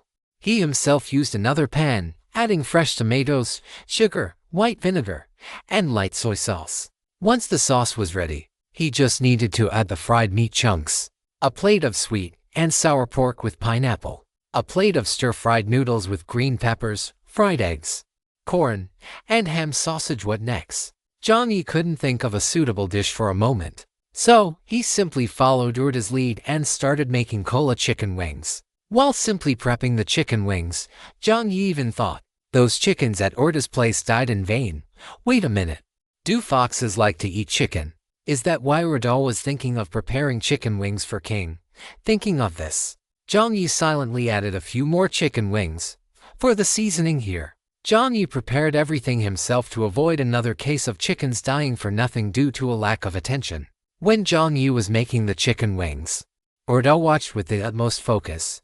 The steps were similar, but as he watched, Orda realized where his own process had gone wrong. It seemed he hadn't bled his chicken beforehand.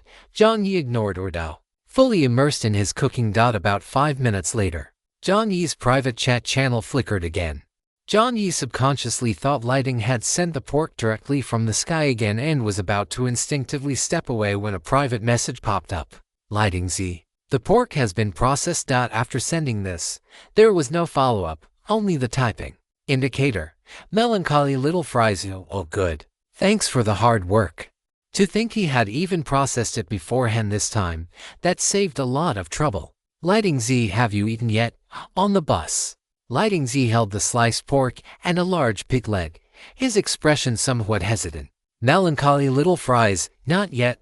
Lighting Z. Lighting Z swallowed a mouthful of saliva. Lighting Z, sending the pork over. A white light flashed, and the pork was sent over by Lighting Z. On the ground on both sides of the bus, a thin layer of white frost had begun to appear. The temperature was dropping so rapidly that the ground was starting to frost over. The enemy Jiang Yi encountered today was the blood elf Angla.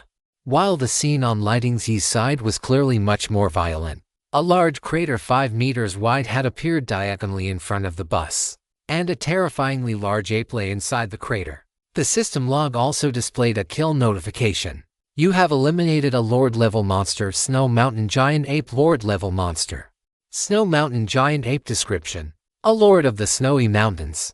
One of the leaders of the ape-type magical beasts, massive in size, astonishing in speed, and possessing high intelligence.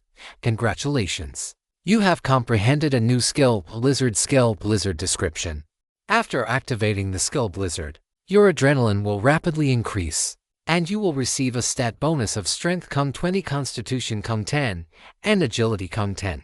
Detected that you cannot equip mental type skills, therefore, the second part of Blizzard Vice Spike cannot be activated. After using the skill Blizzard, you will gain a 2-second invulnerability state. Unless the enemy's true damage exceeds a certain threshold, you will be immune to all external damage within those 2 seconds. After using the skill Blizzard, you will gain a primary intimidation effect. Detected that you have already unlocked a high-level intimidation skill. The current range of intimidation will be increased. In addition to the skill, there were 3 golden treasure chest rewards. From the 3 golden treasure chests, he obtained about 100 vehicle coins, some cold weather supplies, 20 vehicle upgrade cards, and 1 vehicle upgrade magic cube. He also obtained a pig. Lighting Z had never been this nervous before. Usually, when he opened treasure chests, he would get 3 to 4 monsters, about half of which were various types of wild boar monsters. As it turned out, for some reason today, not a single one appeared in the first 2 chests. Thinking of the promise he had made, Lighting Z almost wanted to go to the trading hall himself. Fortunately, the last chest did not disappoint him. The last monster was indeed a pig, and it was exactly the black pig that Zhang Shui had specifically requested. Lighting Z almost wanted to say a sincere thank you to the thing right then and there. Of course, in the end, he still punched the black pig to death. Zhang Shui is cooking again. Oh, so hungry. Lighting Z thought to himself while taking out the braised beef from his backpack. There was only a tiny bit of braised beef left. After sending the message, Lighting Z sighed and was about to drive forward for a while when, melancholy little fries. If you haven't eaten, want to come over and have some? Melancholy little fries. The food will be ready in 10 minutes. Melancholy little fries. By the way, I also made some new duck parts and such. Melancholy little fries. Image. Clicking on the image, the picture still showed the familiar forklift, as well as the table and chairs. Of course, besides that, there was a relatively unfamiliar red fox, squinting and smiling at the camera while making a peace sign. There's another chapter tonight, so those who can't wait, go to sleep early. Chapter 539. Haha. Just kidding. It was nearly 8 o'clock. For people in the real world, 8 o'clock is when the night has just begun. But for the players on the highway, due to the game's mechanics, their daily routines have become increasingly regular. On one hand, it is due to the consumption of physical stamina. On the other hand, going to bed early makes it easier to hear the system's broadcast the next morning. However, some players do not care about such things. At 8 o'clock in the evening, upon seeing Jiang Yi's message, Lighting Z stood up with a start. A smile spread across his face. Lighting Z thought for a moment and then earnestly typed, "Gorilla, is it edible?" Melancholy little fries. Such a thing had never appeared in his pot before. Moreover, if this thing were in the real world, it should count as a protected animal, right? The corners of Jiang Yi's mouth twitched, but he still sent, "I don't know. If you think it's edible, then keep it. Okay. Double quotes after sending the message. Lighting Z searched his inventory for a while. All he could find was a dozen sodas. This was the rare, normal food he had managed to obtain recently. A location card appeared in his palm. A white light flashed, and the bus vanished from where it stood, outside the forklift. Jiang Yi was leaning against the side of the vehicle. It wasn't that he wanted to give Lighting a grand welcome ceremony. It was just that the smell of cooking fumes inside the forklift was too heavy, and he needed to let it air out a bit. Jiang Yi looked at the chat box while letting his mind go blank. Yuerta stood nearby, lighting a cigarette. Seeing Jiang Yi's dazed expression, Yuerta paused for a moment and offered a cigarette with his claw. Jiang Yi shook his head slightly. "I don't smoke." Yuerta looked somewhat surprised. "All right then." Yuerta put the cigarette back. The smoke drifted in the air. It didn't smell like nicotine, but rather, it was filled with the scent of plants. Yuerta turned his head and explained casually, "King doesn't like human cigarettes." This was improved by young Master Pig. "I see." Jiang Yi nodded. Yuerta laughed. "I used to be very curious about why you humans like this stuff. But now I feel that sometimes, it's actually quite interesting. Looking at this world through the smoke, it doesn't seem so disgusting anymore." Jiang Yi remained silent. "It seems the relationship between the monsters and the highway is even more complicated than I imagined. Could Yuerta's loss of taste be related to this?" Thoughts surged in Jiang Yi's mind, and he subconsciously looked at the group chat. In the group chat, player messages were refreshing quickly, but Jiang Yi still noticed a name that appeared repeatedly. Player Dog of the Forestry Farm. This name made Jiang Yi's eyebrows twitch slightly. He almost subconsciously thought of the situation of the puppies from the Kari country. Come to think of it, ever since that guy Wei Wu started acting as the highway's political commissar, he had often come to report on public opinion values and the like. Jiang Yi didn't care about such things. His requirements for public opinion were simple. As long as no separatist forces appeared and it didn't affect the ecological environment of the players, it was fine. According to Wei Wu's reports, most of the Kari country players, under his public opinion propaganda, including the promotion of core socialist values and how to have self-esteem and self-love, had gradually started to become normal. Public opinion was one aspect, and the environment was another. Although the players in District 99 couldn't be said to have overflowing justice attributes, they were much more normal compared to the Kari country district. Under the influence of public opinion and the environment, these people also started to speak in the group chat. Among them, the one who spoke relatively frequently was this Player Dog of the Forestry Farm. He not only listed new supplies in the player trading hall but also sent red envelopes in the group. Wei Wu had asked him to keep an eye on this person, saying that this person was creating public opinion momentum. Besides Wei Wu, Buin had also sent a message, asking him to pay attention to this person. There is no profit in waking up early. Perhaps he had some special profession or item. Although he didn't express his own opinion, Jiang Yi still kept a watchful eye. Compared to Wei Wu or Buin, Jiang Yi actually didn't have much of an opinion on this person. Even if he was creating momentum, it was considered normal. As long as it wasn't too excessive, he wouldn't interfere. He was, after all, just an ordinary player. While he was thinking, the beep of the system notification sounded. "You have received a friend request from Player Dog of the Forestry Farm." Player Dog of the Forestry Farm. "Hello, Team Leader John. I am Player Dog of the Forestry Farm. May I add you as a friend, Team Leader John?" He had never mentioned his name in the public group chat. It had only been mentioned within the special action team. Jiang Yi's brows furrowed slightly, and he did not click accept immediately. On the highway where the forklift was located, colorful lights projected various patterns onto the ground. On the other side of the road, a parallel highway appeared. After Jiang Yi exchanged a few words with Yuerta, he looked toward the direction of the highway. "Is your friend coming?" Yuerta asked with a lazy expression. "Yeah." Jiang Yi gave a hum of acknowledgement. As he stood up to walk, he seemed to remember something and suddenly said, "By the way, when you eat later, stay away from him. Okay, I'm afraid he'll think you're an ingredient too. Haha, just kidding. Ignoring Uerda's "are you kidding me" expression, Jiang Yi clapped his hands and laughed, or rather, he's here, opposite them. The righteous-looking Lighting Z jumped down from the bus. Jiang Yi had originally thought Lighting would be wearing something like a military overcoat. He didn't expect that the moment he saw Lighting, Jiang Yi's eyebrows twitched. In 10-degree weather, this guy was actually wearing a tank top.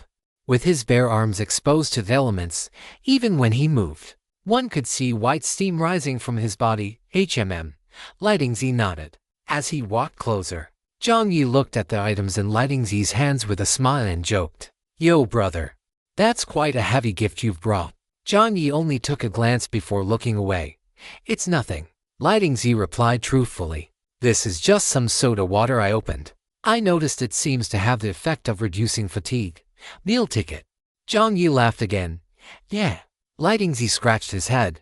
Behind Jiang Yi, Uerda watched Lighting Z with a guarded expression. It wasn't that he actually believed the nonsense about ingredients coming out of the brat's mouth. It was just that, for some reason, he kept feeling that the human player before him gave off a vibe that was extremely difficult to approach. Lighting Z turned his head to look at Uerda. This was the second monster he had seen on Jiang Yi's forklift. Of course, that was excluding the other strange things on the forklift. Chapter 540.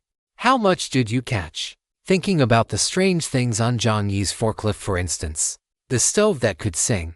The sunflower that would shake its head and greet him with its leaves. And the most bizarre one of all, the giant iron block that had no visible facial features but could still emit sounds.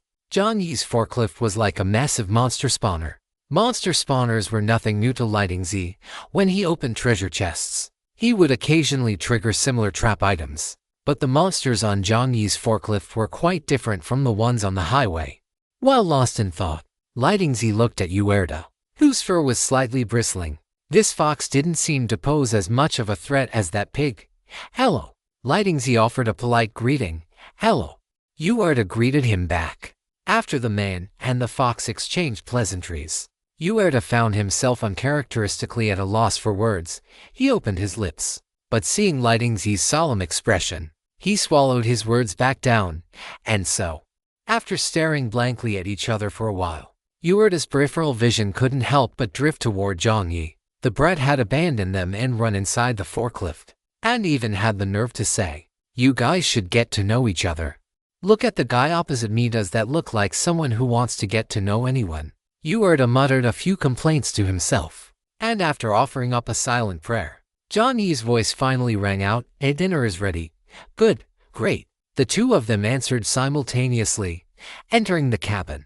The atmosphere finally eased up significantly. Lighting Z's tightly furrowed brows relaxed. It was an aroma different from before. Across from him, Uerda felt as if the human player's eyes had suddenly brightened, and the dangerous aura around him had softened quite a bit. Jiang Yi smiled casually, opened the freezer, and took out 3 disposable cups. He poured the soda water Lighting Z had brought into the cups and added some ice cubes and lemon slices. The current temperature wasn't very high, but the interior of the forklift was incredibly warm. Not only was the air conditioner running at full blast, but Jiang Yi had also stuffed a giant meatball intended for the roast chicken wing dinner into the energy furnace. With the redstone energy overflowing, the forklift was toasty warm. After pouring the soda water, Jiang Yi took out 3 bowls. While retrieving the bowls, Jiang Yi acted as if he were guilty of a crime, carefully peeking outside the forklift to ensure the mysterious tang suit-wearing pig prince hadn't appeared. Before slamming the cabin door shut, on the dining table sat the pineapple sweet and sour pork Jiang Yi had just made, stir-fried noodles with green peppers, ham, and fried eggs, and cola chicken wings. Feeling that this menu lacked a refreshing touch, he had added a side of cold tossed shredded vegetables. The remaining seafood dish was steamed shrimp served with rice vinegar. "Let's have a simple meal," Jiang Yi said with a smile. The other two sat down. For a moment, no one spoke. Lighting Z seemed to prefer noodles. After saying thanks, he filled a large bowl with stir-fried noodles. The essence of stir-fried noodles lies in either alkaline noodles, which are dry but have a better chew, or instant noodles, which are saltier, more savory, and absorb oil better. making them a perfect match for corn and ham. Lighting's shoveled a mouthful of noodles and as he bit down. The fried egg on top broke, the flavor of the egg mixing with the aroma of the green peppers. Before he knew it, more than half the bowl was gone. As for Uerta, being a fox, he was naturally most interested in the chicken wings. To be honest, in his eyes, this dish looked far worse than anything he had ever cooked. Although this Brett claimed it tasted good, at least what he cooked usually turned a golden brown color that looked very tempting, and like what this kid had made, it was pitch black and coated in a layer of sticky liquid, which felt quite strange. Jiang Yi didn't even want to react to Uerta's skeptical gaze. "You'd better eat fast." He noticed Lighting's gaze was already drifting toward the wings. Besides, if it weren't for the fact that there was pork in this meal, and if the pig prince were present, you wouldn't even get a chicken butt, let alone a wing. Secretly shaking his head and ignoring the two of them, Jiang Yi felt his forehead still burning slightly and his mouth felt bland. After drinking half a cup of soda water, he began to eat the shrimp. As the soda water touched his lips, a mechanical notification sounded. "You are consuming a special food, specially made soda bubble water. The refreshing bubble water eases your fatigue spirit. Your spirit has improved, and your fatigue value has decreased by 10 points. Jiang Yi felt a bit more energized. Over there, Uerta had already stuffed a chicken wing into his mouth. Cola chicken wings are generally known as a kid's dish. This isn't because the dish tastes bad, but because the flavor is foolproof. It doesn't require any special preferences or habits. Both adults and children tend to love it. The chicken wings were of a decent size, and the meat was high quality, fresh free-range chicken. In the real world, such chicken would usually be used for boiled chicken. Using it for such a heavy, sauce-laden dish was almost a waste of good ingredients. Uerta tore into the chicken. The meat inside was white and firm, not stringy or dry, and the tender, smooth texture made him swallow hard. A sweet and salty flavor profile could become cloying if eaten too much. But for Uerta, whose sense of taste was dulled, it was just right. After finishing one chicken wing, the eyes of this profiteer seemed much clearer. Jiang Yi didn't even see him spit out any bones. Wait a minute. So, do foxes really not spit out bones when they eat chicken? Jiang Yi thought to himself silently, seeing Uerta's expression. Jiang Yi smiled and asked, "How is it?" Uerta didn't speak, but in Jiang Yi's consciousness, this guy's favorability had increased by another point. Can you make some more? I already sent some to King when I was making this. So this kid was busy with this inside the forklift earlier. Actually, the income from the casino was more than that. Jiang Yi curled his lip. He knew it. A 30/70th split was very merchant-like, but it was very unlike Uerta. Although he didn't know exactly how much Uerta had bet, Jiang Yi estimated that given how generous this guy was toward King, it definitely wouldn't be in the hundreds. Jiang Yi guessed that with this guy's financial resources, combined with the entry threshold of the silver ring auction house at the time, 1 or 2,000 was probably the baseline. This guy definitely skimmed some off the top. For Uerta, this was truly standard operating procedure. It's just that Jiang Yi hadn't expected a single meal to actually bring this kid's conscience back. Jiang Yi said nonchalantly, "It's fine, I guessed as much." How much did you bet? If he just skimmed a little, he didn't care, let alone Uerta. Even he would take a little kickback when trading with the system. 5,000. Uerta touched his ears and gave a sheepish laugh. By the way, I see readers in the book circle and comments mentioning that they've seen the same cover art. Don't worry about it. My cover was also bought from a PDD studio. The studio just used a set of stock images. I will change the cover when the book goes through testing. If you have any familiar cover artists you recommend, feel free to suggest them. Thank you all for your concern. Chapter 541. I think I know how to drive. Spit that chicken back out, Jiang Yi said in an icy tone. He had still underestimated the guy in front of him. No wonder young Master Pig said that doing business with this guy meant a small loss was a small gain, and breaking even was a huge profit. Even Jiang Yi had to admire this guy's audacity. 5,000? When he sent the message to this guy, he only said there was money to be made and to come over. He hadn't revealed anything else. At the time, he thought that relying on the luck of the window that won't close, even if he didn't make a killing, a small profit was guaranteed. Besides, apart from the window that won't close, he had also kept a backup plan. The I want to gamble my life with you item card. Item card. I want to gamble my life with you description item card. I want to gamble my life with you. Originating from the special dungeon Echoes of Fate. This item card is a one-time consumable. Once used, it cannot be retracted. Description. The I want to gamble my life with you item card can only be used on one player, monster, or dungeon entity. After use, the player automatically becomes the other party participating in the game. The specific form and content of the game are variable. Note, I repeat, once used, it cannot be retracted. After using the item card, he could also change the form of the game. When push came to shove, he would forcibly reverse the game's format and design it to be the ball game that the clown and the little wooden carving had played. That was the sure-win method he had planned at the time. Although the odds might not be as high after reversing the game, at least he could guarantee a profit. Therefore, he had sent the message to Werda at the time. He had thought this guy would invest at most 1 or 2,000, but he never expected this guy actually invested 5. He really didn't understand the identity of a great merchant. 5,000, and if the payout was 1 to 100, that would be 500. And this guy only gave him 100. That's not a 30/70th split. That's a 20/80th split. Jiang Yi kept a cold face, and Werda gave a sheepish laugh. Oh, it's not that simple to get into the red and white casino. You know, I still had to pay some channel fees. How much? I think it's better if you don't know. Jiang Yi couldn't take it anymore. He grabbed the damn fox by the neck, squeezed hard a few times, and then sat back in his seat. Infuriating, truly infuriating, compared to Werda. His own operations with the system were like child's play. In front of this guy, he was practically a fresh recruit. While Jiang Yi was strangling Werda, Thunderzy, who was eating quietly on the side, judged that he didn't need to help, and then secretly moved the chicken wings in front of Werda over to his own and Jiang Yi's side. Just as the three of them were eating again, a beep sounded. Thunderzy looked up, and white light began to shine both inside and outside the forklift. Are there monsters? Jiang Yi retracted his gaze and said, it's fine. It should be that the forklift upgrade is finished. As he spoke, the system broadcast sounded. Your vehicle is about to finish upgrading. Are there any layouts you need to adjust? The forklift module's global view appeared. Jiang Yi took a look. There were no major changes overall, but the spatial depth had increased, and the space inside the cabin had become larger. After thinking for a moment, Jiang Yi moved the position of the straight ladder to be closer to the driver's cab, then chose adjustment complete.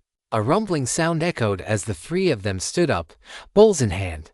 Inside the forklift, the position of the quality inspection bed shifted toward the edge, and more dark slots appeared above it, connected to pipes underneath. At the L-shaped corner of the inspection bed, Lao Tai looked up, and a white light manifested upon him. A mechanical broadcast sounded. Full vehicle intelligent AI program 01 is connecting. Lao Tai wiggled his backside, feeling an itch beneath him. 10% of blue light rippled outward. The steering wheel in front moved slightly, and as it turned, the front wheels of the forklift turned in sync. Connecting a driving system. Connection successful. Next was connecting their management system. Inside the forklift, blue light bathed the walls. Thunderzy's gaze followed the light, his eyes filled with a hint of novelty. It was his first time seeing how someone else's vehicle upgraded. While watching, Thunderzy discovered the fourth and fifth strange items on the forklift. Aside from the sunflower, the large iron block, and the large stove, beside Lao Tai sat a small wooden rack. On the rack was a small wooden carving that seemed to be sleeping. After being woken up by the blue light, the small wooden carving rubbed its eyes and then leaned back against the large iron block to fall asleep again. Beyond the small wooden carving, there was a protruding wall clock shaped like a bird's beak. This was the faceless bird beak player. The deep blue bird beak opened and closed, and a mechanical, cold voice rang out. Moving to a new home. Moving to a new home. Jiang Yi remembered he hadn't fed this thing any vehicle coins yet, had he? How could it be so sentient? After the faceless bird beak finished saying they were moving to a new home, air management system connection complete. Next were the power system and water supply system. These were items that came with the bathroom set he had unlocked earlier. Power system connection complete. Water supply system connection complete. After the 4 basic systems were connected, an AI projection was about to appear amidst the deep blue light. Nearby, you are to watch this scene with profound eyes. It seemed this kid was already upgrading to a level 5 vehicle. He truly was a player worth his attention. At this rate, there were likely few others in the entire server who could keep up. Basic systems connection complete. Intelligent entity is about to. Before the mechanical broadcast could finish, the blue light suddenly stalled, and a black barrage of text squeezed in like a bandit. Above Loudy's head, a mysterious black frame appeared, still displaying those same symbols for boxes and a plus sign. To hell with all of this. How dare you try to steal my spot? While thinking this, Lao Tai projected the intelligent entity onto the other side of the equation. To command surface simultaneously. Intelligent entity loading. Enchantment in progress. Under the shroud of the black barrage, the blue light tried desperately to escape, but the blackness was like a black hole that absorbed all light. The moment the intelligent entity poked its head out, it was instantly refined by Lao Tai and Jiang Yi's consciousness. It felt as if Lao Tai had even let out a burp. In front of the 3 of them, Lao Tai lifted his backside and suppressed the blue light. Program Z01 has been taken over by the Great Anvil. Immediately following, Loudy's joyful voice rang out, "Hey, brother. I think I know how to drive now." Chapter 542, Lord Player. As Lao Tai spoke, the forklift finished its update, and the system log popped up. "Congratulations, Player Little Fries. Your vehicle has been upgraded from a level 4 to a level 5 vehicle. Would you like to broadcast this to the entire server? If you choose to broadcast, you will receive a special reward." A special reward? How special could it be? Jiang Yi thought to himself as he clicked yes. At that moment, not only did the main screen in front of Jiang Yi light up, but Thunder Z's screen lit up as well. Massive electronic fireworks shot into the sky, forcing the 2 men and 1 fox to squint their eyes. The mechanical broadcast actually carried a sense of joy.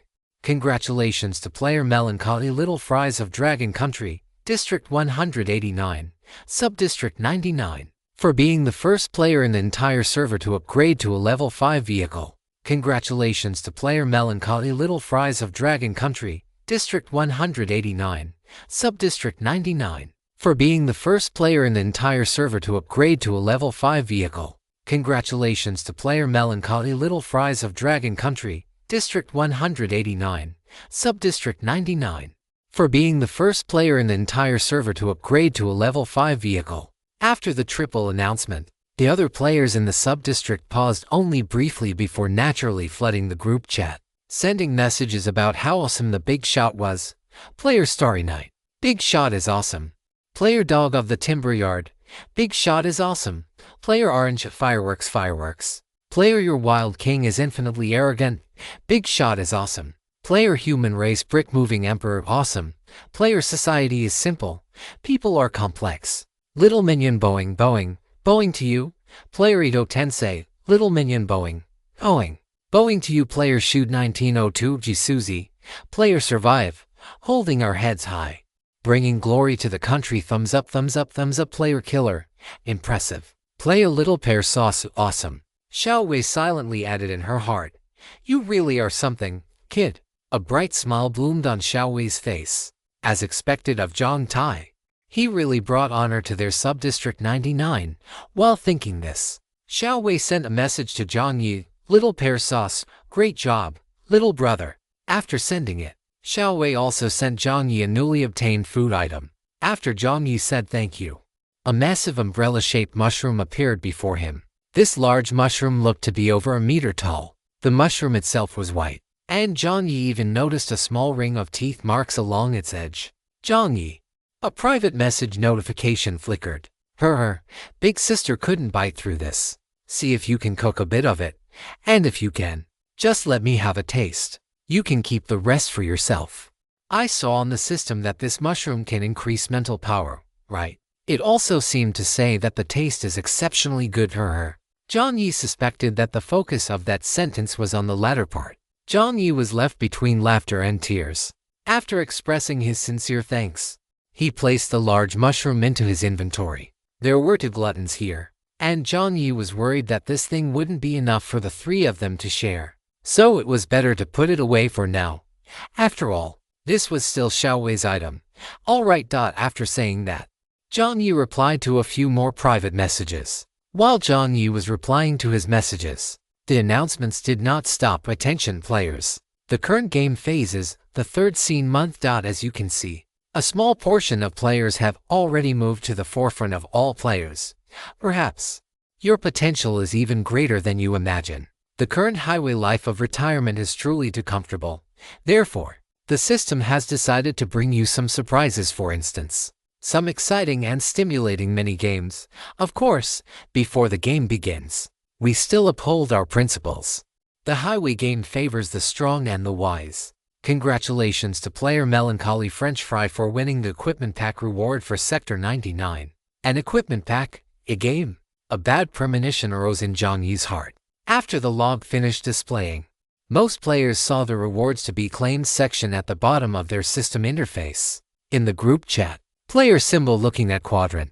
What kind of stunt is the system trying to pull now? Player symbol looking at quadrant.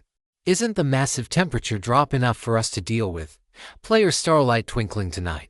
An equipment pack. Why do I have a bad feeling about this? Player old ox silently tilling the field. Regardless, let's thank the big boss first. Otherwise, we wouldn't even have an equipment pack. That's true. Jiang Yi skipped over the messages thanking him and claimed the equipment pack from the system log. He clicked to open it. You have obtained refined dagger *1.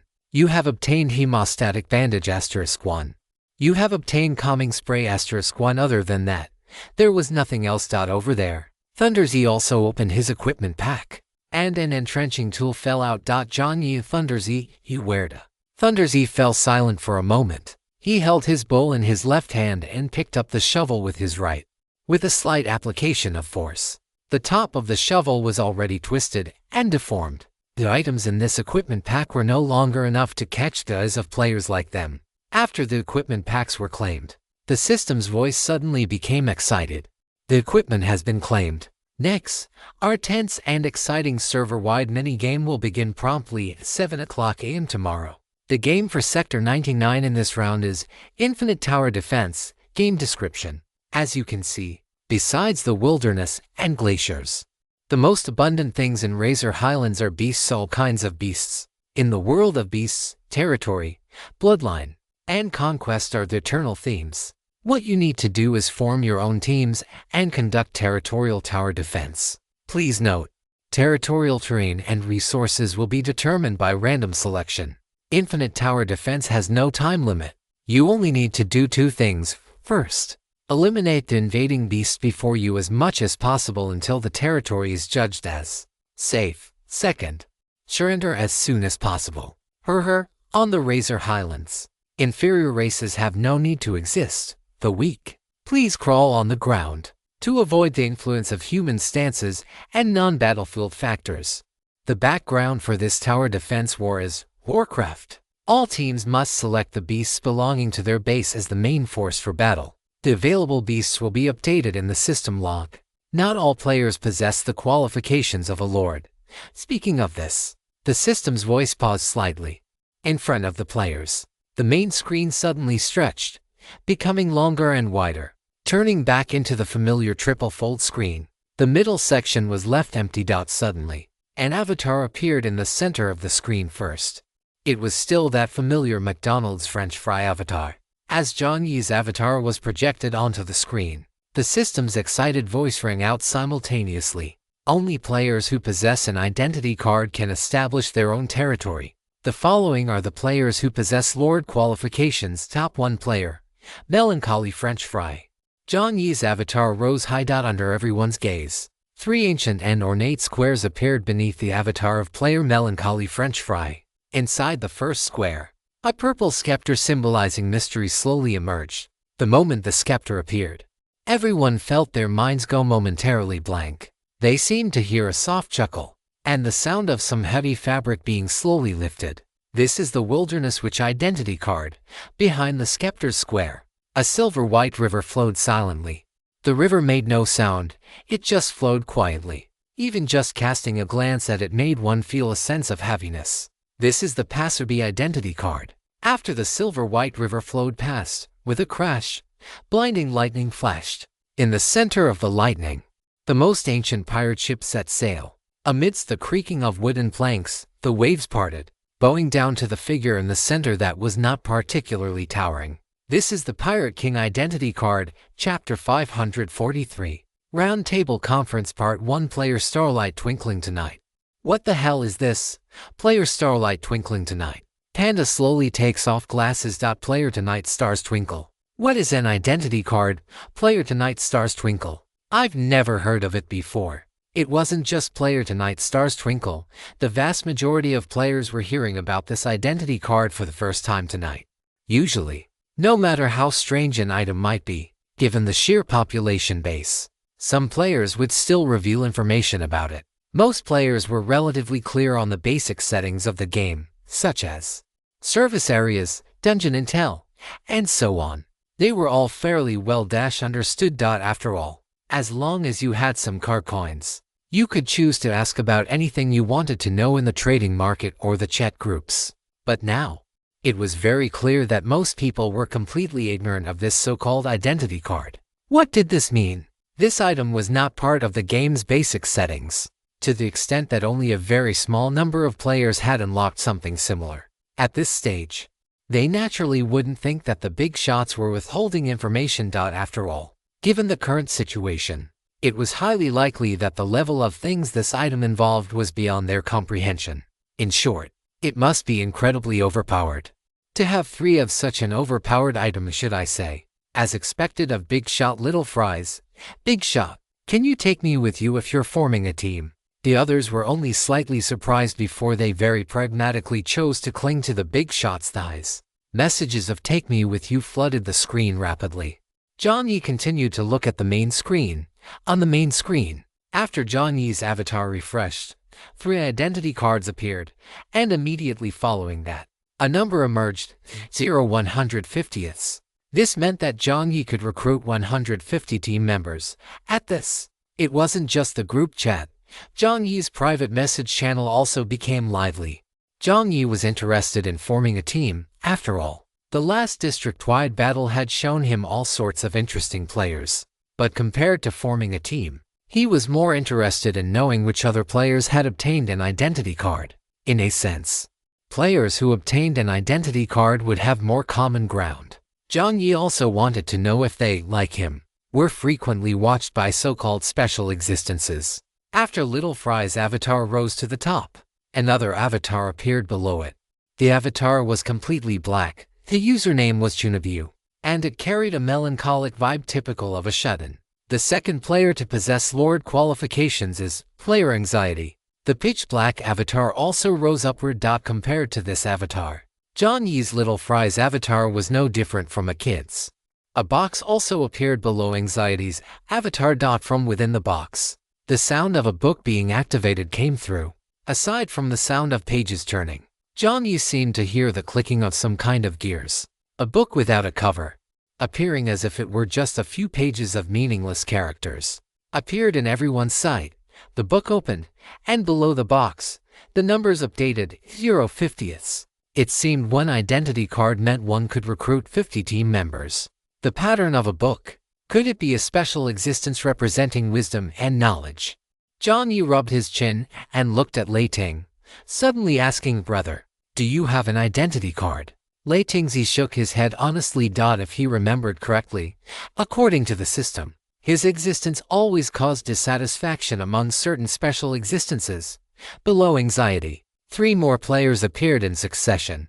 Jiang Yi had originally thought that the system ordained Lucky Dog player, Can't Close the Window, would at least have an identity card similar to the favor of the goddess of luck. However, there was none.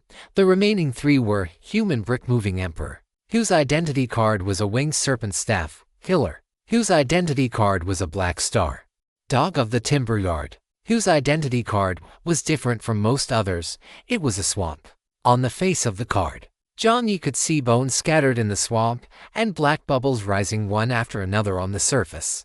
At the edge of the card, There was a clump of deep green algae-like substance, and beneath the cover of the algae, it seemed to be a patch of black dot within subsector 99, among nearly 80 players. Only 5 players had obtained an identity card. And the most terrifying part was that Jiang Yi alone possessed 3. You're awesome, little brother. Even though she had said it many times, Xiao Wei still couldn't help but exclaim. While saying this, Xiao Wei sent a message, little pear sauce.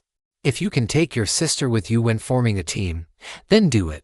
If you can't, it's fine too. After the 5 Lord players were announced, the system's voice paused slightly and continued. All Lord players have been publicized. Seeing that Lord players can select powerful players to form their own teams to enter the game, do the other players feel envy, and willingness, and resentment? Resentment that you are not strong enough. Resentment that you did not receive the same good fortune and gifts. Resentment that you cannot participate in the game. The system's voice rang out eerily, and the players on the road had varying expressions. The system's words were unpleasant, but they didn't seem wrong. The player slots below the Lord players were limited. It was obvious that the big shots would only choose players who were closer to them and stronger. People like them certainly wouldn't have the qualifications to participate in the game. Without the qualifications to participate in the game, they would lose some opportunities to become stronger. And if they couldn't become stronger, they would only lose more qualifications later. One step behind, every step behind. Is this really fair? Not all players had this thought, but there was always a portion of players who felt unwilling. Lagging players. You should cheer for this system's humanization. To cater to your tiny self-esteem, this system has additionally set up the mercenary status. Even as weak as you are, you can try to form teams freely as mercenaries and enter the ownerless territory. As for what achievements you can obtain then, it will all depend on yourselves. Of course, the ownerless territory cannot choose its defending monsters. Who told you all to be so weak? In addition to mercenaries, Lord players, please note, once you choose to surrender, 10% of the supplies in your territory's official inventory will be deducted. The base for this deduction is the amount of supplies you possessed before entering the game. To facilitate the deployment of troops, the Lord's Roundtable Conference will begin in 3 minutes. This system broadcast is complete. The game Infinite Tower Defense will officially go live tomorrow at 7:00 a.m. Stay tuned. Chapter 544. Roundtable Conference Part 2. After the broadcast ended, the players in the group chat began to spam messages frantically, but Jiang Yi only took a brief glance before closing the main screen. There were 3 minutes left until the so-called Lords Conference. Among the 5 Lords, the only one Jiang Yi had never met was Dog of the Forestry, so he didn't feel particularly nervous about the meeting itself. With the final 3 minutes remaining, Jiang Yi first looked at the unclaimed server-wide announcement rewards. Jiang Yi scrolled to the very bottom of the system interface and clicked claim. A dazzling light erupted inside the forklift, and immediately, a uniquely shaped necklace appeared in Jiang Yi's hand. Congratulations, player Melancholy Little Fry. You have obtained the identity tag of the Special Existence Malice. Snap. Jiang Yi remained expressionless. He turned around, raised his hand, and performed a shooting motion. The metallic dog tag necklace was tossed by Jiang Yi straight into the furnace chamber of his body. The energy furnace. Scarlet tongues of fire licked out. System Iwerda. What kind of junk did you just throw away? Just some trash. Jiang Yi spoke rapidly, a look of disdain appearing on his face. He had still underestimated that person's lack of integrity. He truly hadn't expected that a special existence could do something so lacking in class. To actually stuff his own identity tag into the system's rewards after being rejected. Jiang Yi rolled his eyes in his heart, and Old Tai also clicked his tongue. Thunder Z and Uerto exchanged glances, unaware of what had happened. Jiang Yi continued to rummage through his supplies, pulling out two positioning cards and one 1,000 miles in a day item card. Description. The card is, as its name suggests, after use. Your vehicle can travel 1,000 miles in a day. Of course, after this day, your vehicle will be enabled to move. In other words, the maximum daily mileage is 1,000 km. 1,000 miles in a day. That's interesting. Jiang Yi examined the card in his hand. Speed was secondary after upgrading to a level 5 vehicle and installing boosters. The forklift's current speed had already reached 120 km/h. This speed wasn't slow, but compared to some vehicles with ample power, it was still lacking. 1,000 miles in a day was an unimaginable speed for a forklift. More importantly, beyond its conventional use, this thing was an absolute godsend for escaping, especially on parallel highways or in specific situations. Jiang Yi read the rules several times, confirming that the item didn't emphasize the vehicle's own condition. This meant that as long as it was within the rules, even if your vehicle lacked power, was out of fuel, had no electricity, or was damaged, it could still travel 1,000 miles in a day. A smile finally appeared on Jiang Yi's face, ignoring the system's pop-up notifications of malice expressing anger and slight amusement. Jiang Yi quickly finished his meal. Thunderzy and Uerda, being quite tactful, took the food Jiang Yi had packed for them, bid him farewell, and left the forklift. Outside the forklift, Jiang Yi waved casually at the two. Before Thunderzy left, Jiang Yi traded him a polar combat suit, although his buddy had an astonishing physique. Given the current cooling trend, it was unlikely he would be able to hold out until the end. The man and the fox disappeared from sight. Jiang Yi tidied up his cooking utensils, and the 3 minutes were up. The Lord's Round Table Conference is about to begin. Teleportation will commence in 3 seconds. 3, 2, 1. White light bloomed in the center of the cabin. Jiang Yi felt a sharp pain in the back of his head, and his consciousness was pulled away. Dungeon, Razor Highlands scene. Player Lord's Round Table Conference synchronizing. Inside a fortress forged from giant stones. In a conference room approximately 20 meters long, 10 meters wide, and 5 meters high, a massive round table engraved with various patterns emerged. In the center of the table were 2 flags, one depicting a beast claw, the other a spear. The beast claw was the symbol of monsters, while the spear was the symbol of humanity. 4 stone chairs appeared at 4 sides of the round table, above the stone chairs. 4 white figures simultaneously condensed into existence. Above the 4 figures were their respective symbols: a black star identity tag Dark Star, a winged serpent staff identity tag Asclepius, an unsealed scroll identity tag Seeker, and a dark swamp identity tag Undead Pool. As the 4 special symbols appeared, a light screen popped up in the center of the round table, and lines of text emerged. Player Anxiety has entered the round table conference. Player Killer has entered the round table conference. Player Human Brick Moving Emperor has entered the round table conference.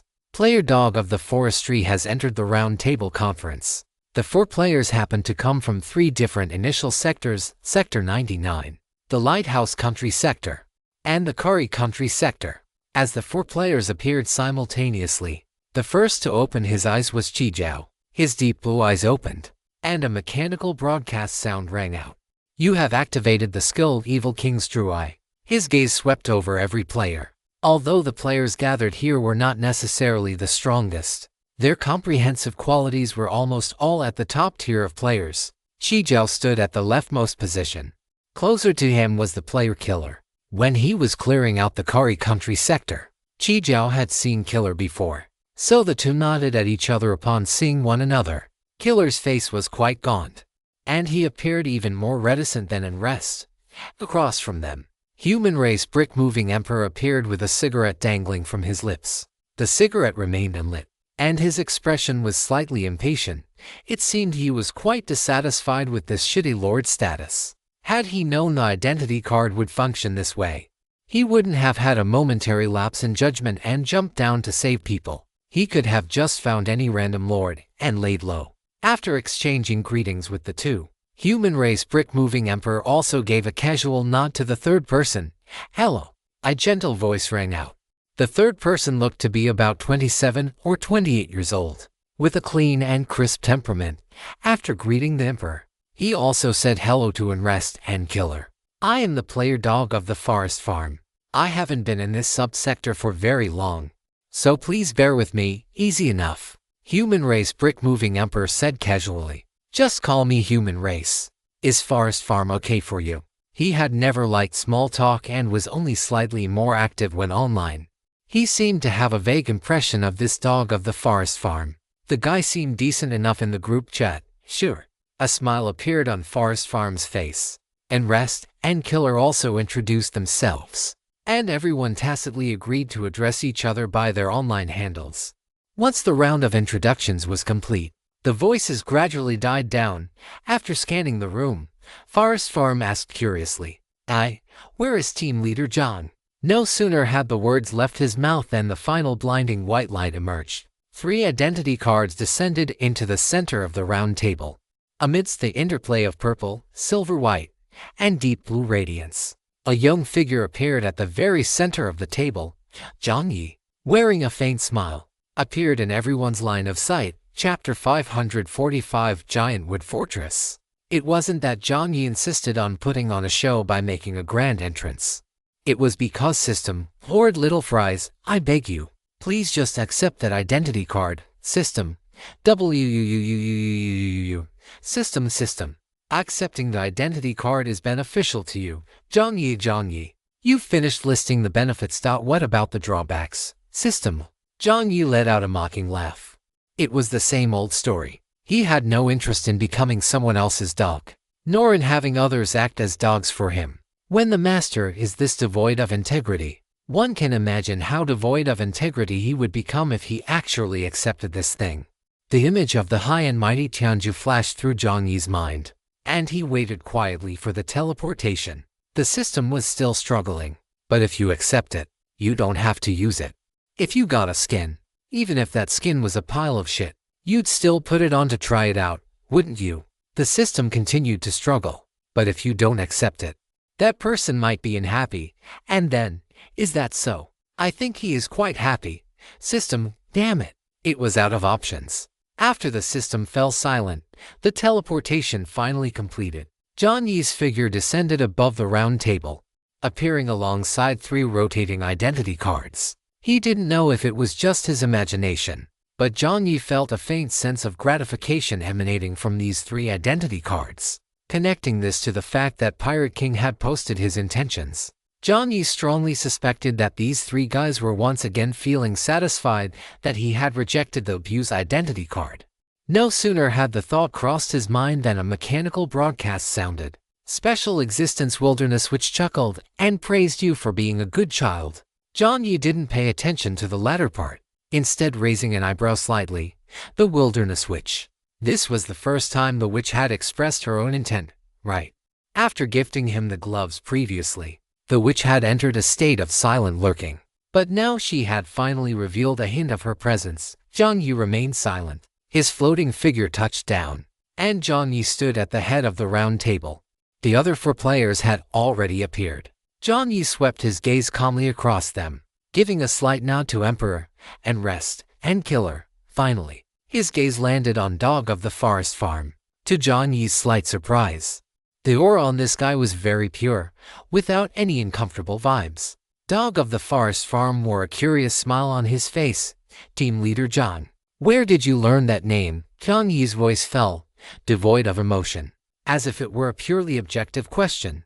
But almost instantly, the Emperor felt the surrounding atmosphere grow tense. Killer's eyes lifted slightly. Forest Farm didn't seem to expect Jiang Yi to be so direct. Jiang Yi still wore a smile on his face and hadn't activated any intimidation skills. As things stood, in Subsector 99, his name and his very existence were the best form of intimidation. The smile on Dog of the Forest Farm's face froze in place. Jiang Yi looked directly into the other's eyes. Dog of the Forest Farm turned his head slightly and managed a strained smile. I heard it from other players while trading at the trading hall. I see. Jiang Yi gave an O. I just hold you in high regard, Team Leader John. I came from the Kari Country subsector. If it weren't for you, we wouldn't have been able to shake off the status of puppies. So, I inquired about you on my own. I didn't know this would cause you any trouble. As Dog of the Forest Farm spoke, a look of panic appeared on his face. Just as he was about to continue explaining, Jiang Yi withdrew his gaze and said in a calm voice, first of all, it wasn't because of me. It was because you originally belonged to a defeated subsector. Secondly, this has not caused me any trouble. Jiang Yi had no intention of being sarcastic. He was simply stating a fact. Dog of the Forest Farm's face turned pale and then flushed. I understand. Above, the final mechanical broadcast sounded. Lord player Melancholy French Fry has entered the round table conference. As the final broadcast announcement ended, a massive light screen appeared above the round table. In the center of the 5 people, blue rays of light intertwined, eventually forming a humanoid figure. Jiang Yi had originally assumed it would be faceless, but the moment this thing spoke, Jiang Yi recognized exactly who it was. "Good morning, everyone, dear Lord players. Damn system. This system is System Z999, in charge of several subsectors, including Sector 99. This is the first official player meetup, and the roundtable conference will be hosted by this system." After Z999 finished speaking, the room fell silent. The virtual expression on Z999's face paused for a moment. Among the 5, only Dog of the Forest Farm shifted his gaze left and right, then tentatively clapped his hands. Clap, clap. The lonely applause rang out, echoing through the empty room.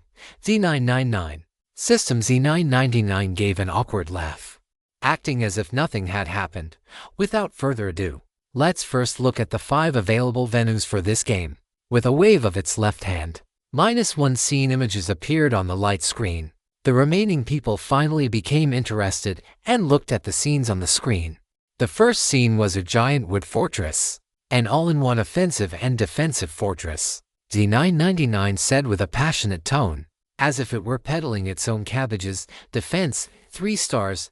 Attack, 3 stars. Forest terrain, especially suitable for forest-type magical beasts to conduct offensive and defensive battles. Jiang Yi's gaze followed Z999's finger. In the giant wood forest, trees blocked out the sky and sun. The further toward the center one went, the larger and thicker the trees became. At the very center, which was the heart of the giant wood fortress, the branches of the trees intertwined.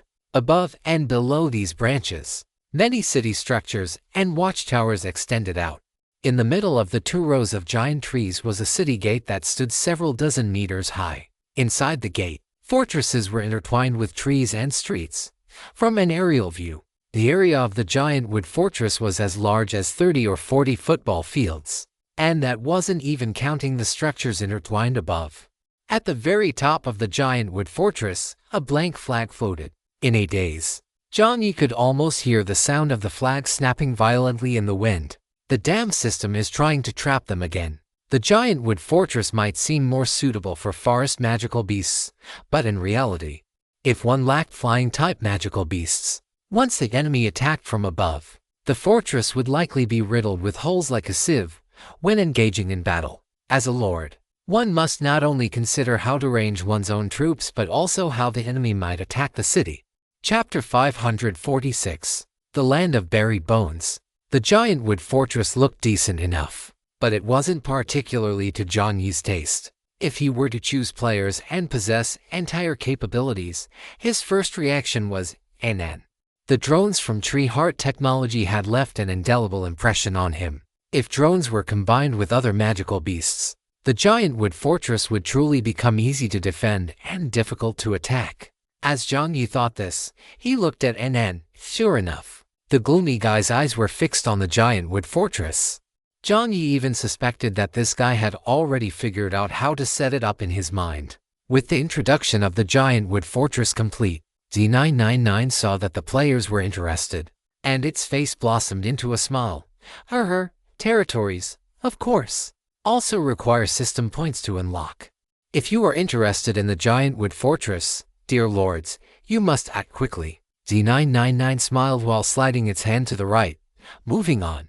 Next is the second territory, City of Nevernight. The City of Nevernight was a completely black city, compared to the giant wood fortress, which was a hybrid of magical beast and human architecture. The style of the City of Nevernight was much more orderly. Giant stone pillars, arches, domes, and watchtowers above the city. Inside the city, Jiang Yi seemed to see some large-scale buildings, though he didn't know what was inside them. City number 2. City of Nevernight. Also an all-in-one offensive and defensive city. Attack rating is 4 stars. Defense rating is 3 stars. Easy to defend and difficult to attack. It is simply the essential camp for staying at home, traveling, or committing arson. The only small problem is her. As you lords can see, The city of Nevernight is located at the bottom of an abyss valley. The light is dim, so it might only be suitable for certain nocturnal magical beasts. After whispering the drawback, Z999 immediately turned to the third city, city number 3, Astrology Observatory, the only high-attack fortress. Jiang Yi's gaze followed Z999. On the light screen, a star, bright to the extreme, appeared in the center. Above the star was a mysterious magic array. This thing perfectly matched the fantasies of magic worlds and magical creatures found in some 3 masterpieces of the real world. Below the Astrology Observatory, floating buildings could be seen, and within these buildings, one could see rotating magic arrays. The only high-attack fortress among the strongholds. Jiang Yi was actually a bit tempted. Astrology Observatory has an attack rating of 5 stars and a defense rating of 2 stars. The Astrology Observatory has high mental requirements for magical beasts. Magical beasts with lower mental stats, or even some players, might hear voices from unknown existences at any time while inside the Astrology Observatory, potentially leading to a tendency toward madness. After the purple building complex faded to the left, another scene emerged, Sea of Argonath, the only maritime fortress. Both attack and defense are 4 stars, a quite balanced fortress. Within the Sea of Argonath fortress, players will receive a blessing, temporarily gaining the ability to breathe underwater. Therefore, there is no need to worry about the disadvantage of underwater combat. The magical beasts required for the Sea of Argonath are aquatic magical beasts. This point needs special attention. Above the deep blue ocean, an island stood silently. Dark shadows occasionally streaked past the edge of the island, seemingly hiding some kind of giant beast within.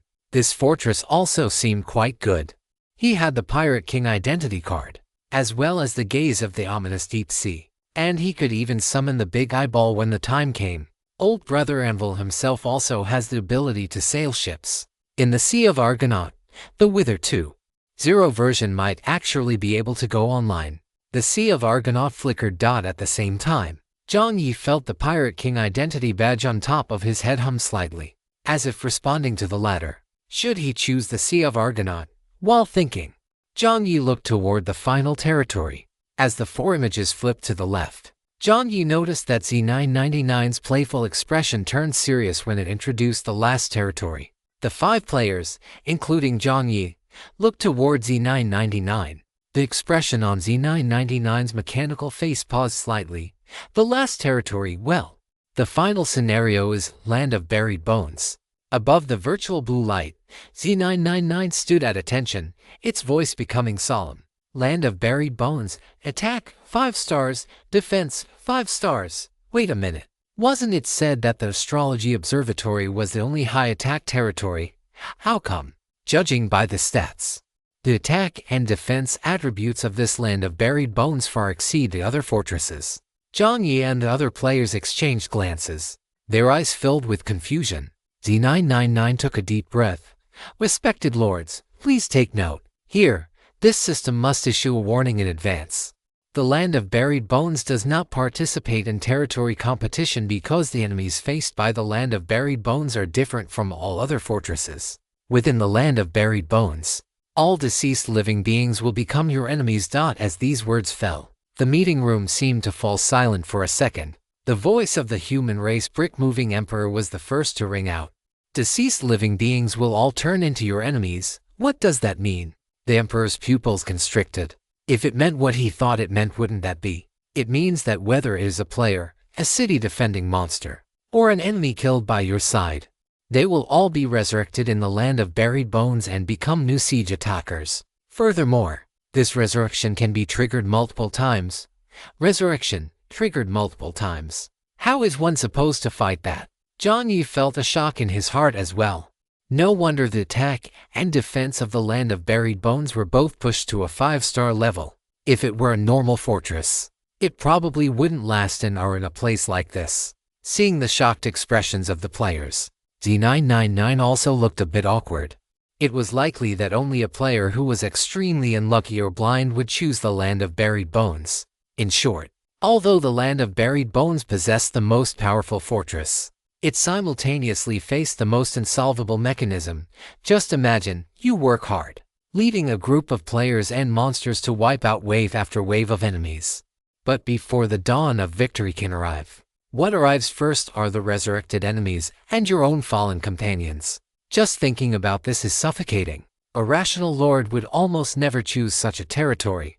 Moreover, even if the lord themselves made such a choice, their subordinates would not follow. The round table meeting was silent. After waiting for the players' reactions to subside a little, Z999 continued, in different territories. Every time you withstand a monster assault, you will win a territory reward, and the Lord's reward will be double that of the other ordinary team members. In addition, the more monsters you eliminate, and the stronger the intensity of the monsters, the more kill points you will obtain. When the kill points exceed 100, the territory will unlock advanced rewards, of course, consistent with the rules mentioned previously. When a lord chooses to surrender, the official team members in your territory will have 10% of their supplies deducted, based on the supply base amount before entering the game. Chapter 547, Full District Live Broadcast. The 5 available territories had all been displayed, except for having little confidence in the final territory, the Land of Buried Bones. Z999 was quite confident about the others.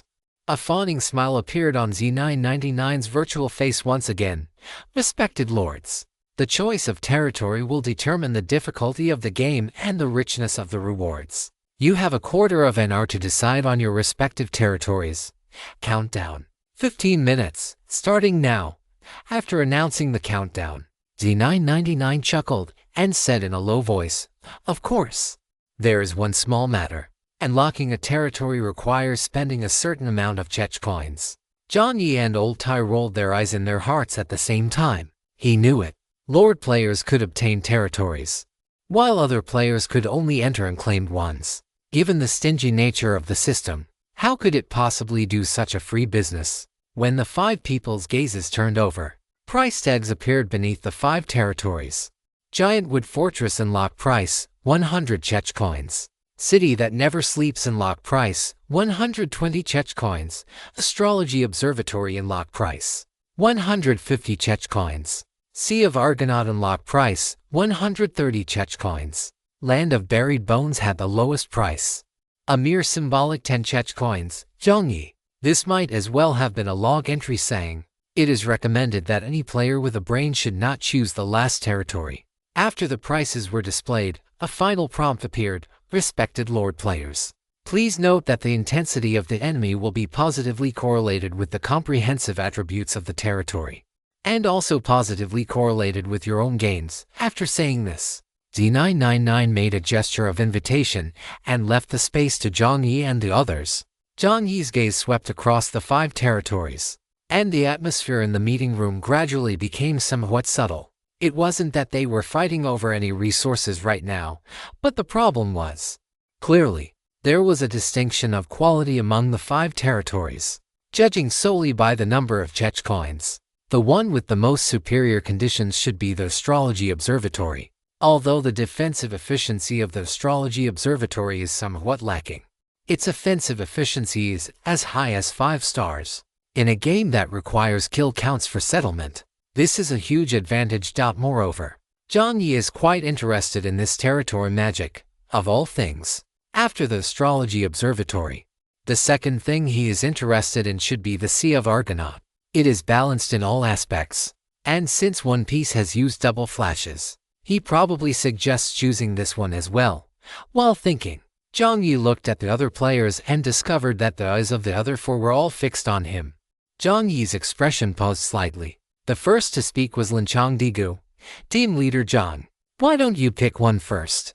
I don't think anyone else will have any objections. A slightly ingratiating smile appeared on Linchang Digu's face. It must be said that this guy keeps a very low profile, even after being called out by Jiang Yi just now. He doesn't seem angry on the surface. Could it be that he has been stifled in the Kari country for so long that he has developed such a habit? Jiang Yi didn't have any particular thoughts on the matter and said straightforwardly, "Let's draw lots." To put it bluntly, this situation is very awkward. People have their own selfish motives. After all, this isn't just a matter for the Lord alone, but will also involve the team members below. I have no objections. Buen nodded. He didn't care which territory he got. In his eyes, there are no bad territories, only tacticians who aren't good enough. According to his own judgment, the one most suitable for him should be the giant wood fortress.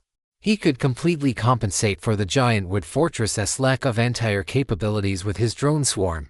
Although the Sea of Argonaut is balanced, but there isn't much room for him to display his skills. The system did mention at the end that the strength of the enemies encountered would be positively correlated with the rewards. The Sea of Argonaut is too safe. As for the astrology observatory, his mental attributes are not an advantage. So this is also a choice that doesn't quite fit his combat style. As for the last one, the Land of Buried Bones, according to his analysis, if he were to fight in the Land of Buried Bones, he would need to arrange his combat power in a comprehensive manner. In the Land of Buried Bones, based on rational principles, combat power is not the stronger the better. Within the Land of Buried Bones, the dead creatures will be resurrected. This not only means that the number of enemies will only increase, but it also implies another terrifying thing, that is, the teammates you carefully selected might be standing outside the fortress in the next second, becoming the most troublesome enemies. Although this is something no one wants to see, it is highly likely to happen. In large-scale battles, casualties and sacrifices are unavoidable, even for the most powerful strategist. Waging war without casualties is something only God could do. Of course, there is another method. Another strategy flashed through Buen's mind, but as soon as it appeared, it was ruled out by him. He is currently unable to achieve that.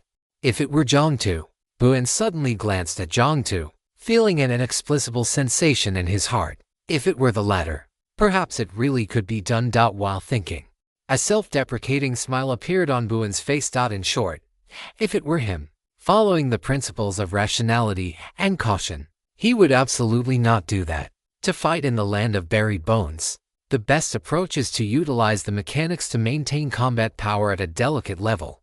In this way, as combat power ebbs and flows, one might actually be able to farm a few more waves of monsters. And this also requires the cooperation of the players. After Buen finished speaking, the others also expressed that they had no objections and could draw lots. The 15 minutes of discussion time was actually more than enough for them. The 5 of them did not end up arguing with each other over this matter like other sub-districts. There wasn't even a bidding session using vehicle coins. Z999, while secretly monitoring the screen, couldn't help but click his tongue. It must be said that Subdistrict 99 is simply the strangest subdistrict among those he manages. The few of them chatted while sharing some information about the magical beasts. After all, apart from sensitive topics like picking players, choosing magical beasts is relatively easier. The 15 minutes were up, and the blue light once again outlined the figure of Z999. Have all players made their choices? Yes, we are using a lottery system. Very well. Z999 clapped his hands, and a primitive-looking lottery cylinder appeared in front of the players. Seeing this thing, Jiang Yi's first reaction was that if that guy window that won't close were here, wouldn't he be able to draw whatever he wanted? By the way, there is one more small matter. Z999 snapped his fingers. To increase the immersion of the game, this game will adopt a full district live mode. From this moment on, the selection of territories and the combat situations will appear on the live broadcast channel. This is also to provide a little bit of motivation for the week. The live broadcast will start from the lottery session.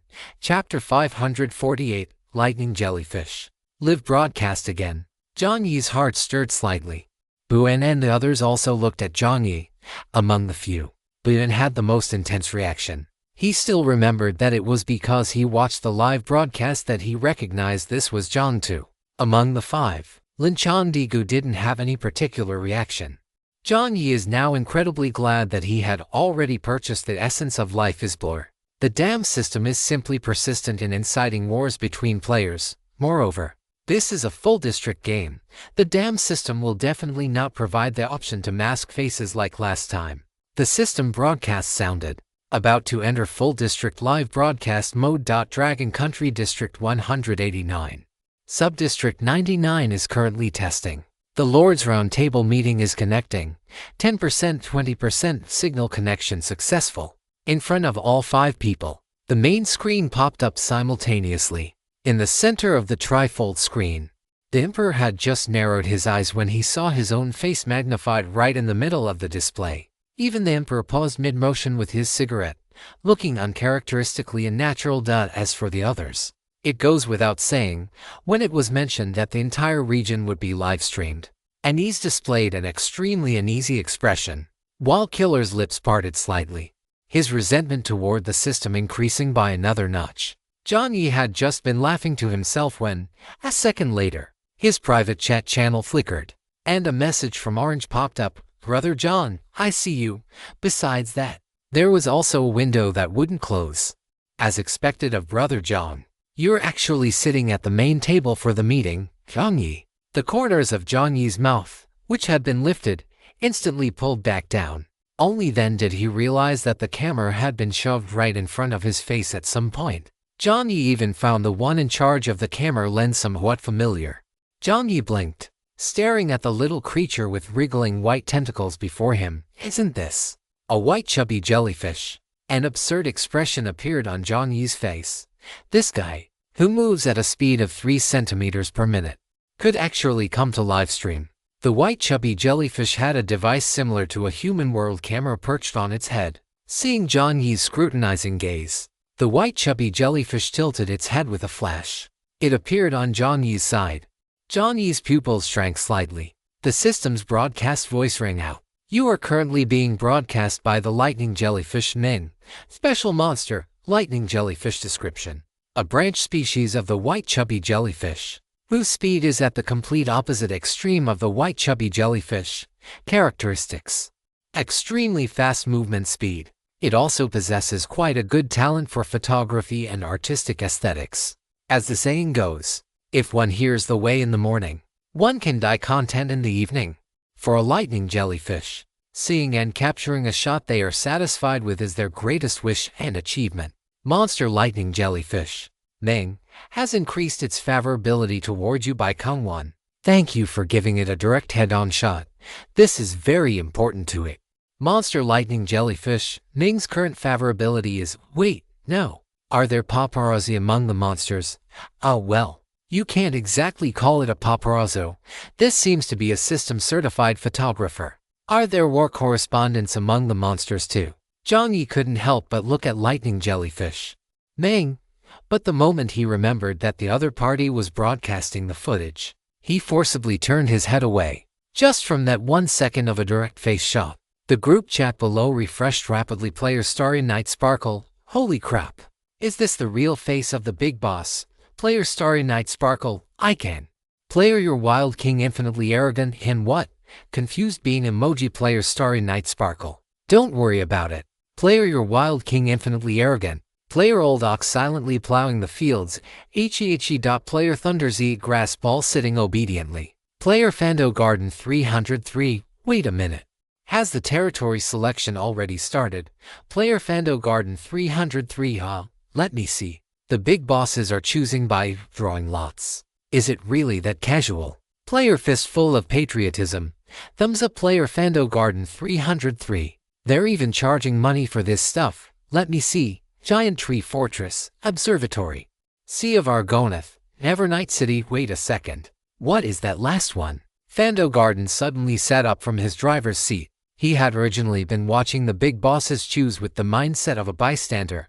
After all, someone like him, who was clearly a background character, shouldn't be able to get a territory anyway. Thinking that he could only play a minor role in an ownerless territory, he had originally been full of bitter tears, but now, after seeing the Land of Buried Bones, he felt, well, he was okay again.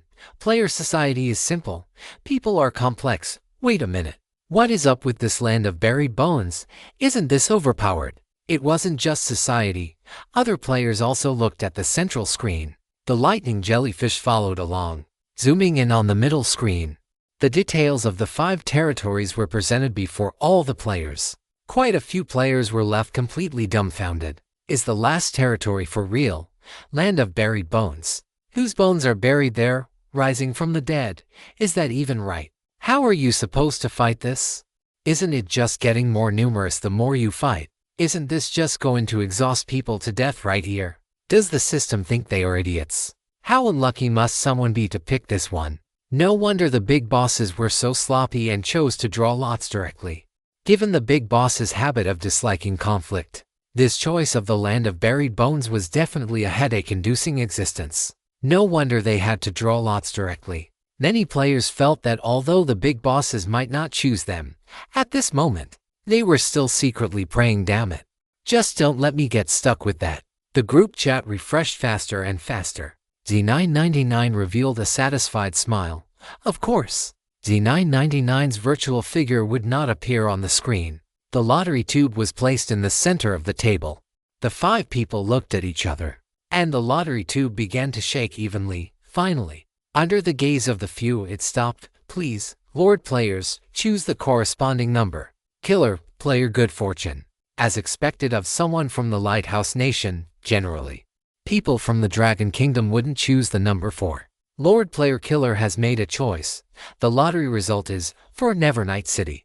Nevernight City.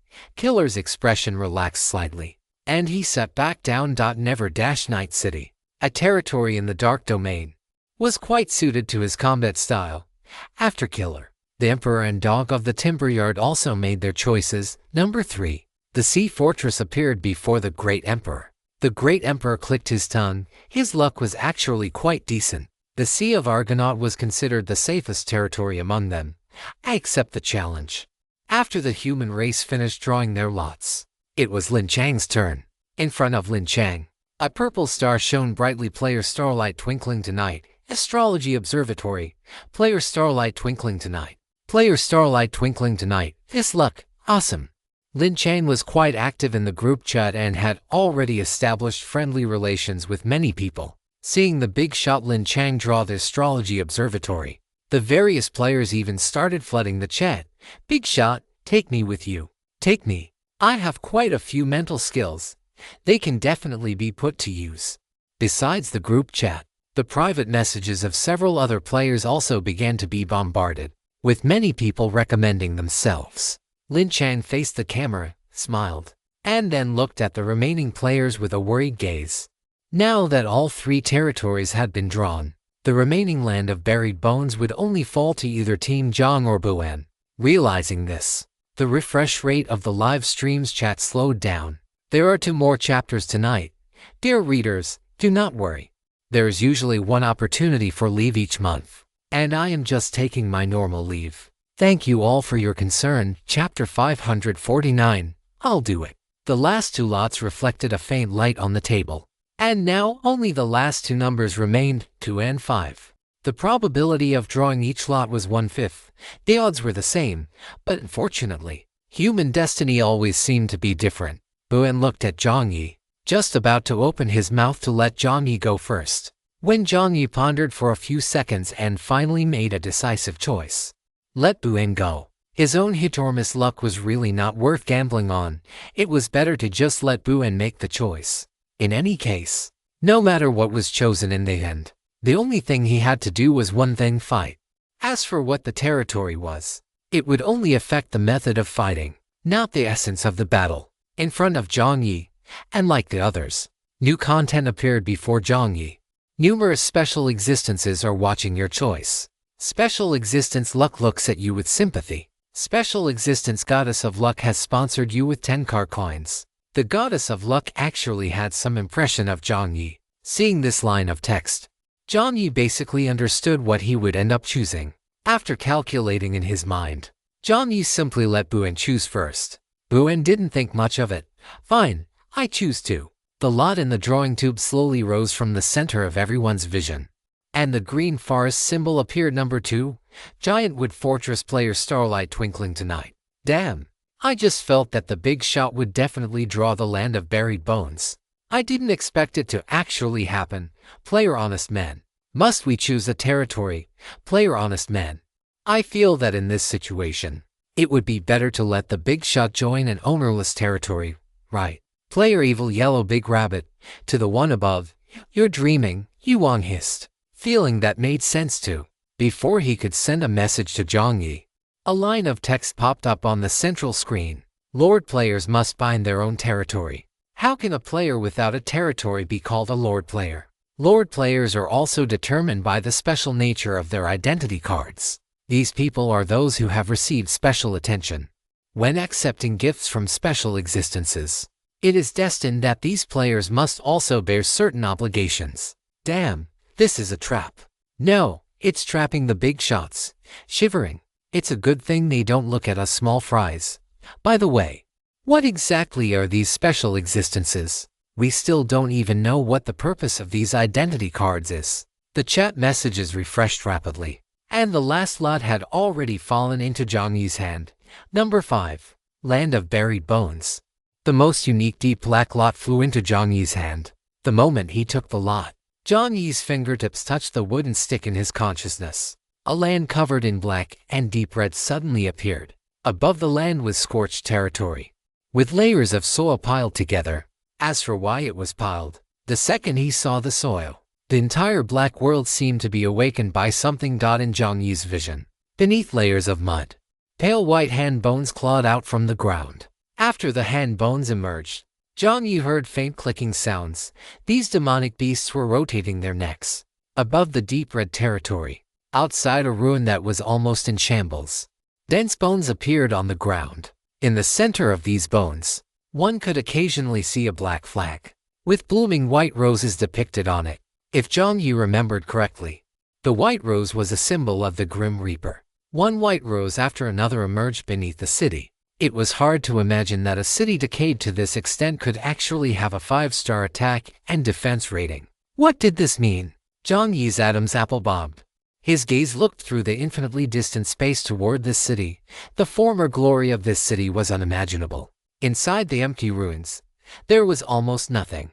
Only a deep wall on the periphery and certain blood-colored patterns in the infinitely distant place outside the city walls. Just as Jiang Yi's spirit spread over, crossing countless bones and the massive, indistinct skeletons of demonic beasts behind them, in that final second, a blood-red light appeared in Jiang Yi's dark, heavy eyes. A blood-red light that almost spanned the entire world. Jiang Yi's consciousness snapped awake. It was not just Jiang Yi. The other Lord players who had received their lottery results also wore similar expressions on their faces. They, too, had seen the general situation of their territories. However, compared to Jiang Yi's pale complexion, these people were faring slightly better. The shadow of that blood-red light still lingered in Jiang Yi's vision. What was that thing at the end? Jiang Yi swallowed hard. Once the lottery was finished, the gazes the others directed at Jiang Yi were complex, but the result was set. If you need anything, just say it. If it really comes down to it, just surrender, the great emperor said. Not one for small talk, addressing Jiang Yi directly. In his view, no game was more important than a life. All right. Jiang Yi nodded. With the lottery concluded, the group chat fell silent. The system broadcast sounded. The lottery is complete. All Lord players have obtained their territories. Next is the selection phase for territorial subordinates, except for Jiang Yi, who had 150 slots. The other players each had 50. At this moment, although they usually wanted to cling to the big shot little fries for support, truthfully, when faced with the land of buried bones, every player had to be cautious. Dying was one thing, but dying and turning into something like a monster was even harder to accept. Many players were even secretly praying in their hearts, hoping they wouldn't be chosen. Based on the ranking of the number of identity tags held, the one with the first selection priority is player Melancholy Little Fries. As the voice faded, a magnified screen began to scroll through the avatars of the players. Please note, after a Lord player sends an invitation, all players must make a decision within 5 seconds. Will you accept the invitation? If a decision is not made within 5 seconds, it will be considered an automatic forfeiture, and you will be automatically assigned to an ownerless territory. As soon as these words were spoken, many players were shocked. Player, don't mess with me. If I don't accept, I go straight to an ownerless territory. Then, the final ellipsis was typed in a great hurry. Don't mess with me had sent the message subconsciously in a fit of agitation, but realizing that the big shots could see it too, he quickly cut it off. Don't mess with me hadn't finished his sentence, but everyone understood what he meant. What if they were chosen by the Lord of the Land of Buried Bones? If they refused, wouldn't they be enabled to participate in the Lord's War? One only had to think about it to know that the game's major events surely offered many benefits. While the ownerless territories definitely lacked resources, once invited, refusing meant losing the qualification to participate. This damn system didn't take ordinary players seriously at all. Regarding the players' reactions, the system simply chuckled. Jiang Yi saw the text on the screen, but he didn't have any particular reaction. It was just a normal response. Just as he was thinking this, his private chat channel lit up. Your wild king is infinitely arrogant, brother. Take me with you, grinning smile. Your wild king is infinitely arrogant. Following a big shot is never wrong. The window that won't close, brother John. Raising hand, her orange, raising hand, raising hand. Little pear sauce, I want to come. Little brother, chapter 550. The last bit of luck. Jiang Yi had originally planned to just go it alone. After all, he understood his own combat power the best and could control it most effectively. As it turned out, the messages popping up one by one in his private chat channel left Jiang Yi stunned for a moment. What was wrong with these people? Had they not gained their wits either? Jiang Yi watched the avatars jumping up on the main screen, and sure of how he should react. Before Jiang Yi could say anything, in his consciousness, Old Tai had already sniffed back a handful of snot. Brother, these are all good people. What truly moving camaraderie. Woo. Jiang Yi couldn't help but rub his forehead. Where on earth did this guy learn that accent? Old Tai, I really need to control you. While thinking this, the corners of Jiang Yi's mouth lifted briefly. These people were truly strange. Jiang Yi's private messages kept ringing as the selection of subordinates began. Jiang Yi took a deep breath and looked at the screen with a calm gaze. Character after character flashed across the light screen, and in Jiang Yi's mind, the first teammate he wanted to choose had already appeared. Beside him, Anise was also quite curious. According to his calculations, Jiang Tu should choose Thunder Z, the candidate for the strongest combat power in this district. Moreover, based on his personality profile of Thunder Z, this person likely wouldn't refuse Jiang Tu. So, would it be Thunder Z? Just as Jiang Yi opened his lips, the lightning jellyfish flashed over and shoved the camera right into Jiang Yi's face. As it shoved the camera over, the lightning jellyfish, Meng, even hummed and hawed, looking quite excited. Jiang Yi took half a step back, suppressed his inner impulse, stared into the distance with dead fish eyes, and called out a name, player Ito Tensei. When the name Ito Tensei came out, except for Anise, the other four people wore expressions of confusion. They had never heard of this guy at all. Only Anise had his mouth agape, his expression slightly bewildered. Ito Tensei, a healing skill, and it also comes with a certain degree of enhancement, but the attack power itself seems. Could it be that Jiang Tu also wants to maintain his combat power at a balanced level? Wait a minute. Another image suddenly appeared in Anise's mind, the image of Jiang Yi holding a blue electromagnetic gun. Could it be? Anise suddenly stood up from his seat. After the first selection criteria were met, a notification popped up. You have initiated an invitation to player Ito Tensei 5 for player Starry Night tonight. Ito Tensei, which big shot is that? How come I've never heard of them? Player, I was once a youth. I've never heard of this. Could it be that the big shot has given up and is just picking people at random? Player, I don't eat beef. No rational person would agree to this, right? Player Ito Tensei has accepted the invitation from Lord Melancholy Little Fries. On the other side of the highway, inside a ding-ding car that looked completely out of place against the desolate scenery, a look of excitement appeared on Ito Tensei's face. He hadn't expected that he would be the first player the big shot invited. He had assumed the first person invited would be Thunder. After all, he was the universally recognized top combat power in the entire district. Ever since that incident, Ito Tensei had always lacked confidence in himself, but he never expected. Ito Tensei rubbed his face, stood up from inside the ding-ding carriage, and sent a message to Jiang Yi. Ito Tensei, saluting the officer, GPG. Jiang Yi also sent back a smiling emoji. He certainly knew that Ito Tensei wasn't the strongest in terms of combat power, but in the land of buried bones, the role Ito Tensei could play was even greater than his own. Healing type cum enhancement type. Perhaps Ito himself hadn't even realized his own value yet. After finishing his selection, Jiang Yi didn't sit back down immediately. Instead, in front of everyone. He suddenly stood up and looked toward the other Lord players. Everyone, I would like to make a trade with you. A trade? Jiang Yi's voice paused slightly. With a flick of his hand, an item card appeared in his palm. Everyone's gaze followed it over. This is the item card Silent Gift. After activating this item card, I can gift certain qualifications or supplies of my own to other players. What I want to trade is my subordinate slots, as well as the qualification to pick players first. Dada looked at Jiang Yi in confusion. Jiang Yi looked at the 150 slots beneath his own avatar, pondered for a second, and said, for this game, I will only select 10 players, including myself. I can split the remaining slots equally among the other territories. My condition is that I must be the one to pick first. As Jiang Yi's words fell, Dada felt his head buzz. 10 players. Dada didn't speak, but almost at the same time, the other players on the highway widened their eyes. 10 players. Is the big shot Little Fries crazy?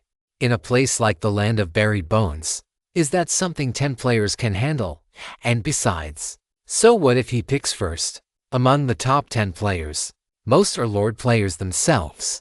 Even if other players pick the strongest ones, that still can't compare to the advantage brought by sheer numbers, right? After all, with more people, the choices for vehicles and items become much more diverse. This isn't a problem that can be covered up by simple strength.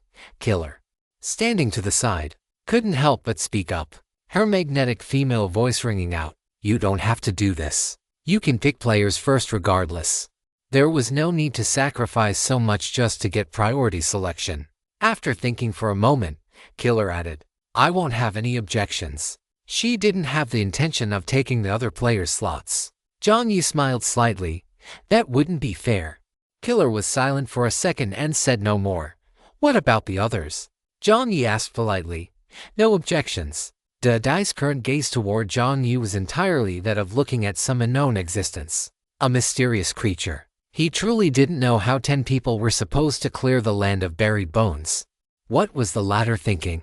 Could it be that he had some special strategy? Buen had been silent the whole time. He already had a guess in his heart, but he just didn't dare to verify it yet. Finally, Lin Chang spoke up with concern. Won't 10 people be too few? There's no need to trade away so many. Jiang Yi politely declined. 10 people, to clear the land of buried bones. Now, no matter how much the people in the group had complaints, they couldn't really say anything. Originally, the system's move was intended to stir up dissatisfaction among the players, but now, with Jiang Yi's approach, these people couldn't find fault even if they wanted to. The system broadcast sounded. Player Melancholy Little Fries is using the item card Silent Gift. Transferring 140 Lord subordinate qualifications. Transfer successful. In the slots beneath Buen, Dade, Killer, and Lin Chang, 35 slots were added to each. Now, except for Jiang Yi, the slots under the other 4 lords were 085. And beneath Jiang Yi's name, the terrifying 150 had become 1/10. Having 35 more companions on the battlefield almost doubled the combat power of the other territories. Jiang Yi's expression was quite calm as one name after another spilled from his lips. Player Thunder Z, the top combat power of the entire server. Player Thunder Z has accepted the invitation. Player Orange, a player whose vehicle is a mining truck and who acts as both a shield and support. Player Orange has accepted the invitation. Player Little Gray, one of the few players who excels at tactics. Player Little Gray has accepted the invitation.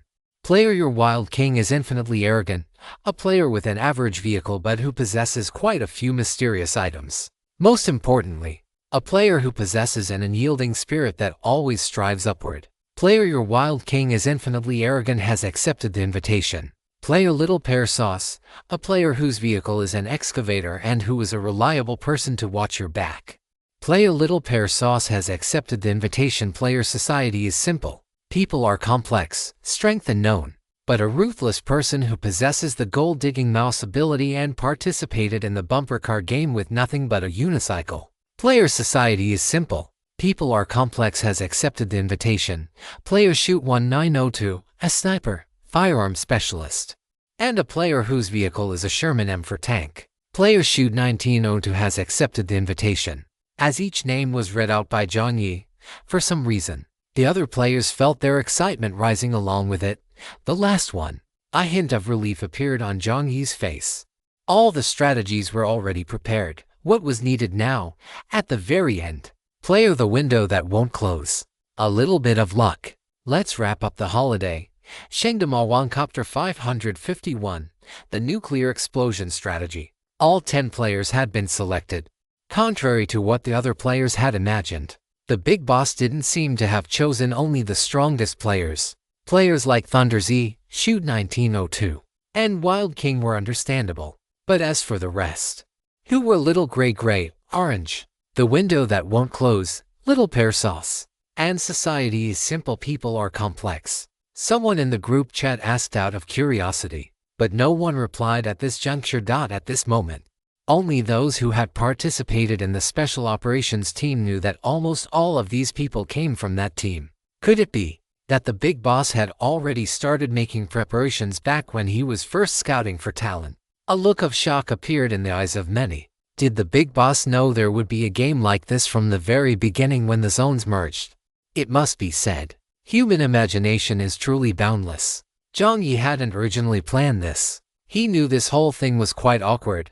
He had even intended to show off his power in front of everyone, the so-called one man holding off 1,000,000 soldiers. But he hadn't expected. Jiang Yi chuckled inwardly. These strange people were actually willing to follow him and participate in the game. In that case, he would just have to change his strategy. If one man holding off 1,000,000 soldiers wouldn't work, then the whole team would go for a nuclear explosion strategy. Jiang Yi's judgment was completely in line with Buen's. When dealing with the burial ground, perhaps most people would choose the most cautious method, that is, keeping their combat power at a relatively balanced level. This way, they could farm monsters safely without the risk of the enemy's strength increasing exponentially the moment their own side suffered a single mishap. But Jiang Yi didn't want to use that method. If there's no risk, then it's not a game. In front of Jiang Yi, a rune rotated on the transparent light screen. Because you have attracted the attention of numerous existences, you have unlocked a hidden quest. Blood Washes the Land has been activated. Description: a delicate balance. A war that's like a game of back and forth. This is truly too boring. If you are a true player, then wash the land with blood. Cleanse the battlefield with blood, and tread the path to godhood with lives. Description: kill count exceeding 100. 0 within 6 hours will unlock super advanced rewards. These rewards are shared across the entire territory, and the Lord's reward is 2 times that of the subsidiary rewards. Kill count exceeding 200. 0 within 12 hours will unlock territory talents, granting corresponding attribute and skill bonuses. If the final boss quest can be completed, the Lord player will receive an unexpected gift. Jiang Yi glanced at the others. Their minds seemed completely focused on the selection of players, and they showed no particular reaction. Could it be that the Blood Washes the Land quest wasn't activated for all Lord players? Is it the unique nature of the burial ground? As Jiang Yi pondered, other Lord players also began selecting the subsidiaries for their territories. Unlike the quiet group chat when Jiang Yi was selecting, when the other players were choosing their subsidiaries, it was almost a call and 100 responses. Even Killer, who spoke the least, had many players signing up in the group chat when he was selecting his subsidiaries. This formed a stark contrast to when Jiang Yi was selecting. When it was Lin Chang's turn, the group chat became even livelier. Although Lin Chang hadn't joined the 99th subzone for long, everything he had done had made everyone quite fond of him. Whether it was actively speaking in the group chat, taking the initiative to share intelligence about the former Kari country subzone, mentioning the extreme weather and precautions he had encountered, or opening the absolute goodies shop, all of these had caused a strong sense of goodwill toward him. He was a big boss. He was easy to talk to. He had good goods. He was simply a gentler version of melancholy Little Fries. Many players even felt that if it weren't for the gap in strength, Lin Chang would already be a superior replacement for the big boss Little Fries. After all, the latter basically never spoke, and apart from stepping up during the last subzone war, he adopted an attitude of not replying or responding to any asks or questions from other players. Moreover, although the goods in Everbright were abundant, the prices were relatively high. and the restocking frequency was quite random. But now, if everyone lacked something, they would big boss Lin Chang, and the latter would basically respond. If he had it, he would even list it in the shop. This kind of demeanor was rare among all the players. People are creatures of interest, and in the face of such benefits, their goodwill toward Lin Chang naturally doubled. Perhaps it was also a matter of luck in the game. This time, Big Boss Lin Chang even selected the strongest astrology institute, an easygoing lord, a powerful territory. It was almost the optimal solution for this game. Player Starry Night tonight, Big Boss.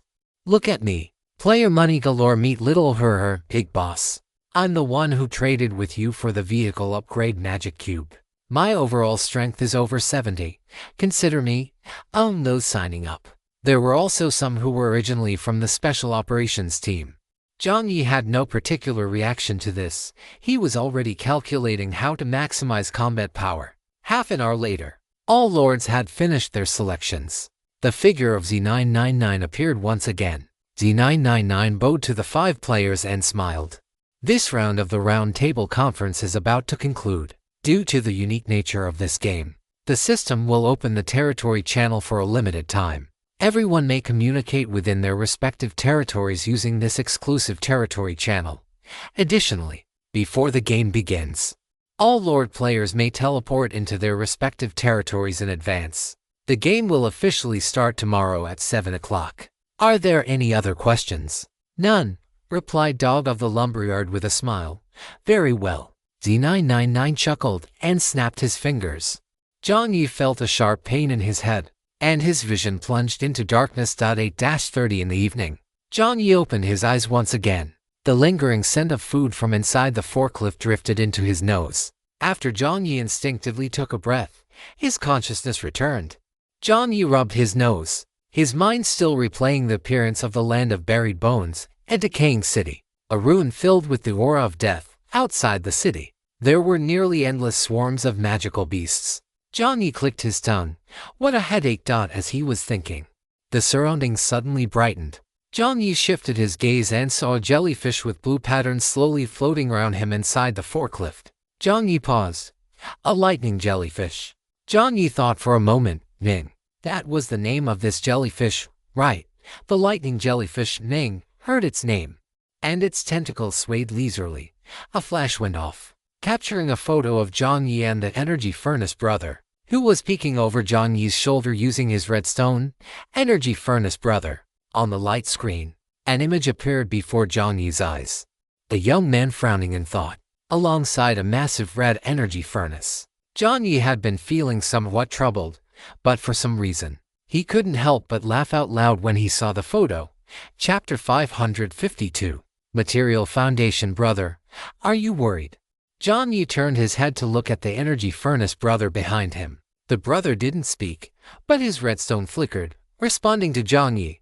And like the anvil, he was rarely brought along by Jiang Yi when he went out. Jiang Yi's expression upon returning this time was different from usual, although he still wore a smile. His demeanor was not relaxed up because of this. The energy furnace brother had paid a little more attention.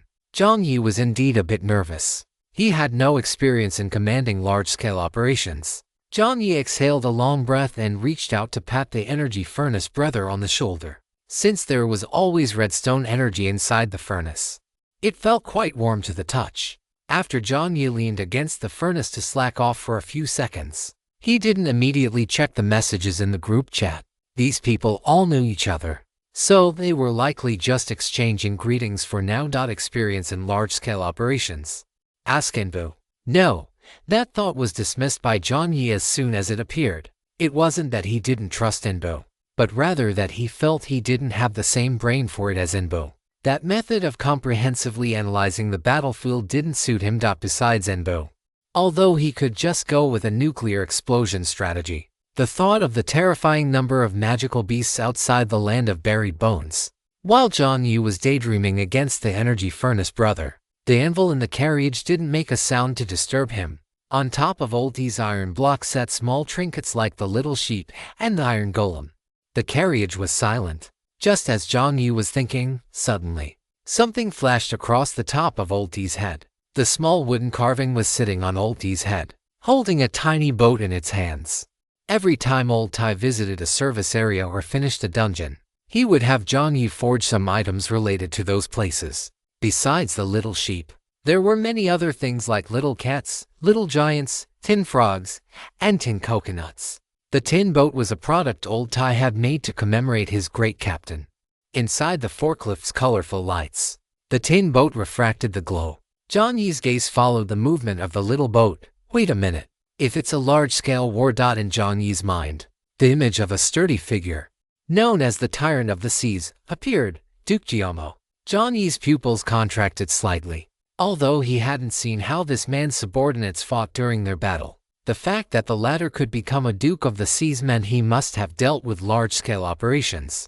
Jiang Yi sprang up from the broad chest of the Energy Furnace Brother. Energy Furnace Brother, wait, I've got it. Jiang Yi stepped forward. The small wooden carving turned its head, tilting it to look at Jiang Yi.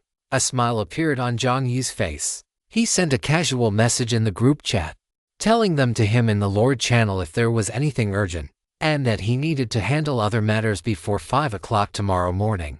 Then, he located the Summit Battlefield interface below the system menu. In the group chat, Player Thunder Z got it. Player Shoot 1902, alright. Let's exchange our combat information and skills in the group chat first. Player Little Pear Sauce. Does Captain John need any help? Grinning. It must be said that there are benefits to working with acquaintances. These people didn't even ask what Jiang Yi was planning to do before agreeing. This wasn't just blind faith in Jiang Yi. After the sector battle, many of them had seen with their own eyes how he had swept across the battlefield. In their view, if Captain John was doing this, he must have his reasons. In front of the chat box, Jiang Yi sent an okay, and then casually took a few items out of his inventory. By the way, I have some weapons and equipment here. On the other side of the screen, Sean's little heart began to thump. It's here, it's here. The boss before the big battle. No. The big shot is dropping gear. Before the other players could say anything, Jiang Yi directly dumped a pile of item descriptions into the group chat. These were all things Jiang Yi had obtained previously, but which the client editor hadn't deemed worthy. Bone Burial Ground channel. Player Melancholy Little French Fry has uploaded shared group that equipment. Fist King Michelle's gauntlets. Description. The current durability of these gloves has decreased by 10%, but they are still a pair of gloves with quite decent quality. Description. Refined Muay Thai gloves. A special item produced from the Sudden Bang Bang to Punches dungeon, full of resilience, with maxed out striking and impact resistance attributes. Description. After equipping these gloves, you will receive a 5% bonus to both strength and speed attributes. Upon equipping these gloves for the first time, you will gain the beginner skill, Muay Thai. Note, skills cannot be stacked or upgraded. After equipping these gloves, although your movements become faster, your brain might slow down to a certain extent. It is said that the faster you punch, the slower you think. Tell me, is this bang bang or not?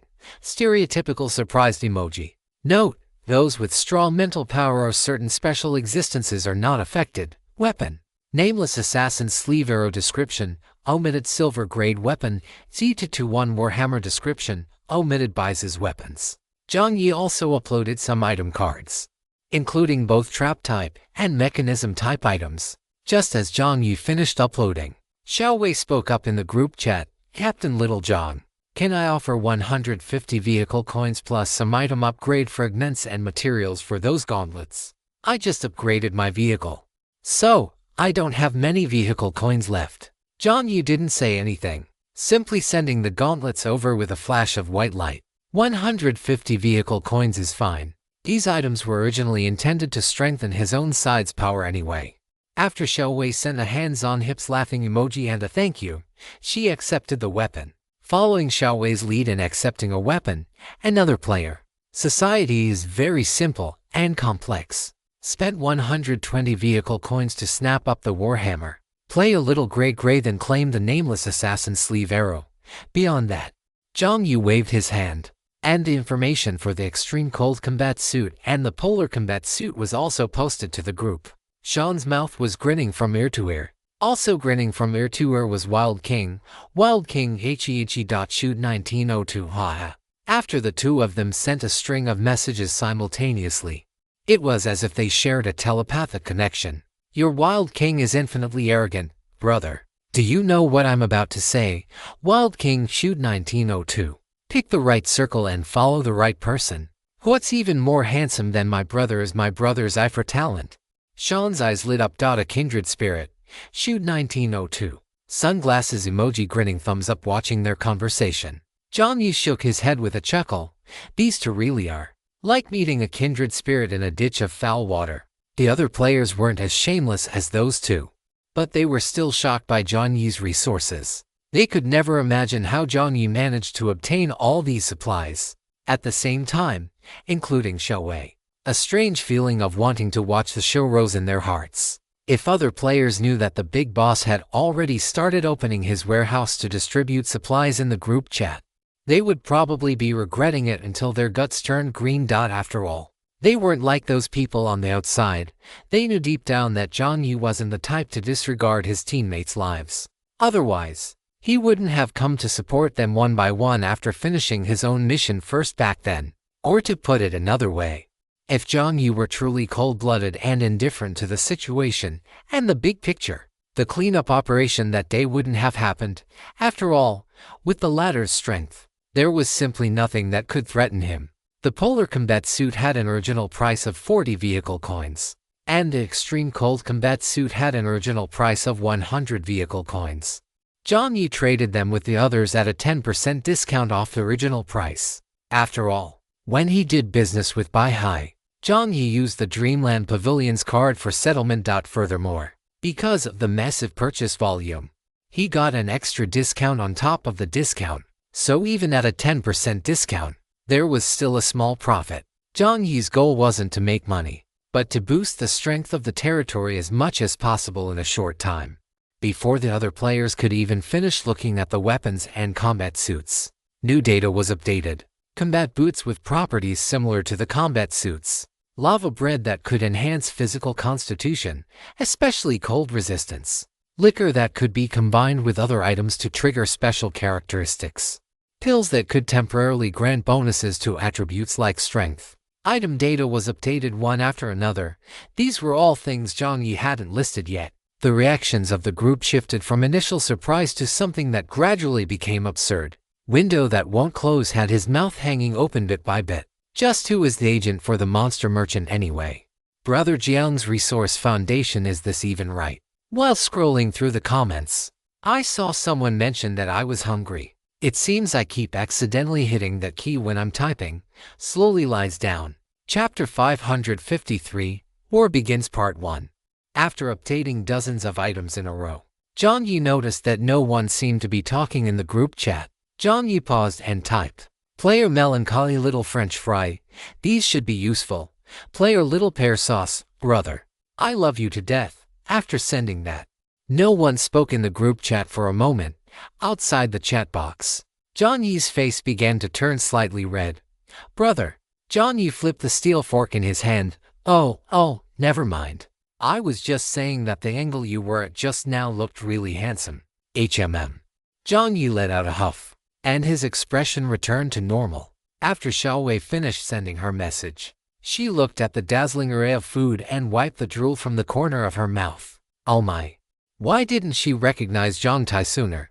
If she had recognized him earlier, she wouldn't have had to live this miserable life of gnawing on corn and camping out at the trading hall for supplies. Like Orange, her hand speed was also just average. The group chat went silent for a second. Your wild king is infinitely arrogant. Well, Brother John, if you're busy, you should go ahead and do your own thing first. Alright. After saying that, Jiang Yi exited the channel, reopening the interface for the top war battlefield in the system.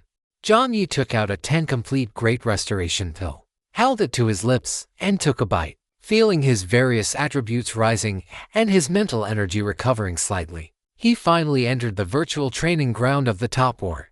Glancing at his status window, he saw that his mental attribute had still not fully recovered. It seemed he would have to think of another way after this game ended. His consciousness dissipated and then coalesced once more. Jiang Yi's figure appeared within the top war battlefield. A virtual light screen popped up. and one figure after another appeared before Jiang Yi, first Zoro, then red-haired shark, and finally, the image of the new Duke Giamo.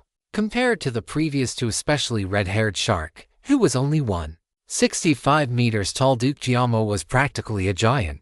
Jiang Yi even suspected that the sword in the Duke's hand was as tall as red-haired shark. Please select your training target. Jiang Yi selected Duke Giamo. Duke Giamo's figure materialized. His long, deep blue hair fluttered in the sea breeze as his virtual consciousness solidified. He lowered his head to look at Jiang Yi before him and immediately spoke. Stranger, state your name, Jiang Yi. Should he report the name Senggong Shui, or his own name? Jiang Yi hesitated for a few seconds before saying Jiang Yi. Giamo was quite unfamiliar with this name, and equally unfamiliar with the person's appearance. At this moment, Duke Giamo looked unexpectedly gentle and patient. What business do you have with this Duke? Jiang Yi didn't waste any time. I am about to conduct a war. Well, the enemies and the battlefield for this war are quite unique. Giamo became interested and let out an "oh." Within the top war battlefield, the scene shifted according to Jiang Yi's consciousness. Jiang Yi conjured the appearance of the bone burial ground in his mind. Deep crimson surged up from the earth, and runes rose one after another around Jiang Yi and Giamo. Jiang Yi turned his palm, and beneath the crimson ground, the skeletal soldiers from his memories appeared one by one. If an ordinary person were to see such a terrifying sight, their heart would have trembled. But Giamo's expression remained quite calm. He merely watched these skeletal soldiers with interest. Jiang Yi said, "These enemies will not perish." As Jiang Yi spoke, a red light pierced the sky. The nearest skeletal soldier was split in two, but after struggling on the ground for a few seconds, it actually stood up slowly once again. UNDAD. Giamo mused aloud. Indeed, they are quite interesting enemies. 6 hours later, on the highway, Thunder Z completed the final wave of clearing for the early morning.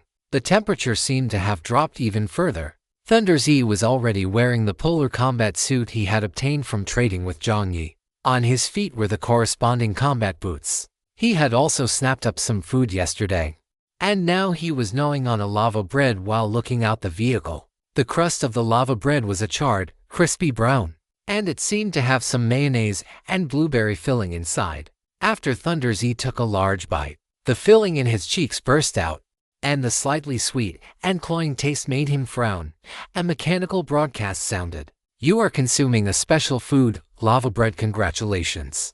You have gained +1 to your constitution attribute, and your cold resistance has been slightly improved while eating. Thunder Z looked at the group chat. 6 hours had passed since Jiang Shui's last message. Everyone in the group chat was clearly not asleep. They were all nervously making preparations. Thunder Z's reaction was fine, as he didn't have any supplies left to trade anyway. The sky gradually began to turn white. In the group chat, player enclosable window. By the way, how do we determine the city defending magical beasts? Player Little Gray. Based on the situation in the bone burial ground, the strength of the magical beasts cannot be too strong or too weak, and the quantity must be moderate. Besides that, their compatibility with humans must also be good. Player Your Wild King is infinitely arrogant. What do you mean by that? Player Little Gray. Has everyone here played World of Warcraft? Player Society is simple. People are complex. Raises hand. Player Little Pear Sauce. Raises hand. Player Little Gray. Alright, in Warcraft, large magical beasts are generally huge and have high destructive power. Although they deal a lot of damage, their mobility and coordination are poor. Player Little Gray. Simply put, if you were a commander conducting a large-scale war, would you rather have your subordinates be Godzilla, or the Zerg that can disperse, gather, and listen to your commands? The former's power is great, but it cannot form any coordination, and once it causes destruction, it might be your own territory that gets destroyed first. As Thunder Z read the messages and looked at some of the Lord-level magical beasts he had defeated, he felt that this made a lot of sense. Player Little Pear Sauce. Indeed. Player Little Pear Sauce. Then has anyone else encountered any suitable magical beasts? Just as Xiaowei was speaking, suddenly, the main screen popped up in front of everyone. Attention players. The game Infinite Tower Defense will begin in half an hour. Lord players have already been teleported into their respective territories. Count 30 minutes. Player Shoot 1902. Ji Suzy. There are only 30 minutes left, as Sean spoke. The group chat at the bottom of the main screen began to refresh rapidly. It's starting. Holy crap, I'm so excited. Wait, the main screen is starting to refresh the feed. Why were the Lord players able to enter their territories early? The group chat was filled with all sorts of chatter. Most people were either not participating in the game or were players without a Lord's territory. Before everyone could even begin to discuss, the footage of the first territory was cut in Chapter 554. The War Begins Part 2. This was a deep blue ocean, and above the ocean were white clouds. The clouds looked as if they had been torn by something, presenting a shifting, streamlined shape. In the center of the ocean, the camera zoomed in, and a massive white aquatic fortress appeared in everyone's line of sight. Surrounding the giant fortress were warship after warship that had yet to set sail. Beneath the warships, dark shadows occasionally flashed by. This is the Sea of Agona. It's the territory of the big shot, Renzu Banju and Dottie. After the first territory appeared, everyone's gaze began to follow the movement of the camera. The field reporter for the territory was a lightning jellyfish with a scar on its face. And the lightning jellyfish even had a foxtail grass hanging from its mouth in a rather pretentious manner. The camera panned over, and the figure of Dottie appeared in everyone's view. Even though many people had already seen Dottie on yesterday's livestream, seeing him like this under the sunlight today, quite a few people couldn't help but exclaim out loud, "Damn, he's handsome." This wasn't just referring to his looks, but his overall aura. The human Renzu Banju and Dottie had a rather gaunt face. At this moment, he was wearing a pair of glasses, and the gaze beneath the lenses was lazy and indifferent. He had a cigarette in his mouth, which was already lit, amidst the swirling smoke. This person exuded a distinct, cold, and stern aura. Behind the screen, Ewing silently rolled his eyes. This kid was really putting on an act. When he was being chased and beaten by himself and survived in the 5 Seas dungeon, he didn't mention any of this. Speaking of which, it was bad luck. Aside from clashing with this guy at the watchtower, in the 5 Seas game, the mission he received was Arsonist, while the opponent's mission was Peace Ambassador, and so, they went along the way, tripping each other up at every turn. If it hadn't been for running in to survive at the end, the mission might not have been completed. After Renzu took a drag of his cigarette, the identity tag on his body rose up. At the same time, a mechanical broadcast sound rang out. Do you wish to use the identity tag to unlock the territory talent? Unlock territory talent with an identity tag. Before everyone could react, Renzu Banju and Dottie spoke up yes. A blazing white light bloomed above the Sea of Agona, and the silver-white identity tag rotated above the white light. A snake staff appeared in the sky. The mechanical broadcast sound rang out. Lord player Renzu Banju and Dottie has used the identity tag to activate the territory talent. Before the territory is destroyed, within the territory's range, all players will receive a 10-point bonus to their Constitution attribute. In addition, all players will receive a one-time healing activation skill after the healing complete. Aside from injuries, various attributes will receive a certain increase. In the group chat, a flood of question marks was typed out. What kind of heaven-defying territory bonus is this? Constitution attribute increased by 10 points. And it even comes with group healing. Player Jiang Yi eating champion. Haha, yes. The Renzu Big Shot is just that authoritative. Player Asan who buys soy sauce. 2 lines of hot tears. Is it too late to join the Sea of Agona now? A green protective shield descended from the sky, completely enveloping the entire Sea of Agona. Although this thing was only a skill within the territory's range and would lose its effect once outside the territory, it was still much better than the benefits for those players without a lord. An increase of 10 in Constitution, plus a one-time group healing at certain times. It was practically granting players a second life, seeing the activated bonus. A smile also appeared on Renzu Banju and Dottie's face, and his eyes, bruised from staying up late, finally revealed a look of satisfaction. Not bad. Dottie waved his hand again. The Sea of Agona City Defending Magical Beast is descending. The Sea of Agona City Defending Magical Beast has been selected as Deep Sea Blue Whale. It's actually the Deep Sea Blue Whale. To the person above, have you seen one? Not really. I've just heard of it. It seems to be one of the most ancient monster races. The barrage refreshed rapidly. And above the Sea of Agona, The sky seemed to tear open a huge hole. When everyone focused their gaze, they only saw massive creatures that blotted out the sky, slowly descending from the heavens. These massive creatures had deep blue skin, and above their skin were various strange inscriptions. The blue whale's fins drew ripples in the air. At a certain moment, the gazes of these blue whales turned downward in unison and hummed at Renzu. Boom! A splash. A heavy sound of falling into water rang out as one blue whale after another sank into the ocean. The giant whales entered the sea, and the healing was fully activated. Even Ewing on the other side of the screen couldn't help but click his tongue. The strength of the Sea of Agona is indeed not to be underestimated. While muttering, a look of anticipation appeared on Ewing's face. Wait a minute. If the identity tag can grant bonuses to the territory, then Jiang's identity tag.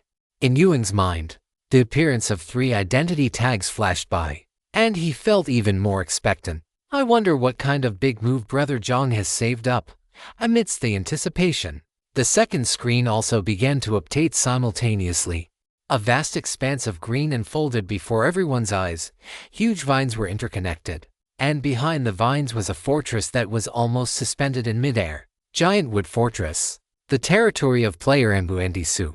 The area of the Giant Wood Fortress was smaller compared to the Sea of Agona, and its overall aura was more ancient. Just as the camera shifted, a powerful tremor was transmitted, as if it had been affected by some kind of airflow. In the group chat, Player Nicholas II, did you hear that? If you listen carefully. Player Love Brain number 1. I have never loved you. Player Nicholas II, brother. If your brain is sick, go get it treated. Player Nicholas II, I mean, what is that buzzing sound? Nicholas II was right. A buzzing sound had indeed appeared on the main screen. It wasn't very obvious, and one had to listen carefully to detect the anomaly. The image was constantly vibrating, as if the lightning jellyfish were struggling to adapt to the turbulent airflow. The screen was blurry and filled with static. This image is too blurry. It's all just little gray dots. Exactly. Is that jellyfish broadcasting thing broken? Wait, no, look. Those little gray dots. The sound of bzzzzzzzzz continued to ring out. The view shifted to a top-down perspective, and in the center of the triple-folded screen, all the little gray dots became clear. Those things weren't static on the screen at all, but drone after drone. There were so many gray dots that people had mistaken them for image noise. I see some readers asking about the expected conclusion of this book. According to the plan, the book will likely conclude in 4 to 5 volumes, with a total word count of around 1.5 million characters. The conclusion time will be around June of this year, or perhaps even earlier. The main plot is already quite clear, and the special entities have basically all made their appearances. I see that some readers have already made their own guesses about this. The ending will be an open ending. I know that if I wanted to pad the word count, I could drag it out for a long time by writing about daily life, service areas, and opening a few more games and dungeons. But if I did that, there would be a problem. Everyone's combat power is already very high, so ordinary scenarios wouldn't pose much of a threat. Repeating the same tropes would lead to aesthetic fatigue for readers, and it would easily lead to power scaling issues. Furthermore, based on what I have written before, I personally don't like to see characters from different sectors fighting each other. I don't mean to disparage any such works. Every story has its own excellent intent. My main plot has always been the struggle between players and the game. Small conflicts of interest between players are normal, but large-scale infighting doesn't fit the tone of this book. Therefore, I won't be writing much from that angle. My plan is to conclude without dragging things out when it's time to end. Then, I will update some content that everyone enjoys in the side stories to draw a period to this book. I hope all readers can understand my thought process. BALS Chapter 555 All-Member Agility Attack Build. Full firepower coverage. Is this the authority of the top 2 in this sector? The uneasy figure did not appear on the screen. In its place was a shadow draped in a black robe. When the mysterious black robe appeared on the screen, many people fell silent. In a certain place, Jiang Yi saw the mysterious man in the black robe on the screen and didn't know what to say for a moment. Ha ha ha ha ha, brother. He's even more pretentious than you, Jiang Yi. Jiang Yi hadn't intended to laugh, but the next second, the uneasy figure on the screen reached out, and an identity card appeared in his hand. This was the territory skill that the uneasy one was about to activate using the identity card. Although he knew this might be a fixed procedure, for some reason, Jiang Yi still felt a sense of second-hand embarrassment. "Ah, brother, believe me. The face under that hood must be very interesting right now." Jiang Yi couldn't help but chuckle. He had always thought this guy was quite Chunabu when they were chatting. This guy had even secretly asked him how to unlock chat effects, I guess. Showing off in front of everyone like this. The corners of his mouth under that hood must be wider than Venom's. Jiang Yi's guess was indeed correct. In the uneasy one's consciousness, mechanical broadcasts sounded. Your mood is in a state of extreme pleasure. The extreme pleasure has adjusted your mental state. Even in the worst of places, you must maintain the best state till your spirit is inspiring. You have gained one spirit attribute reward. The uneasy one's palm lifted, and the identity card symbolizing knowledge rotated above it. Immediately, a sector-wide broadcast rang out. Lord Player of Uneasy is using an identity card. Identity card skill is now in effect. Within the territory of the Giant Wood Fortress, all territory players will receive a Kung 10 Spirit Attribute bonus and, on this basis, gain the special territory talent, Analysis Stone. Beside the Analysis Stone, your spirit will become more active. Your focus will become sharper, and you will find it easier to discover enemy weaknesses and coordinate with teammates. As long as the Analysis Stone remains unbroken, knowledge shall remain eternal. Outside the screen, watching the broadcast content, another wave of Giant Wood Fortress players jumped out to accept the envy of other players. Although this talent wasn't as direct as group healing, it was just as useful. Moreover, the presence of the drone swarm gave these players immense confidence. After activating the identity card, the uneasy one also selected the magical beast originally. Everyone thought the uneasy one would choose a flying magical beast. However, on the screen, nothing appeared in the sky. Instead, people noticed that the gray static on the screen had changed. The gray static turned green, the camera shifted, and only then did everyone see that something seemed to have been added to the drones. They were vines extending out, segment by segment. At the top of the vines were wriggling openings, and from these openings, one could see pulsating green light spots. The Giant Wood Fortress territory magical beast has been selected as Parasitic Vine. It's actually a parasitic vine. Play a little gray couldn't help but send a message. Compared to other magical beasts, the parasitic vine was not conspicuous at all. Most people thought the uneasy one would choose a flying magical beast or a jungle magical beast. Using parasitic vines on flying drones, Xiao Huihui couldn't help but imagine the moment the aircraft collided with the magical beasts. The parasitic vines on the aircraft would begin to assist in the battle the instant the aircraft descended. The parasitic vines possessed an extremely powerful controlling consciousness, while the aircraft possessed a terrifying numerical advantage. The effect of combining these two was simply horrifying. Furthermore, even if an aircraft exploded, the parasitic vines on it would not be damaged. Instead, they would split in two, continuously dispersing to form new infestations. Thinking back to the countless aircraft in the footage that looked like static noise, Xiao Huihui shivered. As expected of, and then, both territories had finished updating, and 2 new territories were refreshed. They were the City of Eternal Night, shrouded in perpetual darkness, and the Astrology Observatory, entirely covered by magic arrays. Few people paid attention to the City of Eternal Night because it was too dark. Everyone couldn't even clearly see the layout inside. In the face of absolute darkness, Lighting Z did look up and take a serious glance at the City of Eternal Night.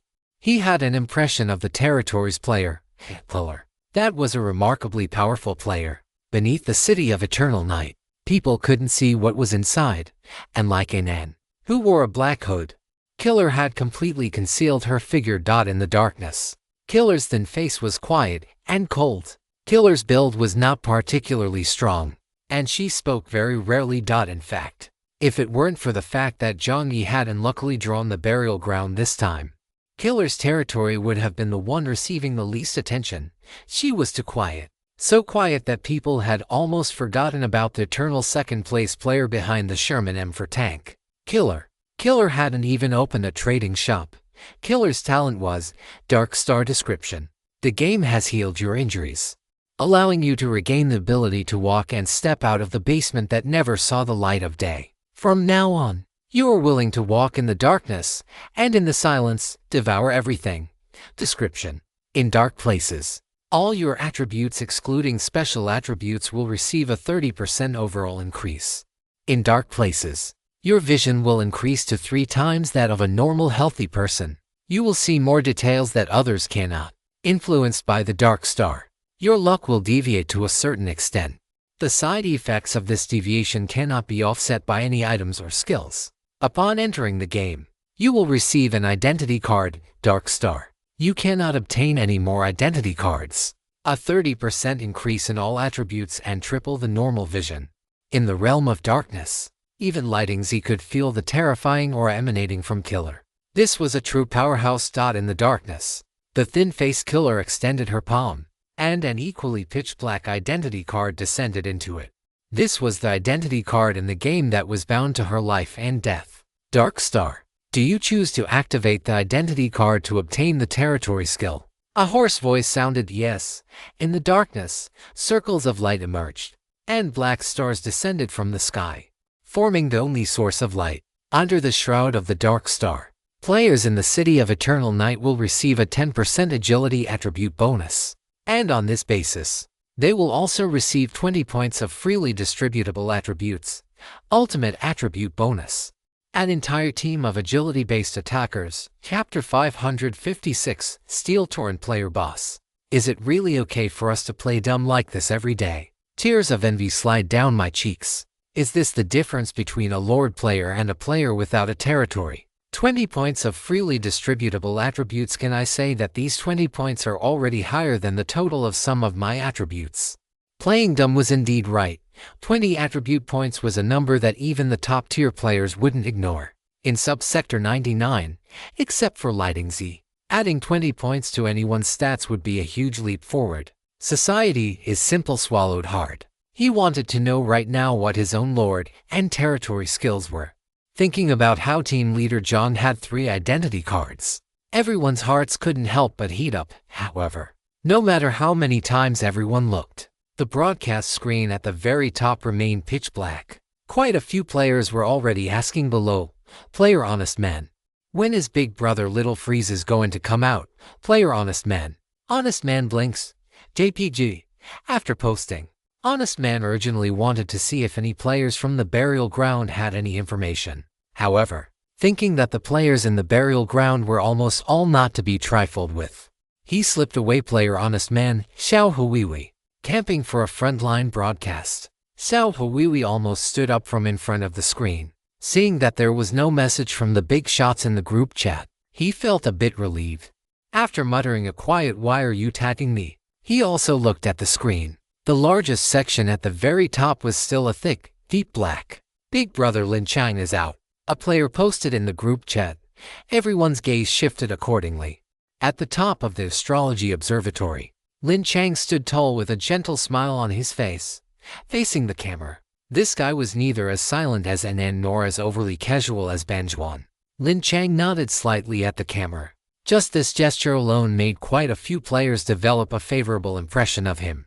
Above the astrology observatory, Lin Chang looked down at the earth before him.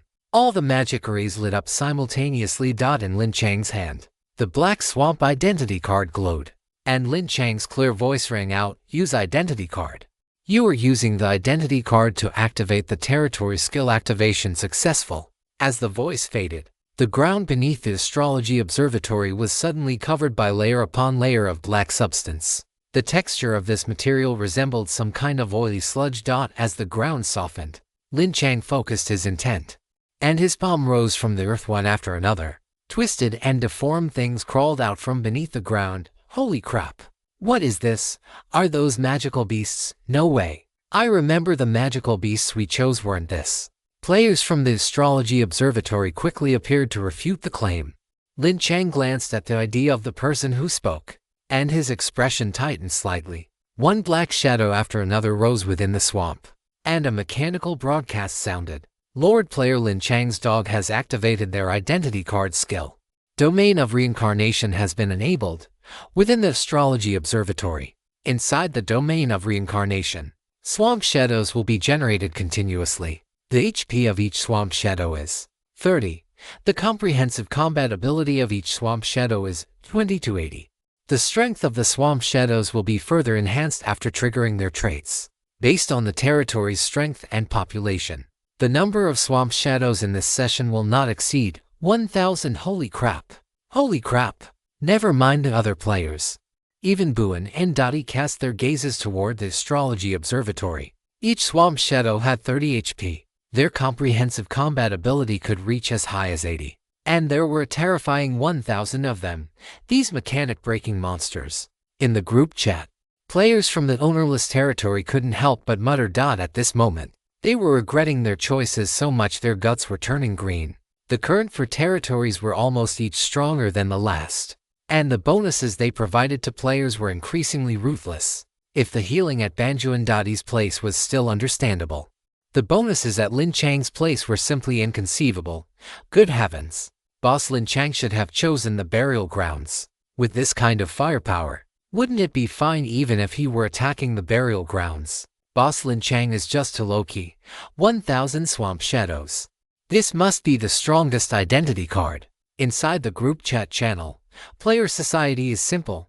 People are complex. Damn. This is too exaggerated. How come there was such a figure in the Kari country partition before? Player Shaoli Jiang Yi. It feels like it's not even on the same level as the identity cards of other Lord players. Player Shaoli Jiang. Although I don't really know what these identity cards are actually for. Player Orange. That's not right, is it? Player Your Wild King is infinitely arrogant. Wild King remembered that Orange didn't seem to talk much, so he quickly typed no. Player Orange. Did Lin Chang get this identity card after entering the 99 partition? If his Lord skill was this powerful, how could he not have been famous in the Kari country partition before? He was even renamed after Orange finished speaking. Sao Huiwi also sent a message, right? I've actually dealt with players from the Kari country, and they didn't seem to have heard of this person before. Could it be that he has been biding his time? Didn't they say the KK group controls other players? Maybe Lin Chang's dog wasn't that strong back then. Player Orange, that makes sense too. Regardless of what the deal was with Lin Chang's dog, the move he just displayed was enough to shock everyone. 1,000 auxiliary swamp shadows could significantly reduce the casualty rate. After all, in overly dangerous areas, these shadows could be sent to scout first. For other players, this had only benefits and no drawbacks. Boss Lin Chang is awesome. Boss Lin Chang is awesome. A flood of Boss is awesome began to fill the screen. Even though Lin Chang hadn't yet chosen his territory's magical beasts, a warm smile appeared on Lin Chang's face, and he immediately made his choice of magical beasts. In front of the astrology observatory, magical wolves with wings appeared in sight. These wolves were twice the size of normal wolves in the real world, and in the center of the pack stood a massive white wolf king, Shadow Wolves. A very powerful and highly unified race. Most importantly, their size was appropriate, and their team consciousness was extremely strong, making them perfect for defending the city and coordinated team combat. Whether it was his skills or his choice of magical beasts, Lin Chang's performance was nearly perfect. Within the 4 territories, a hierarchy of superiority and inferiority seemed to have briefly emerged. All 4 territories had refreshed, and only the last 10 minutes remained on the countdown. On the light screen, the most anticipated screen still hadn't lit up. Many players had already gathered the courage to the players of the burial grounds to ask what was going on. But Wild King and his group didn't know either. After all, once Jiang Yi finished providing the resources, he had gone completely off the grid. Even this morning, he still hadn't replied to any messages. Countdown 5 minutes. There were 5 minutes left until the game started at 7 o'clock. On the highway, Wild King stepped off his skateboard and took a deep breath. His skate shoes hit the ground, and he had changed into his polar combat suit. It wasn't just Wild King, the others were the same. Judging by their attire, the players of the burial grounds looked the most like a cohesive team. With a step, his skateboard was sent to his hand, and he slung it onto his back as a system notification popped up. Territory players may enter their respective territories. The moment the message appeared, hundreds of white lights flashed simultaneously on the highway. each one representing a player, amidst the white light. When Wild King opened his eyes again, the first thing he felt was the thick scent of blood in his nasal cavity. Wild King frowned slightly as his vision cleared. A red light streaked past in front of him, and a foul-smelling wind blew from afar. The sounds of other players landing also echoed in the surroundings. The moment his consciousness returned, a violent tremor hit him. Wild King was stunned for a second, his gaze following the shift in his center of gravity as he looked down. On the black-red ground, tiny pebbles were trembling with a rustling sound. Trembling, had the monsters respawned? The thought crossed Yi Wang's mind instinctively. When he looked up again, he saw the golden-haired kid beside him staring blankly at something behind him. Behind him.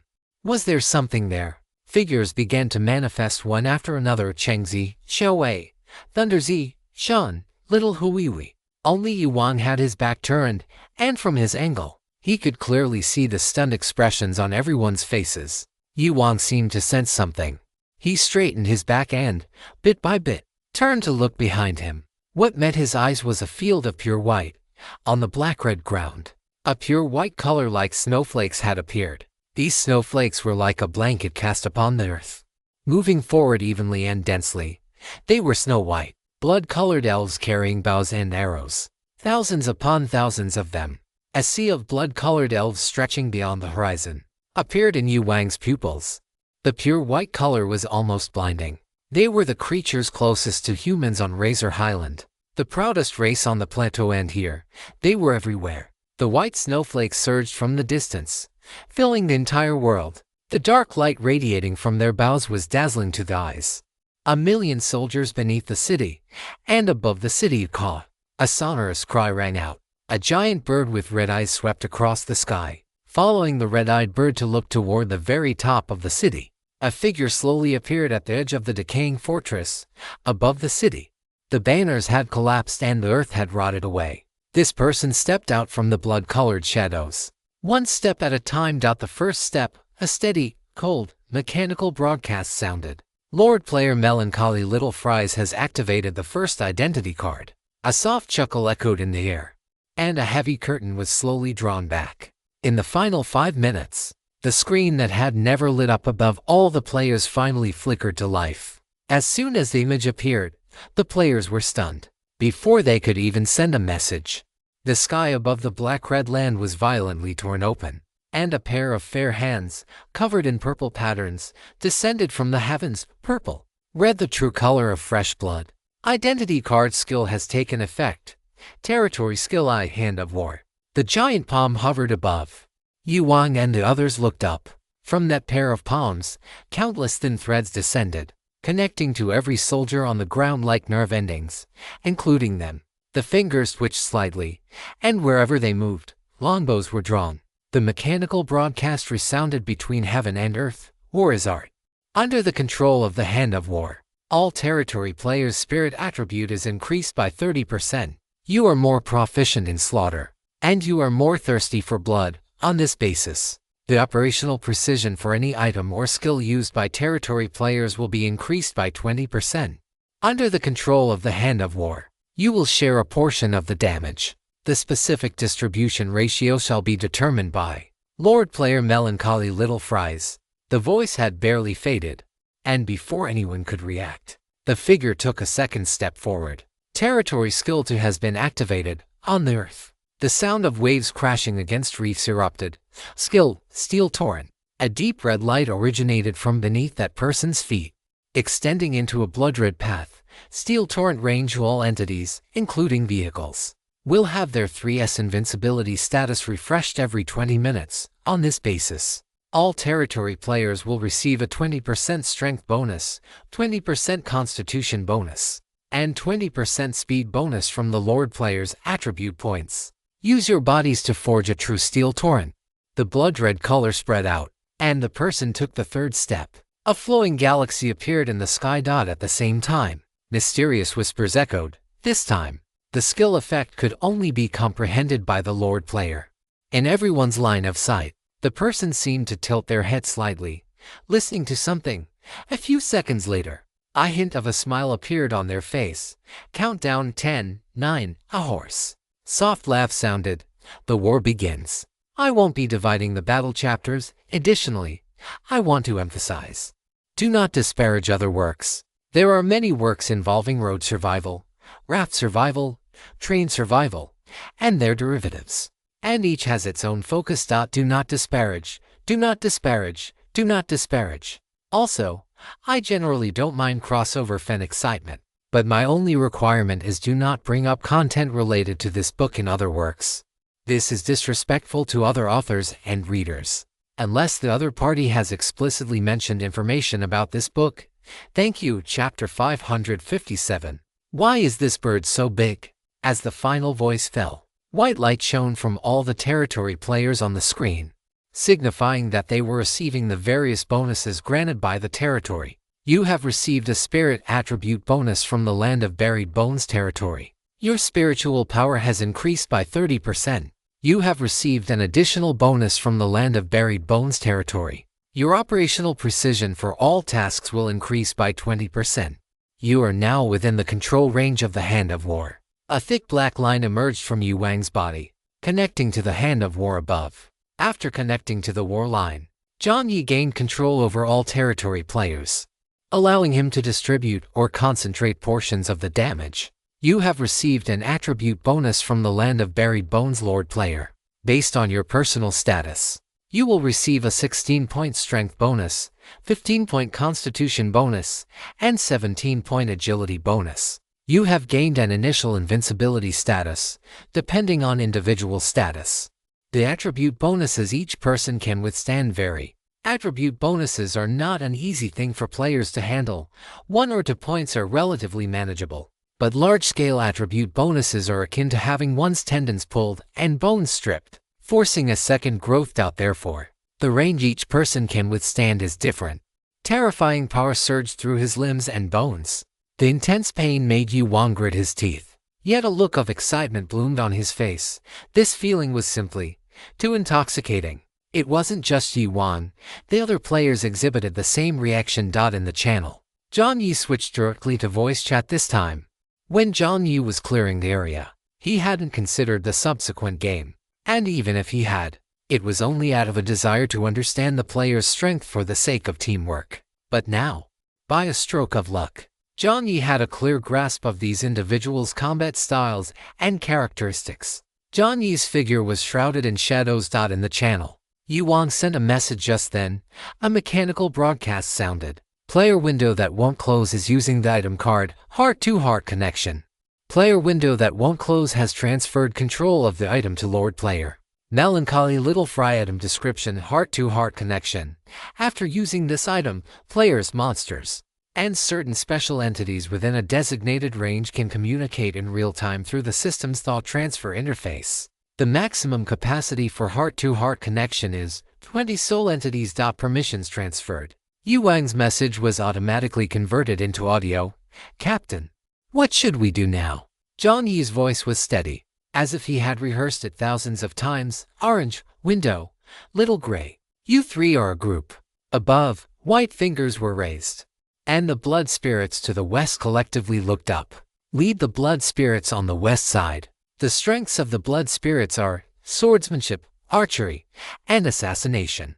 But they are not suited for large-scale charges. So Orange, your vehicle. Jiang Yi paused. Orange, having been named, subconsciously stood out from the crowd and said firmly, yes. After saying yes, Orange added, my vehicle has already been upgraded to a tier 2 vehicle in advance. If other players could hear the channel's audio, they would likely be stunned. They couldn't believe that in the 3rd month of the game, there were still players whose vehicles had just upgraded to tier 2. Good. Then Orange, you lead the way. Window, you clear the blind spots that Orange doesn't crush. Little Gray, you are responsible for the overall field of vision and ensuring the blood spirits fill in the gaps in time. Yes, the three said in unison. After Orange's mining truck upgraded to a tier 2 vehicle, its length reached an astonishing 30 meters. A typical giant mining truck is only 20 meters long and at most 10 meters wide, whereas Orange's mining truck was over 30 meters long and about 15 meters wide. When driving on the road, whenever they occasionally encountered parallel roads, most players on those roads would first be dumbfounded. and then begin to doubt the game's rules. Didn't they say there was flowing mist on both sides? How could there be moving mountains? The dark, heavy mining truck was not equipped with the reddened barrels of a Sherman M4, nor did it have many special external devices attached like in rests. The mere existence of the mining truck itself was enough to strike fear into others.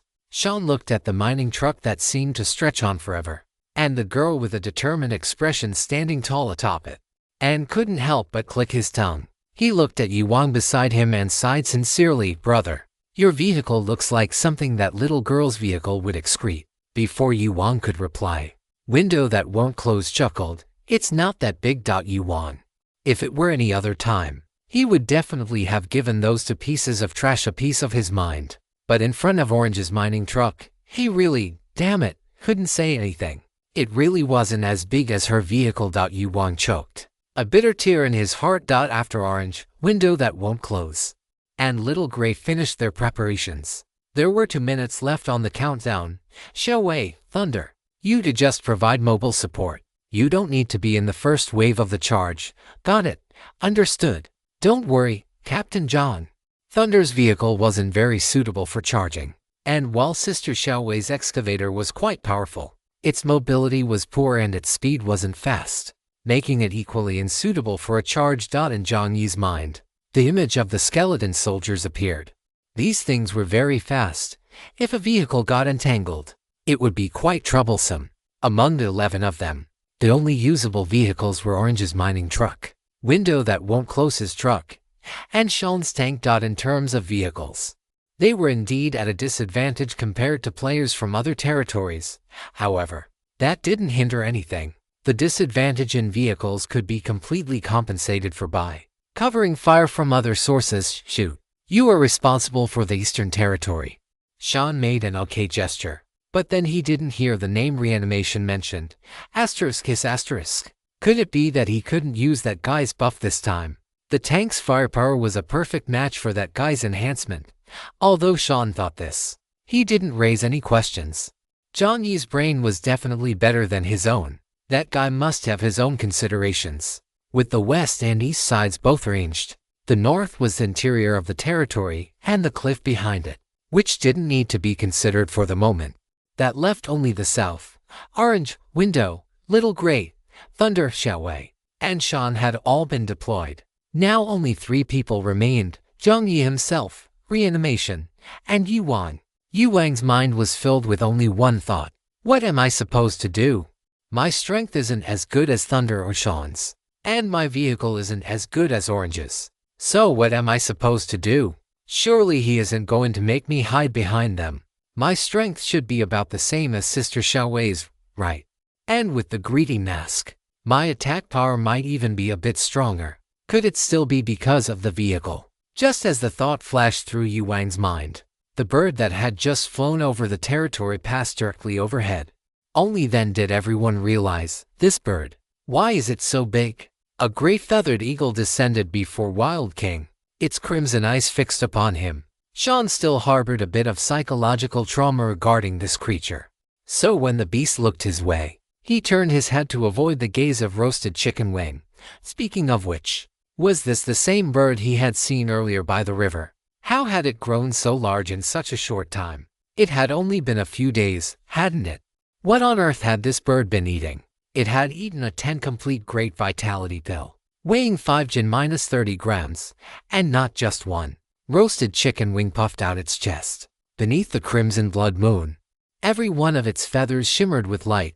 Above its beak, a ring of red markings, resembling bloodstains, had emerged. The current Roasted Chicken Wing no longer bore any resemblance to a mere pet. The blood-colored spirits below looked more like light snacks for it. After flapping its wings, Roasted Chicken Wing lowered its head toward Wild King. Wild King felt a bit dizzy. Could it be that this beast was showing submission to him? Had his own strength reached such a level, before a look of bliss could even grace Wild King's face? The bird's wing draped over the top of his head. A warm sensation radiated from above, and Wild King sniffed the air. So warm, just like a mother hen.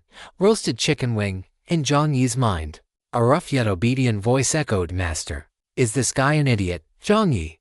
Jiang Yi remained silent for a moment before struggling to speak. Get on. Wild King first let out a sound of surprise, then finally realized what was happening. This was the big boss's pet. Wild King slowly looked up and met the cold gaze of roasted chicken wing. He didn't know if it was his imagination, but he felt that the creature was looking at him as if he were a moron. Such a massive pet, as expected of a big boss. Since the game began, a small portion of players had managed to obtain pets, but honestly, in this world, it was hard enough for humans to survive, let alone raise a pet. Even if they obtained one, most people wouldn't invest in it. They mostly treated them as companions for the road, while others simply recycled them back to the system.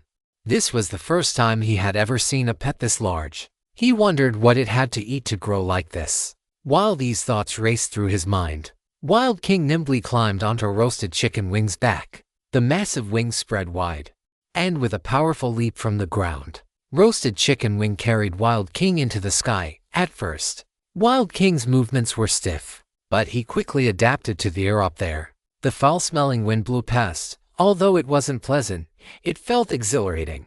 Flying into the sky, this was truly every human's dream. Jiang Yi's voice echoed in Wild King's ear.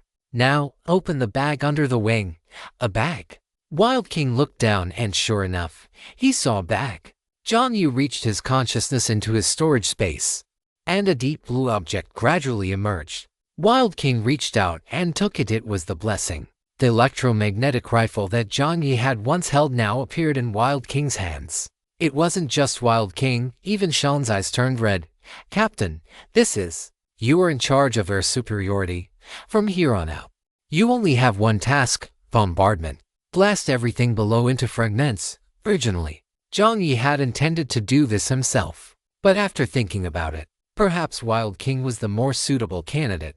High in there, Wild King held the blessing. Before he could even react, his mouth had already split into a grin. He couldn't control his smile at all. It was actually this thing. Before Wild King, the detailed information of the blessing appeared. Beyond its formidable attack power, more importantly, Jiang Yi had preloaded it with 10,000 vehicle coins, 1, 2 and 4, for zeros. 10,000 vehicle coins. How was this any different from burning money? And given the recharge speed of this weapon, perhaps the only difference was that this one burned through it even faster. Wild King's heart grew increasingly fervent. The greed skin slowly extended from his arm, and the transparent membrane gradually covered the blessing. A mechanical voice broadcasted. You have activated the 8th layer of greed skin. The membrane and his arm merged into one. Wild King felt as if his arm had connected directly to the electromagnetic rifle. He could even feel the electric arcs pulsing within it. Greed skin has completed coverage. Greed skin has granted you a stronger resonance attribute. The current weapon's firepower will increase by 20%. Wild King was also prepared. Society's vehicles and skills were quite unique. The first wave of impact wouldn't be needed. So for the last one, only reanimation remained. Reanimation. What was the maximum range of your enhancement and healing skills again? In Jiang Yi's mind, he had already anticipated an answer like 100 or at most 500 meters. However, reanimation thought about it seriously and replied, at its maximum, it should be everywhere within my line of sight. Jiang Yi was stunned. What is your spirit attribute? 110. In Jiang Yi's mind, the scene from that day when he encountered reanimation flashed before him. On Cecilia's ship, he had swept the area with "I'm hitting the elites," and indeed, one target had failed the judgment. Could it be that it wasn't Cecilia? Reanimation, with a spirit attribute of 110. Even if Jiang Yi sacrificed his own spirit points, he couldn't reach that value. Jiang Yi swallowed hard. A moment later, he stepped out from the shadows, and this time, the corners of his mouth gradually curled upward. Full range healing and enhancement. It was far more powerful than he had imagined. At this very moment, a virtual light screen appeared above everyone's heads, displaying a countdown, 0 minutes and 5 seconds. For seconds, the final second. After the world fell silent for a second, a humming sound resonated from every territory. The first to react was the giant wood fortress. Inside the fortress, the players' figures were concealed behind massive trees. The giant wood fortress was situated in a forest terrain. which provided a certain degree of protection for vehicles but simultaneously restricted their range of movement. Therefore, Buen had divided all the players into squads of 5. Above each 5-man squad hovered a massive number of drones. The drones took the lead, while the players followed behind to finish off the targets. Every player was equipped with the day's honeycomb device for communication. Outside the giant wood fortress, the earth trembled. The drone hovering above one player was the first to sense something. The vines on the drone slowly extended, maneuvering it to fly downward. "They're here." It wasn't clear who had shouted it first. The players looked up. Outside the giant wood fortress, dust was swirling, and within the dust, long white tails could be vaguely seen. The first wave of monsters had refreshed. A light screen popped up above the giant wood fortress. First wave of monsters. Giant rats quantity. Current kill count chapter 559. There are no cowards in the giant wood fortress. Giant white rats, 3 meters long and 1 meter wide, appeared at the edge of the giant wood fortress. The giant rats had blood-red eyes. Squeak, squeak. A hair-raising gnawing sound erupted. The players in the giant wood fortress looked solemnly at the magical beasts appearing at the fortress perimeter. The giant rats in the front were not yet very large, but their speed was terrifying. With a few Z-shaped maneuvers, they quickly reached the edge of the fortress. 500 of them. Humans always seem insensitive to numbers. In fantasies, war only feels serious and majestic when it involves thousands upon thousands of troops. But in reality, the impact caused by 500 giant rats was enough to make one's legs go weak. Humans possess fear, but machines do not. As the player in the very front retreated, the drone above him had already charged toward the giant rats. Beneath the drone, rows of firearm muzzles emerged. Bang, bang, bang. Laser beams and gunfire began to sweep across. In the span of a single encounter, the giant rats charging in the front row were riddled with holes like a sieve. "Nice!" a player shouted in excitement. The giant rats in the front let out miserable shrieks. Soon, however, the players noticed something wrong. After hearing the screams of the rats in front, the rats in the rear all lifted their heads. Amidst the shocked expressions of the crowd, the rear rats actually began to bite the throats of the front rats, then devoured their flesh and moved forward rapidly, using the corpses of their kin as shields. Are these magical beasts intelligent? Before the other person could finish, a companion beside him roared, "What are you standing there for? Charge!" When the man turned his head, the players to his right had already quickly boarded their vehicles. This man's vehicle was a row of trucks. Only now did the advantage of players with trucks, cargo vans, and the like truly manifest. Buen's voice came through the headset, steady and calm. 3 on the left, 3 on the right. Tactical insertion. Understood. After experiencing the initial fear, the players quickly calmed down. Having reached this point, there were no weaklings left among them. These were the powerful players carefully selected after 3 rounds of server merges. Naturally, they had their own pride. The heavy trucks and cargo vans on the left and right crossed paths and charged forward. Above these vehicles, the drones followed rapidly, their vines acting like flowing celestial eyes, weaving into every gap. 3 seconds later, the flow of vehicles and the army of magical beasts collided violently. Blood and corpses flew everywhere. In Buen's eyes, there was no longer a concrete battlefield. A mechanical broadcast sounded. "You are using the passive talent, Global Vision. You are using the title, Calm Thinker. You are using the special item, Environmental Spider Silk. Coordinates **. A total of 18 core coordinate points have been planted. Invisible spider silk covered the entire battlefield. Every casualty and charge on the field entered Buen's mind. At the far left position, at the moment of the charge, perhaps due to fear, the player in the vehicle hesitated during the final acceleration, causing his hood to fall half a length behind the others. The man's pupils contracted continuously. The sight of the giant white rats gnawing on their companions and leaping into the forest made his stomach churn. His face turned deathly pale, and at the very last moment, he even tapped the brakes. The voice of the nearest cargo truck player came through his ear. "What the hell are you doing?" The man let out a sound. His vehicle had already fallen half a length behind the others, and a gap quickly appeared in the first line of the charge. Oh no. By the time he snapped out of it, The giant rats in front had already begun to divert to both sides because of the gap.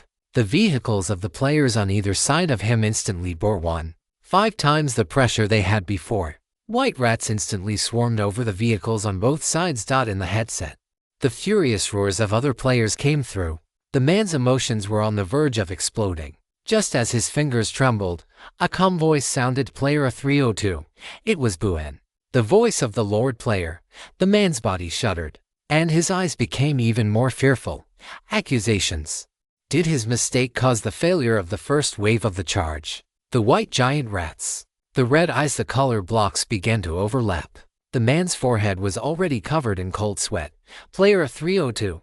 In the headset, Buen called out again. "Why, yes." The man closed his eyes in agony, waiting for the Lord player's judgment. "Focus your mind. Your companions need you." The calm voice sounded. There was no accusation. There was no anger. Instead, it was filled with trust and encouragement. A302 opened his eyes. In front of the train, two drones streaked past the windshield. In that fleeting moment of intersection, he even saw two eyeballs emerge from the vines above. After silently glancing at him, they shifted their orientation and, leading the drones, charged toward the diverted giant rats. Boom, boom. Violent explosions erupted, and the giant rats at the very front were flipped over. The gaps were immediately blocked by more drones, and Rest spoke over the all-channel broadcast. "Mistakes are allowed. Errors are allowed. But there are no cowards in the giant wood fortress." As the words faded, 3 more drones self-destructed in front of A302. That is the nature of the battlefield. A small mistake leads to far more than just one person's casualties. Once a gap appears here, the firepower becomes imbalanced. The monsters on the opposite side are not stationary targets. They also rapidly adjust their formations based on the changes in the battlefield. However, a battlefield is a battlefield, and people are people. And Rest's eyes were extremely calm. As his fingers moved, 3 more drones swept over the top of the giant wood fortress, maneuvering to fill the gaps in the battle line. At the very top of the light screen, the kill count began to jump. Current kill count, current kill count. The numbers began to climb, and the Lord's calm voice echoed in everyone's ears. "Mistakes are allowed. Errors are allowed. But there are no cowards in the giant wood fortress." A302's eyes turned bloodshot, and he slammed his foot onto the accelerator. This time, he did not hesitate at all. Chapter 560, Skeleton Soldiers. In the light screen, all 5 territories were plunged into war. The most eye-catching one was naturally the territory where the giant wood fortress was located. The terrifying number of drones and the sparks splashing below were enough to attract the attention of players not participating in the game. However, a few seconds later, everyone's gaze was quickly drawn to something else. "What is that? What kind of vehicle is that? Good heavens!" Amidst everyone's exclamations, a vehicle 30 meters long and an astonishing 15 meters wide appeared on the black-red light screen at the top. The vehicle itself was not equipped with any weapons, but the overwhelming pressure it exuded made the players outside the screen involuntarily swallow their saliva. If one were to encounter this thing on a parallel highway, the fear of being crushed by the vehicle surfaced in everyone's hearts. In the driver's seat of the mining truck, Chengzi remained expressionless. The camera pulled back, cutting to Jiang Yi, who was overlooking the crowd from above the city. Jiang Yi raised one hand. Outside the city, after the countdown ended, the earth was silent for a second, and then, a foul-smelling wind blew from all directions. From the deep red ground, pale skeletal arms began to drill out of the soil. Seeing this scene, Jiang Yi even thought that if it were that crazy old man Dave, he would probably raise an eyebrow right now and start saying something in gibberish. Like, "How about trying to plant a pea shooter?" A smile curled at the corner of Jiang Yi's mouth, and the light screen above popped up. First wave of monsters. Skeleton minions quantity, 10,000. Current kill count. Player, I Will Always Watch You sat up from his wooden bed. The vehicle belonging to I Will Always Watch You was NRV, and the dominance of NRV in the highway game went without saying. Moreover, aside from the good luck with his vehicle, he had hardly participated in the game at all. He had relied entirely on opening treasure chests and purchasing supplies at the trading hall to get by until now. He had even earned a title because of this. Congratulations. Player, I Will Always Watch You has obtained the exclusive title, King of Salted Fish. Title description: just enough effort, just enough luck, just enough trading judgment, just enough to keep you alive. Note: after equipping the title, the refresh frequency of treasure chests will increase by 20%, and you have a 10% chance to turn a treasure chest into a monster-free chest. After equipping the title, you will receive the simulated price trends for various items in the trading market 3 days in advance, allowing you to buy low and sell high at the right time. After equipping the title, your vehicle coins will increase by 1 every day. For every level your vehicle levels up, you will receive an additional vehicle coin, King of Salted Fish. What a truly fitting title for himself. At this moment, I Will Always Watch You was lying on the thickened mattress of his RV. Inside the mattress was an electric blanket bought from Young Wang. Outside the mattress was a small sun heater bought from Young Wang. And the exterior of the vehicle was wrapped in a layer of thermal insulation material bought from AA Absolute Goodies. I Will Always Watch You sniffled, set aside the comic book in his hand, and looked at the light screen. His brows furrowed tightly. How many? 10,000? The King of Salted Fish was almost scared to death by this number. I Will Always Watch You sat up from the bed. Compared to the live stream, the comic book was no longer interesting. How is one supposed to fight 10,000 of them? It wasn't just the King of Salted Fish. The other players were also completely bewildered. As expected of the land of buried bones, in the footage, one after another, bone-white arms probed out from the surface. The terrifying density even more disgusting than the drones. In the eyes of the skeleton soldiers, clusters of flames emerged. After crawling out of the ground, they didn't even charge. Instead, they raised their arms and condensed a ball of blue flame. They have magic attacks too. The remaining people had no time to lament. At the same time they saw these guys condensing blue flames, Jiang Yi also extended his palm. The hand of war had just been raised. But Jiang Yi did not let Cheng Zi and the others charge immediately. They had to eliminate a wave of enemies first, otherwise, if they were focused by fire, the vehicle could easily be damaged. Jiang Yi's arm fell, and the blood elves at the very bottom reached out and drew their bows. Each one pulled to a full moon state. His fingers dropped, whoosh, above the sky. Thousands of arrows descended like a blooming firework tree, tearing through the firmament and raining down upon the skeleton soldiers. Whoosh, whoosh, whoosh, whoosh, whoosh. The outermost layer of skeleton soldiers had their bodies pierced through by the arrows in unison. The flames they had condensed dissipated, and bone fragments scattered all over the ground. The first layer of flames failed to condense. Now is the time. Orange. As Jiang Yi's voice fell, that silent mountain range ahead began to stir. The massive mining truck, like a primeval beast, plunged headlong into the battlefield. When this behemoth moved, let alone the vehicles of the Wild King, even the vehicles of Window That Won't Close looked like mere toys next to this thing. Window That Won't Close swallowed hard, and the voice of Little Gray Gray rang out, head to the front. Why shouldn't they be filling in the blind spots where the mining truck hadn't crushed anything? Why the front? Little Gray Gray observed for a few seconds and said earnestly, "Look at the tire tracks." Window glanced outside. The mining truck wasn't just charging forward. In some places, it was repeatedly crushing the same spot. Is that Orange's habit? No. Little Gray Gray seemed to hear his inner thoughts. The piled-up skeletons are lifting the tires off the ground. Damn, you're right. Go to the front and scatter the skeleton soldiers a bit. Otherwise, the more skeletons pile up, the more the mining truck will eventually be forced to a halt. Little Gray Gray analyzed calmly. Understood. Window turned his left hand, and his truck overtook the mining truck, charging ahead. Jiang Yi only glanced at the battle situation here briefly before looking away. With Little Gray Gray there, he was completely at ease. Next was the situation above the mining truck. The figure of roasted chicken wings flew out from the pitch-black cargo bed, flipping over waves of condensed flames. After finding his balance on top of roasted chicken wings, Wild King actually stood up on its back. The streamlined barrel of the blue Blessing gun in his right hand lit up. Blessing has finished charging. Wild King curled his lips into a smile and fired a shot directly at the most concentrated area of skeleton soldiers. A blue arc of light centered on Wild King and roasted chicken wings hummed.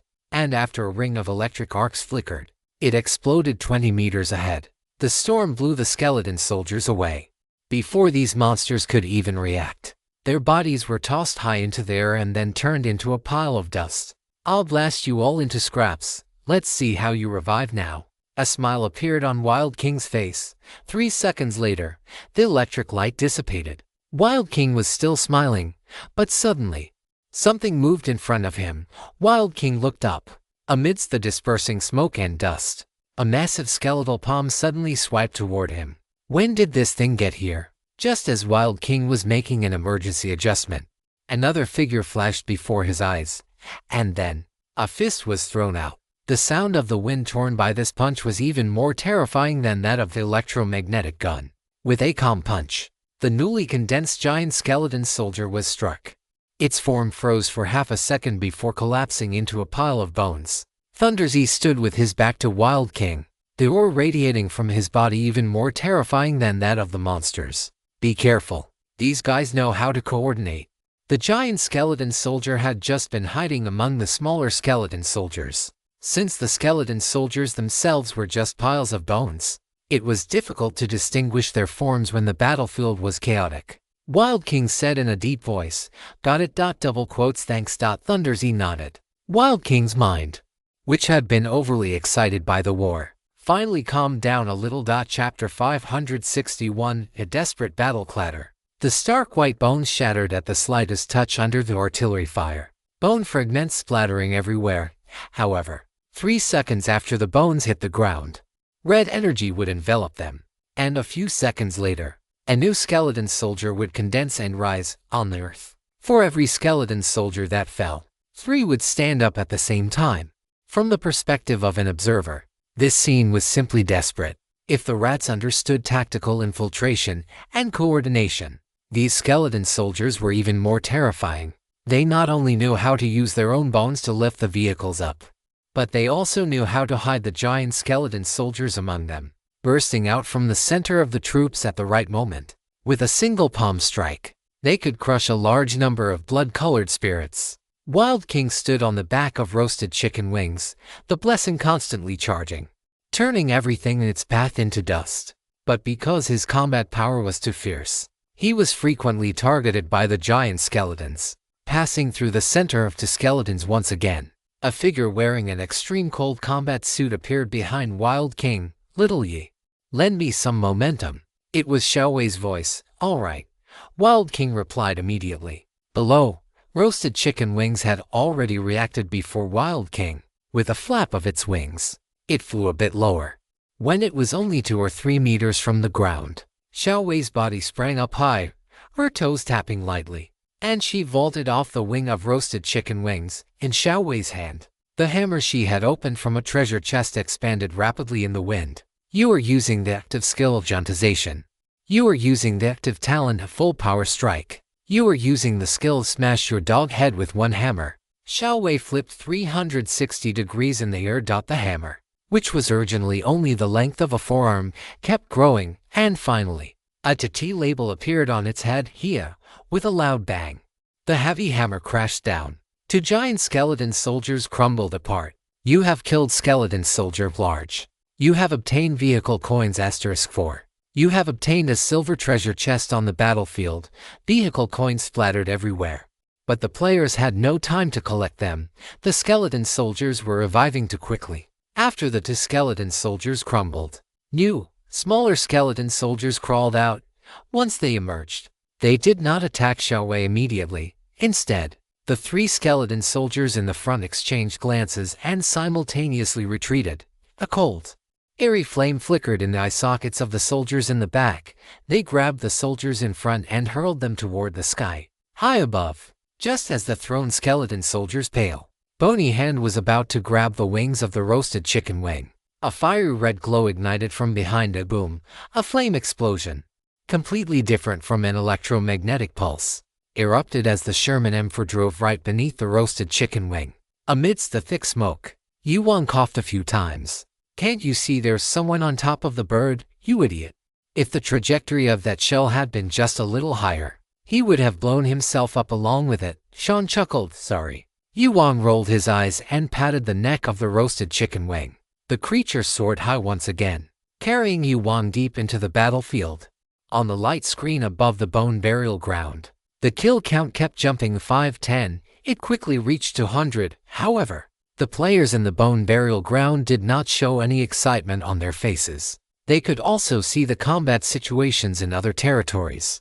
Although the kill count growth rate in those territories was not as fast as theirs, they had to expend more stamina and weapon durability to obtain the same amount of kills. The resurrection speed of the monsters in the bone burial ground was simply too fast. On the main screen, the footage switched constantly. Every territory was shrouded in artillery fire, with the most tranquil one likely being Nevernight City.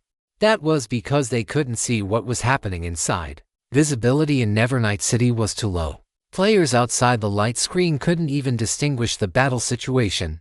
It was just a pitch blackness, and they couldn't tell if those things were monsters or human players. A quarter of an hour later, the kill count in the bone burial ground had already surpassed 1. On the light screen, the number of remaining skeleton soldiers had reached 5,310 while attacking. Yuan reported the data. It took about 3 eliminations of the small skeleton soldiers to earn 1 kill achievement. Over on Lei Ting's side, he also said in a deep voice that it took at least 5 eliminations of the large skeleton soldiers to earn 1 kill achievement. 3 times for small monsters, 5 times for large ones. And this is only the first wave of the assault. The veins on Jiang Yi's temples throbbed. He took a deep breath. Beside him, Shuhui Hendanyan was about to speak, but Jiang Yi had already stepped in, switch formations. Yuan swapped with Shuhui. But I can still. Your stamina is insufficient, Jiang Yi said calmly. After a quarter of an hour of high-intensity use of blessing, he had lost at least half of his stamina. The hand of war above the battlefield and the black sensory lines connecting below allowed Jiang Yi to roughly perceive everyone's combat status. Although he couldn't analyze them like Puin could, fortunately, Jiang Yi understood these people better. 5 minutes ago, he had already noticed Yu Wang's hands starting to tremble. Understood. You did well, Jiang Yi added. A smile appeared on Yu Wang's face, and he let out a laugh. The roasted chicken wing flew toward Xiaowei, and soon, Xiaowei took over Yu Wang's position. Yuan, meanwhile, went to Sean's side to help him deal with the giant skeleton soldiers. Inside the RV, Wohu Yiji Kensani had originally been watching the situation in all 5 territories casually, but every time she watched for a while, her gaze would inevitably drift back to the bone burial ground. Compared to the other territories, the bone burial ground was simply at hellish difficulty. In the group chat, player Yuzenmal, is the bone burial ground even a place for humans? Player Yuzenmal. The kill count is growing at a broken scale. Player Cherry Murray. No, these monsters resurrect so fast. Even if they can survive the first wave, what will they do next? Player Cherry Murray. Type 1 if you never want to encounter such monsters in your life. Player Anaerobic. Player Malquigio. Player Wonderful Delta. If the battles in other territories made people's blood boil, the battle in the bone burial ground only made people's blood run cold. Most players couldn't help but think about what would happen if they were the ones in the bone burial ground. Player Grant. Hey, if I were in the bone burial ground, my teammates would be team killing me within 2 minutes. Another 20 minutes passed, and the Sea of Argonaut had already survived the first wave of the monster tide. The great emperor retracted his blood-stained scalpel and carefully wiped the blood off it. The cigarette in his mouth was down to just a butt. He looked up at the other territories, and upon seeing the situation in the bone burial ground, he paused and tapped the screen with his finger. He found Xiao Shudiao's avatar. Above Jiang Yi, a white light appeared, and the main screen popped up. Human race brick moving emperor. These are 30 B grade life recovery potions. 30 blue life recovery potions appeared in front of Jiang Yi. Human race brick moving emperor. If you can't hold on, retreat. Your life is the most important thing. Chapter 562. Despair Melancholy Little Fry. Alright. Thank you. After the great emperor sent the supplies, a mechanical broadcast sounded. You have completed the first round of the city defense mission. Time until the next monster assault 30 min. Player remember your butt is always behind you collapsing. It's finally over. Player remember your butt is always behind you. I'm exhausted. After the last orca mount disappeared, remember your butt is always behind you felt his legs go weak and collapsed onto the deck, beginning to pant heavily. Before he had even caught his breath for long, The human brick-moving emperor walked over. The emperor, with a cigarette dangling from his mouth, looked down at always behind you and said, "Don't lie down immediately after physical exertion." Yes, always behind you sighed, but still stood up from the deck. The emperor nodded and looked up at the light screen. The first wave of monsters in the Sea of Agona is Seat Orca. 200. The Sea of Agona has completed the first round of tower defense missions. Time until the next beast tide, 30 minutes. The Sea of Agona was the fastest among the 5 territories to complete the monster clearing mission.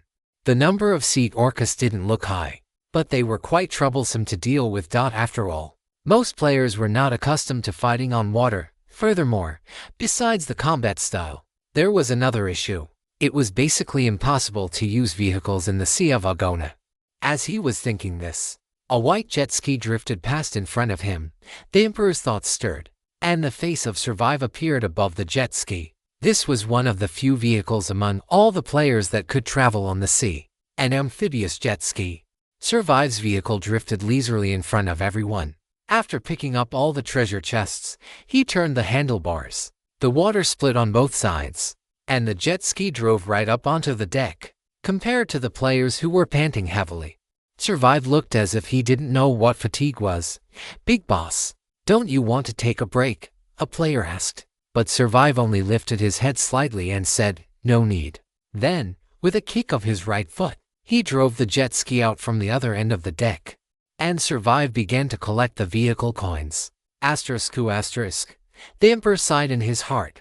Regardless, the progress on his side was going smoothly. While thinking, the emperor couldn't help but look at the others on the light screen. The nightless city was too blurry to see clearly. The giant wood fortress made his eyes ache. And over at the Astrology Institute, the human players had an absolute, one-sided advantage. Under the protection of those so-called shadows and the Astrology Institute's magic circle, the players were practically suppressing the monsters below the live stream. The group chat messages were constantly refreshing. Holy crap! The Sea of Agona has already finished the first round of missions, so fast. As expected of the brick-moving big boss, the progress at the giant wood fortress is also very fast. They're about to finish. The drone swarm and the swamp shadows are just too authoritative. Nightless city. I can't see clearly. After the messages refreshed for a while, two broadcast sounds rang out in succession. Both the giant wood fortress and the Astrology Institute had completed their first round of tower defense missions. The kill counts for the Sea of Agona, giant wood fortress, and the Astrology Institute were respectively 1,000, 1,500, and 2. Judging by the kill count, the Astrology Institute was the undisputed first place. Nightless City couldn't see clearly, but it probably hadn't ended yet. The giant wood fortress and the Astrology Institute entered a rest phase. The other players' gazes shifted to the bone burial ground at the very top. But after looking for only a few seconds, they began to shift their gazes away in pain. The bone burial ground had already been covered in stark white skeletons. In the frame, there was nothing but skeletons and the blue flames at their centers. In the blood-red scene, it felt as if the players had been buried alive. There were already few players in the bone burial ground to begin with. As the battle intensified, the deaths became more frequent, and the subsequent respawns became even more intense. And, what was even more terrifying, these skeletons would aggregate again. After the small skeleton soldiers died, the remaining bones would condense into giant skeleton soldiers. After the giant skeleton soldiers died, their bodies might shatter into even more small skeleton soldiers. The number of enemies increased the more they fought. The count of 10,000 had, by the end, rendered the entire screen white. Players in other territories who had already finished their first round of combat turned pale at the sight. They couldn't imagine what it would be like if they were the ones fighting in the bone burial ground right now. Inside the bone burial ground, Jiang Yi's voice rang out again. Window. You switched to society's position. Yes. Roasted chicken wings flew down once again. Bringing society is very simple to the position where the window that won't close was. While Jiang Yi himself had long since gone to replace Wild King, the enemy's firepower was too fierce.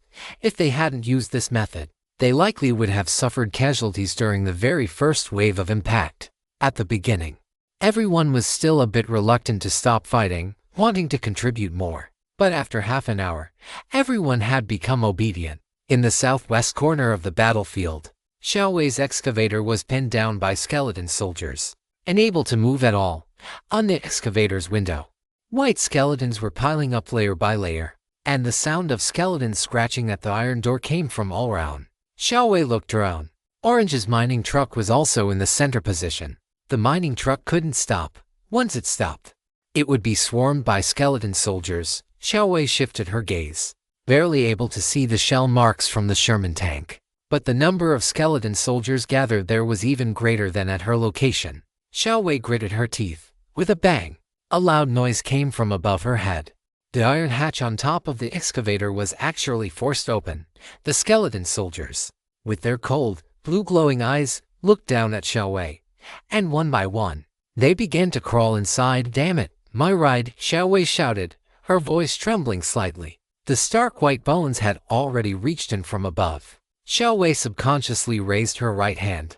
But, unlike what she expected, her hand didn't strike upward with a hammer. Instead, it was trembling uncontrollably. Xiao Wei looked down with a pale face. That calloused hand was now shaking irregularly. A light screen popped up. "Warning. Your current stamina is below 20. Warning. Your spirit has suffered a major blow. You are currently in a state of deep fear." Chapter 563, Skeleton Priest. When exactly did she become affected? The image of the excavator being covered by ghastly white skeletons flashed through Xiao Wei's mind. She had originally thought she wouldn't feel fear, and that her trembling was merely due to the adrenaline rush from the battle. But now, she realized something was wrong. Xiao Wei looked up. The iron roof above had already been pried open by the skeleton soldiers. She reached her left hand under the driver's seat and threw the wrench that had been kept there for a long time upward.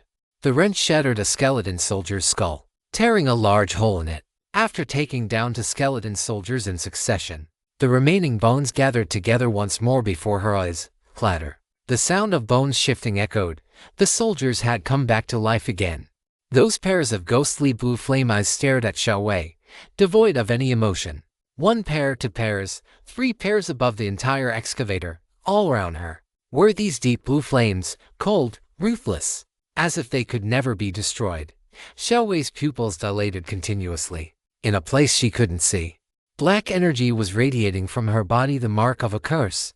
A mechanical broadcast sounded. "You have encountered a curse from the skeleton priest.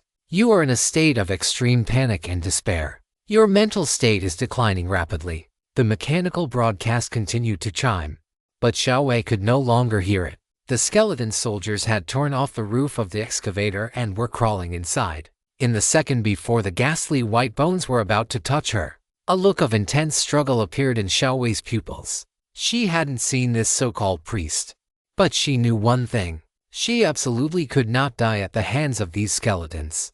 Even if she were to die, she could not die here, or she would become a walking corpse just like them.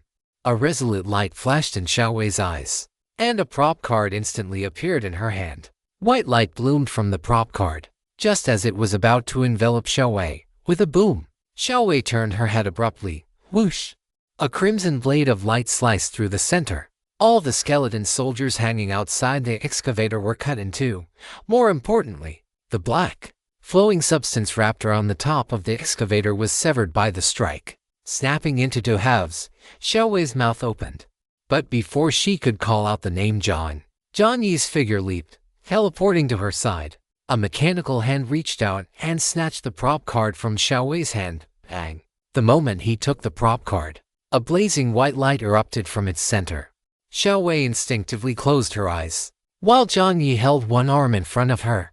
An invisible shockwave bloomed with the excavator at its center, and the violent gale blew all the surrounding skeleton soldiers away. Just as the black mist was about to shroud them again, a bomb exploded in the wind. It was a bomb of marble. After the triple explosion, the voices of the others echoed in Jiang Yi's consciousness. "Jiang, are you okay? What's the situation? Team leader Jiang." Strange sounds were also echoing in Xiao Wei's ears, sounding like the roars of skeleton soldiers, or perhaps whales. Various sounds continued to ring out, making Xiao Wei's pale face look even worse. Just then, a hoarse voice spoke. Sister Xiaowei, forgive me. After saying this, Xiaowei felt her head being pressed against that person's chest. A steady heartbeat came through, one beat after another, thump, thump, thump. Holding Xiaowei with one arm, Jiang Yi retracted his right hand, which was wearing the aclier and had been blackened by the explosion, and after apologizing to Dazi, Jiang Yi leaped, carrying Xiaowei as he jumped out of the excavator. As soon as Jiang Yi's feet touched the ground, roasted chicken wings flew over, carrying Shan. Once Shan landed, he asked, "What's going on?" Jiang Yi set Xiaowei down with one hand. Her face was still deathly pale. Without time for explanations, Jiang Yi said, "Take Xiaowei to the side of reanimated Earth first." "All right." Shan nodded without asking further questions. After roasted chicken wings took Xiaowei away, Jiang Yi looked at his surroundings with a heavy expression. He had been wondering why the feedback from the Hand of War felt so strange. In the area where Xiaowei was, there were nearly twice as many skeleton soldiers as in other areas. If it were just a matter of numbers, he would have been confident in Xiaowei's strength. But the problem was that, aside from the firepower, the Hand of War had sensed something else wrong. For instance, the mental pressure in this area was far too high. The threat of the skeleton soldiers lay mainly in their melee attacks, throwing, and the generation of blue flames. But mental damage was basically zero. These minions couldn't possibly have such strong mental fluctuations. Just as Jiang Yi sensed that something was wrong, Reanimated Earth spoke up from the side. "The mental fluctuations over there seem abnormally strong, and I feel a sense of familiarity." A sense of familiarity for Reanimated Earth. Jiang Yi's mind raced. Reanimated Earth excelled in healing and strengthening. If it felt familiar, perhaps there was something among these skeleton soldiers that excelled in those things as well. The thought had barely crossed his mind when Jiang Yi used the Hand of War to sense Xiaowei's aura. To his surprise, in less than 5 minutes, her aura had already become faint. After sending Xiaowei away, Jiang Yi looked with a somber gaze at the skeleton soldiers gradually spreading toward them. His eyes lingered on these things. His gaze moved past them and stopped on the black currents flowing among them. If he wasn't mistaken, it was these things that were causing mental damage to Xiaowei. It was also these things that were accelerating the reanimation speed of this battlefield and making them fight even harder. Damn it. At this moment, almost all territories had survived the first wave of impact. Only the players in the bone burial ground were still in the midst of battle. Lightning jellyfish Ming switched the camera to Jiang Yi's location, and the light screen above the bone burial ground also entered the frame. Current kill count of the burial grounds. Judging by the number of kills, the burial grounds had more kills than the Sea of Argon and the Giant Wood Fortress combined. Yet, not a single person felt it was unfair. In all honesty, if it were them, they wouldn't even have been able to survive the first round. The players stared at Jiang Yi, their eyes filled with shock and curiosity. This was the first time they had ever seen Jiang Yi in action. Jiang Yi's first district-wide live stream had been about catching the golden snitch. But that game ended too quickly for anyone to get an intuitive understanding of his true strength. Later on, although Jiang Yi participated in the sector clearing, only a handful of people had actually witnessed him fighting. Everyone was quite curious about Jiang Yi's combat style. In the live stream just now, Jiang Yi had flashed across the screen in a second, sliced through the enemy's encirclement with a single blade, and then rushed out to save someone, a feat that had already left many gasping in awe. At this moment, they were even more expectant of the performance from the player ranked number 1. If you have any questions, please feel free to ask in the book circle. There is no need to use tips to ask questions. If you have money, keep it for yourself. Buy some food and drinks, and focus on your own life. The fact that you, my dear readers, are reading this book is the greatest support you could give me. Chapter 564. The Breath of the Dead. Drops of fresh blood trickled down Jiang Yi's palm. He had just taken a direct impact, although he didn't know what that item card was. He guessed it was a pretty formidable one.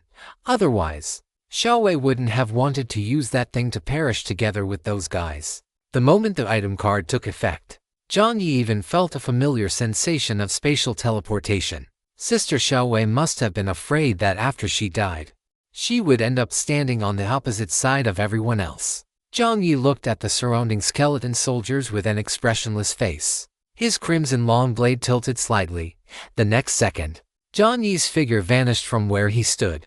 The remaining players didn't even have time to exclaim how fast he was before a horizontal slash mark appeared on the screen. The body of the skeleton soldier at the very front was split in two.